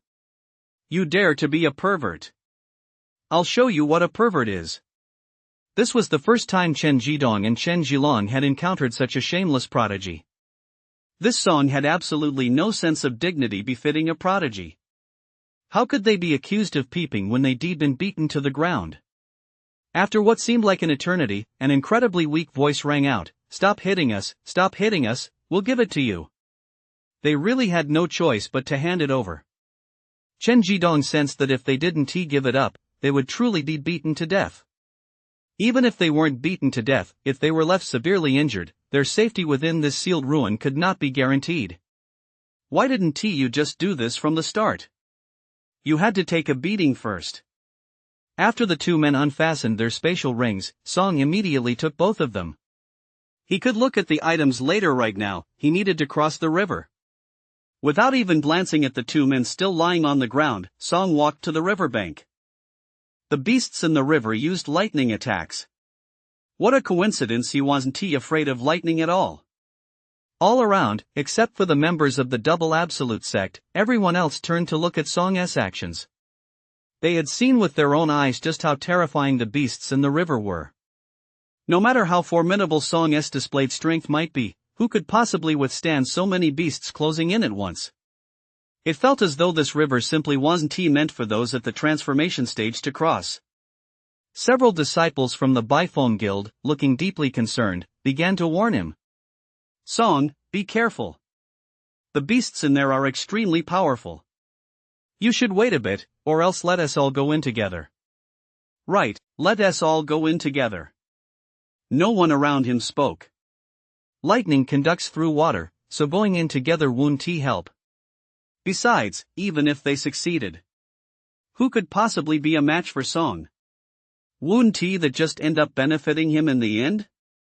Song had already tentatively dipped one foot into the water. Just then, he saw dark shadows swimming toward him from the river. They were 5 or 6 meters long, as thick as a bowl, brown in color with yellow spots, and had pointed heads snake-like beasts. Below their heads were a pair of long, protruding fleshy spines. These thunder snakes were incredibly fast. In the blink of an eye, they had surrounded Song, their protruding spines brushing against one another. Instantly, streaks of golden light shot out from the river. The sound of thunder rang out, and visible bolts of electricity surged from their bodies, rushing toward Song. Song felt a sudden numbness in the soles of his feet. Immediately, the bolts of lightning generated by the instant eternity skill which had been continuously tempering his body surged forth to meet the incoming lightning.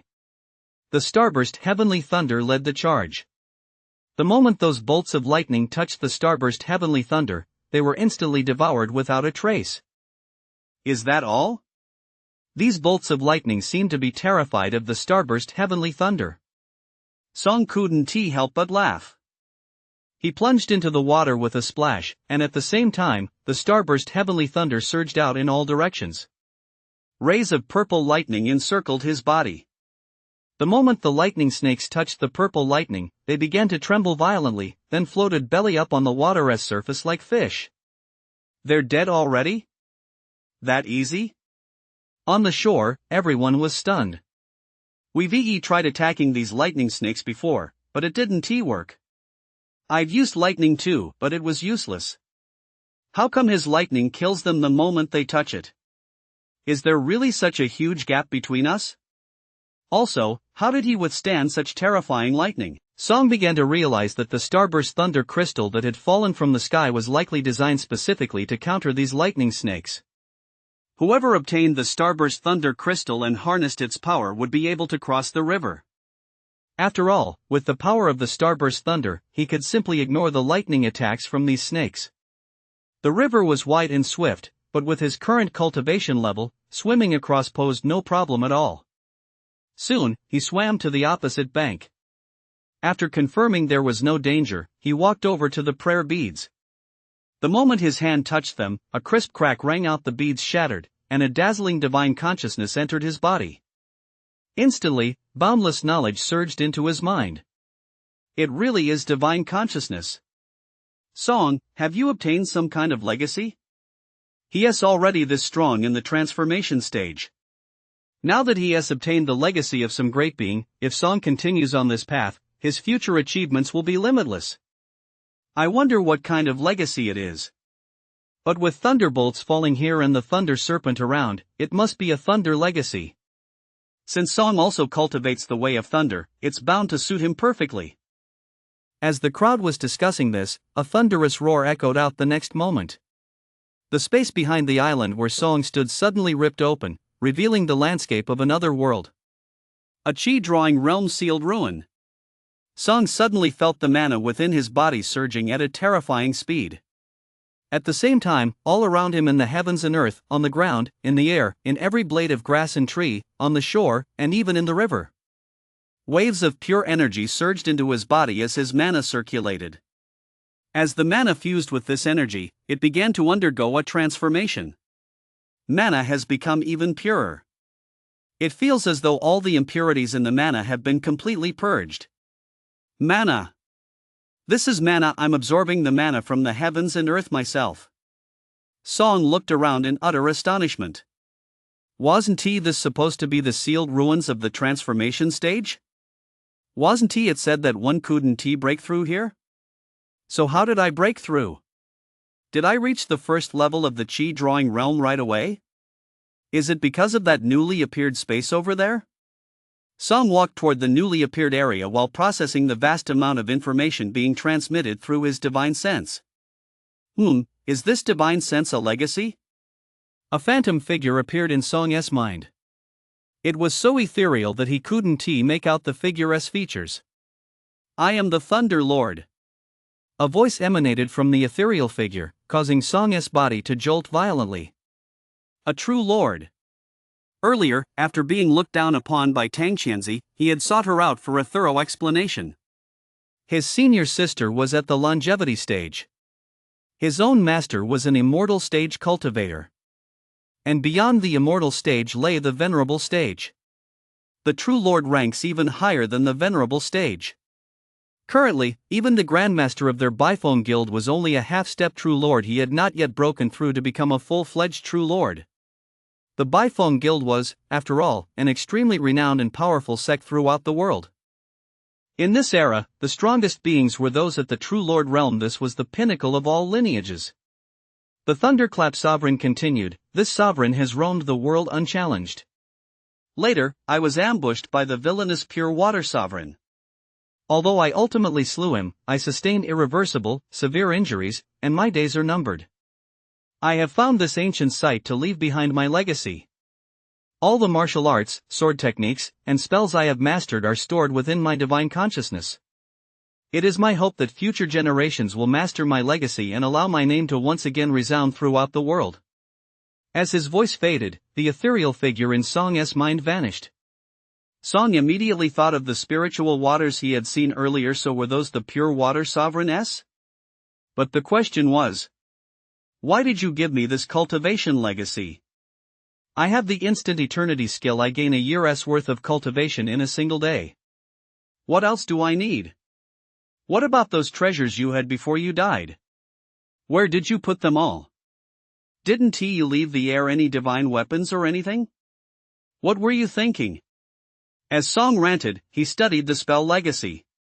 In Song's mind, the voice the Thunder Lord had left in his divine consciousness resounded. I'm not particularly skilled in defense, but after reaching the venerable stage, I took on my first disciple. For that disciple's sake, I devoted 100 years of painstaking research to create the lightning aegis. Thunder spells aren't naturally suited for defense, so although the lightning aegis is a defensive spell, it's different from other defensive spells. It doesn't aim to be impenetrable. Instead, it uses the fury of thunder to devour and destroy attacks. By channeling one's own thunder, a thunderous battle armor is formed around the body. Enveloped by this thunder, the entire body is protected at the same cultivation level. It can repel wind, fire, ice, frost, thunder, and even raging sandstorms. The greatest strength of this technique lies in its ability to channel the thunder power contained within one's body, causing it to resonate with itself. The more types of thunder gathered, the stronger the lightning aegis becomes. Although I created this technique during my time as the Celestial Sovereign, it remains one of my most prized spells. I had intended to perfect it as my ultimate means of self-preservation. Alas, before I could complete it, I was ambushed by the Pure Water Sovereign. Had I perfected this protective technique at that time, even if the true Lord of Pure Water had ambushed me, what could he have done to me? As the words fell, the voice in his divine consciousness faded away. The more types of thunder within one's body, the stronger it becomes. It seems I only have one type of thunder right now. The thunder power from the Titan prison skill probably doesn't count, does it? Song muttered to himself as he stepped into the newly appeared space before him. The next moment, a sensation of weightlessness washed over him. It felt just like when he entered the mountains during the Shingi Guild trials. Soon, his feet regained a solid sense of contact with the ground.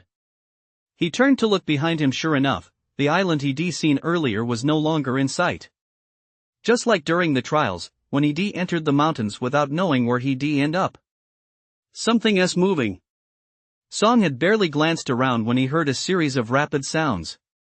The next moment, a monkey covered in blood-red fur came into view.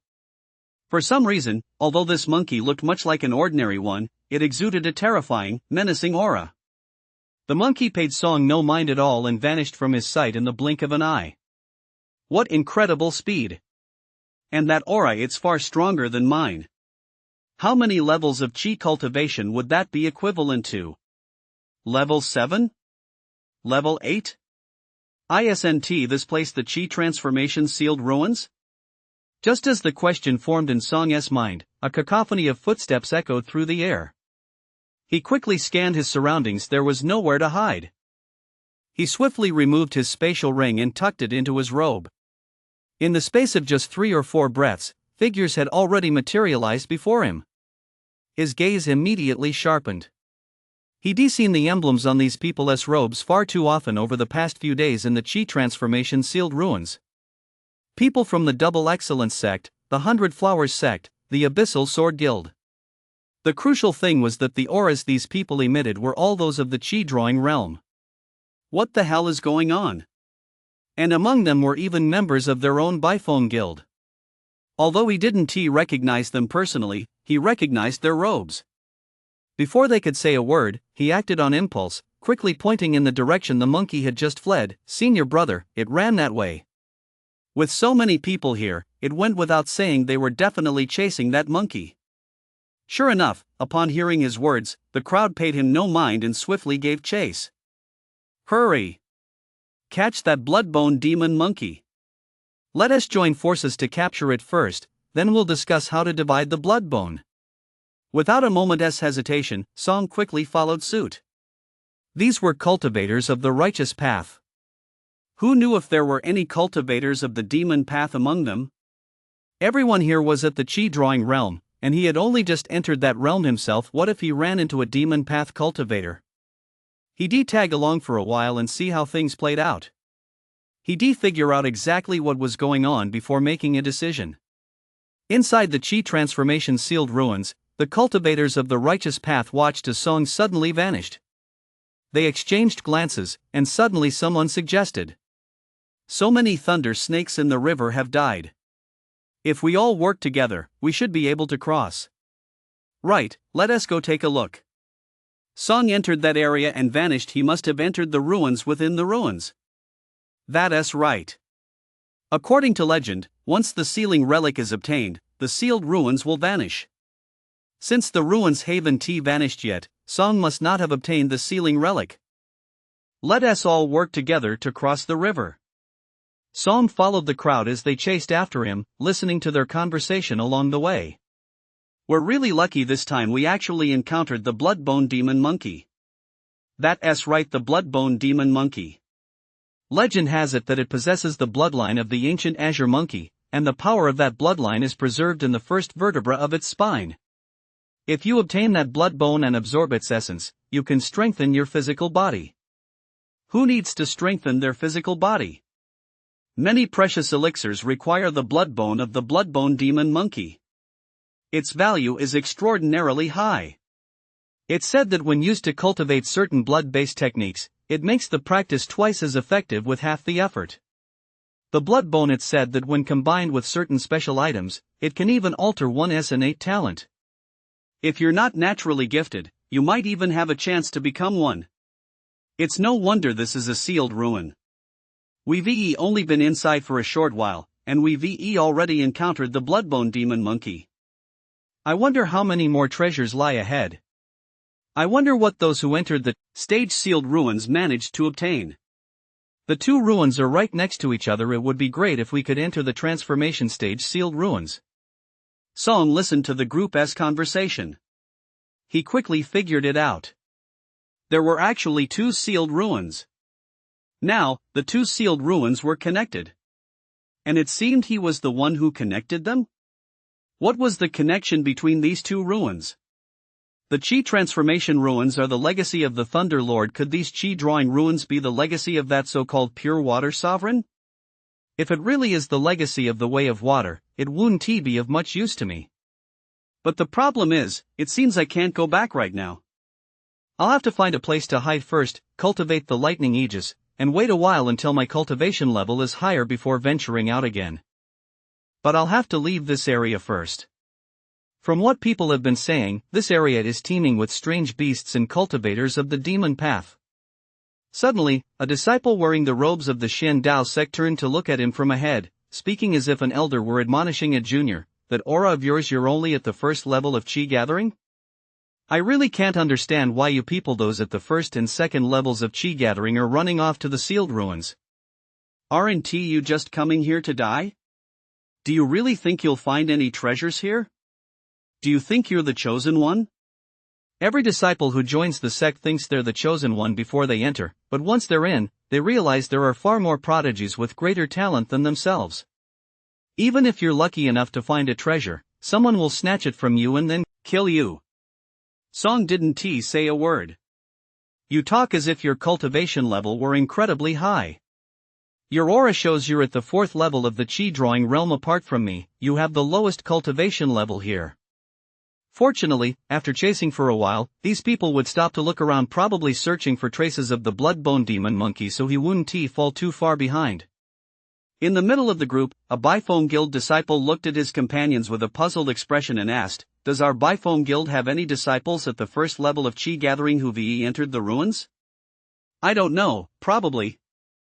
I just caught a quick glimpse of him, he looked somewhat familiar, anyway." After running alongside the group for a while, Song suddenly heard someone ahead shout loudly, "Up ahead! I sense its aura, it's in the valley just ahead." In an instant, more than 40 people rushed into the valley ahead.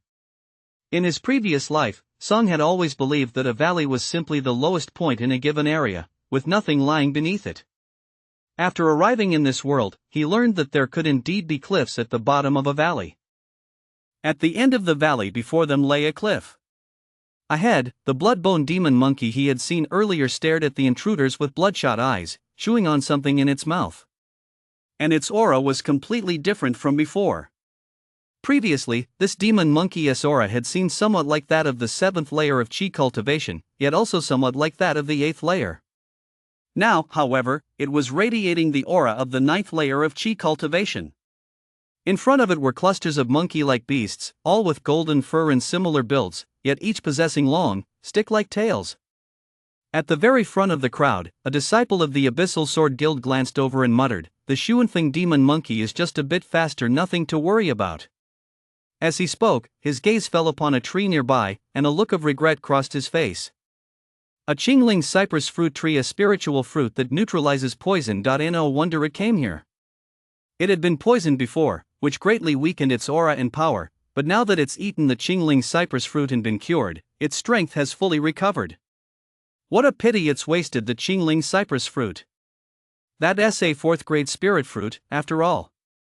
As he spoke, his gaze turned cold, and he called out loudly, "Everyone, let us join forces to take down the bloodbone demon monkey first." "All right. Let us move." The three at the very front exchanged glances and charged forward simultaneously, with the rest of the group following closely behind. Song was truly at a loss.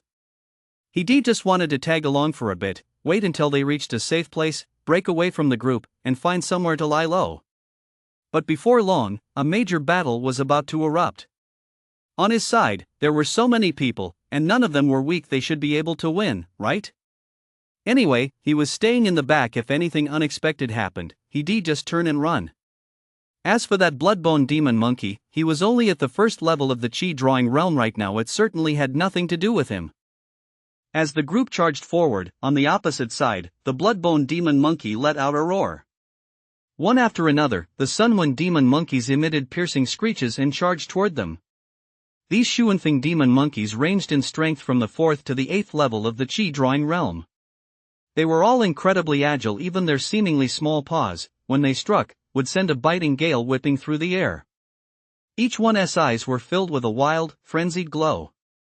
Soon, the two sides collided. For a moment, beams of light intertwined, and deafening roars echoed continuously. The group did not come from the same sect, nor did they practice the same paths. Some wielded divine weapons of unmatched sharpness, others unleashed spells of bone-chilling cold, still others channeled heat so intense it seemed capable of melting the valley itself. Among them, the three strongest practitioners, all at the 9th level of chi cultivation, jointly surrounded the bloodbone demon monkey. Though the three did not belong to the same sect, they all wielded sharp swords. 3 sharp swords stabbed toward the bloodbone demon monkey from 3 different directions. Upon the blades, 3 distinct spells shone with dazzling and deadly radiance. The bloodbone demon monkey was clearly stronger than any one of the 3, but facing all 3 at once, it struggled to defend against them all and soon developed visible wounds all over its body. Meanwhile, the Shuanfeng demon monkeys fell one after another. Hiss! The bloodbone demon monkey was struck by another sword. In the throes of excruciating pain, its pupils suddenly dilated, then turned an intense crimson. A sinister, dark, frenzied, and bloodthirsty wild aura surged violently from within its body. Its body swelled at a speed visible to the naked eye. Although the bloodbone demon monkey was still at the 9th level of the chi-drawing realm, the aura it emitted was far more terrifying than before. It had even doubled in size. Damn it, it's gone into a frenzy. Retreat quickly. Upon seeing the bloodbone demon ape's condition, the 3 quickly retreated backward. They had heard before that when its life was threatened, the bloodbone demon ape would enter a state of frenzy. At the cost of its own life force, its power would surge dramatically for a short time. They retreated immediately. But as fast as they were, the bloodbone demon ape was even faster. Accompanied by a shrill, ear-piercing screech that made their scalps tingle, the bloodbone demon ape appeared before a mystic guild disciple in an instant, as if out of nowhere. Its sharp claws, which had turned blood red at some point, slashed down like razor-sharp curved blades, accompanied by a piercing whistling sound. Its speed was as swift as lightning streaking across the sky, leaving a trail of afterimages in the air. So fast. The mystic guild disciple's eyes widened suddenly, his pupils contracting sharply. He had barely registered the creature's movement when the blood-red claw had already struck him. The razor-sharp claw effortlessly tore through his skin, muscles, and bone. He could even clearly hear the crisp sound of his bones shattering. One swipe, his abdomen was ripped open. At the same moment, a sinister, eerie aura of blood surged into his body like a raging tide, rampaging wildly. He felt only excruciating pain. A sweet taste filled his throat as a mouthful of crimson blood gushed out. His body was flung backward involuntarily with such force that he was hurled directly over the edge of the cliff. Everyone around him instantly gasped in horror. That was a cultivator at the 9th layer of chi cultivation, and he'd been knocked off the cliff with a single palm strike. The other 2 were even more terrified. They knew the bloodbone demon ape could fly into a rage, but this was their first time encountering one. They never imagined its power would surge so dramatically. Had they known this would happen, they wouldn't have charged so close. The disciple of the Double Excellence sect, overcome with terror, retreated while swiftly wielding his sword. Though it was clearly just a sword, in that instant, it seemed like a divine being capable of painting the entire world. The sword slashed rapidly, tracing a landscape of mountains and rivers in the void.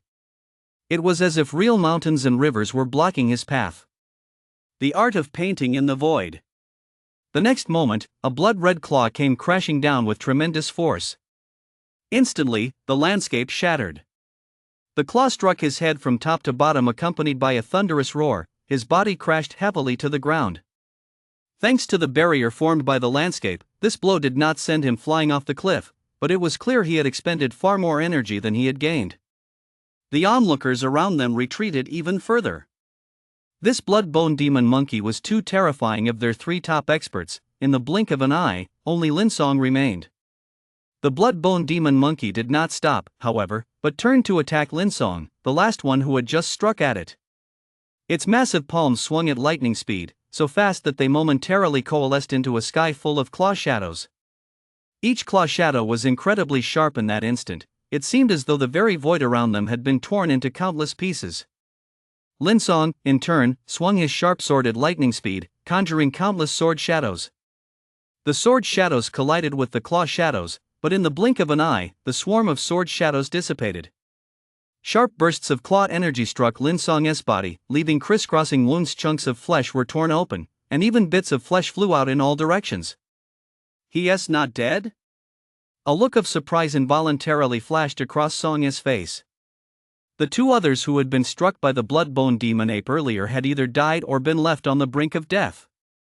Although Lin Song had also been severely wounded, his injuries were clearly not nearly as severe. The blood-bone demon monkey's power had declined. And it had plummeted abruptly. In just 1 or 2 breaths, the blood-bone demon monkey's aura had dropped below even the 9th layer of chi cultivation. So, while the blood-bone demon monkey had been powerful just now, it couldn't sustain it. Was this a 3-second real man monkey? Therefore, he no longer needed to flee. As the blood-bone demon monkey's aura weakened, those who had been retreating all around him immediately sprang into action. Spell after spell rained down, and in an instant, the blood-bone demon monkey crashed heavily to the ground. Song let out a sigh of relief and was just about to move when the sound of footsteps echoed from outside the valley. Someone's coming. Song turned to look as more than 30 dark figures appeared from behind, blocking the entrance to the valley. Followers of the dark path. Even though there were still quite a few disciples of the righteous path and even some exotic beasts inside the valley, the leader of the group, a handsome young man, smiled and clapped his hands as he walked alone into the valley. It seemed as though nothing here could faze him. You did well, very well indeed. If it weren't for you, this blood-bone demon monkey would have cost me a great deal of effort. Upon seeing this man, Lin Song's expression changed drastically. Wicked Wind Guild, Xiufu. That's right. Since you recognize me, I'll spare you a proper burial later. Besides, I'll make sure you die with a clear understanding. Do you think you discovered this blood-bone demon monkey by chance?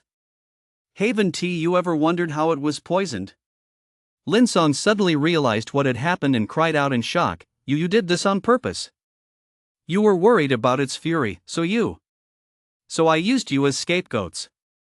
A savage expression suddenly flashed across Xiufu's face as he ordered in a cold voice, Kill them all.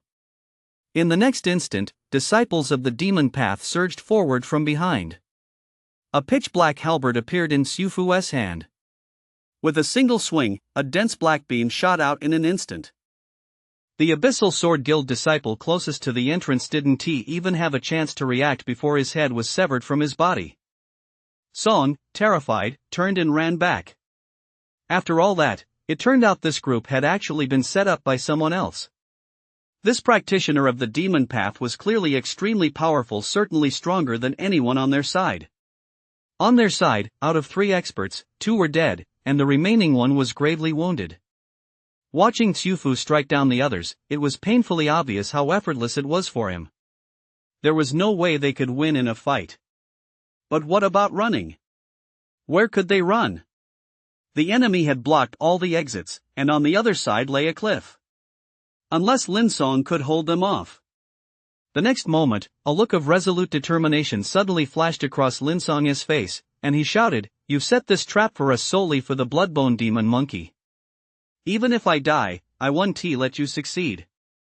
As soon as the words left his mouth, he scooped up the bloodbone demon monkey's corpse and leaped straight toward the cliff below. Song was stunned. You looked so resolute just now. You weren't going to fight them head on. You were committing suicide. Aren't you just provoking them? You jumped down. What are we supposed to do now? Should we jump too? Damn it! Xiufu's anger caused a vein on his forehead to bulge. They're all going to die. In that instant, he seemed to transform into an ancient god of slaughter. As he swung his great halberd, with every strike, another disciple of the righteous path or a Xuanfeng demon monkey fell.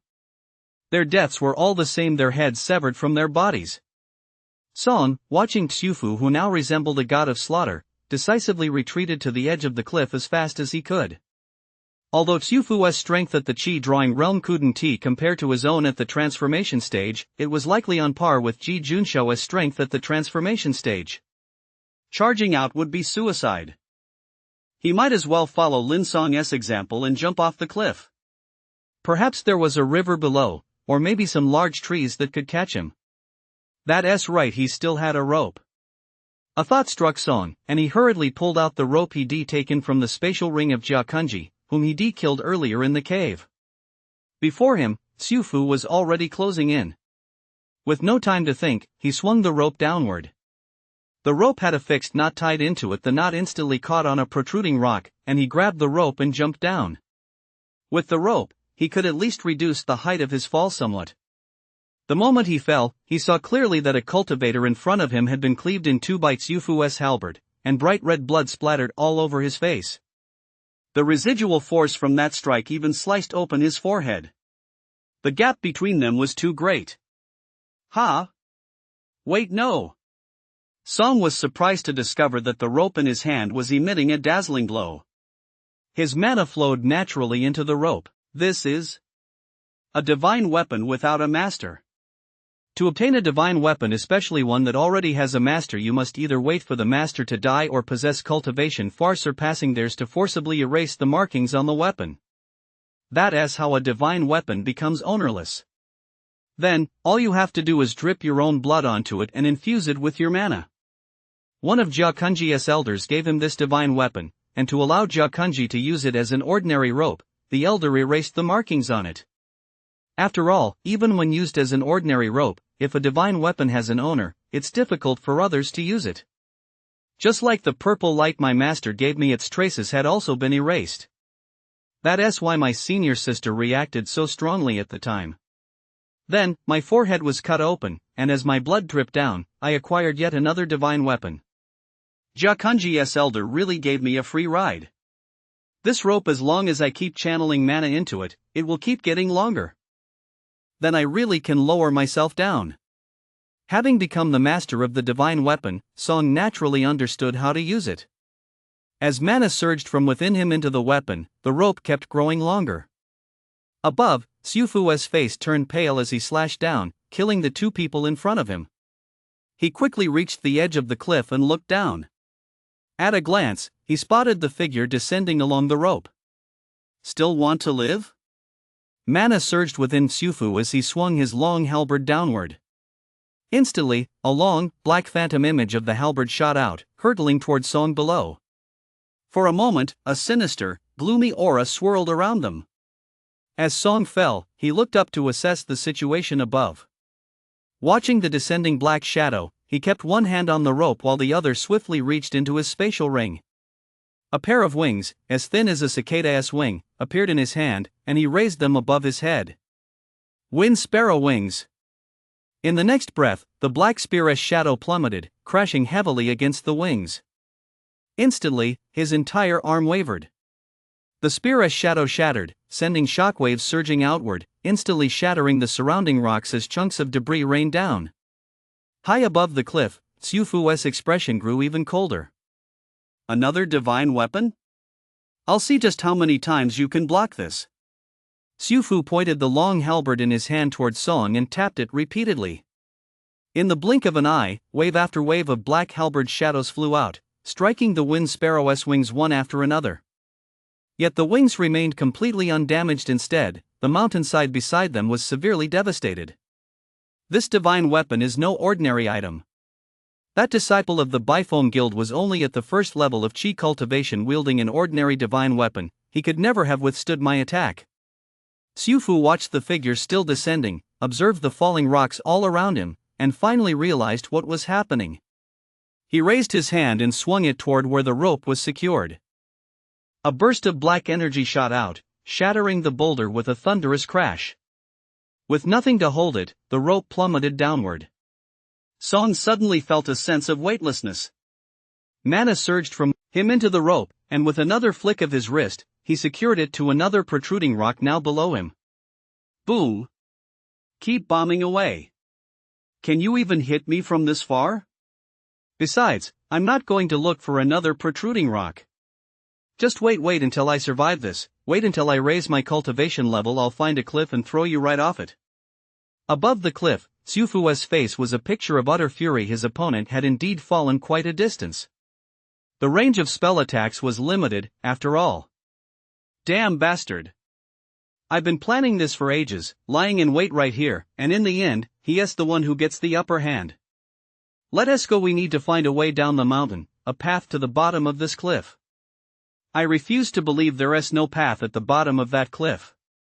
Xiufu was livid. He'd done all this for the Bloodbone Demon Monkey, yet now the Bloodbone Demon Monkey was down below. And that kid from the Bifong Guild was still alive.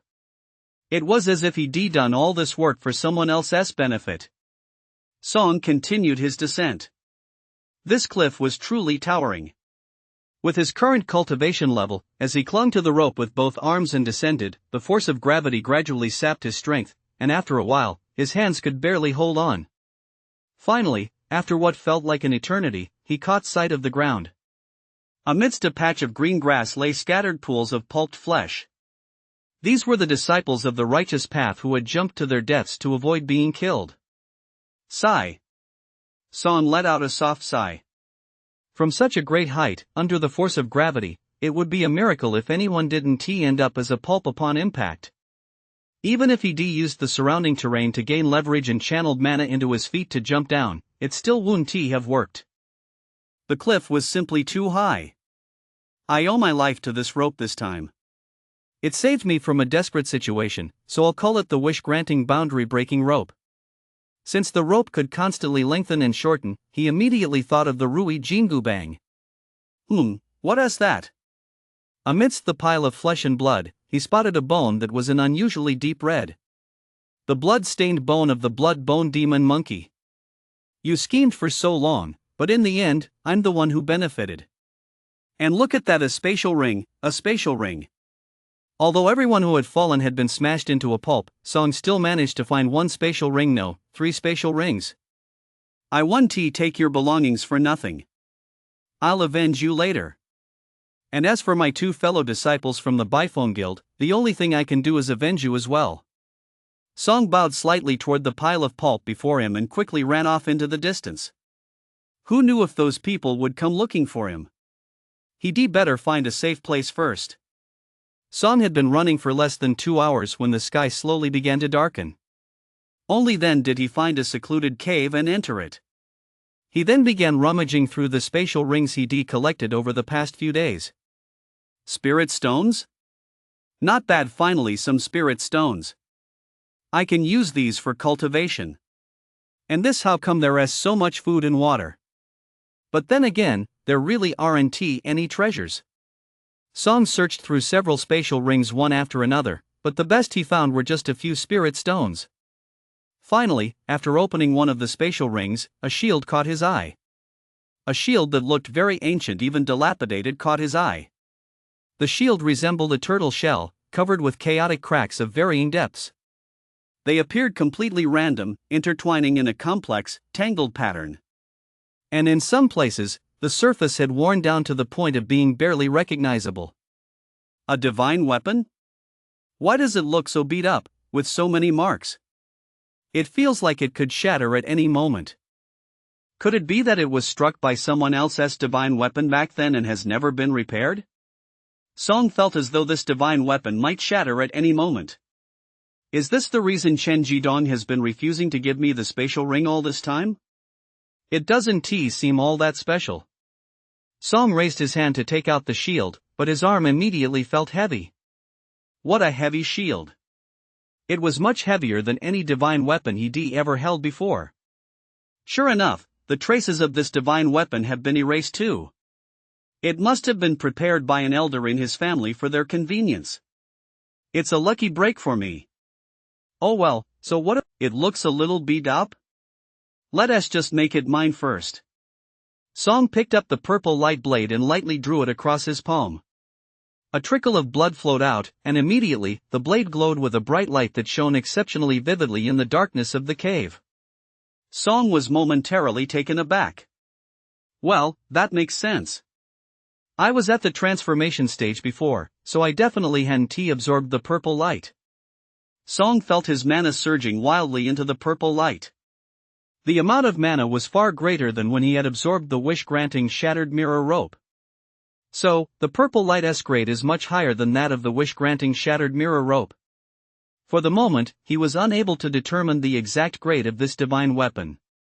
Generally, people judge the grade of a divine weapon based on its aura and the light it emits.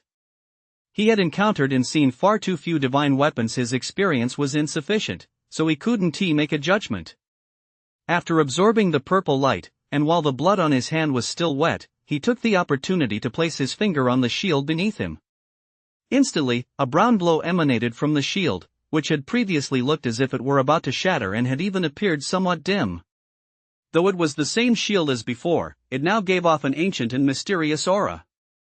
At the same time, waves of mana kept surging into the shield far more than had flowed into the purple light earlier.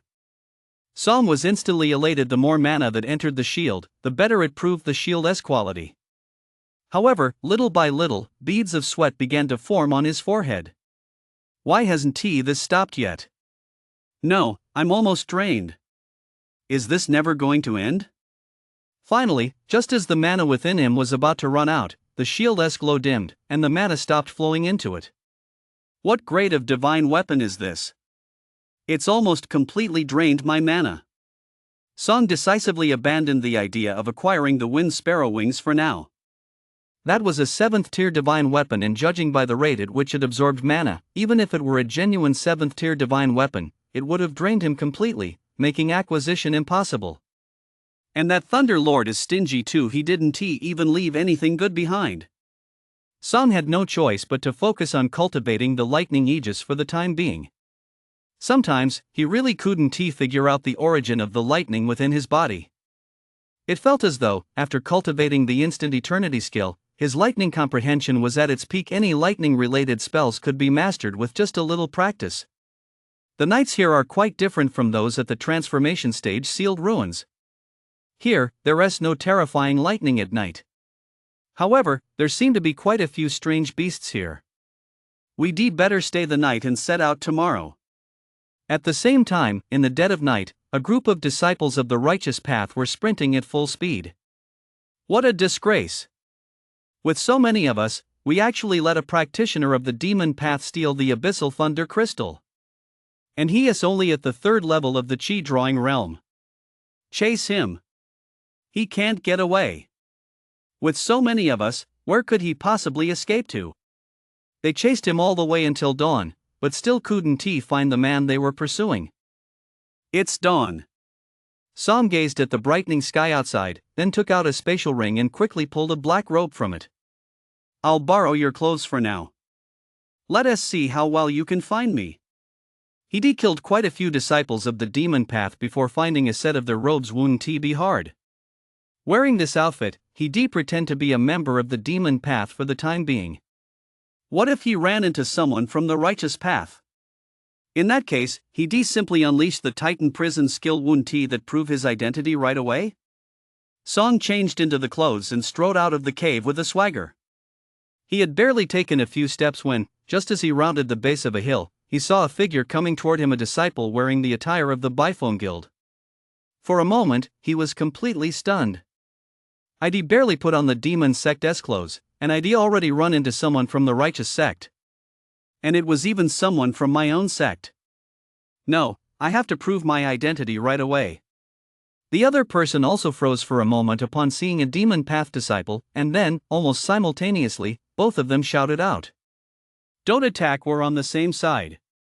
Don't attack, we're on the same side. I'm Niekong from the Shirley Demon sect. As Song spoke, to prove his identity, he simultaneously activated the Titan prison skill, causing the ethereal image of a divine statue to materialize. Across from him, the man calling himself Niekong simultaneously released the black aura that signified his identity, as surges of thunderous power emerged from all around his body. For a moment, both men froze in shock. Your aura something's off. And you claim to be one of us. Song was truly baffled. Were all chi drawing realm practitioners capable of sealing off space this skillfully? This guy a demon sect disciple impersonating a member of the righteous path. Niekong froze for a moment before quickly regaining his composure. This was a member of the righteous path and crucially, just a kid at the 1st level of the chi drawing realm. A chilling intent to kill suddenly flashed across his face. Kill this kid first. Die. Niekong drew his sword with a sudden thrust. The sound of thunder rang out all around him, and streaks of black lightning gathered upon his long, black blade. Black lightning? Since joining the Bifone Guild, Song had seen 3 different colors of lightning, but this was the first time he'd ever seen black lightning. In the next instant, Niekong swung his blade downward. Black lightning surged from the blade, spreading like an electric grid to envelop Song entirely from below, crashing down upon him in a deluge. Almost simultaneously, streaks of purple lightning gathered around Song's body, emitting a series of crackling sounds, as if a purple veil had been draped over him. Lightning Aegis. Song stared at the descending blade, showing no intention of dodging. Instead, he swung his own blade directly toward his opponent. He knew that spells were also ranked by strength, even though the Thunder Lord hadn't specified the rank of Lightning Aegis. But could a spell that the Thunder Lord himself took pride in possibly be weak? Moreover, he possessed extremely strong resistance to lightning. While the first strike of a lightning attack would have a significant effect on him, once he adapted, its impact would be greatly reduced. With these two factors combined, he didn't believe the opponent's strike could truly harm him. So why bother defending? He would simply eliminate the opponent as quickly as possible. Across from him, Nyekong watched the returning blade and let out a cold, disdainful sneer. Trying to trade blows, hoping for a mutually destructive showdown? The idea was sound, but he was at the third level of chi cultivation, while his opponent was merely at the first level. There was a gap of 2 minor cultivation levels between them. Was he afraid? Fine by him, it would just mean he could finish off this kid as quickly as possible. Cultivating thunder spells had many advantages. They were powerful enough. There was just one drawback: they made too much noise and easily attracted others. The Black Thunder was like any other frenzied, with power as immense as 10,000 June, as if capable of shattering everything in the world. At the same time, this Black Thunder carried an eerie aura. This bolt of thunder was the most powerful spell attack he had ever faced head-on. This was a strike from a cultivator at the third level of the chi-drawing realm. Although the Tsufu he had encountered earlier was stronger, he hadn't actually faced the opponent's attack head-on. In the blink of an eye, the black lightning crashed down with tremendous force, and the sinister, eerie aura exploded outward. At the same moment, the purple lightning of the Lightning Aegis began to spin rapidly, as if countless lightning dragons were swimming through it. A boundless surge of energy erupted, instantly dyeing the entire sky purple. The black lightning vanished in an instant, as if swallowed whole by a true divine dragon. Nyekong's eyes widened in disbelief. What was going on? He was at the third level of the chi-drawing realm. How could he not have broken through this kid's defense? What kind of spell did this kid cast? Is it that powerful? Oh no, his sword. The next moment, his eyes widened even further, as if his eyeballs were about to pop out. This kid's speed was incredible, and the density of his mana was far beyond what a first-layer chi-drawing cultivator should possess. That purple lightning, what a terrifying aura of power. Just as Song's long sword was about to strike his opponent, all the mana within him erupted, and at the same time, the power of the starburst heavenly thunder was unleashed in its entirety. In an instant, a ferocious thunderous force seemingly capable of shattering the sun, moon, and stars crashed down with a thunderous roar. Hiss. Clang. The two sounds rang out almost simultaneously. The purple glowing blade in Song's hand struck his opponent. The sharp edge sliced right through his body, and terrifying purple lightning surged into his opponent's body through the wound. Nyekong's black blade also struck him at the same moment, but the protective purple lightning surged through his body once more. As wave after wave of lightning engulfed him, the power of that strike was continuously neutralized, time and time again. Nyekong even felt as though his strike had struck a body formed from the convergence of countless bolts of lightning. Yet clearly, there appeared to be only that thin layer of lightning surrounding his opponent. In the next instant, Song's blade, which had struck Nyekong, suddenly swept sideways, and bolts of lightning surged along the long sword, pouring into his opponent's body once more. Inside Nyekong's body, the power of the starburst heavenly thunder raged, the forces colliding with one another and producing a series of terrifying explosions. Boom, boom, boom.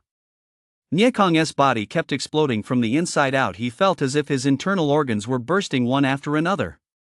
Crimson blood spurted from his body. The next moment, his body exploded with a thunderous boom, and he collapsed to the ground. Song swiftly withdrew the purple light.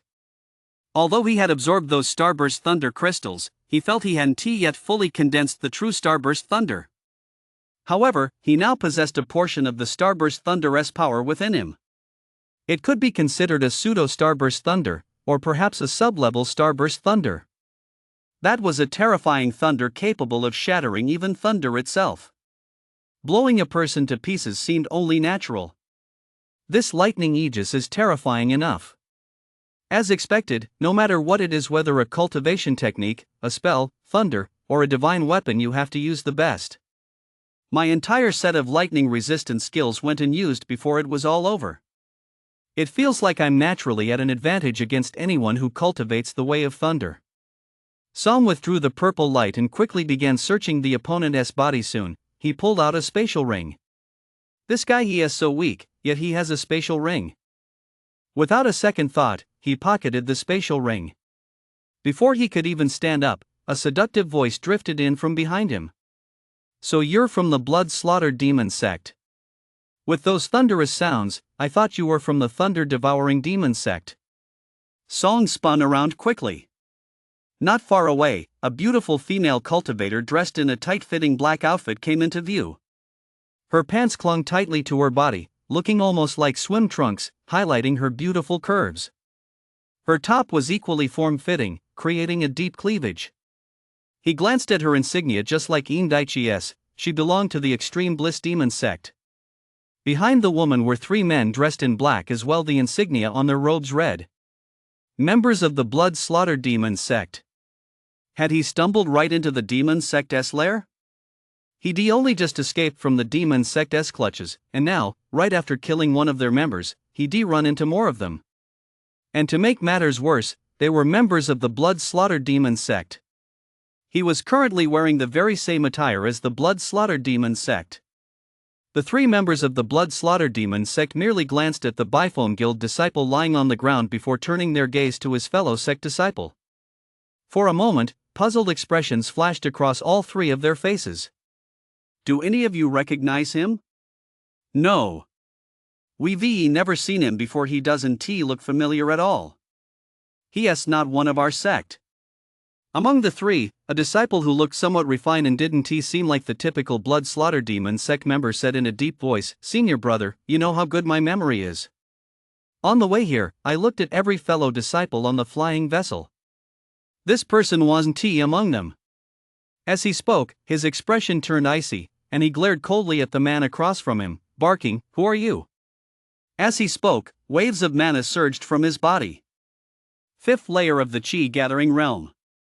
The other two blood-slaughtered demon sect disciples, their expressions equally grim, released their auras as well. One was at the 5th level of the chi-drawing realm, and the other at the 6th level. Song immediately felt a headache coming on. These people were clearly led by that woman, and she was likely even stronger. He couldn't beat them in a fight, but could he run again? The problem was, there wasn't a cliff here for him to jump off, and he certainly couldn't outrun them on flat ground. Song thought of Niekong, whom he had just killed, and an idea struck him. He quickly shouted, "I'm from the thunder-devouring demon sect." Given the thunderous sounds that had just echoed through the area, it made sense to claim he was a member of a demon sect that cultivated the way of thunder. Across from him, the members of the blood-crushed demon sect looked around at the traces left by the falling thunderbolts, and their expressions grew even colder. "You're a member of the thunder-devouring demon sect. Why are you impersonating our bloodcutter demon sect? What are your intentions?" "Impersonating a member of our bloodcutter demon sect, you deserve to die." Waves of icy killing intent surged from the three of them. "We're all disciples of demon sects, there is no need for this," the woman said, waving her hand. "Since we've run into each other, let us just travel together." Hearing this, the three immediately furrowed their brows. "Senior sister Guyu, he is impersonating us." At their words, a ferocious expression suddenly flashed across Guyu's face, which had been adorned with a faint smile all along. She said coldly, "Are you questioning me?" The three were instantly terrified and hurriedly shook their heads. "We wouldn't dare. How could we dare to question you?" Guyu snorted coldly. "Then shut up." With that, she walked ahead. Song glanced around. He had no choice but to follow for the time being, though he remained on high alert. He didn't believe for a second that this woman had saved him out of the goodness of her heart. He suspected she had some ulterior motive. Before long, 4 figures clad in black reappeared in his line of sight. More people from the demon sect. There sure were a lot of them around here. Thank goodness he'd returned the demon sect robes ahead of time. They wouldn't actually start fighting, would they? Otherwise, the moment they clashed, his cover would be blown. He didn't know any spells from the demon sect. Just as he was thinking this, Guyu spoke to the other 4. I am Guyu of the Jila sect. You follow me. Guyu's name was clearly well known. Song didn't know if the other 4 members of the demon sect truly wanted to follow him or were simply too afraid to refuse, but in any case, all 4 of them fell in behind him. Then he noticed that as Guyu made his way along, he was recruiting every member of the demon sect he encountered. By the time dusk fell, they had gathered a group of 40 people. Fortunately, there were no disciples from the Shirley sect among them. Nor were there any disciples from the righteous path. With so many members of the demon sect gathered together, ordinary disciples of the righteous path would have fled far away at the very sight of them. Something's off. This is way too suspicious. Gathering this many people together, they must be planning something big. All around them, other members of the demon path also sensed something was amiss and began asking questions one after another. Senior sister, what are we supposed to do? That's right, senior sister Guyu, you called us here. Did you discover something? Are we going to wipe out those so-called orthodox sects? Guyu turned around and scanned the group, her expression growing somber as she said, I've discovered an ancient palace. Even if there are no sealed relics inside, it must contain the legacy of some great power. However, that palace is fraught with danger, so I need to gather more people to explore it together. Sealed relics? A palace within a sealed ruin. Senior sister, what kind of place is that? Yeah, what's inside? Som looked at the crowd around him, who were one by one becoming more and more excited, and was instantly speechless. Are you guys stupid? If there were really any benefits, that woman would have gone herself and taken you all along. It must be too dangerous inside. She is sending you all to your deaths. He wanted to leave, but with so many people around, there was no way out.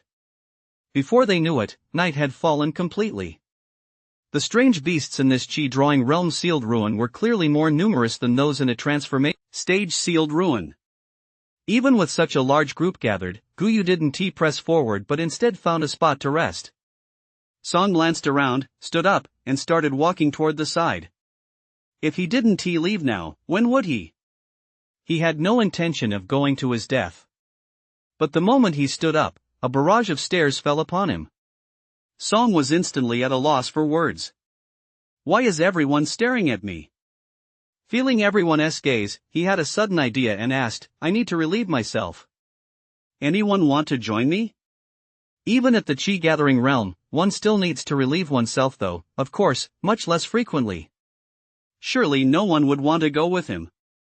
But as luck would have it, a middle-aged man with a full beard, who looked quite old, stood up upon hearing this and said, I'll go with you. Song. I was just asking and you actually said you'd come along. He had no choice but to find a spot with the man and take care of business. When he returned, everyone had already settled into a cross-legged sitting position.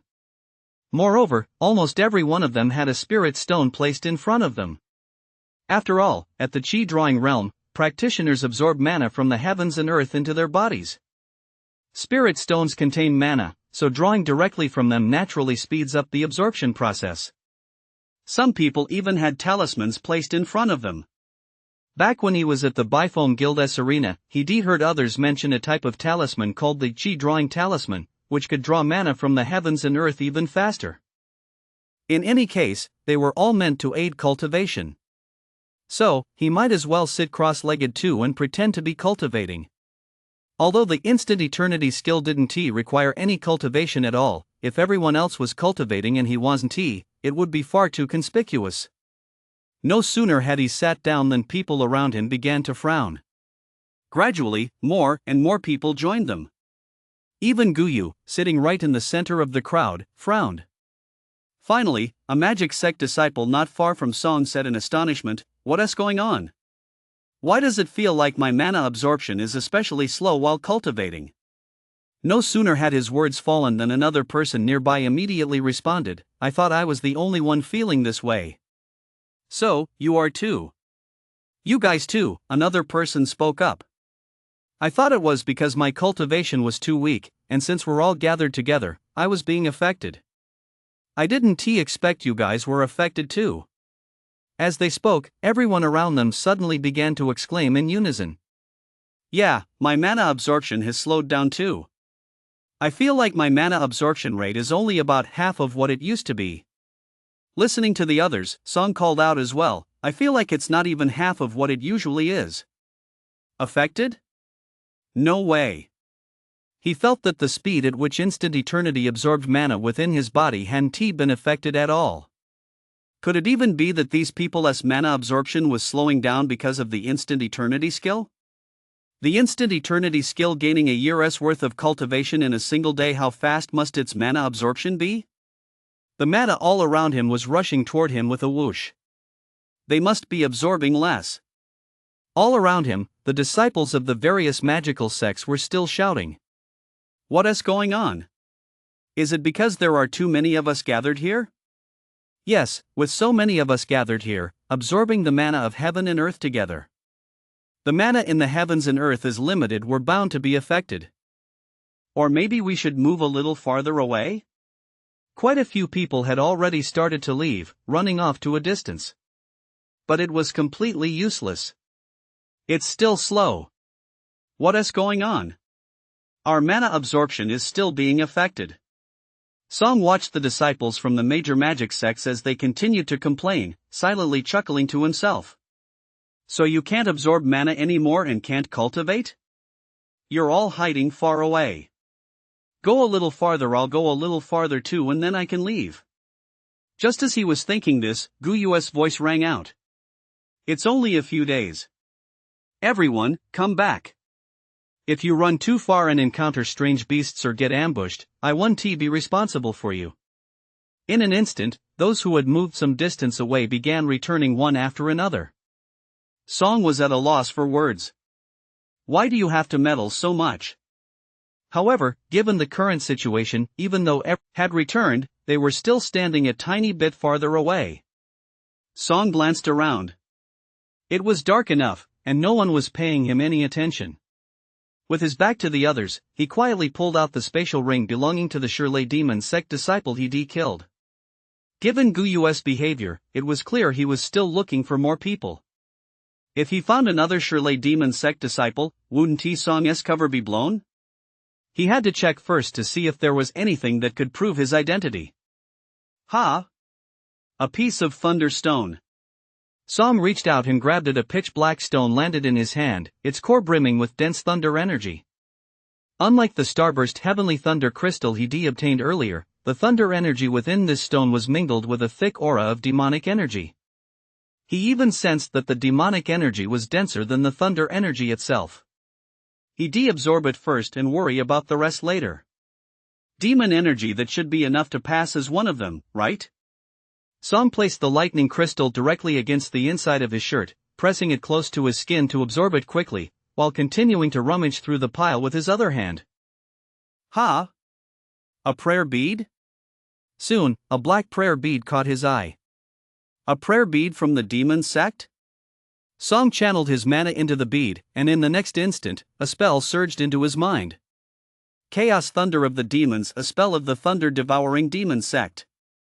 Thanks to that guy from the thunder-devouring demon sect, not only did he give me a thunder crystal, but he also provided me with a demonic spell. Now I can pass myself off as one of them, right? But why didn't this guy absorb the prayer beads? He is still keeping them? He could have absorbed them himself unless. This guy, he must have set aside these prayer beads for someone else. The spell was simply too profound. Even though he mastered it himself, it would be difficult to pass it on to others through verbal instruction alone. Typically, powerful cultivators would use their mental energy to imbue the prayer beads with the spell when teaching their disciples. Even more powerful beings could leave behind their divine consciousness directly. In any case, at the Chi drawing realm, it was impossible to teach spells even through prayer beads. I wonder what this guy is up to, secretly leaving his spell behind like that. Song continued rummaging through the items, hoping to find anything else useful, but came up empty-handed. Before they knew it, the night had passed. The next day, Guyu led the group onward, recruiting every practitioner of the demon path they encountered along the way. However, for some reason, Song didn't spot a single member of the thunder-devouring demon sect. Before they knew it, they had been following Guyu for 3 days. Their numbers had swelled to 100. Guyu led the group to the shore of a massive lake and pointed down, saying, "The ruins lie at the bottom of the lake. Go down." No sooner had she finished speaking than several disciples of the demon sect leaped into the lake. Song's eyes widened instantly. "You just jump whenever she tells you to? You're really naive. Aren't you afraid there might be danger in the water? She is sending you to your deaths." Many others clearly shared Song's thoughts.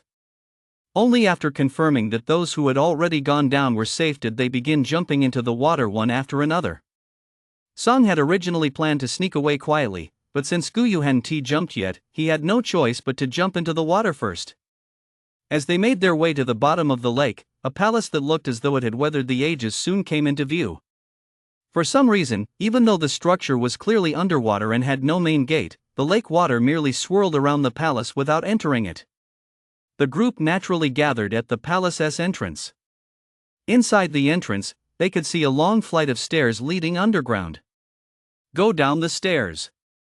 Guyu remained at the back of the group. Song followed the others down the stairs. Although there were some glowing phosphorescent stones lining the steps, it was still rather dark. Gradually, after about 3 or 4 minutes, a glow appeared ahead. Then, a series of gasps rang out. "So many people. Senior brother, what are you doing here too? Senior brother Wu Duo." Song walked into the light and found himself facing a grand hall. Inside, disciples of the demon sect had gathered at a glance. There were likely 300 or 400 of them, not counting their own group. Among them were 2 male disciples leading the group. One was shrouded in a black robe and wore a black mask that obscured his features. The other wore the robes of the blood-slaughtered demon sect and looked unusually pale.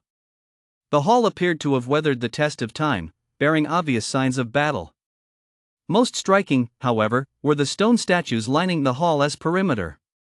All the statues had human bodies and animal faces, some with the face of an ox, others with that of a sheep, and still others with that of a pig. However, every statue looked exceptionally ferocious, and each clutched a stone weapon in its hand. Where the group was standing, there were also several shattered statues. Guyu walked up from behind and bowed his hands toward the 2 men, saying, "Senior brother Wu Duo, senior brother Nan Ming, you 2 are much faster than your junior sister." Nan Ming glanced at the group behind Guyu and nodded slightly. "We've only just arrived ourselves. Since you're here, junior sister, let's south explore this place together." As he spoke, he turned to the newly arrived group and said, "The 3 of us discovered this place together. Based on our assessment, this place should be the cave residence left behind by a true lord." As soon as he finished speaking, the crowd around them erupted in gasps of astonishment. A true lord. The mightiest of all beings, a true lord. The cave residence of a true lord, doesn't that mean there is a true lord's legacy here? Song remained silent. What a bunch of uninformed fools. A true lord's legacy? It's nothing special, it's not like I haven't seen one before. Besides, since this cave is in the lake, it's 9 times out of 10 the legacy of that pure water true lord. And I don't even practice the way of water myself. Nan Ming glanced at the crowd and continued, "I called you here because, even with the 3 of us combined, we're unable to fully explore this cave." As he spoke, he pointed to the statues all around them and said, "Do you see these statues? As soon as you get close to them, they awaken from their slumber. At the same time, you must not attack them even if you cast spells at them from a distance, they still wake up. They're statues, but in a certain sense, they're all alive." The hall was extremely long, and both sides were densely packed with statues. With Song's current level of cultivation, he couldn't see the end of the hall at a glance. As far as the eye could see, countless statues were clustered together. Those statues weren't simply arranged along the sides, they were piled on top of one another. With so many statues, even if they awakened them one by one and pushed them slowly, who knew how long it would take? The main challenge would be that cluster of statues in the distance. It would likely be difficult to move. After Nan Ming had warned everyone, he began assigning tasks. Form groups of 10 to handle one awakened statue each. Just focus on defeating the statue assigned to your group, don't worry about the others. Remember, when casting spells, you must exercise strict control to avoid affecting the statues that haven't awakened yet. As long as they remain unawakened, even if struck by a spell, they won't be harmed. It will actually awaken them. After repeatedly urging everyone to be careful, Nan Ming raised his hand and waved it. 10 streams of black magical energy shot from his hand and struck the 10 statues. In the next instant, the color of the attacked statues began to change visibly. It was as if the outer layer of stone had flaked off from these petrified beasts, revealing their powerful bodies. Meanwhile, the statues standing nearby, those that hadn't been struck, also began to change, clearly having been awakened. So, even if these statues weren't attacked, as long as the ones beside them awoke, they would awaken as well. Song's eyes widened in shock. This life force, this wild aura, were these truly beasts? They were merely beasts at the Qi drawing realm. And who knows how many ages this ruin has existed? Beasts at the Qi drawing realm couldn't possibly live that long. Was it these statues that allowed them to live for endless ages? As he stood there in a daze, one by one, the beasts raised their heads to the sky and let out a series of roars, simultaneously raising the weapons in their hands high above their heads. In an instant, the sound of thunder rang out. Streams of black thunder energy surged from their bodies and rained down upon the group. Each bolt of lightning possessed immense power, each filled with the purest essence of destruction. Almost simultaneously, Nan Ming's roar rang out. Attack! At his command, the others snapped to attention. In an instant, spells flew out in rapid succession. As practitioners of the Qi drawing realm, they were naturally capable of casting spells directly. However, most preferred to imbue their divine weapons with them, as this allowed the spells to draw upon the weapon's power and become even more potent. There were simply too many disciples from the major demon sects gathered here. Song, standing among the crowd, also channeled his mana, releasing a small amount. Instantly, a black bolt of lightning, brimming with demonic energy, shot forth. Fortunately, he had previously absorbed that lightning crystal saturated with demonic energy and had also cultivated the spells of the thunder-devouring demon sect. Otherwise, he wouldn't have been able to act at all right now. Not acting once was fine, but doing it too often would surely draw attention. Now, however, he was casting a genuine demon sect spell, a demonic thunderbolt, no less, so there was absolutely no issue. As the spells flew through the air, the dozen or so bolts of lightning fired from the hands of the beast statues were instantly extinguished, vanishing without a trace. The remaining spells crashed down with a thunderous roar, striking the dozen or so beasts. Raging thunder, eerie and sinister dark energy, scorching flames, bone-chilling frost. As the various spells piled up and crashed down, all 20 statues died instantly. What was surprising, however, was that when they died, it wasn't their physical bodies that exploded, it was the shattered fragments of the statues. Very good. Nan Ming looked on with satisfaction at the shards of statues scattered across the ground. That was just the first round. We attracted fewer beasts this time. Next, I'll awaken 30 statues. Let us continue. Remember not to let the spells affect the statues that haven't awakened yet. Song realized that there were truly far too many members of the demon sect. Even if he awakened 30 statues at once, they would still be more than enough to wipe out the demon sect members in an instant. He was also completely certain that once a statue was awakened, it would trigger the awakening of adjacent statues. Of course, this chain reaction wouldn't continue indefinitely. Generally speaking, a statue under attack could trigger the awakening of nearby statues, but a statue awakened in this way would not, in turn, trigger the awakening of other statues. However, even if someone occasionally made a mistake and caused more statues to be awakened than intended, the group still faced no real pressure. Gradually, the group made their way down the long corridor and arrived directly in front of another hall.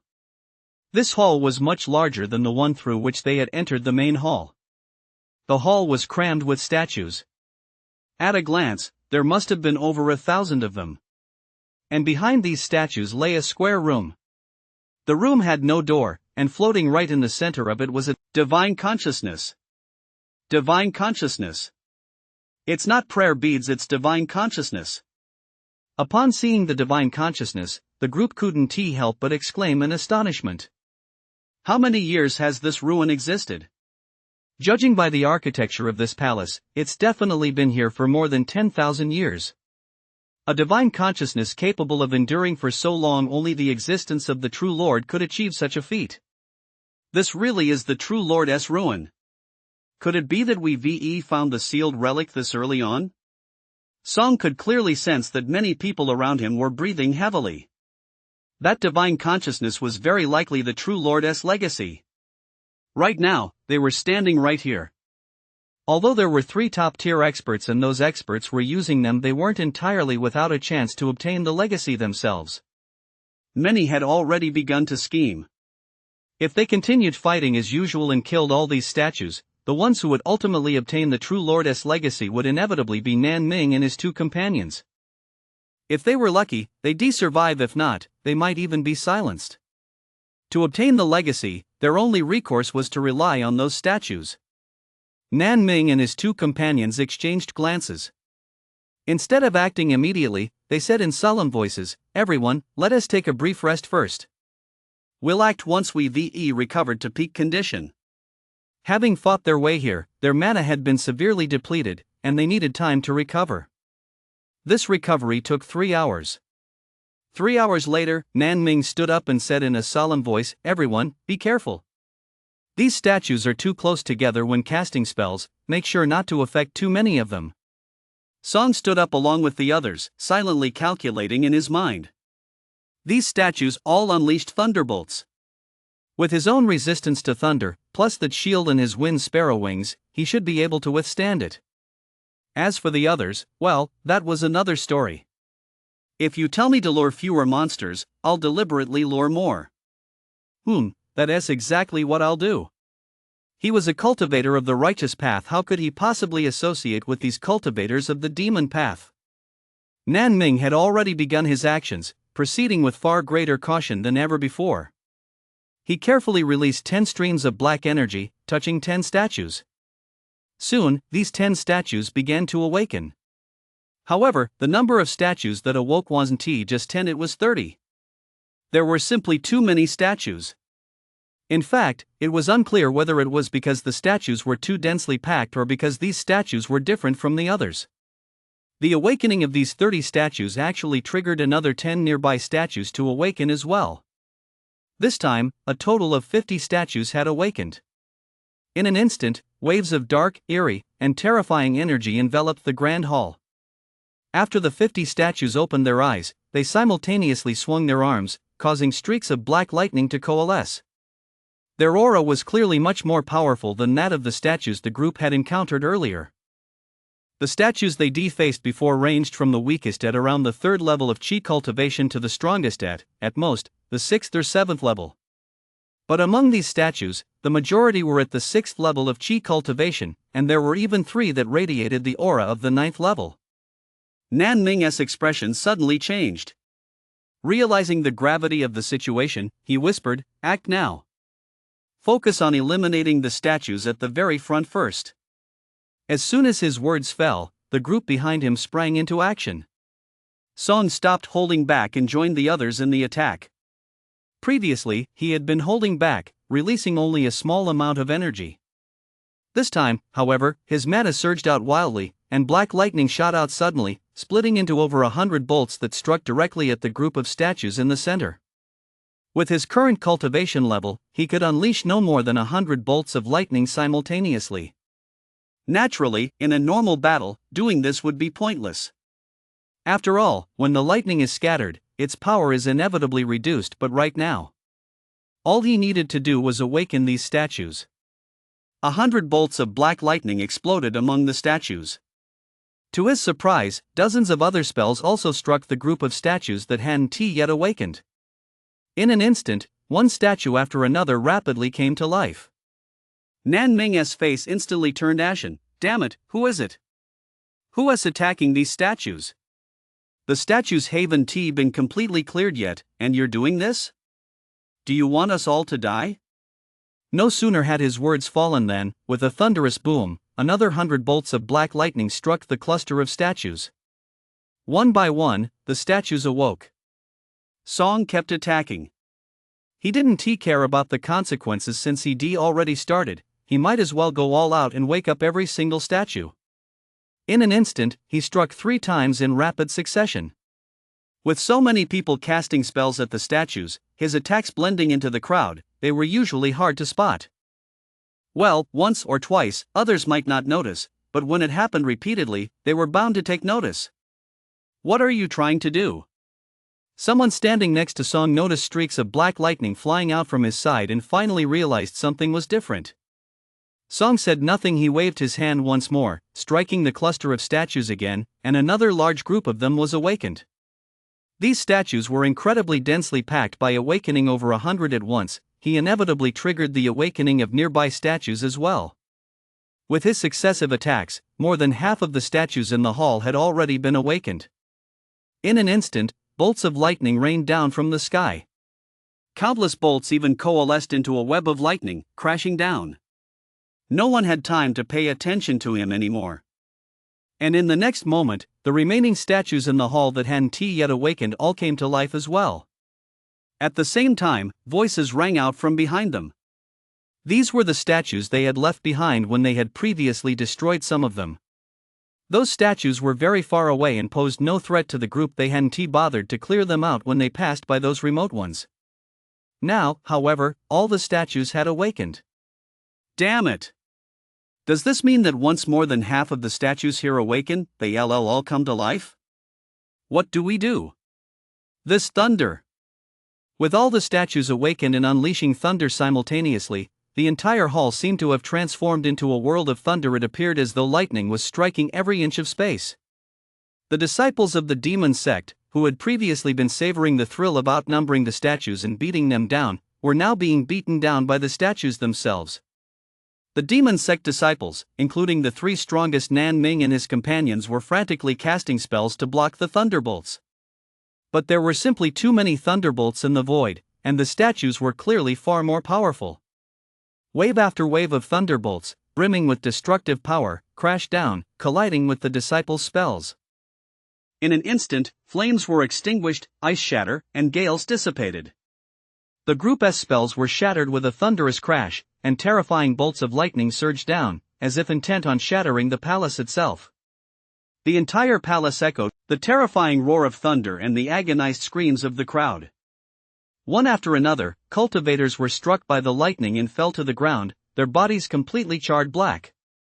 Some unlucky cultivators were struck by multiple bolts of lightning at once. In an instant, they were reduced to a pile of charcoal. Retreat! Retreat quickly! Get out of here! One by one, the demon path cultivators retreated while shouting, frantically casting spells to fend off the falling bolts of lightning. In truth, even without their shouts, the others had already begun retreating. Nan Ming and his 2 companions, in particular, were retreating the fastest. Song was also struck by 3 bolts of lightning in an instant. Each bolt possessed immense power. In the blink of an eye, his body was charred black, and his clothes were reduced to dust. But in the very next moment, the thunder power from the instant eternity skill within him, along with the starburst heavenly thunder he had absorbed, and another unknown form of thunder surged forth. The thunder energy that had invaded his body was instantly neutralized. When the thunder struck him once more, it was quickly repelled by his own thunder energy. Sure enough, he blocked it without even needing to. Song hadn't even considered using his shield or the wind sparrow wings, but as those around him either died or retreated, he stood out like a sore thumb, and instantly, bolt after bolt of lightning rained down upon him. While he could block the lightning itself, the sheer power within each bolt caused his body to shake uncontrollably. As the successive strikes pounded down, they knocked him flat to the ground. The crowd retreating behind him also noticed Song at the same time, and in an instant, cries of alarm rang out. Why isn't that guy retreating? Is he looking to die? Wait, he has been knocked down, but he is still breathing. He is only at the first level of chi cultivation. How could he possibly survive being struck by so many bolts of lightning? Nan Ming, Guyu, and the others all turned to look. Even they couldn't have withstood such a barrage of lightning strikes, yet this kid at the first level of chi cultivation hadn't died. The next moment, the three of them stared in disbelief as the man suddenly stood up. Holding a shield in one hand and a pair of wings in the other, he charged forward at breakneck speed straight toward those statues. Under the frenzied barrage of the statues, in the blink of an eye, over 100 members of the demon sect fell one after another. Yet as the demon sect disciples retreated one by one, the statues did not pursue them forward. Purple lightning swirled all around Song. The lightning aegis had already materialized, and he ran forward, clutching his shield and the two divine weapons. He'd come this far, the inheritance was right ahead. There was no way he was going to return empty-handed. But after running a few steps, he realized something was off. Wave after wave of lightning was actually descending upon him. It felt as though all the lightning was targeting him. What was this? He looked up and was stunned. You statues, what is wrong with you? Why aren't you chasing them anymore? Go chase them, for crying out loud. Are you statues stupid or what? He was truly baffled. He planned it all out perfectly. These statues were supposed to chase them down relentlessly. The demon sect members wouldn't stand a chance. He'd hold them off, and once they were either dead or wounded, he'd make his escape. But instead, the statues just stood there watching as the demon sect members ran off. What else could he do? He'd have to charge ahead and get into the room first. Maybe there was a secret passage behind the room that would let him escape the palace. He couldn't just stay here and take a beating forever, and he certainly couldn't retreat. Those demon sect members would skin him alive. Bolts of lightning rained down after being blocked by the wind sparrow's wings and his shield. The remaining force slammed into him, shattering his lightning aegis in an instant. And the lightning still didn't stop. Bolt after bolt crashed down, its immense force causing his arms to go numb and ache. He could withstand the power of the lightning, but he couldn't completely block the impact it carried upon striking. The excruciating pain in his palms was so intense that he couldn't even hold onto the wind sparrow wings, which fell to the ground. This was a 7th-tier divine weapon. Song was startled and quickly crouched down to retrieve the wings. Gripping the shield with both hands, he charged toward the room. The impact was too powerful. He couldn't hold onto the wings, but the shield was his own divine weapon, so he could still grasp it. Behind him, the disciples of the demon sect retreated while glancing back, momentarily stunned. That kid is only at the first level of chi cultivation. How could he possibly block that thunderbolt? It's because of that divine weapon. That divine weapon is at least a 4th tier, or even a 5th tier divine weapon. The divine weapon can't hold out much longer. He is only at the first level of chi cultivation. He can't possibly unleash the divine weapon as full power. He is simply relying on its sheer durability to block the attack. If this goes on much longer, even the divine weapon won't hold out. Without the divine weapon, he is as good as dead. Song looked at the shield, whose glow had dimmed after being struck repeatedly, and at the room just ahead of him. He clenched his teeth fiercely and charged forward. The next moment, bolts of lightning struck his body one after another. The overwhelming force sent him crashing to the ground. Damn it! The power of this lightning is too strong.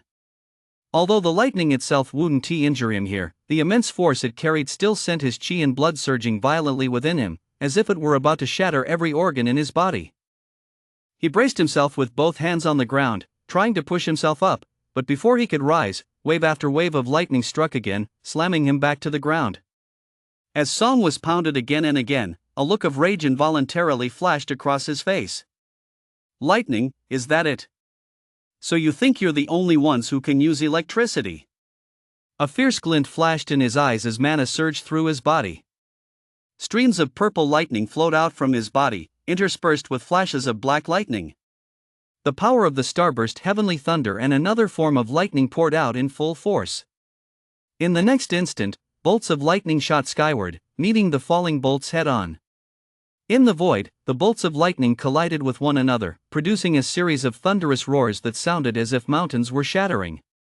Soon, the purple lightning mixed with black that Song had unleashed was shattered by the lightning emanating from the statues.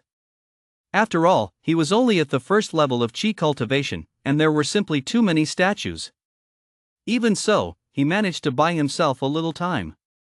He surged forward in an instant, but the very next second, bolts of lightning struck him again, slamming him to the ground. Feeling his chi and blood surging within him, Song unleashed another bolt of lightning. As long as the lightning could hold him off even slightly, even if it only allowed him to advance a foot, or even less as long as he could move forward, that would be enough. Behind him, the disciples of the demon sect retreated a short distance before realizing the statues were no longer pursuing them. Even the statues surrounding the hall had come to a halt and were no longer charging forward. For a moment, the situation became safe. They halted and stared at the figure pounded to the ground, completely baffled. What is going on with this kid? So many bolts of lightning struck him, yet he is still alive. He is only at the first level of chi cultivation? What kind of freak is this? It was this kid who awakened those statues just now. The demon sect disciples glared at Song with murderous intent. It's all his fault I was attacked by so many statues and nearly died. My senior brother has already died from the statues' attacks. This kid, we absolutely cannot let him get away with this. Kill him. As long as we're here, the statues won't attack us, so let us attack that kid. I refuse to believe he can block the statue's thunderbolts and still withstand our spells. The first demon sect disciple snapped to attention and unleashed a searing flame at Song. Behind him, the other demon sect disciples also reacted, unleashing a barrage of spells towards Song. Every single one of them gave it their all. If it weren't for this kid, how could they possibly be being hunted down like this?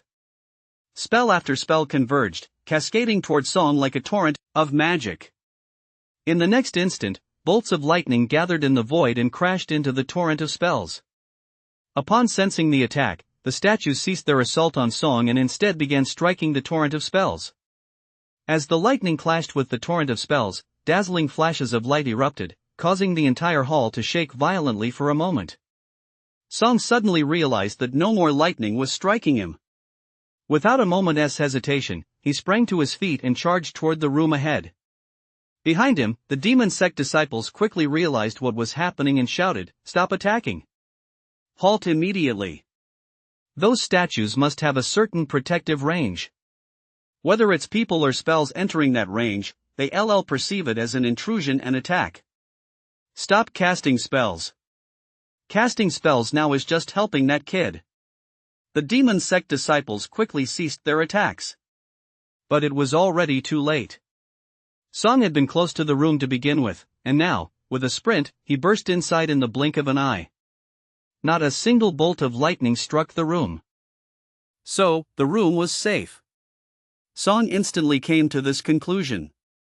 He turned to face the demon sect disciples and said defiantly, "Thanks a lot, guys. You brought me to the true Lord's cave, cleared away the statues on both sides, and finally even ushered me right in so I could claim the legacy." No sooner had his words fallen than the statues ceased moving. Their bodies seemed to have turned to stone, transforming back into mere statues once more. They had fallen back into slumber. Song was dumbfounded. "You statues, how can you just fall asleep like that? Are you blind? Can't you see the enemies outside? You really are stupid." He looked around, now suspecting that some entity behind the scenes was controlling these statues, deliberately playing a trick on him. He finally managed to get into this room. It seemed safe here, and then the statues fell asleep. Across from him, the members of the demon sect also froze for a moment. Staring at the sleeping statues, they didn't immediately charge forward as they had before, but instead turned their gaze toward the trio leading them, Nanning, Guyu, and the others. Guyu watched the people in the room across from her from a distance, her face already as cold as ice. She recognized this guy. He was someone she brought along. Back then, her goal had been to recruit as many people as possible to find some cannon fodder, and she hadn't given it much thought. Now, looking back on their first meeting, this guy was indeed very suspicious. Why would a member of the thunder-devouring demon sect pretend to be from the blood-slaughter demon sect? If he really wanted to impersonate someone, he would have pretended to be from another demon sect. After all, the blood-slaughtered demon sect's spells were so distinctive that they could be recognized the moment they were cast. Moreover, they hadn't seen a single member of the thunder-devouring demon sect along the way, which was highly unusual. However, no matter what, this person had disrupted her plans, and whoever he was, he had to die. Continue awakening those statues. This time, let us awaken fewer of them. Even if we have to destroy 10 statues at a time, we must ensure our safety. There was one thing she didn't say: perhaps once these statues fell back into slumber, they would never be awakened again. After speaking, she didn't even wait for Nan Ming to act. She walked straight toward the statues. Song saw Guyu's movements and immediately realized what was happening. These people intended to lure the statues over again and then eliminate them one by one. As if. Without waiting for Guyu to act, he raised his hand and fired 100 bolts of lightning, striking the statues directly. Instantly, the statues awoke from their slumber, one after another. Song breathed a sigh of relief. As long as they woke up, that was fine. What he feared most was that they wouldn't wake at all, in which case he'd be finished. Without a moment's hesitation, he waved his hand again and again, continuing his attack. Soon, every statue in the area had awakened. Guyu frowned and quickly retreated to a safe distance. Thankfully, the statues didn't give chase. However, the statues didn't immediately fall back into slumber either. They were clearly guarding the room where Song was located, yet they didn't enter it and still didn't attack Song inside. One by one, the disciples of the demon sect furrowed their brows. That kid, as soon as he saw us trying to awaken the statues, he struck first and roused them all. What are we going to do now? Yeah, he woke them all up at once. How are we supposed to get through? That divine sense is right in front of him. Many of them began shouting insults. Kid, if you've got the guts, come out. You brat from the thunder-devouring sect, come out now and we'll spare your life. You can't possibly stay in there forever. Song hadn't intended to pay these people any mind, but upon hearing their shouts, he couldn't help but laugh. I'm staying right here and not going anywhere. If you've got the guts, just keep guarding outside.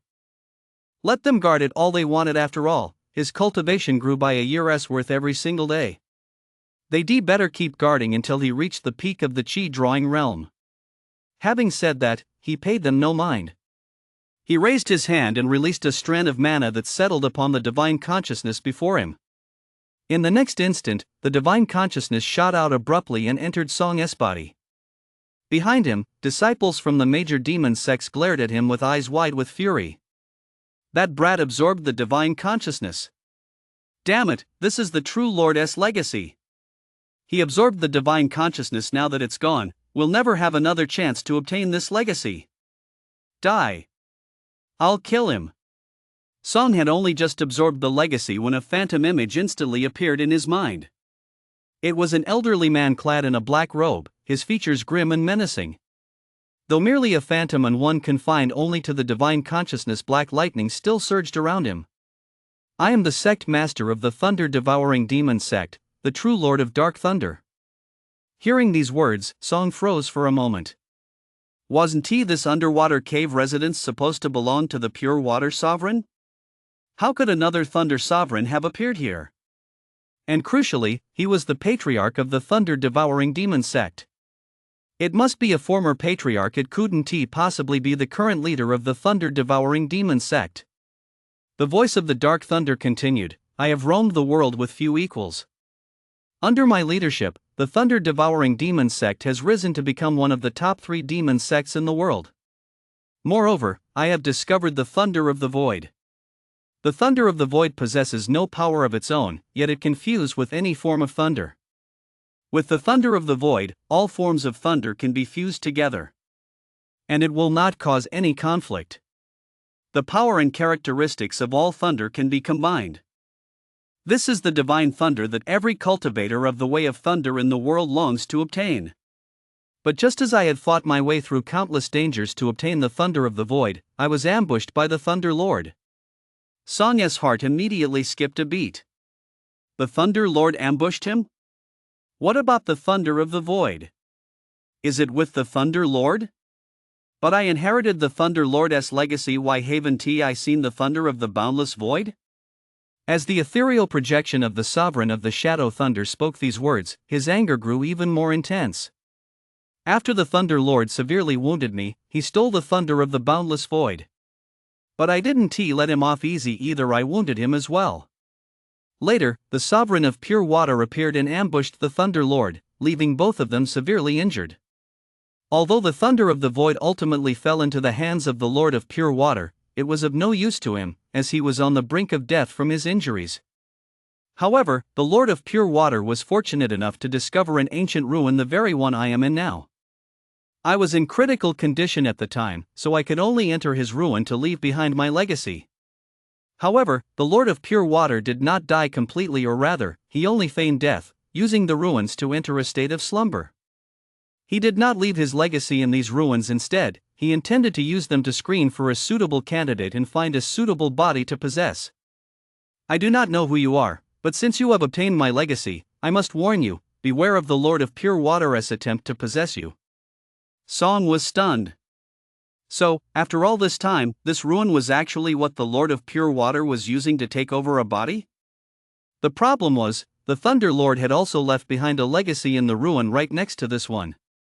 Could it be that the Thunder Lord was also feigning death, intending to use the ruin to take over a body? And I had even obtained the Thunder Lord's legacy. But why hadn't that guy come after me? Song stopped thinking about the Thunder Lord. After all, he'd already obtained the Thunder Lord's legacy, and nothing had happened to him yet. In his mind, the voice of the Lord of Dark Thunder rang out once more. My divine weapon has been returned to the sect. I've only left behind some abyssal thunder crystals. The abyssal thunder crystal is a thunder crystal from the 9 netherworlds. Aside from possessing the immense power and terrifying destructive force of ordinary thunder, it is also imbued with eerie, dark, and even devouring energies. This is also the type of thunder most suited to the spells of my thunder-devouring demon sect. The abyssal thunder crystals are in my spatial ring, which is located beneath the meditation cushion. As the words faded, the ethereal projection of the Lord of Abyssal Thunder's divine consciousness dissipated, and at the same moment, a vast amount of knowledge including the Lord of Abyssal Thunder's cultivation techniques and various spells flooded into his mind. Song turned and reached beneath the meditation cushion. A pitch-black spatial ring came into view. Mana surged into it, and at a glance, he saw row upon row of pitch-black abyssal thunder crystals. These crystals aren't these the ones I obtained earlier? Song took out an abyssal thunder crystal and continued to look inside. Apart from the thunder crystals, there wasn't much of value in the spatial ring. There were a few sets of clothes, and then some spirit stones. Spirit stones. Although cultivation doesn't require spirit stones, they're still useful for buying things. In the distance, cultivators from the demon sect witnessed Song take out a spatial ring, and their eyes instantly turned bloodshot. A spatial ring. That's the true Lord's spatial ring. Who knows how many treasures are inside? Now he has got them all for himself. Kill him. We must kill him. Song paid no attention to those from the demon sect at all. If they had the guts, let them come at him. He began to study the spells left behind by the Lord of Dark Thunder. As for how to use them? Did he even need to? Among the collection of spells, he quickly spotted one that was familiar to him, the Chaos Thunder of Demons spell. However, the Chaos Thunder of Demons inherited from the Lord of Dark Thunder was somewhat different from the one he had learned. It felt as though the chaos of demonic thunder from the Lord of the Shadow Thunder was just a tiny bit more complex. So, had the Lord of the Shadow Thunder died? Had the lineage been severed? That didn't make sense. Didn't they have elders to pass down the teachings? Song couldn't figure out why this was the case. He decided not to dwell on it any further and instead looked up at the opposite side. The members of the demon sect had not yet made a move against the statues. After a long period without enemies, the statues began to slowly petrify once more, falling into a deep slumber. Wait, who gave you permission to rest? Without waiting for the demon sect members to make a move, Song raised his hand and swept it through the air. Instantly, bolts of lightning shot out, striking the statues that had just begun to turn to stone. Immediately, the statues, some of which hadn't even fully petrified, awoke once more. In the distance, the demon sect members were left speechless. This kid, he didn't even wait for us to make a move? That kid is using these statues to block us. What do we do now? Wait. Nan Ming's gaze grew icy as he fixed his eyes on Song inside the room, his voice cold. I refuse to believe he can keep this up, constantly awakening these statues at top speed. As soon as he lets his guard down, we'll have our chance to destroy the statues. I also refuse to believe this ruin won't eventually crumble. Let us see how long he can last here. Not only had this Song stolen their legacy, but he also obtained a spatial ring belonging to a true lord. Some sect leaders weren't even true lords themselves. Just imagine the staggering value of a true lord's spatial ring. As long as they kept their eyes on Song and secured the spatial ring, it would be a once-in-a-lifetime opportunity. Even if the ruins held other treasures, it would be worth giving them up. All they needed was the spatial ring. Song looked up at the group across from him. Oh, you're still gathered here. Not leaving, are you? Fine, if you like staying here, then stay. While absorbing the abyssal thunder crystal, Song pulled a large lamb shank out of his spatial ring. One advantage of the spatial ring is that items inside rarely spoil. It's far more convenient than a refrigerator or anything like that. Then, he took out bamboo skewers, a grill, firewood, and other items one by one. Finally, he pulled out some salt. Ever since he obtained the spatial ring, he stocked up on all of this. Now that he been reborn, he wasn't going to shortchange himself. Although he didn't know any fire spells, channeling lightning to ignite the charcoal wasn't difficult. Soon, the flames flared up, and the aroma of grilled meat wafted through the air. In the distance, the crowd watched Song leisurely grilling his meat, and one by one, they grew uneasy. That kid, he's actually barbecuing. He's surrounded by us right now.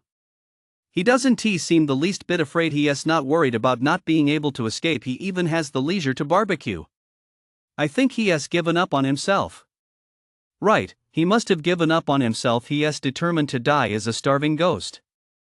Although the members of the demon sect spoke this way, as the aroma of the meat grew stronger, some of them found themselves unconsciously licking their lips. It had only been a few days since they entered the ruins, and given their cultivation levels, they weren't exactly starving. But not being hungry didn't mean they didn't appreciate a good meal. Someone even turned to look around and asked, "Does anyone here have any food?" "No. I've got some here." "What's this? Dry rations? No meat? Isn't there a lake out there? Let us go out and catch a few fish." Who knows what Nan Ming and the others were thinking, but they actually agreed, and a few of them went out to catch fish. They did catch some fish, but they had no salt. "With so many of us here, not a single person brought any seasoning?" "Never mind. At least we have something to eat."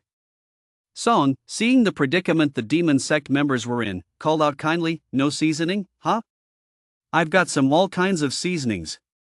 Whoever's willing, go catch a couple of fish for me and bring them over. I'll trade with you." This was a total failure. I didn't bring any fish. Next time, I'll definitely have to stuff a few fish into my spatial ring. The demon sect members completely ignored Song. Bring them over? If they could even get over there, they wouldn't be trading with this kid. They'd just attack and wipe him out. Song munched on the barbecue while absorbing the thunder crystals and teasing these people.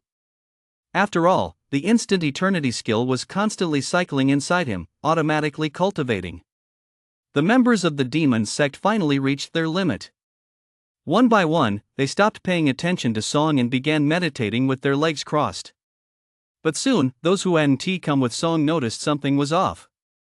"Why is our cultivation going so slowly? Even with so many of us here, our mana absorption shouldn't be this slow. This is the true Lord's cave residence, after all. This isn't even half as fast as my usual cultivation speed." Song didn't feel that his cultivation speed had been affected in any way. In fact, he felt that after entering the chi drawing realm, his cultivation progress had actually accelerated compared to before. Before he knew it, 7 days had already passed since the day he entered the ruins of the Chi drawing realm.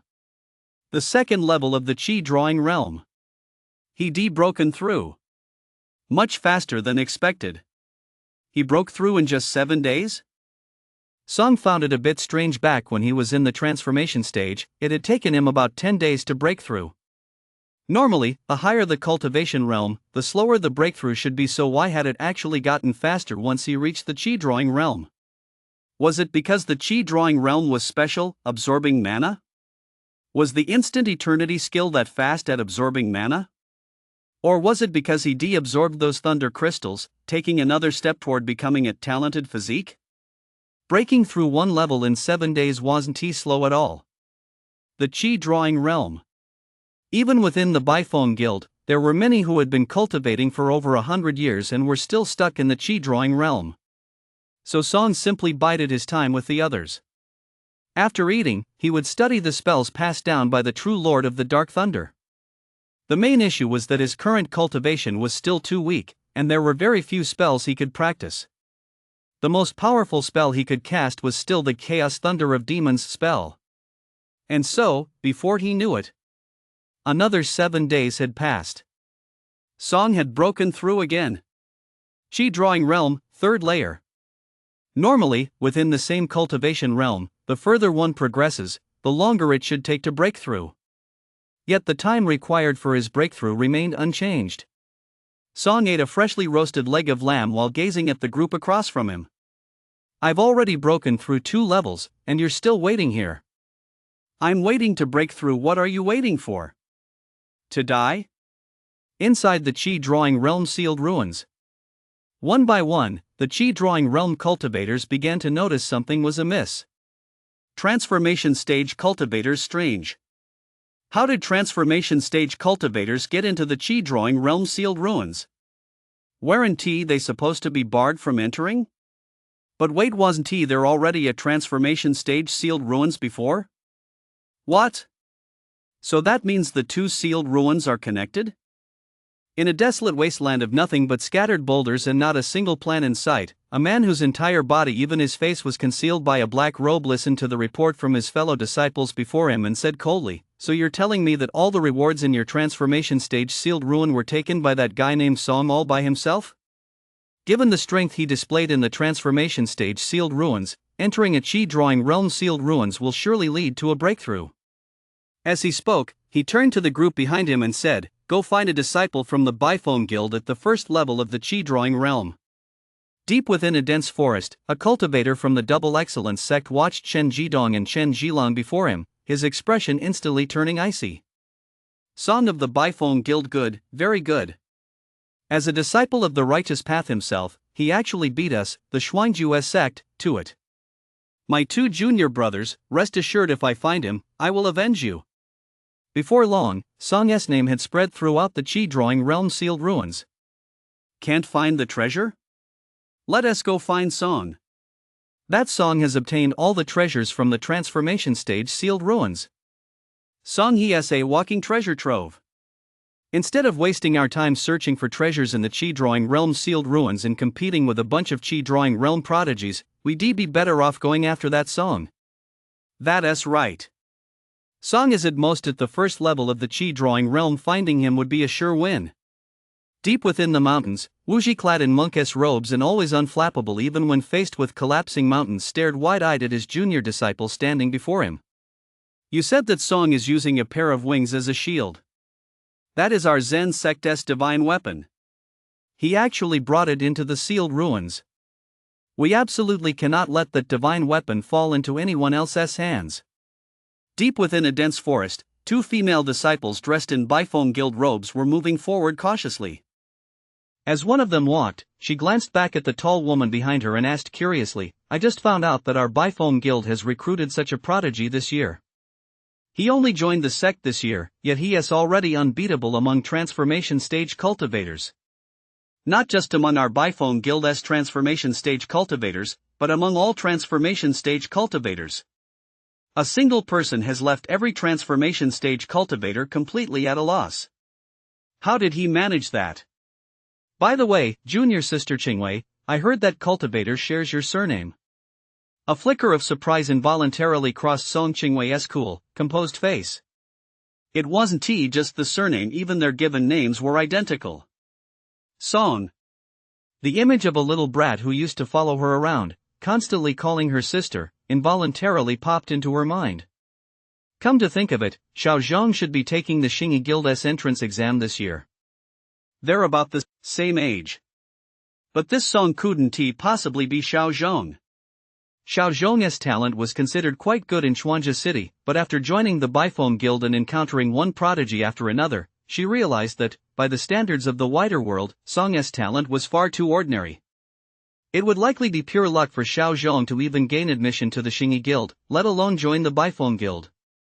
As for being invincible within the transformation stage, that was even more out of the question. Clearly, this Song was just someone with the same name. After all, there are plenty of people with the surname Song. Xiao Zhong wondered how her parents were faring these days. Since she had joined Juechen Peak, which required her to sever all ties and cut off contact with her family, they must be very worried. She had to improve her cultivation as quickly as possible. Once she reached the astral stage, she would be able to leave the sect. You must wait until I reach the astral stage. Inside the cave residence of the true Lord of Dark Thunder. Song had already been here for 21 days, and he had broken through to the 4th layer of the transformation stage. He remained just as he had before, staring at the disciples of the demon sect, the rows of statues. Over the past 20-odd days, those from the demon sect had initially attempted to launch surprise attacks, trying to trigger a few statues to kill him. But Song did nothing but stare at the statues. They didn't stand a chance. By now, the demon sect disciples had stopped trying to provoke the statues. In fact, some of them on the opposite side were getting restless and had begun to whisper among themselves. Are we just going to keep guarding like this? That kid doesn't show the slightest intention of leaving. How long are we going to have to wait?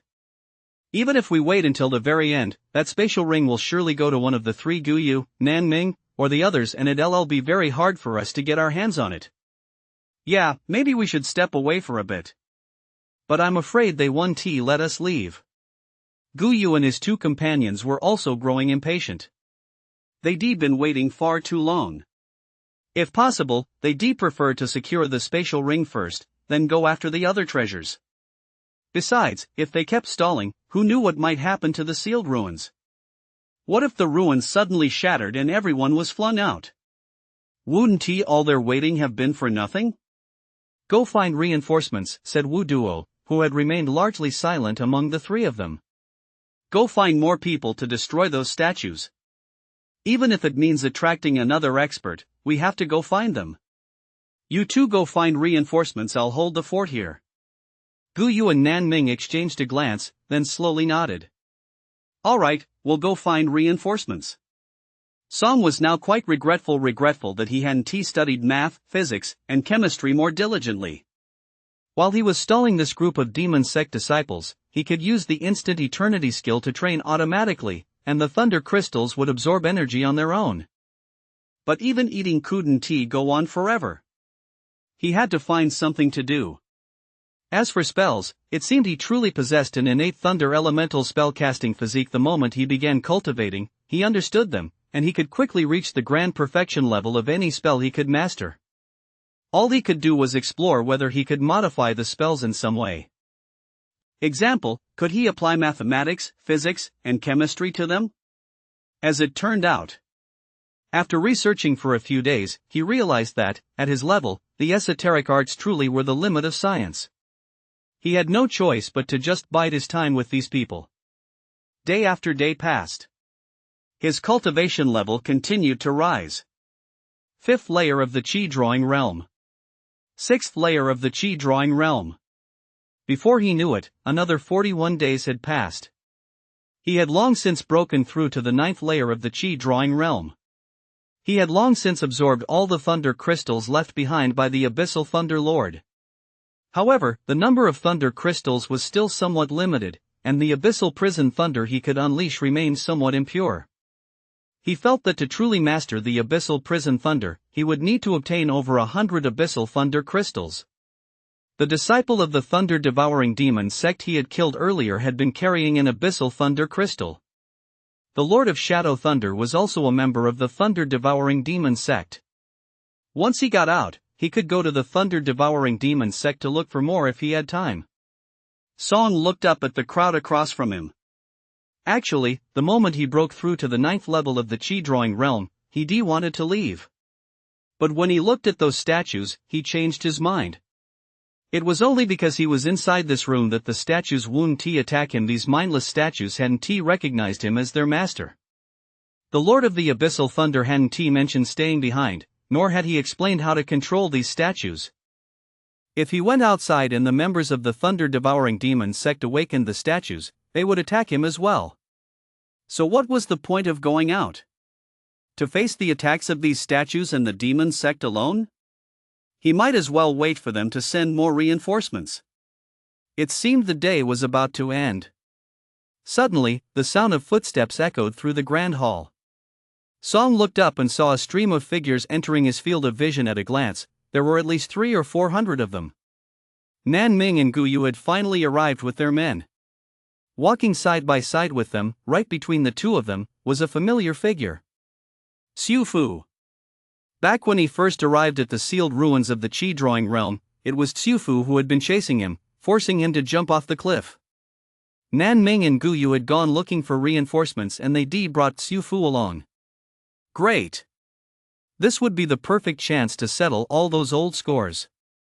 The members of the demon sect watched the new arrivals and let out a collective sigh of relief. They'd finally been rescued. They'd been waiting here far too long. The pace of cultivation here was simply too slow. Moreover, having stayed this long, who knew when the ruins might vanish? Many of them truly wanted to leave as soon as possible. Gu Yu, however, looked at Wu Duo with a look of helplessness on her face. It had taken them far too long to find people this time. There was no helping it. As time passed, by the time they went out to search, everyone had already ventured deep into various parts of the ruins. It was truly difficult to gather so many people again. On the way, they even run into some cultivators from the righteous path and lost quite a few people. Finally, after much difficulty, they encountered Xiu Fu, who was leading a large group, so she naturally had to invite him. Actually, if she had a choice, she wouldn't have wanted to find another expert.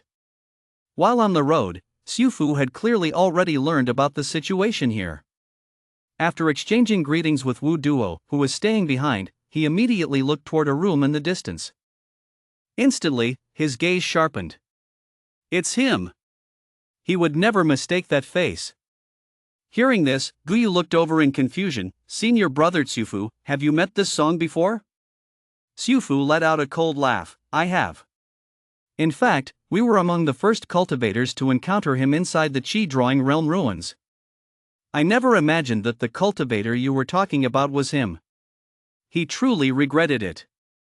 It was only later, after hearing many people talk about this Song and recalling the wings Song had produced back then, that he realized that person was indeed Song.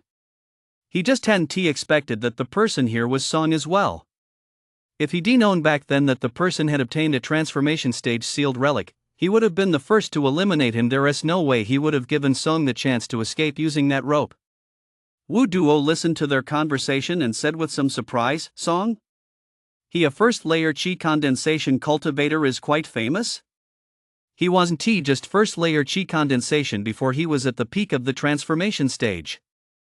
I only heard about many of his exploits after I left. Gu Yu recounted the news he'd heard from outside. Using wings as a shield, showing little fear of thunder strikes, it must be that Song, without a doubt. What incredible luck this guy has. He has practically taken every treasure in the transformation stage sealed ruins. Now, he has snatched a true lord's legacy and a spatial ring as well. The members of the demon sect who had remained here began to lose their composure one by one. That kid is nothing short of a chosen one. Many of them now glared at Song with eyes red and burning with intensity. After all, killing him would mean even more loot to be had. True, they weren't the strongest here. But with so many people present, killing Song would surely spark a massive melee. Who knows? Maybe they get lucky and snag Song's spatial ring. Many of them even began breathing heavily. Even Wu Duo paused for a moment before speaking. There are still statues here. Rest for a while. Once you're in peak condition, we'll make our move. Though he paused, his voice still trembled slightly. Song might possess the legacies of more than one true lord. True lords. The very pinnacle of existence in the world. Although they were inside a cave residence, they could still tell whether it was day or night by the light. Before they knew it, a whole night had passed. The next day, as the grand hall grew bright, one by one, the members of the demon sect took their positions under the leadership of Wu Duo and his 3 companions. Everyone drew their weapons and released their auras. Song looked up and noticed that the cultivation levels of these newcomers were significantly higher than those of the people who had entered earlier. Waves of dark, eerie, sinister, and terrifying auras converged, casting an unusually gloomy atmosphere over the hall and making the air unbearably oppressive. Many of them glared at Song with cold expressions. With so many of us here, let us see how those statues can stop us. That kid isn't even scared yet. He is probably so terrified he doesn't know what to do. He has kept us waiting here for so long and even mocked us. Doesn't he love grilled meat? In a moment, I'm going to skewer him and roast him. Song looked at the crowd, feeling the growth of his mana within him, and a smile slowly spread across his face. He had broken through again. Chi Condensation Realm, 10th layer. Although the demon sect had 4 experts, they were clearly led by Wu Duo. Attack! As soon as Wu Duo's command rang out, the demon sect disciples immediately launched their assault. Song struck at the same moment, awakening the statue. The demon sect now had twice as many disciples as before, but their combat strength was certainly more than double. Previously, Guyu had simply taken anyone she saw from the demon sect, resulting in a mixed bag of abilities among those she brought. But this time, she had gone deep into the ruins to recruit them. Those who had survived for over 20 days, or even longer, within this chi-sealed ruin were naturally much stronger. As the demon sect disciples launched their attacks, the void was instantly filled with bolts of lightning, flames, ice, gales, sword energy, and blade energy, all brimming with demonic energy. Meanwhile, the statues continued to unleash bolts of lightning, just as they had before, colliding with this torrent of spells. In an instant, deafening explosions rang out repeatedly throughout the grand hall. Although the hall was spacious enough, there were simply too many statues and demon sect disciples. Once the battle began, there was little room to maneuver. It came down to a head-on clash, a contest of who possessed the greater power. The moment the two sides made contact, demon sect disciples began falling one after another, and the statues shattered with a thunderous crash. In just a short while, the floor was littered with shards of statues and corpses, each charred and scorched, some so ravaged by lightning that they were unrecognizable as human. The numbers on both sides were simply too great. This was the most brutal kind of battle. Spells rained down one after another, leaving no place to dodge. Panic began to show on the faces of the demon sect disciples charging at the very front. But there was nowhere to retreat to. There were others right behind them. They had no time to hesitate. Above their heads, bolts of lightning from the statues continued to rain down relentlessly. They had no choice but to frantically cast spells to block the lightning striking them. Song produced the purple light but did not act immediately. Instead, he continued to watch the crowd. If he acted now, what if these people fled? Naturally, he had to wait for a better opportunity. Gradually, the two sides became completely entangled in a chaotic melee. Song shook his head slightly. This was the difference between humans and statues. More statues were shattering, but these statues had no thoughts and feared no death. Humans, however, possessed human hearts.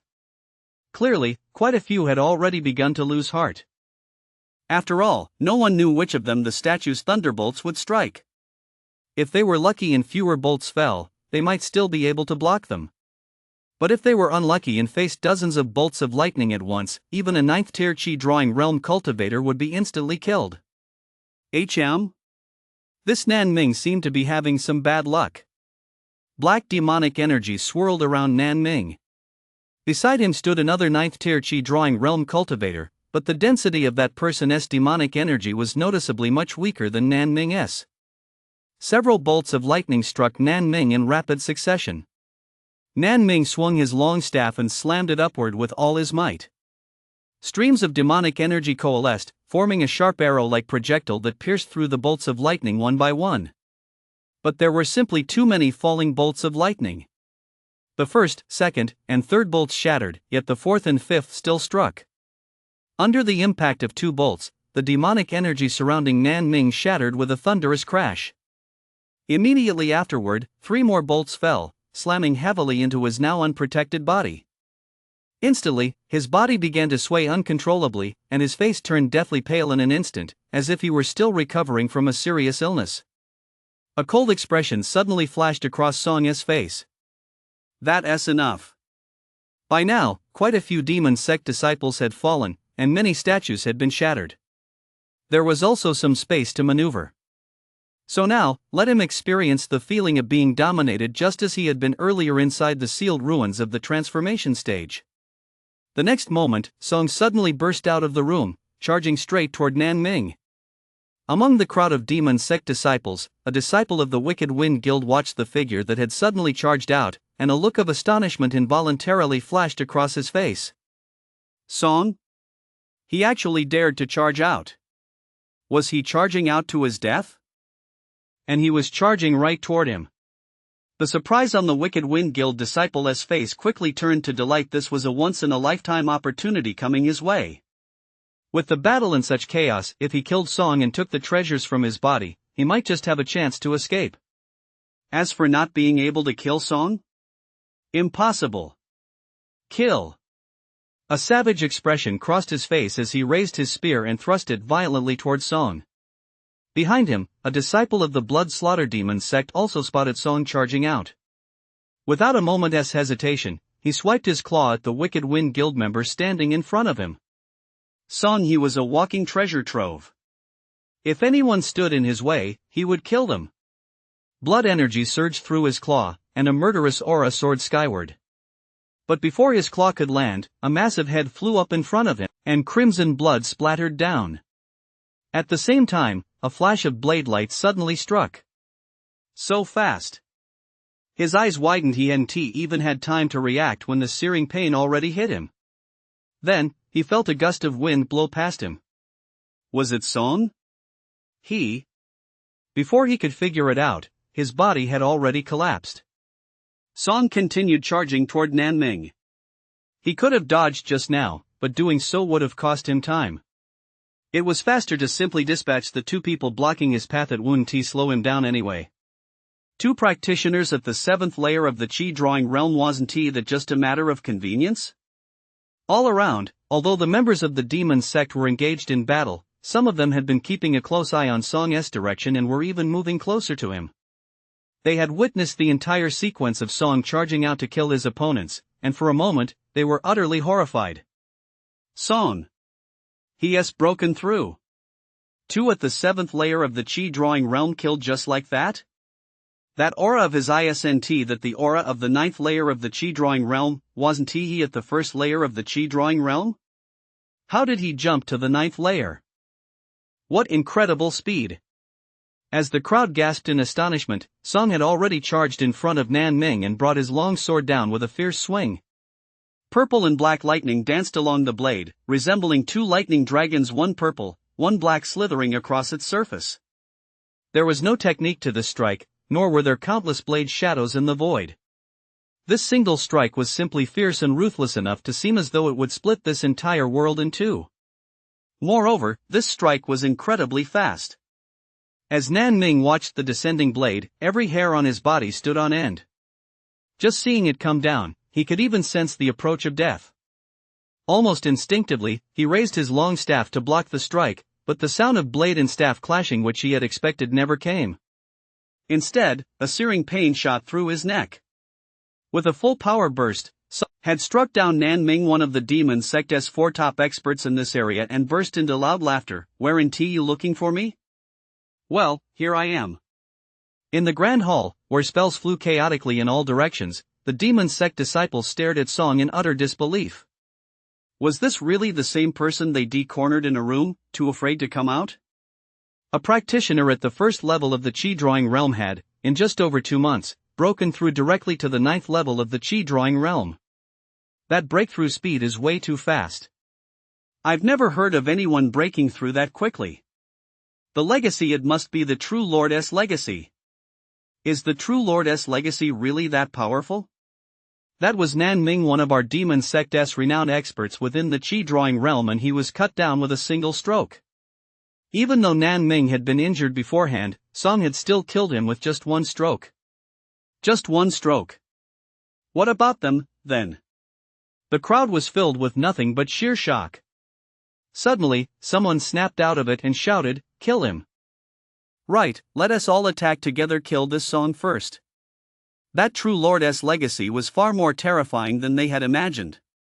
Even if Song had obtained the legacy and they could no longer acquire it, there was still the spatial ring. It must contain treasures left behind by the True Lord, and it wasn't just any True Lord's spatial ring. Kill Song, and all of this will be theirs. One by one, the members of the demon sect, their eyes bloodshot, fixed their gaze on Song and unleashed a barrage of spells toward him. The moment the crowd shouted for an attack, Song pushed off the ground with all his might, his entire body darting forward like an arrow leaving the bowstring. In the next instant, a torrent of spells rained down on the spot where he had just been standing, so dense they looked like a torrential downpour. But Song had already dashed away, only the hard ground was left with cracks from the impact of the spells. With Song giving it his all, his speed was so great that he left a distinct afterimage in his wake. Wherever he passed, streams of crimson blood spattered into the air. With his current strength, slashing down at the people on either side while sprinting was truly just a side note. One by one, the demon sect disciples saw only a figure flash by, followed by a flash of purple light. Before they even had a chance to react, they had already become corpses. He is too fast. There is no way to hit him. Widen the spell's range. Widen the spell's range and strike him. Don't concentrate on a single point. Xiufu reacted quickly and shouted loudly. As soon as his words fell, the demon sect disciples immediately expanded the range of their spells, no longer concentrating them on a single point but spreading them across a vast area where Song might be heading. Feeling the spells raining down, Song charged forward while raising his shield above his head. Instantly, bolts of lightning, flames, and ice rained down. The next moment, a faint glow appeared on the shield, which had seemed on the verge of shattering, and an ancient aura radiated outward. Vaguely, the silhouette of a mystical turtle even materialized on the shield, completely enveloping Song and the shield beneath it. Spells rained down, striking the mystical turtle's shell and causing the phantom to shake violently. But in the next instant, waves of brown energy rose from the earth and surged into the mystical turtle. At that moment, the phantom of the mystical turtle, the shield, and the entire earth seemed to merge into a single entity. It seemed as though the spells were not striking the shield, but rather the entire earth itself. The phantom and the shield shook violently, yet did not shatter. This was the first time since Song had obtained the shield and transformed it into his divine weapon that he had fully unleashed its power. Its hardness proved to be even greater than he had anticipated. Although the crowd had expanded the area over which the spells fell, the number of spells striking any single point had correspondingly decreased. Using the shield as a barrier, he charged suddenly into the crowd ahead, swinging his purple glowing blade. In an instant, massive heads flew skyward one after another. At the same time, bolts of lightning rained down from the void. The group attacked Song together, but the statues did not join in the assault. Instead, they continued to target the group. With no spells to block them, the bolts of lightning struck the group, directly knocking the members of the demon sect one by one to the ground. Many demon sect disciples even fell victim to their own allies' spells. The spells they cast made no distinction between friend and foe. As the spell's range expanded, they inevitably struck their own comrades. One by one, as they were struck by their own allies' spells, those fortunate enough to survive began to scream at the top of their lungs. "Stop attacking! Damn it, are you trying to kill me? You guys?" Gasp! Amid the shouts of the crowd, Song had already charged to Xiufu's front, bringing his long sword down with a sudden, fierce swing. Xiufu was on high alert, his eyes fixed intently on Song as he swung his long halberd with all his might. He could never have imagined that the man he chased to the edge of a cliff just over 2 months ago, forcing him to jump only by clinging to a rope, would now be the one taking the initiative to attack him. And that strike gave him the illusion that it was impossible to block. He had swung his long halberd the moment he saw the attack, but before it had fully come down, the long sword had already sliced across his chest. SSSSH. First came the sound of his clothes and flesh being torn apart, followed immediately by a crisp snap as the blade severed his bone. Immediately, a searing, excruciating pain surged through him. No, not just searing. It was as if his heart itself had been split in two. With a single stroke, Song had sliced open Siufu's abdomen, shattering all of his internal organs. As he struck down Siufu with that single blow, his expression remained utterly impassive. What was there to be surprised about, after all, in killing a cultivator at the 9th layer of the Chi-drawing realm with a single stroke? At every cultivation level, he had reached the 10th tier. While others were only at the 9th tier, he was one tier ahead of everyone else. Naturally, the higher his cultivation tier, the greater the gap between him and those at the 9th tier of the same level. Never mind that he was currently at the 10th tier of the Chi-drawing realm. Even at the 8th tier, he would have had more than enough confidence to annihilate Siufu. In the blink of an eye, Siufu's body crashed to the ground. All around, the disciples of the demon sect stared at Siufu, whose body had been nearly cleaved in two, each one so terrified their hearts nearly leapt out of their chests. That was Siufu, after all. He wasn't just any ordinary 9th tier Chi-drawing realm cultivator. Among all the Chi-drawing realm cultivators in the demon sect, Siufu was extremely renowned. Before they entered the ruins, their elders had even warned them to be wary of Siufu. Unlike Nan Ming earlier, Siufu was uninjured, yet Song had still cut him down with a single stroke. This was simply terrifying. Was this really a cultivator at the Chi-drawing realm? And they still intended to kill Song? Amid the astonished stares of the crowd, Song showed no sign of stopping. His body flashed by at lightning speed as he unleashed a barrage of slashes with his long sword. In the blink of an eye, one demon sect disciple after another fell. With Song unleashing his full power, not a single person could block his blade. In just a moment, his clothes were already drenched in blood. He didn't even know how many members of the demon sect he had killed in that brief instant. Watching their comrades fall one after another, the remaining demon sect disciples were already terrified out of their wits. This wasn't a human at all, it was a god of slaughter. Retreat! Run! Many demon sect disciples turned and fled into the distance. At this point, who cared about Wu Duo and Guyu? What if they tried to stop them from running? They couldn't even stand up to Song themselves. Siufu and Nan Ming had already been cut down with a single stroke. Why stay behind? To wait for death? As for the spatial rings on Song's body? Who had time to think about those spatial rings now? Surviving was the priority. But just as some of them began to move, bolts of lightning began to crash down from the void. Their comrades were dying one after another, yet few of the statues had been destroyed. With their numbers so drastically reduced, even without Song, they stood no chance against these statues. Among the crowd, a few lucky ones managed to avoid being struck by the statue's lightning. They dashed out of the blood-soaked ground as fast as they could, running frantically toward the exit without daring to look back. Let us retreat too. Wu Duo and Guyu exchanged a glance, and both turned to flee. But they had barely taken a few steps when a biting gale struck from behind. Wu Duo's eyes narrowed sharply. He spun around and swung his sword. In the next instant, a colossal force slammed into him. For a split second, it felt as though a meteorite were hurtling down from the heavens. The impact sent his entire body reeling violently. Immediately afterward, a terrifying surge of thunderous power crashed into him. It seemed to be two distinct types of thunder, one brimming with the most ferocious and savage power imaginable, while the other, amidst that ferocity, was imbued with an eerie, otherworldly aura. The two distinct streams of lightning surged into his body, raging wildly. In the blink of an eye, he felt as though his internal organs were being shattered, and his body began to tremble uncontrollably. The next moment, a long sword sliced past his neck. "You're not bad, you made me take a second swing." Song severed Wu Duo's head and charged suddenly toward Guyu, swinging his long sword like a mountain-splitting axe, bringing it down from above toward her. Guyu watched Wu Duo's head fly through the air and saw the descending blow, one that seemed capable of splitting a mountain in two, as boundless regret welled up within her. If she were given another chance, she would have struck him down the very first moment she laid eyes on Song. Who could have imagined that a man who had previously been only at the first level of chi cultivation would, in such a short time, break through to a level she couldn't even withstand? But there was no chance left. She desperately dodged to the side. Her speed was fast enough, but Song was faster than her. A purple blade of light sliced her head clean in two. "Surround me. I'm waiting to break through. What are you waiting for? For me to send you all to your graves?"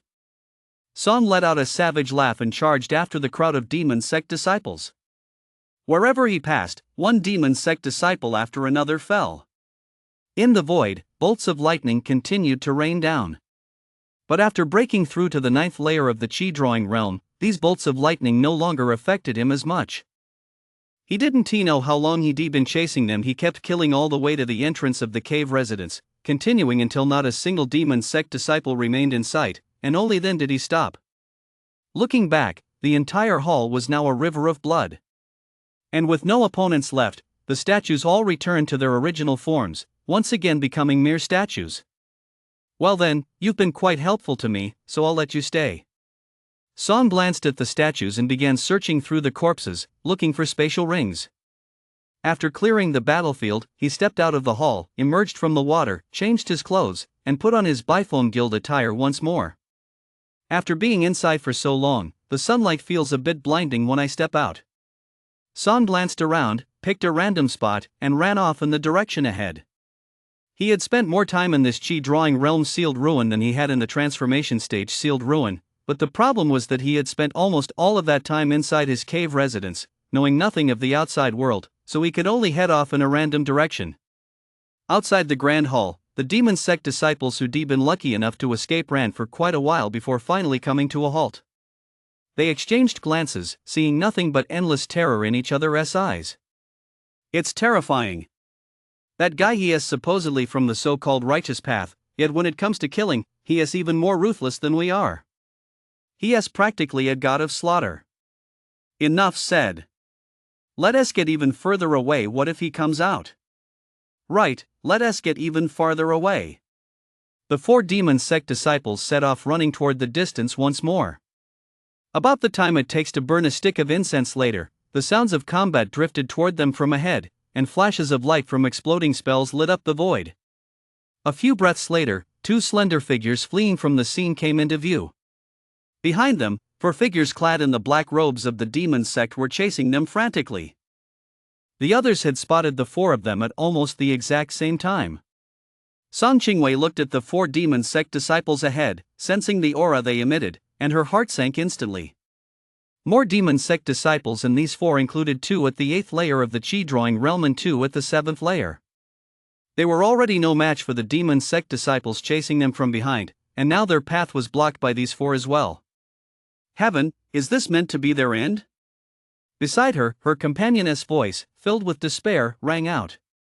"Junior sister, I'm afraid we're going to die here this time. It's such a pity. I've been in the sect for so long, yet I haven't even been home to visit." Song Qingwei remained silent. How much she longed to go home and visit her family, but it seemed she would never have the chance. Behind them, the 4 demon sect disciples spotted their fellow sect members and immediately shouted, "You lot, help us hold them off." They were all members of the demon sect, though not from the same branch. Seeing disciples of the righteous path being hunted down, they would naturally step in to intervene. But to their surprise, the 4 demon sect disciples facing them turned and ran off to the side. "They're from the Bifone Guild. Run!" That god of slaughter, Song is from the Bifone Guild. The problem was, Song could leave the true Lord's cave at any moment. What if he took this same path? What if a fight breaks out, making noise and attracting Song's attention? Right now, they just wanted to get as far away as possible. Song Qingwei had already given up hope, but when the demon sect disciples in front of her suddenly turned and ran, she was completely baffled. Why are these people running? Behind them, the 4 pursuing demon sect disciples also looked utterly perplexed. Why are they running? It looks like they're still worried about something? But what is there to worry about? There doesn't seem to be any danger up ahead, and besides, if there really were danger, wouldn't they warn us? They just ran off without saying a word? Chase them. They have. Behind them, the leader of the 4 demon sect disciples shouted loudly, and the 4 of them sped up to give chase. He had seen with his own eyes that these 2 women had obtained a soul-soothing ghost grass, a 6th-tier spiritual herb. Spirit herbs ranging from the 1st to the 4th tier can still be purchased with spirit stones. 5th-tier spirit herbs are already very hard to come by because they're so precious. People rarely sell them for spirit stones, instead, they trade them directly for other treasures. Not to mention 6th-tier spirit herbs. Although no one was blocking their path, the 4 of them were far stronger, and gradually, they closed in on Song Qingwei and her companion ahead. Hearing the sounds behind her growing closer, Song Qingwei's expression grew increasingly grave. At this rate, it wouldn't be long before the others caught up to them. Senior Sister Ma Jin, she called out, turning to her fellow disciple beside her, let us throw the item away. It was the only way to shake them off. A look of reluctance flashed across Ma Jin's face. It was a 6th-tier spiritual herb, their greatest haul from this expedition. With this single spiritual herb, they could exchange it for a vast amount of cultivation resources. In the future, they might never even have another chance to obtain such a precious treasure. But if they didn't discard it now, they would inevitably be caught by their pursuers. In that case, they wouldn't be able to save either themselves or the spiritual herb, and they would surely be killed. All right. Though Ma Jin felt a pang of reluctance, she gritted her teeth and pulled from her bosom a spirit herb still covered in soil, with 6 leaves and a faint blue glow. Instantly, a delicate fragrance wafted out into the air. She channeled her mana, enveloped the spirit herb, and hurled it forcefully to the side. Soul-soothing spirit herb. The leader across from them shouted, Junior brother Hu Kai, go get the spirit herb. We'll keep chasing them. As he spoke, he even sped up his charge. There was no way he'd let them get the spirit herb and spare these 2 women. What if these 2 women went out and spread the word that they'd obtained the spirit herb, attracting even more experts to come after them? The safest course of action was to kill them both. Besides, these 2 women, especially that aloof, long-legged one, were absolute stunners. Ma Jin listened to the voices coming from behind her, her face etched with despair. They'd already thrown away the spiritual herb, yet their pursuers still wouldn't let them go. Suddenly, a gust of wind swept past her side. She quickly dodged to the side. By the time she regained her footing, a member of the demon sect dressed in black was already blocking her path. They'd been caught. Run? Do you really think you can get away? Across from them, the leader's gaze swept over the 2 women, quickly settling on Song Qingwei, especially her pair of straight, slender legs, and a look of excitement flashed in his eyes. Those legs are really something. It'd be a shame to just kill you like this. Now, I'll give you a choice. Serve this master well and make me feel good. If I'm in a good mood, I might even let you go. Hearing this, the other 2 men standing nearby immediately broke into lecherous laughter. Senior brother Lu Yong, if you take this one, then junior brother will take the other one. What do you mean, one? Wouldn't it be better to have them both serve us? Song Qingwei's face turned icy, her eyes as sharp as swords as she glared at the 3 men. You're dreaming. She would rather die than suffer such humiliation. Lu Yong stared at Song Qingwei's legs with a lecherous grin, stretching out both hands as if to caress them. Still resisting? I just love people like you who put up a fight. As soon as the words left his mouth, the energy within him erupted suddenly. He slammed his palm forward with a cold bark. Take them down, but be careful not to damage those beautiful legs. We'll be enjoying them properly later. The 3 didn't actually intend to kill them, but their cultivation levels were higher. Each was at the 8th layer of the Qi drawing realm. Song Qingwei and her senior sister were only at the 7th layer of the Qi drawing realm. With Hu Kai, who had gone to fetch the spiritual herbs, joining the fray, the 2 of them took on one of the girls each. In just a few moments, Song Qingwei and Ma Jin both had their weapons knocked out of their hands. Thud, thud. The next moment, each was struck by a palm strike and fell to the ground. They really are feisty. But that makes it even more fun. I just love this feeling of resistance. Lu Yong walked toward Song Qingwei with a lecherous grin. But no sooner had his words fallen than another voice rang out. What a coincidence, I also like people who put up a fight. As the words faded, the sound of rapid footsteps echoed from nearby. Lu Yong turned to look, and a figure was rushing toward him at breakneck speed. What incredible speed! His expression changed instantly. A 9th-tier Qi drawing realm cultivator. That speed, is that really the speed of the Qi drawing realm? He'd seen many top-tier prodigies at the 9th layer of the Qi drawing realm, but even they didn't possess such speed. Crucially, this person was wearing the same clothes as those two women, a member of the Bifone Guild. A 9th layer Qi drawing realm cultivator was no match for him. Just as he was about to flee, the other person waved a hand and had already charged right in front of him. A purple long sword suddenly slashed through the air. The next moment, excruciating pain shot through his groin. A small piece of flesh flew out, accompanied by a spray of blood. Ah! He had never experienced such agony before and couldn't help but let out a piercing scream in that instant. The pain was so intense he nearly fainted. But as his scream echoed, another wave of excruciating pain struck him. Both his legs had been severed. Beside him, the other three had finally reacted and were turning to flee. But the moment they made a move, a streak of purple light sliced through the air in front of them. Legs flew through the air one after another. In an instant, the other three had their legs severed and collapsed to the ground. Now, even if they wanted to run, they couldn't. How could they have run into such a master? This man was undoubtedly the absolute pinnacle, not just within the Bifone Guild, not just among the righteous path, but within the entire Qi drawing realm. They had seen prodigies from the demon sect at the 9th layer of the Qi drawing realm in action before, but even those prodigies hadn't moved this fast, not so fast that they couldn't even see the movements clearly. It suddenly dawned on them why those demon sect members had fled earlier. They must have been trying to avoid this terrifying individual. Song didn't even spare the for a second glance. Instead, he turned his gaze to the figure before him, a figure that was vivid in his memory, yet felt somewhat unfamiliar upon seeing it. Song Qingwei. He had come over out of curiosity after hearing the sounds of combat, never expecting to encounter his adoptive sister, whom he hadn't seen within the Bifone Guild. Ma Jin stared blankly at the unfamiliar man before her. She had already given up all hope. She had even prepared to take her own life. But suddenly, a figure charged forward and, in an instant, cut down all four men who had just been about to humiliate them. They were saved. Was this someone from their Bifone Guild? But why did this person look so unfamiliar? Is this someone from Jinyu Peak? The problem was, Jinyu Peak didn't seem to have any masters of this caliber at the Qi drawing realm. And it wasn't just Jinyu Peak. Even though their Bifone Guild had members at the 9th layer of the Qi drawing realm, none of them were nearly this powerful. This person's movements were so fast that she couldn't even make them out. Who exactly was this person?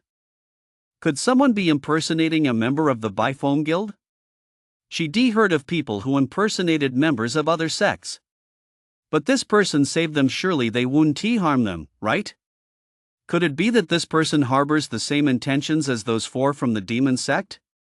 A shiver ran down her spine, and she glanced at Song Qingwei beside her. The moment she looked, she froze in surprise. What's wrong with junior sister Qingwei? Why was she staring blankly at this person, and why were her eyes red-rimmed? Was that person looking at junior sister Qingwei, too? Just as she was lost in thought, a voice rang out.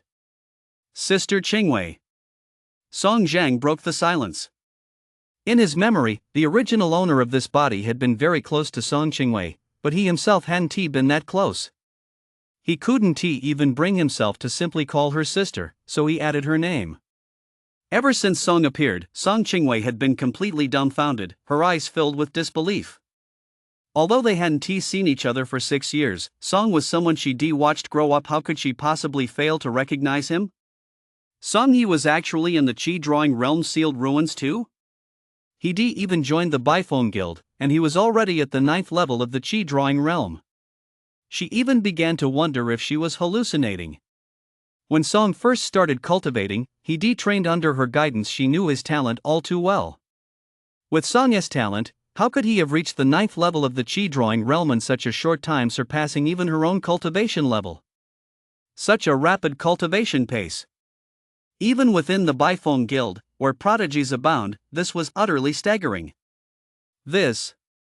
Her own younger brother possessed the makings of a true master. It wasn't until she heard Song call her sis that she snapped back to reality. Looking at her younger brother, whom she hadn't seen in 6 years, tears welled up in her eyes. Xiao Zhong. Ma Jin was stunned. What was going on?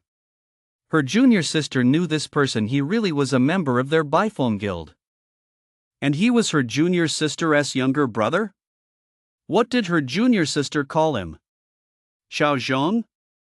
In an instant, a possibility occurred to her. Could this person's last name be Song, too? So, this person's name is Song? That's Song? No, wait, that Song should only be at the 1st level of the Qi drawing realm, but this person is at the 9th level. As soon as Song saw Song Qingwei's expression, he immediately felt a bit overwhelmed. I'm not your little brother from before.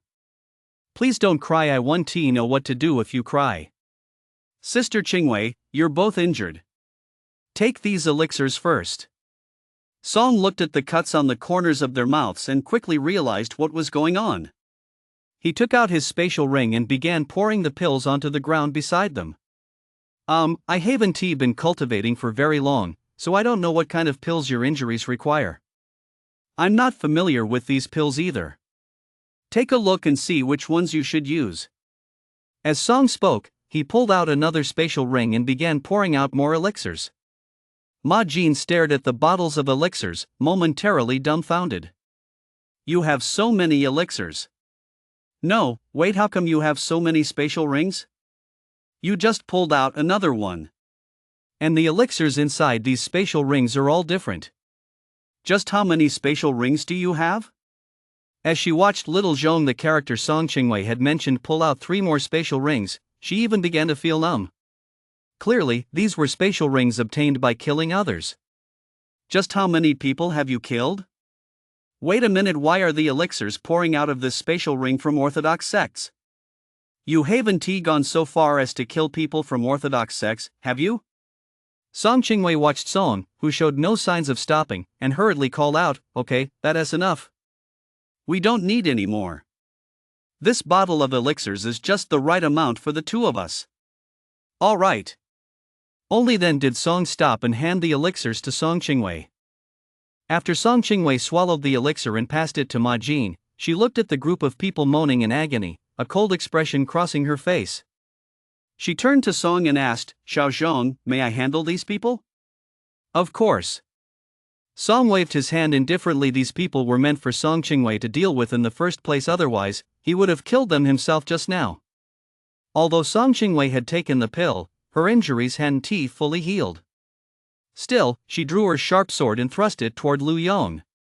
Lu Yong watched the descending blade and instinctively tried to channel his mana to block it, but with the thunderous energy raging inside him, he was unable to gather his mana properly.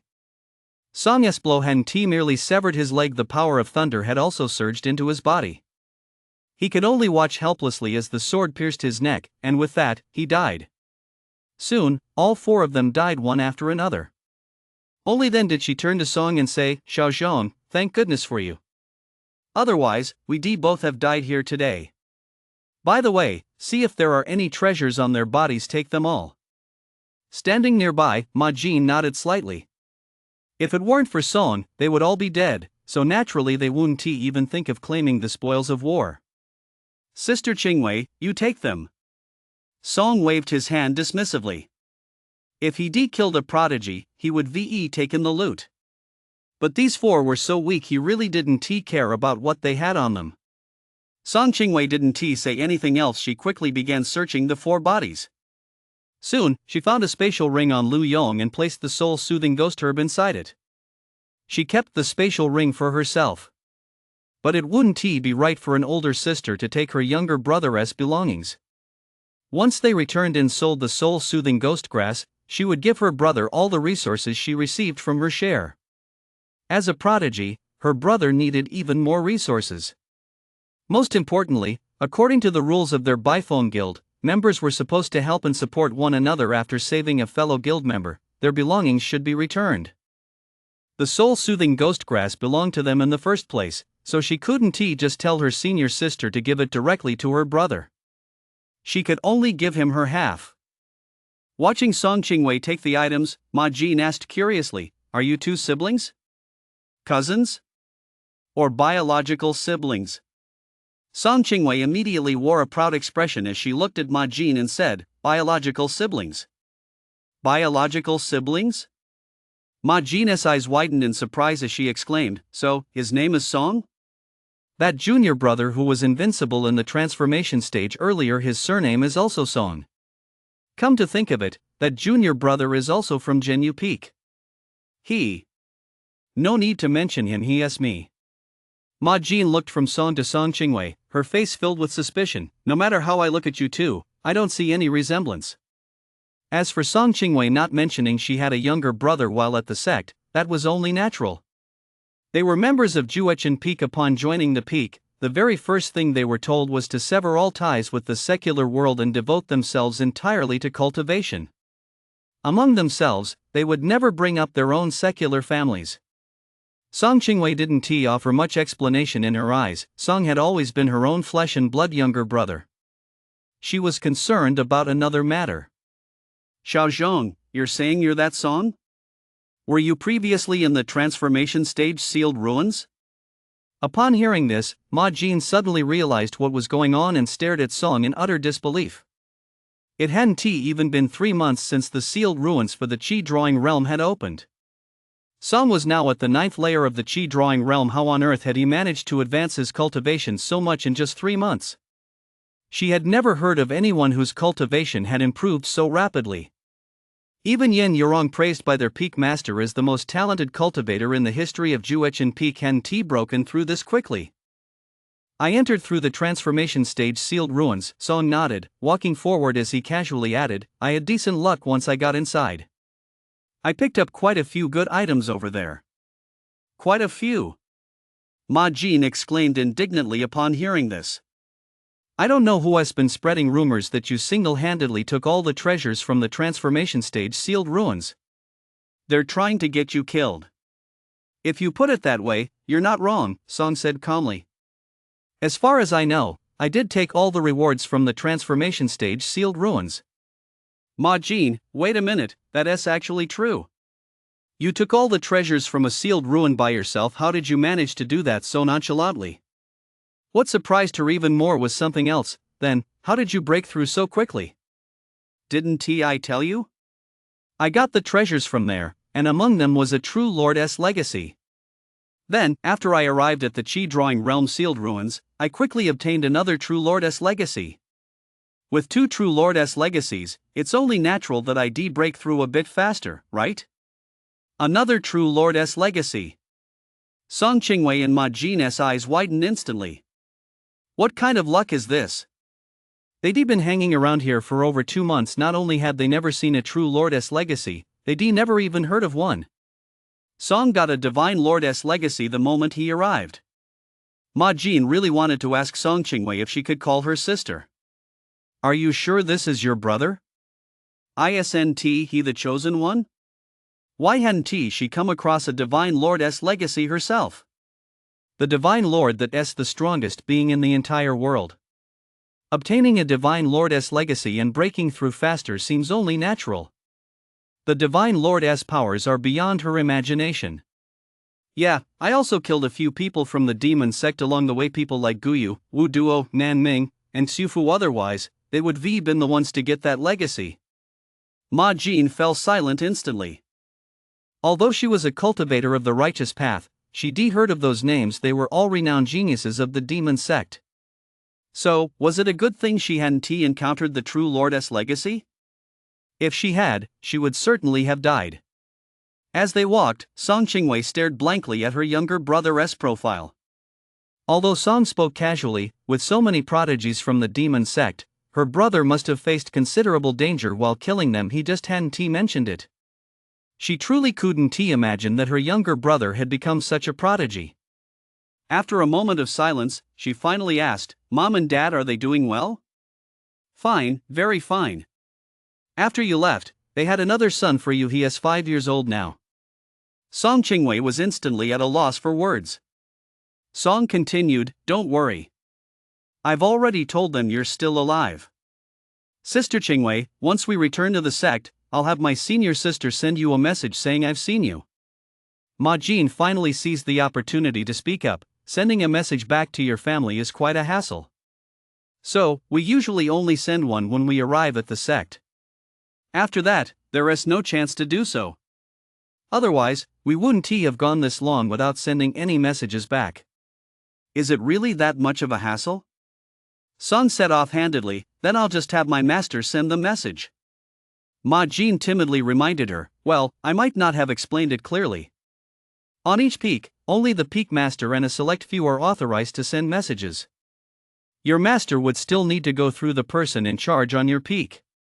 Of course, given how talented you've proven to be and how highly your Genu peak values you, it's not impossible that they might let you send another message." Song shrugged indifferently, "No problem. My master is the peak master." Ma Jin was instantly at a loss for words. How could there be such a huge gap between people? That was the peak master of Genu peak, a peak ranked even higher than their own Juechen peak. Suddenly, she thought of something and asked, "So the senior sister you mentioned is Tang Qianzi?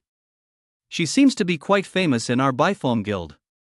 Senior sister Tang is more than just famous. As she spoke, she suddenly realized something and stared blankly at Song. "So, I can't call you junior brother, I have to address you as Uncle Master."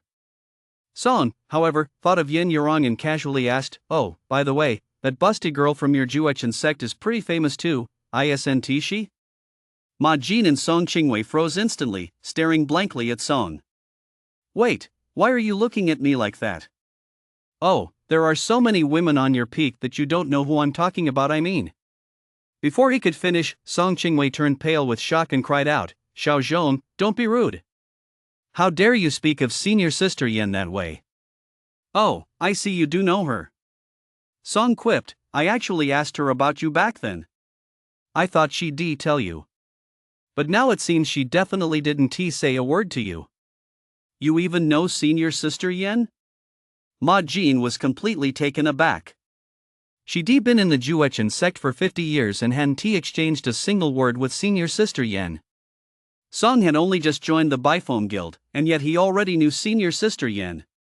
That was the difference. "I've met her a few times," Song asked curiously. "How is her cultivation? Who is stronger, her or my senior sister?" Ma Jin replied without hesitation, "Senior sister Yen joined the sect earlier than senior sister Tang. She is a bit older, and her cultivation realm is higher." "Higher cultivation realm? So, she is at the immortal stage?" Song froze for a moment.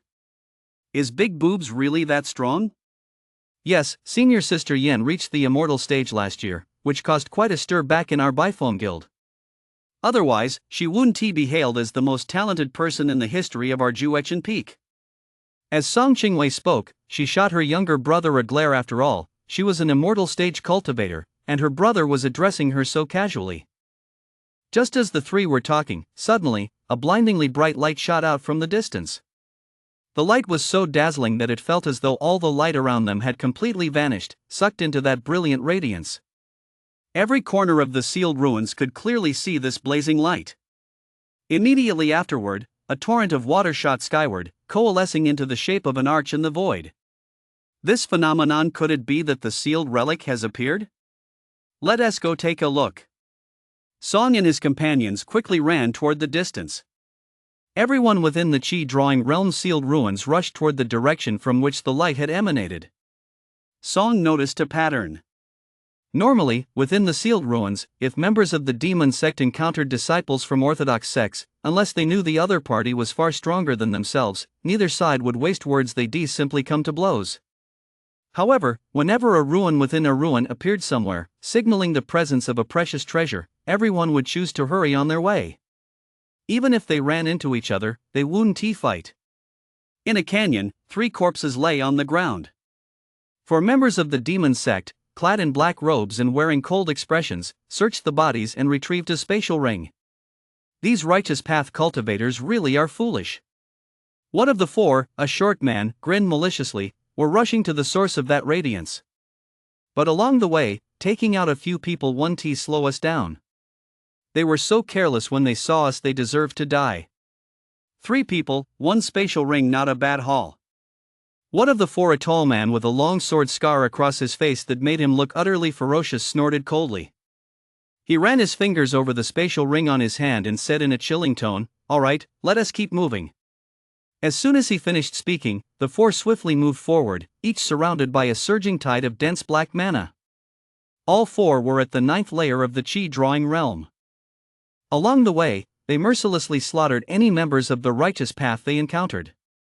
Even those from the demon path were not spared. If their numbers were small and there was no one else nearby, they would kill them without hesitation.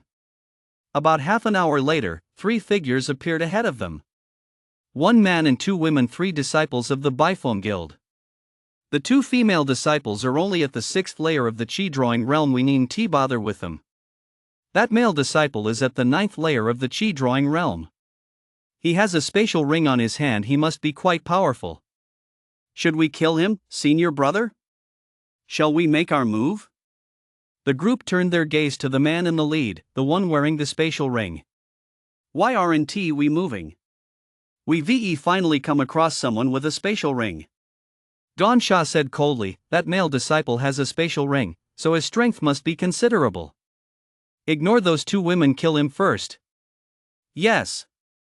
The other 3 responded in unison and charged simultaneously toward the male disciple of the Bifome Guild ahead. Song Qingwei, and Ma Jin moved forward together, their pace inevitably a bit slower. Just as they were advancing, they suddenly heard footsteps behind them.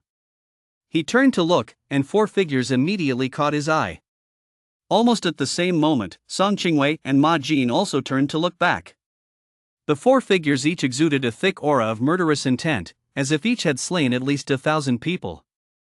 A look of terror instantly flashed across Song Qingwei's face, and she said in a deep voice, "They're from the Thousand Slayings Demon Sect." The Thousand Slayings Demon Sect was one of the 3 most bloodthirsty sects among all the demon sects. The Thousand Slayings Demon Sect earned its name because every disciple must slay at least 1,000 people before being admitted. All 4 members of the Thousand Slayings Demon Sect were at the 9th level of the chi drawing realm. Even before they charged toward her, she could already feel a dense aura of murderous intent surging toward her like a raging river, pressing down on her so heavily that even breathing seemed to become difficult. This was dangerous. Instinctively, she tried to accelerate and run away, but just then, a figure suddenly darted out from her side. Song. In the next instant, her eyes widened in shock. Song dashed in front of the opponents in the blink of an eye, and a long purple blade flashed suddenly. Swish, swish, swish, swish. 4 flashes of blade light streaked past her eyes. Immediately afterward, 4 muffled thuds echoed through the air. The 4 members of the Thousand Slayers Demon Sect had already collapsed to the ground. Song Qingwei was completely stunned. She knew her younger brother was powerful. She had seen him in action before, and the strength he had displayed was truly terrifying. But these were 4 practitioners at the 9th level of the chi drawing realm. One of them was even wearing a spatial ring. Yet Song had killed all 4 with a single stroke. It seemed to her that killing a 9th level chi drawing realm practitioner was no different from killing an 8th level one. Had her younger brother's strength truly reached such a terrifying level? In that instant, only one thought crossed her mind: who in the entire chi drawing realm could possibly be a match for her brother? Song snatched up a spatial ring, rummaged through the other man's belongings, and pulled out another spatial ring from his body. Not bad, we're even getting gifts while traveling. Let us keep going. Okay. Song Qingwei and Ma Jin were still reeling from Song's words. The scene before them was simply too overwhelming. They ran for another half hour before they gradually came to their senses. In the distance, where the light shone most brilliantly, lay a vast ocean. At the center of this sea, a massive whirlpool spun at breakneck speed, causing the entire ocean to tremble violently. At the very center of this vortex lay a prayer bead, and it seemed as though the dazzling light was emanating directly from it. At that moment, one after another, the prodigies plunged into the water and swam toward the prayer bead.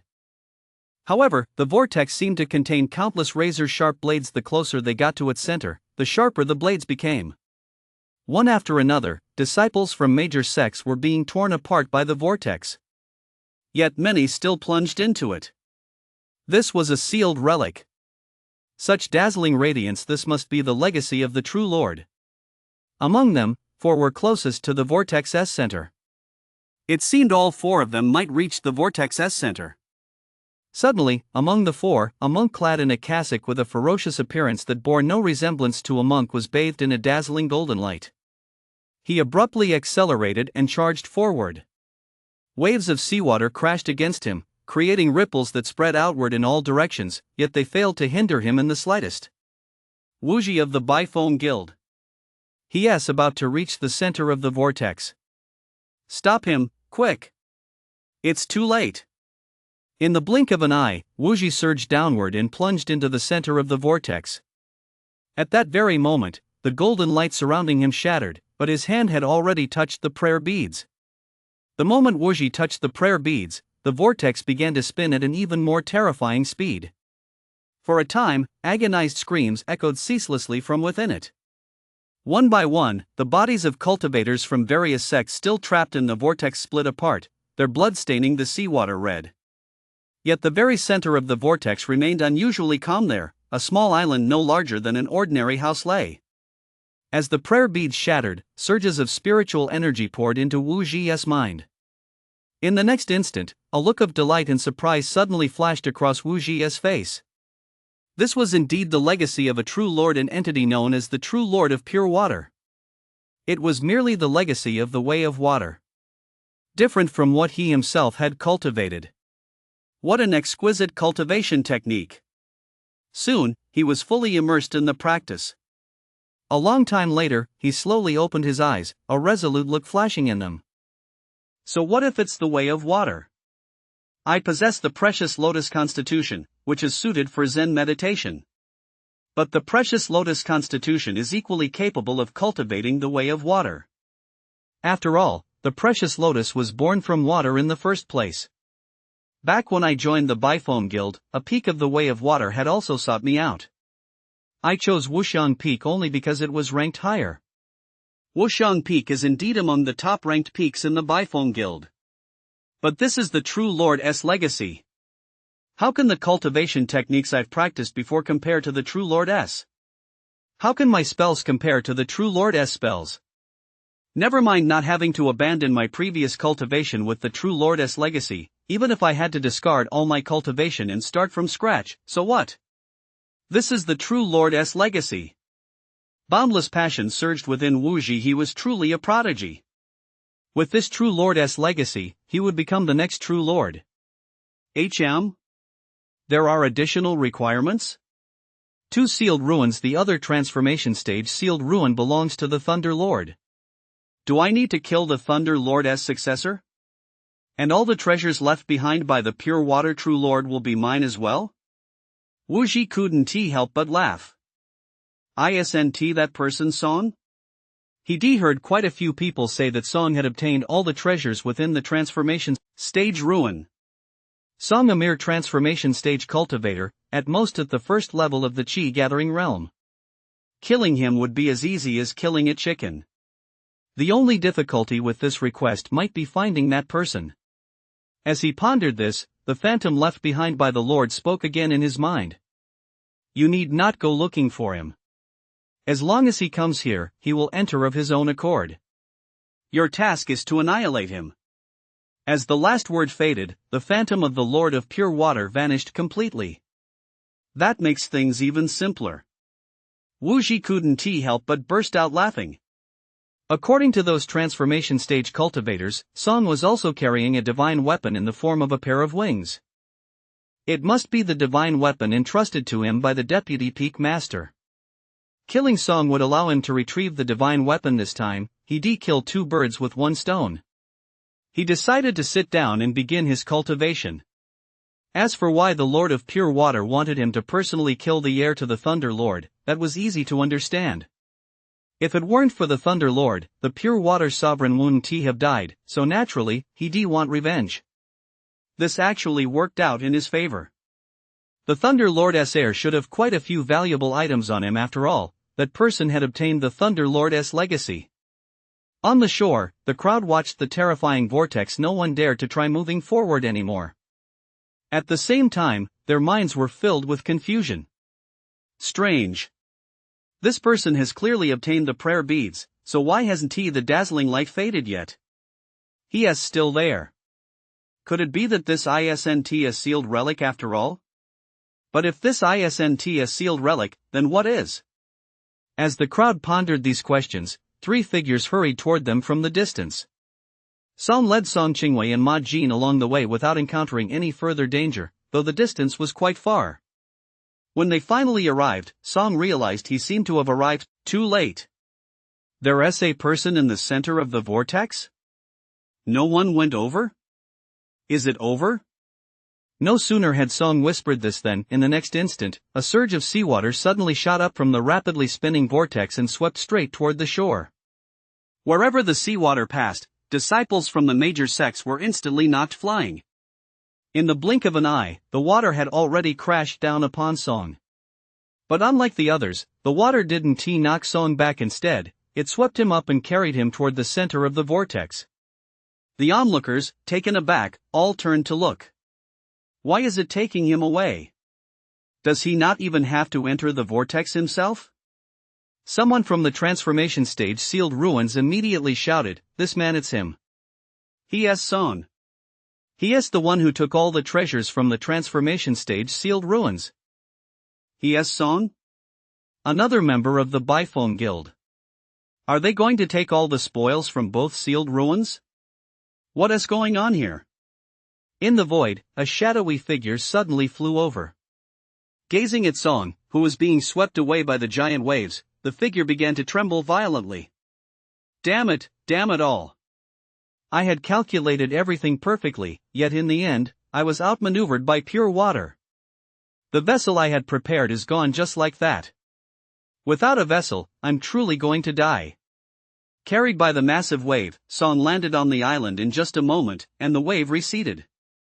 On the island, Wuji looked at the unfamiliar figure that had landed before him.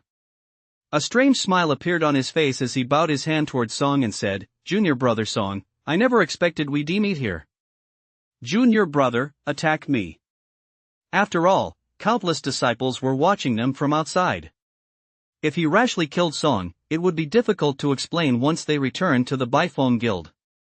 But if he let Song attack him first, that would be a different story. Then, he could claim that Song had succumbed to demonic influence, and that he had been forced to fight back.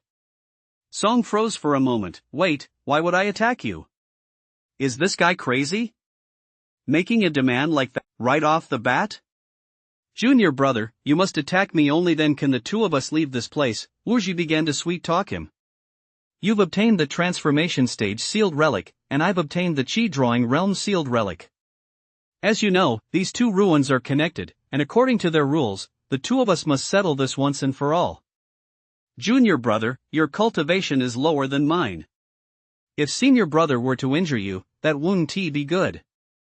So, junior brother, you can pretend to attack senior brother. If I get injured, that counts as a winner being decided, and only then can we leave the ruins. Oh, I see. Song glanced at the emblem on Wuji's robe and suddenly cursed, "Are you fucking stupid? You're insulting my intelligence. Do you think I don't know what kind of people you folks from Wushang Peak are? You bald-headed donkeys, don't you go around preaching all day that monks never tell lies? You're nothing but a bunch of liars." The people from Wushang Peak had previously sought him out for his wind sparrow feathers. How could they be so kind now? Wuji's face instantly turned cold, his eyes like two sharp daggers as he glared at Song. Although he had joined Wushang Peak, he had no intention of becoming a monk. What he hated most was being called a bald donkey.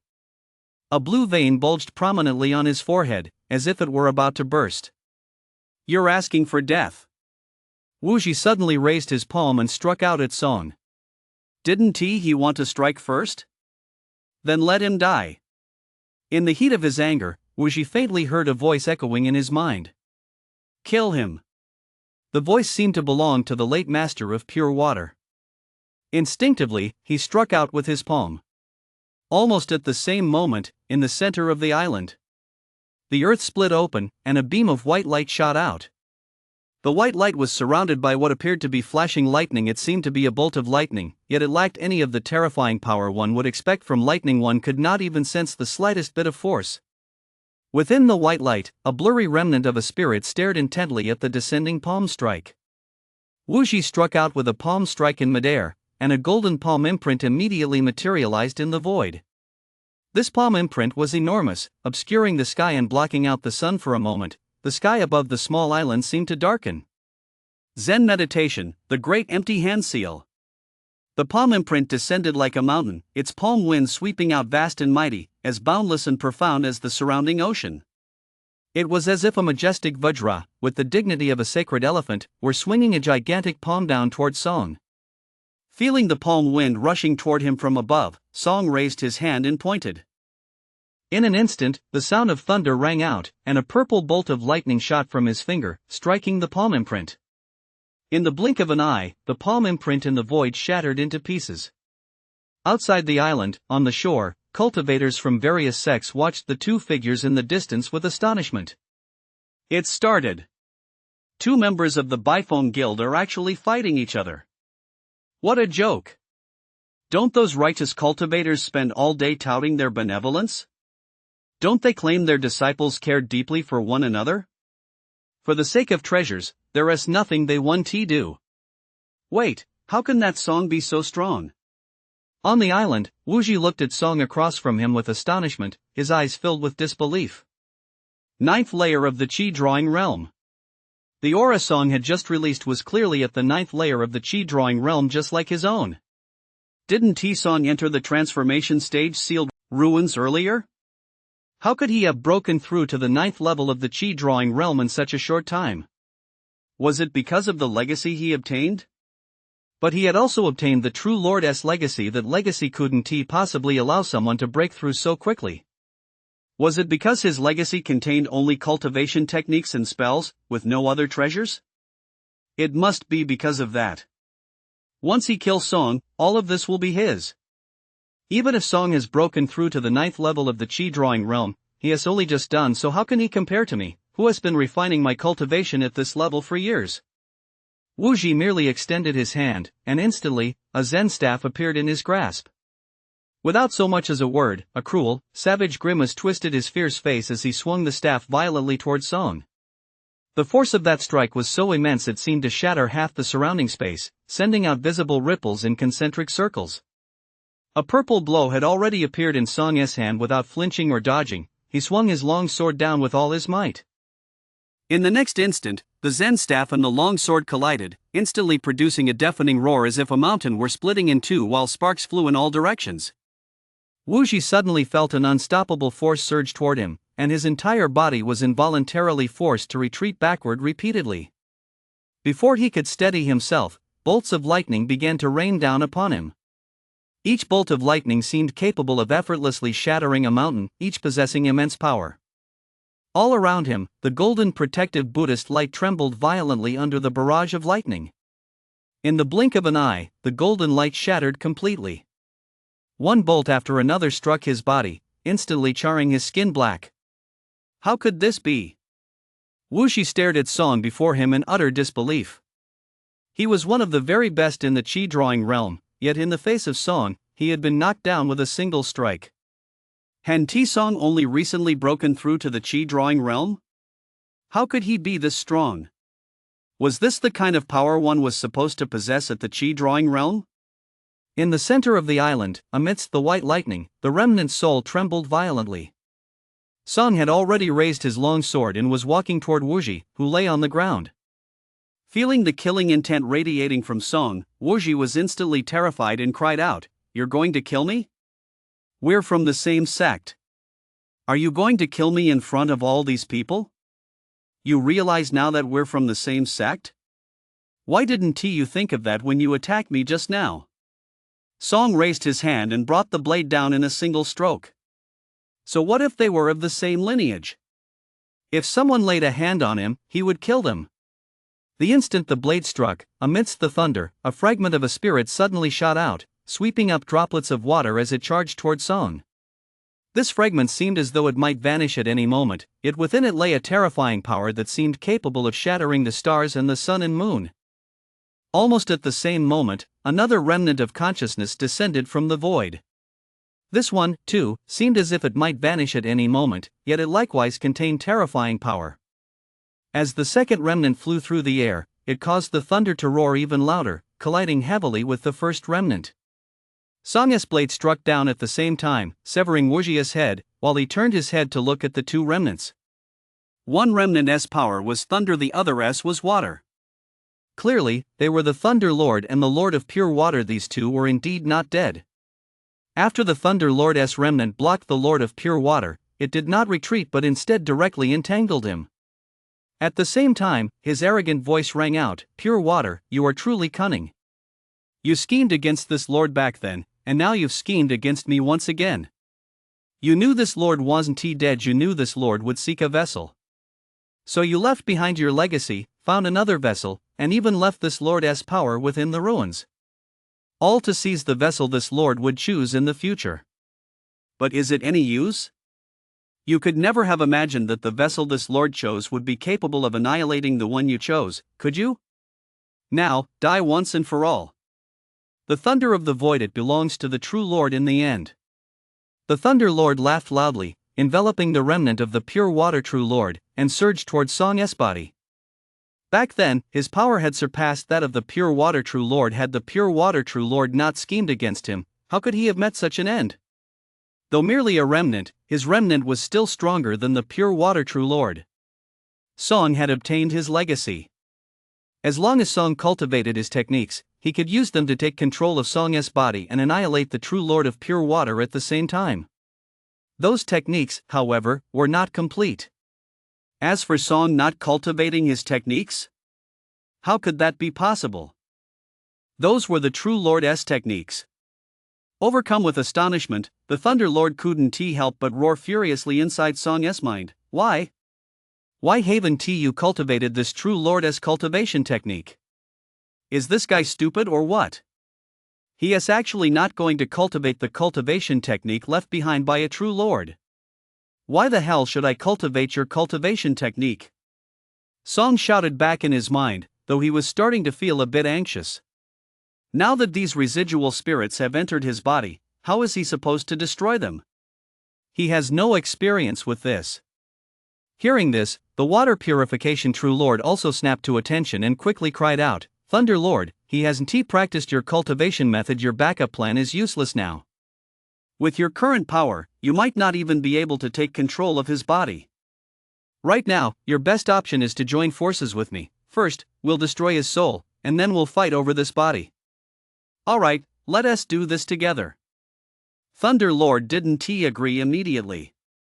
As things stood, both of them were in the form of residual spirits, and they couldn't sustain this state for long. With only this one body available, only one of them could survive by taking possession of it, and the Lord of Pure Water was hardly that generous. He had to take precautions. No sooner had his words fallen than he was startled to discover that bolts of lightning were suddenly appearing all around him. Countless bolts of lightning crashed down upon him and the Lord of Pure Water's residual spirits. The sheer number of bolts made him feel, in an instant, as though he had entered not a single person's body, but a terrifying world of thunder. These bolts seemed to contain all the thunder in the world, each one possessing immense power. He tried to dodge, but the thunder completely engulfed this entire world, leaving him nowhere to hide. Countless bolts of lightning rained down, and in the blink of an eye, more than half of his residual soul had already been obliterated. How is this possible? How could this kid have so many different kinds of lightning inside him? No. He desperately tried to resist, but he was now nothing more than a wisp of residual soul. In the next instant, as endless bolts of lightning crashed down, his residual soul was instantly annihilated. As for the remnant soul of the Pure Water True Lord, it had vanished even sooner. Song was stunned. Was that even possible? Had the lightning within him, the very lightning that had been tempering him all along, directly annihilated the remnant souls of both true lords? It seemed that lightning had always been the nemesis of remnant souls and vengeful spirits. At the same time, he sensed a massive surge of mental energy flooding his mind. Two complete cultivation techniques appeared within his mind. So these are the real cultivation techniques. Compared to the instant eternity skill, there's still not enough, not nearly enough. Song was somewhat puzzled. If the instant eternity skill is stronger than the techniques of the true gods, what kind of terrifying entity must have left behind these techniques? Soon, one spell after another entered his mind. Does this mean I've essentially devoured their lingering spirits? Did those two fail to force themselves on me, only to end up getting, well, by me instead? Ha! And there are also methods for artifact forging, alchemy, formation setting, and talismans. Song was surprised to discover that, although they were only two residual spirits, the mental energy they left behind was substantial. However, these two true lords' residual spirits must have been selective. They didn't preserve everything, but only what they were most skilled at. For instance, the Thunder Lord left behind the arts of artifact forging and formation arrangement. Meanwhile, the Pure Water True Lord left behind talismans and alchemy. So, does that mean I've essentially acquired the True Lord's knowledge of alchemy, artifact forging, talismans, and formations? At the very least, I have their theoretical knowledge. Wait, no, there seem to be a bit too many spells here. Song couldn't help but curse under his breath as he compared the two. This guy is really underhanded. The spells he left behind earlier were indeed problematic, and there weren't many of them to begin with.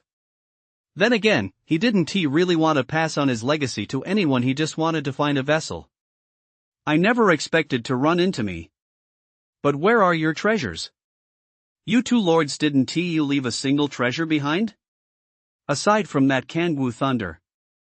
Song's gaze fell upon that white bolt of lightning, one that possessed no power and seemed utterly devoid of any might. Ever since it appeared, the bolt had been floating quietly in the center of the island. Song released a stream of mana that landed upon the white bolt of lightning. Instantly, the white bolt shot upward and entered his body, while the starburst heavenly thunder and the mystic prison thunder within him surged uncontrollably toward the voidless thunder. It felt as if a child, long separated from his parents, had finally been reunited with them. As these two bolts entered, the originally white voidless thunder turned a deep purple black. Song had previously released these two types of lightning simultaneously. Although they both belonged to him, when he released them at the same time, their powers did not fully combine. When they collided, there was a loss of power. In particular, their properties could not fully fuse. But now, he felt as though these two types of lightning had become a single, unified force. Not only was there not the slightest loss of power, but their properties had fused together perfectly. Song raised his hand, intending to test this newly fused lightning. But in the next instant, the island beneath him began to shake violently. Immediately afterward, seawater surged skyward, and the entire ruin began to shake violently. The earth cracked inch by inch in the blink of an eye. It was crisscrossed with cracks like a spiderweb. Even the void itself began to tremble, revealing distinct fissures that looked like shattering glass. On the shore beyond the vast sea, the crowd quickly realized what was happening. Someone has obtained the sealing relic. This is a sign that the sealed ruins are about to shatter. So that white light was the sealing relic. Song has obtained both sealing relics from the two sealed ruins. Outside the sealed ruins, the experts from the major sects suddenly noticed that the two sealed ruins, which had already been connected, began to shake violently. One by one, they snapped to attention. It's coming. The ruins are about to vanish. Be careful, protect our disciples. The experts from the major sects, who knew one another, watched the swaying ruins while whispering among themselves. I wonder which two major sects have obtained the relics from these two sealed ruins this time. From within the crowd, an elderly man who, despite clearly possessing a spatial ring, still carried a long sword on his back and floated in mid-air as if he were a sharp blade piercing the void, spoke up. As long as one of our righteous sects gets them, it doesn't matter which one. Grand Elder Xian Jian speaks the truth. Beside him, the experts from the major sects all laughed. On the Bifeng Guild side, the Grand Elder gave a soft chuckle but said nothing. The disciples the Biphone Guild had dispatched this time might not have a chance to obtain the sealed relics within the transformation stage sealed ruins. After all, even their strongest disciple, Song, was currently only at the 8th layer of the transformation stage, putting him at a slight disadvantage compared to the prodigies from the major sects. But the Qi Drawing Realm's sealed ruins were a different story. Wuxi of Wushan Peak was undoubtedly among the very best in the Qi Drawing Realm. Wushan had a very good chance of obtaining a sealed relic. Suddenly, in the next instant, cries of astonishment rang out. The ruins are shattering. They're coming out. Seeing the ruins about to shatter, Song didn't bother testing the power of the Kangwu thunder. He crouched down and grabbed Wuxi's spatial ring, but before he could check if Wuxi had left anything else behind, a terrifying suction force pulled at him. His body was hurled outward beyond his control. At the same time, a wave of dizziness washed over him. In the blink of an eye, his mind cleared, only to discover that he had been flung to the ground. All around him, the area was teeming with people. There were members of their own righteous sects, as well as those from the demon sects. Some were at the Qi condensation realm, while others were at the transformation stage. Before he could get a clear look at his surroundings, a series of voices rang out. Disciples of the 100 Flowers sect, come here. Disciples of the Abyssal Sword Guild, come here. Disciples of the Biphone Guild, come here immediately. Song looked around in the direction of the voices and saw that the experts from various sects had all flown high into the sky, forming a circle that enclosed them in the center. Half of them were from the demon sect sects, and the other half were from the righteous sect sects. He spotted the Grand Elder of the Biphone Guild at a glance and immediately began running toward him. No way he'd practically taken all the treasures from the 2 sealed ruins by himself. So many people were watching. He'd been unstoppable inside the ruins, and no one could match him there, but now that he was out, it was a whole different story. He had to find his backer ASAP. He sprinted at top speed all the way to where the Biphone Guild was stationed. Spotting the Grand Elder still hovering high in the sky, he immediately shouted, "Grand Elder, don't stay up there. Come down quickly. If you're up there, how will you protect me when others attack me? I'd feel safer if you came down." Although the chaos below was overwhelming, with voices rising in a constant clamor, the Grand Elder still heard Song's voice clearly. She couldn't help but furrow her brow slightly. She knew this little guy, Song, and had a very favorable impression of him. After all, Song had shown tremendous potential naturally. She took a liking to a disciple like that. But the problem was, you want me to come down? You're not the only disciple from the Biphone Guild here. If I go down, how will the other disciples find our Biphone Guild's location? She opened her mouth, just about to speak again to summon the Biphone Guild disciples, when a barrage of voices from disciples on the surrounding peaks reached her ears.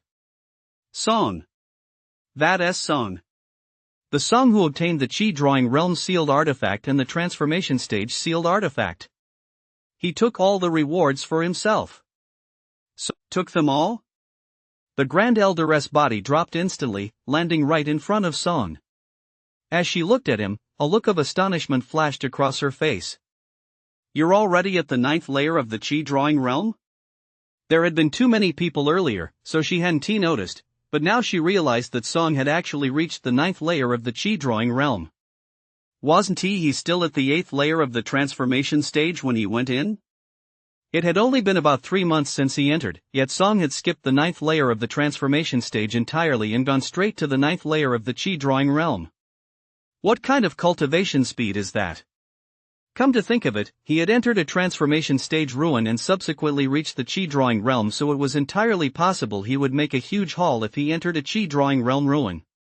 Recalling what everyone had just said, the Grand Elder hurriedly asked, "I just heard someone say that you, all by yourself, obtained the sealed artifacts from 2 ruins?" "Yes," Song nodded, adding, "That's why I asked you, Grand Elder, to come down immediately." "Good, good, good." Upon hearing this, the Grand Elder exclaimed "good" 3 times in a row, a broad smile spreading across his face. Who would have thought that both sealed relics would be obtained by members of the Biphone Guild? Truly, heaven favors the Biphone Guild. Throughout history, many powerful cultivators have soared to new heights after obtaining sealed relics, demonstrating invincibility among those of the same cultivation realm. With Song having obtained these two sealed relics, her future potential is limitless.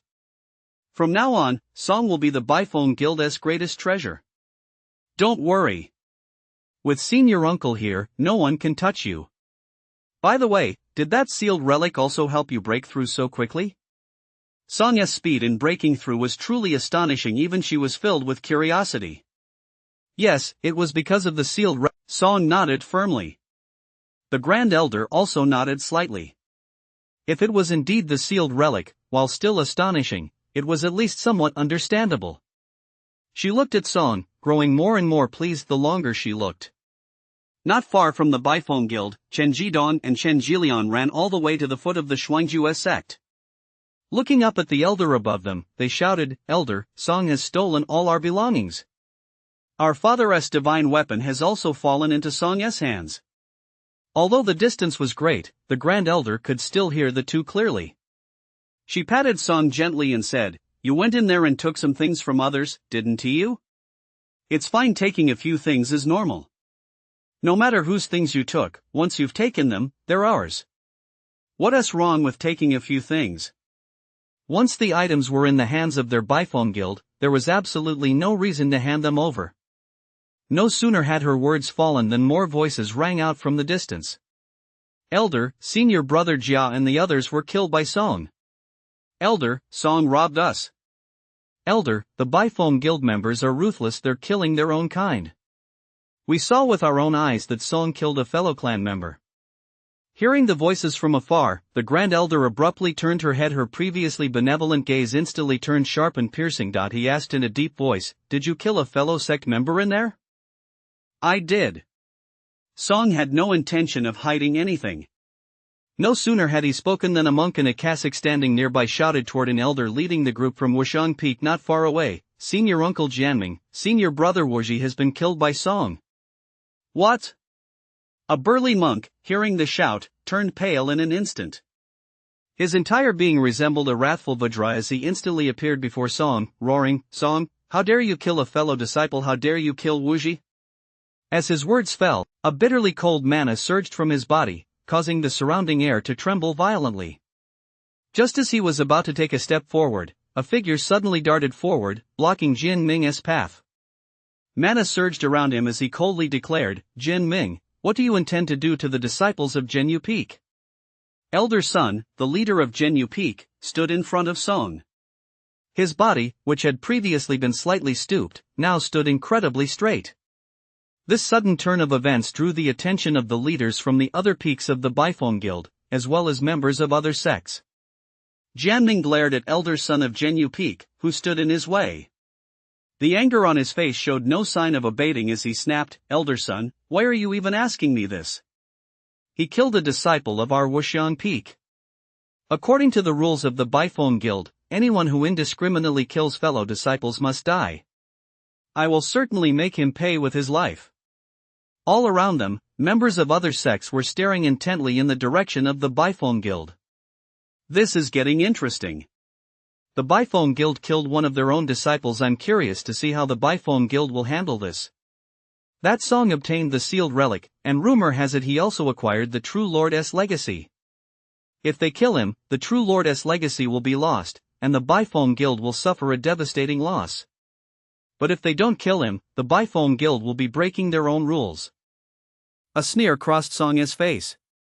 Suddenly, he took half a step forward from behind Elder Sun, drew his purple glowing sword, and slashed at Jianming from mid-air. In an instant, a flash of thunderous light blazed forth, hurtling straight toward Jianming's head. "You're asking for death." Jianming was furious. How dare this junior from Zhenyu Peak attack him in front of so many people? He extended his finger and abruptly pointed toward the oncoming lightning. Instantly, a golden light shot out from his finger. Though it was merely a slender beam, it bathed the entire area in gold, as if the light of the Buddha enveloped the space. Yet within that light, which seemed capable of saving all sentient beings, lay an endless aura of murderous intent. The moment the thunderbolt touched the golden light, it instantly dissipated, while the golden light, seemingly unaffected, continued hurtling toward Song.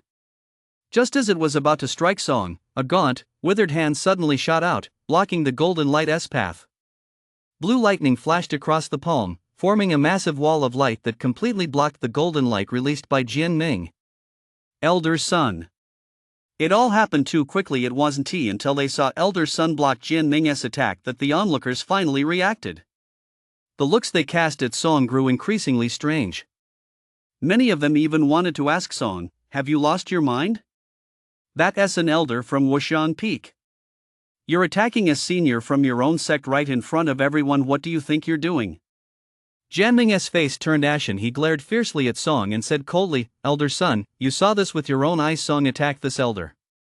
Even the Grand Elder standing nearby looked extremely displeased. "No, wait, why did you attack me?" Song, on the other hand, deliberately feigned confusion as he looked at Jian Ming and said, "Didn't you say we're not allowed to kill fellow disciples? If Elder Sun hadn't intervened just now, that single finger of yours would have killed me. According to your own principles, what you did is wrong." The crowd around them was instantly dumbfounded. What kind of nonsense is that? Jian Ming felt as if he were about to explode with rage, showing none of the composure one would expect from a high-ranking monk.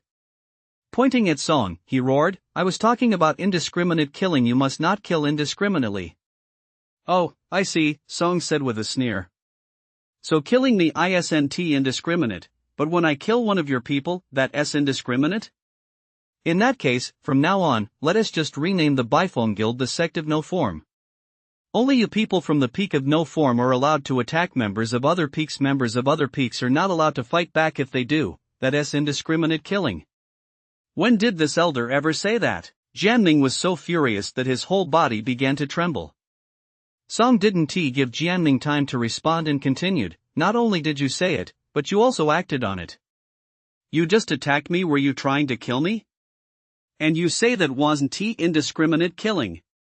Jian Ming's face flushed crimson as he shouted angrily, "You attacked this elder first." "This elder only struck back in self-defense." "Exactly," Song nodded emphatically. "So when your Wurji attacked me first, was I wrong to fight back?" "He attacked first." Jian Ming froze for a moment. "What did you say? Wurji attacked you first?" He found it hard to believe. The people of Wushan Peak were known for their compassion and dedication to saving all sentient beings. How could Wurji have struck first against Song, giving others a pretext to act against him? What else could it be? Song pointed around him, his face full of disdain. "There are so many people here. Just ask anyone which one of us attacked first." Not far away, Song Qingwei, hearing this, immediately shouted, "That's right, Wurji attacked Song first." "Yes, we all saw it," Ma Jin chimed in right after. From the Jinyu Peak side, Bao Dating also shouted, "I saw it with my own eyes. Wurji struck senior brother Song first." Standing nearby, Fan Mayer's expression suddenly changed. "What nonsense are you spouting?" Immediately, she shouted, "I also saw senior brother Wurji trying to kill senior brother Song." "Watch your wording. You can't even make up a story properly. You just go and say kill outright." "Didn't she see it?" "So what if she didn't? At a time like this, she's bound to take her own side." Song pointed around him and said, "Look, the crowd, well, everyone's eyes are sharp. So, according to you, he struck first, and then I struck back. Is there a problem with that?"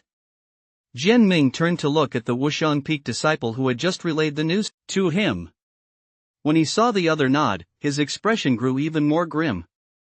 He didn't trust others, but he couldn't bring himself to distrust the disciples of his own peak.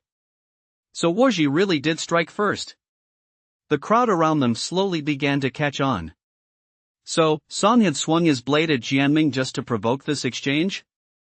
But couldn't you have just said it outright? Why did you have to swing your blade first? Just for the thrill of it? Then again, for a chi condensation stage cultivator to directly swing a blade at a longevity stage master, that does seem pretty thrilling. And to make matters worse, this longevity stage master currently had no way to deal with Song. Jian Ming fell silent for a moment before finally snapping back, "But you still can't kill him." Song scoffed, "Oh? So should our Bifong Guild still be called the Wushan Sect, or is it your theory that people from Wushan Peak can beat others, but others can only take the beating without fighting back?" Jian Ming sighed in exasperation, "What I meant was, you can subdue him. Song burst out laughing. Oh?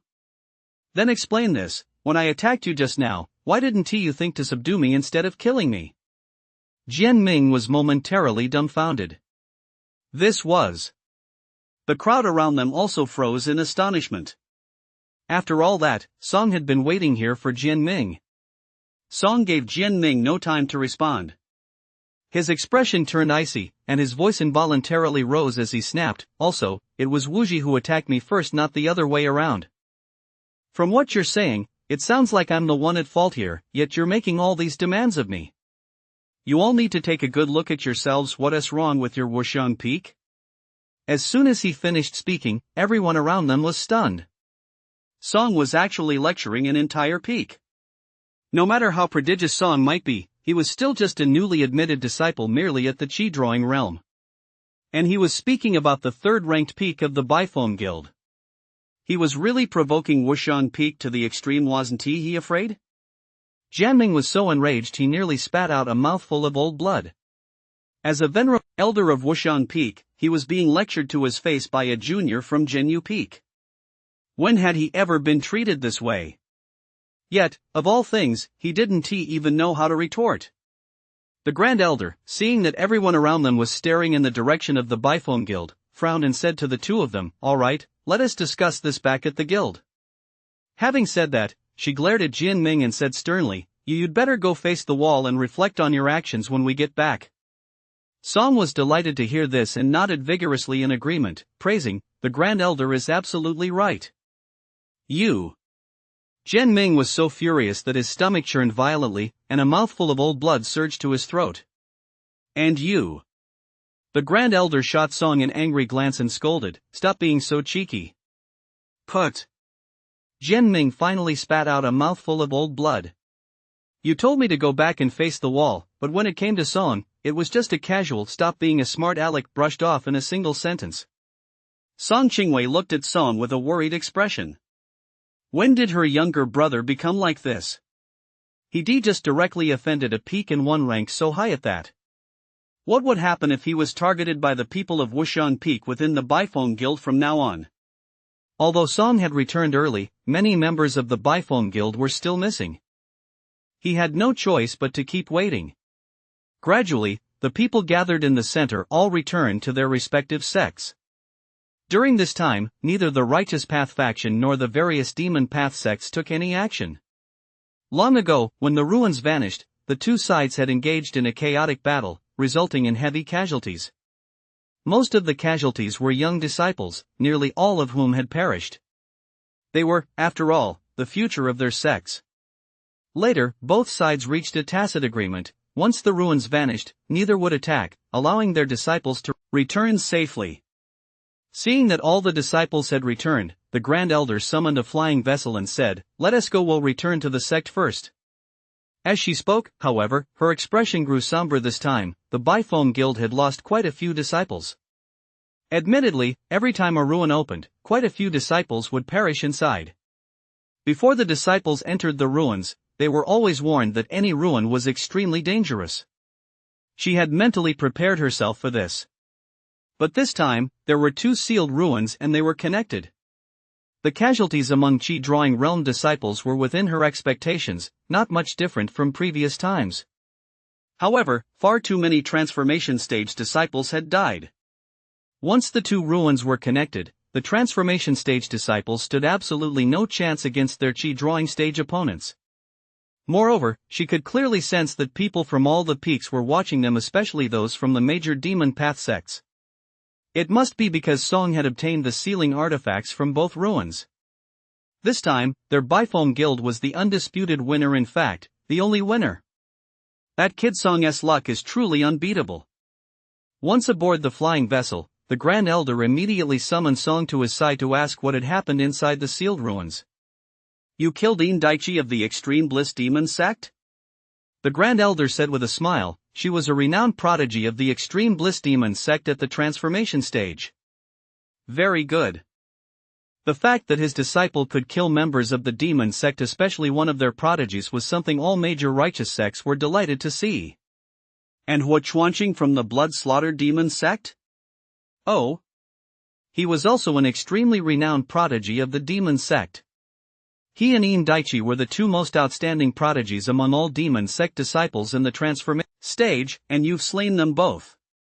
Very good. We cultivators of the righteous path are here to slay them, the followers of the demonic path. Just as the Grand Elder was feeling gratified, Song's voice rang out once more. And then there's Nanming, Guyu, Xiufu, Wu Duo. At first, the Grand Elder was still smiling, but gradually, the smile faded from her face, and her expression grew unusually grave. How could you have killed so many people? Song was instantly baffled. Grand Elder, didn't you just say to kill as many demon path cultivators as possible? I didn't tell you to kill that many, and you went out of your way to target their prodigies. Now that you've killed so many of their prodigies, they're bound to target you. And you've obtained 2 major sealing relics. No, once we return to the sect, you must not leave the mountain gates.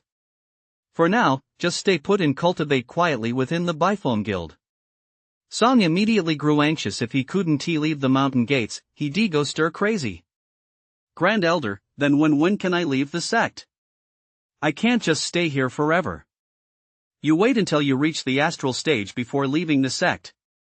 The Grand Elder paused to think for a moment before setting a time frame. Even though Song had obtained the sealing relics and the True Lord's legacy, she was currently only at the chi-drawing realm. It would take at least 100 years for her to break through to the astral stage. 100 years that seemed far too short. She thought for a moment and added, I mean the peak of the astral stage. To advance from the peak of the 9th layer of the chi-drawing realm to the peak of the astral stage in 300 years would make one an exceptionally outstanding prodigy. Over 300 years, the commotion Song has caused wouldn't be that great, so letting her quietly leave the mountain gates to gain some experience wouldn't be a bad idea. All right. Song nodded firmly. It wouldn't take long anyway. Never mind, I'll just cultivate to the Golden Body Realm before heading out. At the Golden Body Realm, one's ability to protect oneself outside the mountain gates is much stronger. Right now, there's just one thing giving him a headache. When will he be able to break through to the Immortal Bridge Realm? He currently wasn't ranked among the peak chi-drawing realm cultivators. If he broke through to the Immortal Bridge Realm now, he'd be missing out on a huge opportunity. He remembered that when he first arrived, the flying vessel had taken 10 days to reach the sect. After breaking through to the 10th layer of the chi-drawing realm, he had spent another day or two inside the sealed ruins.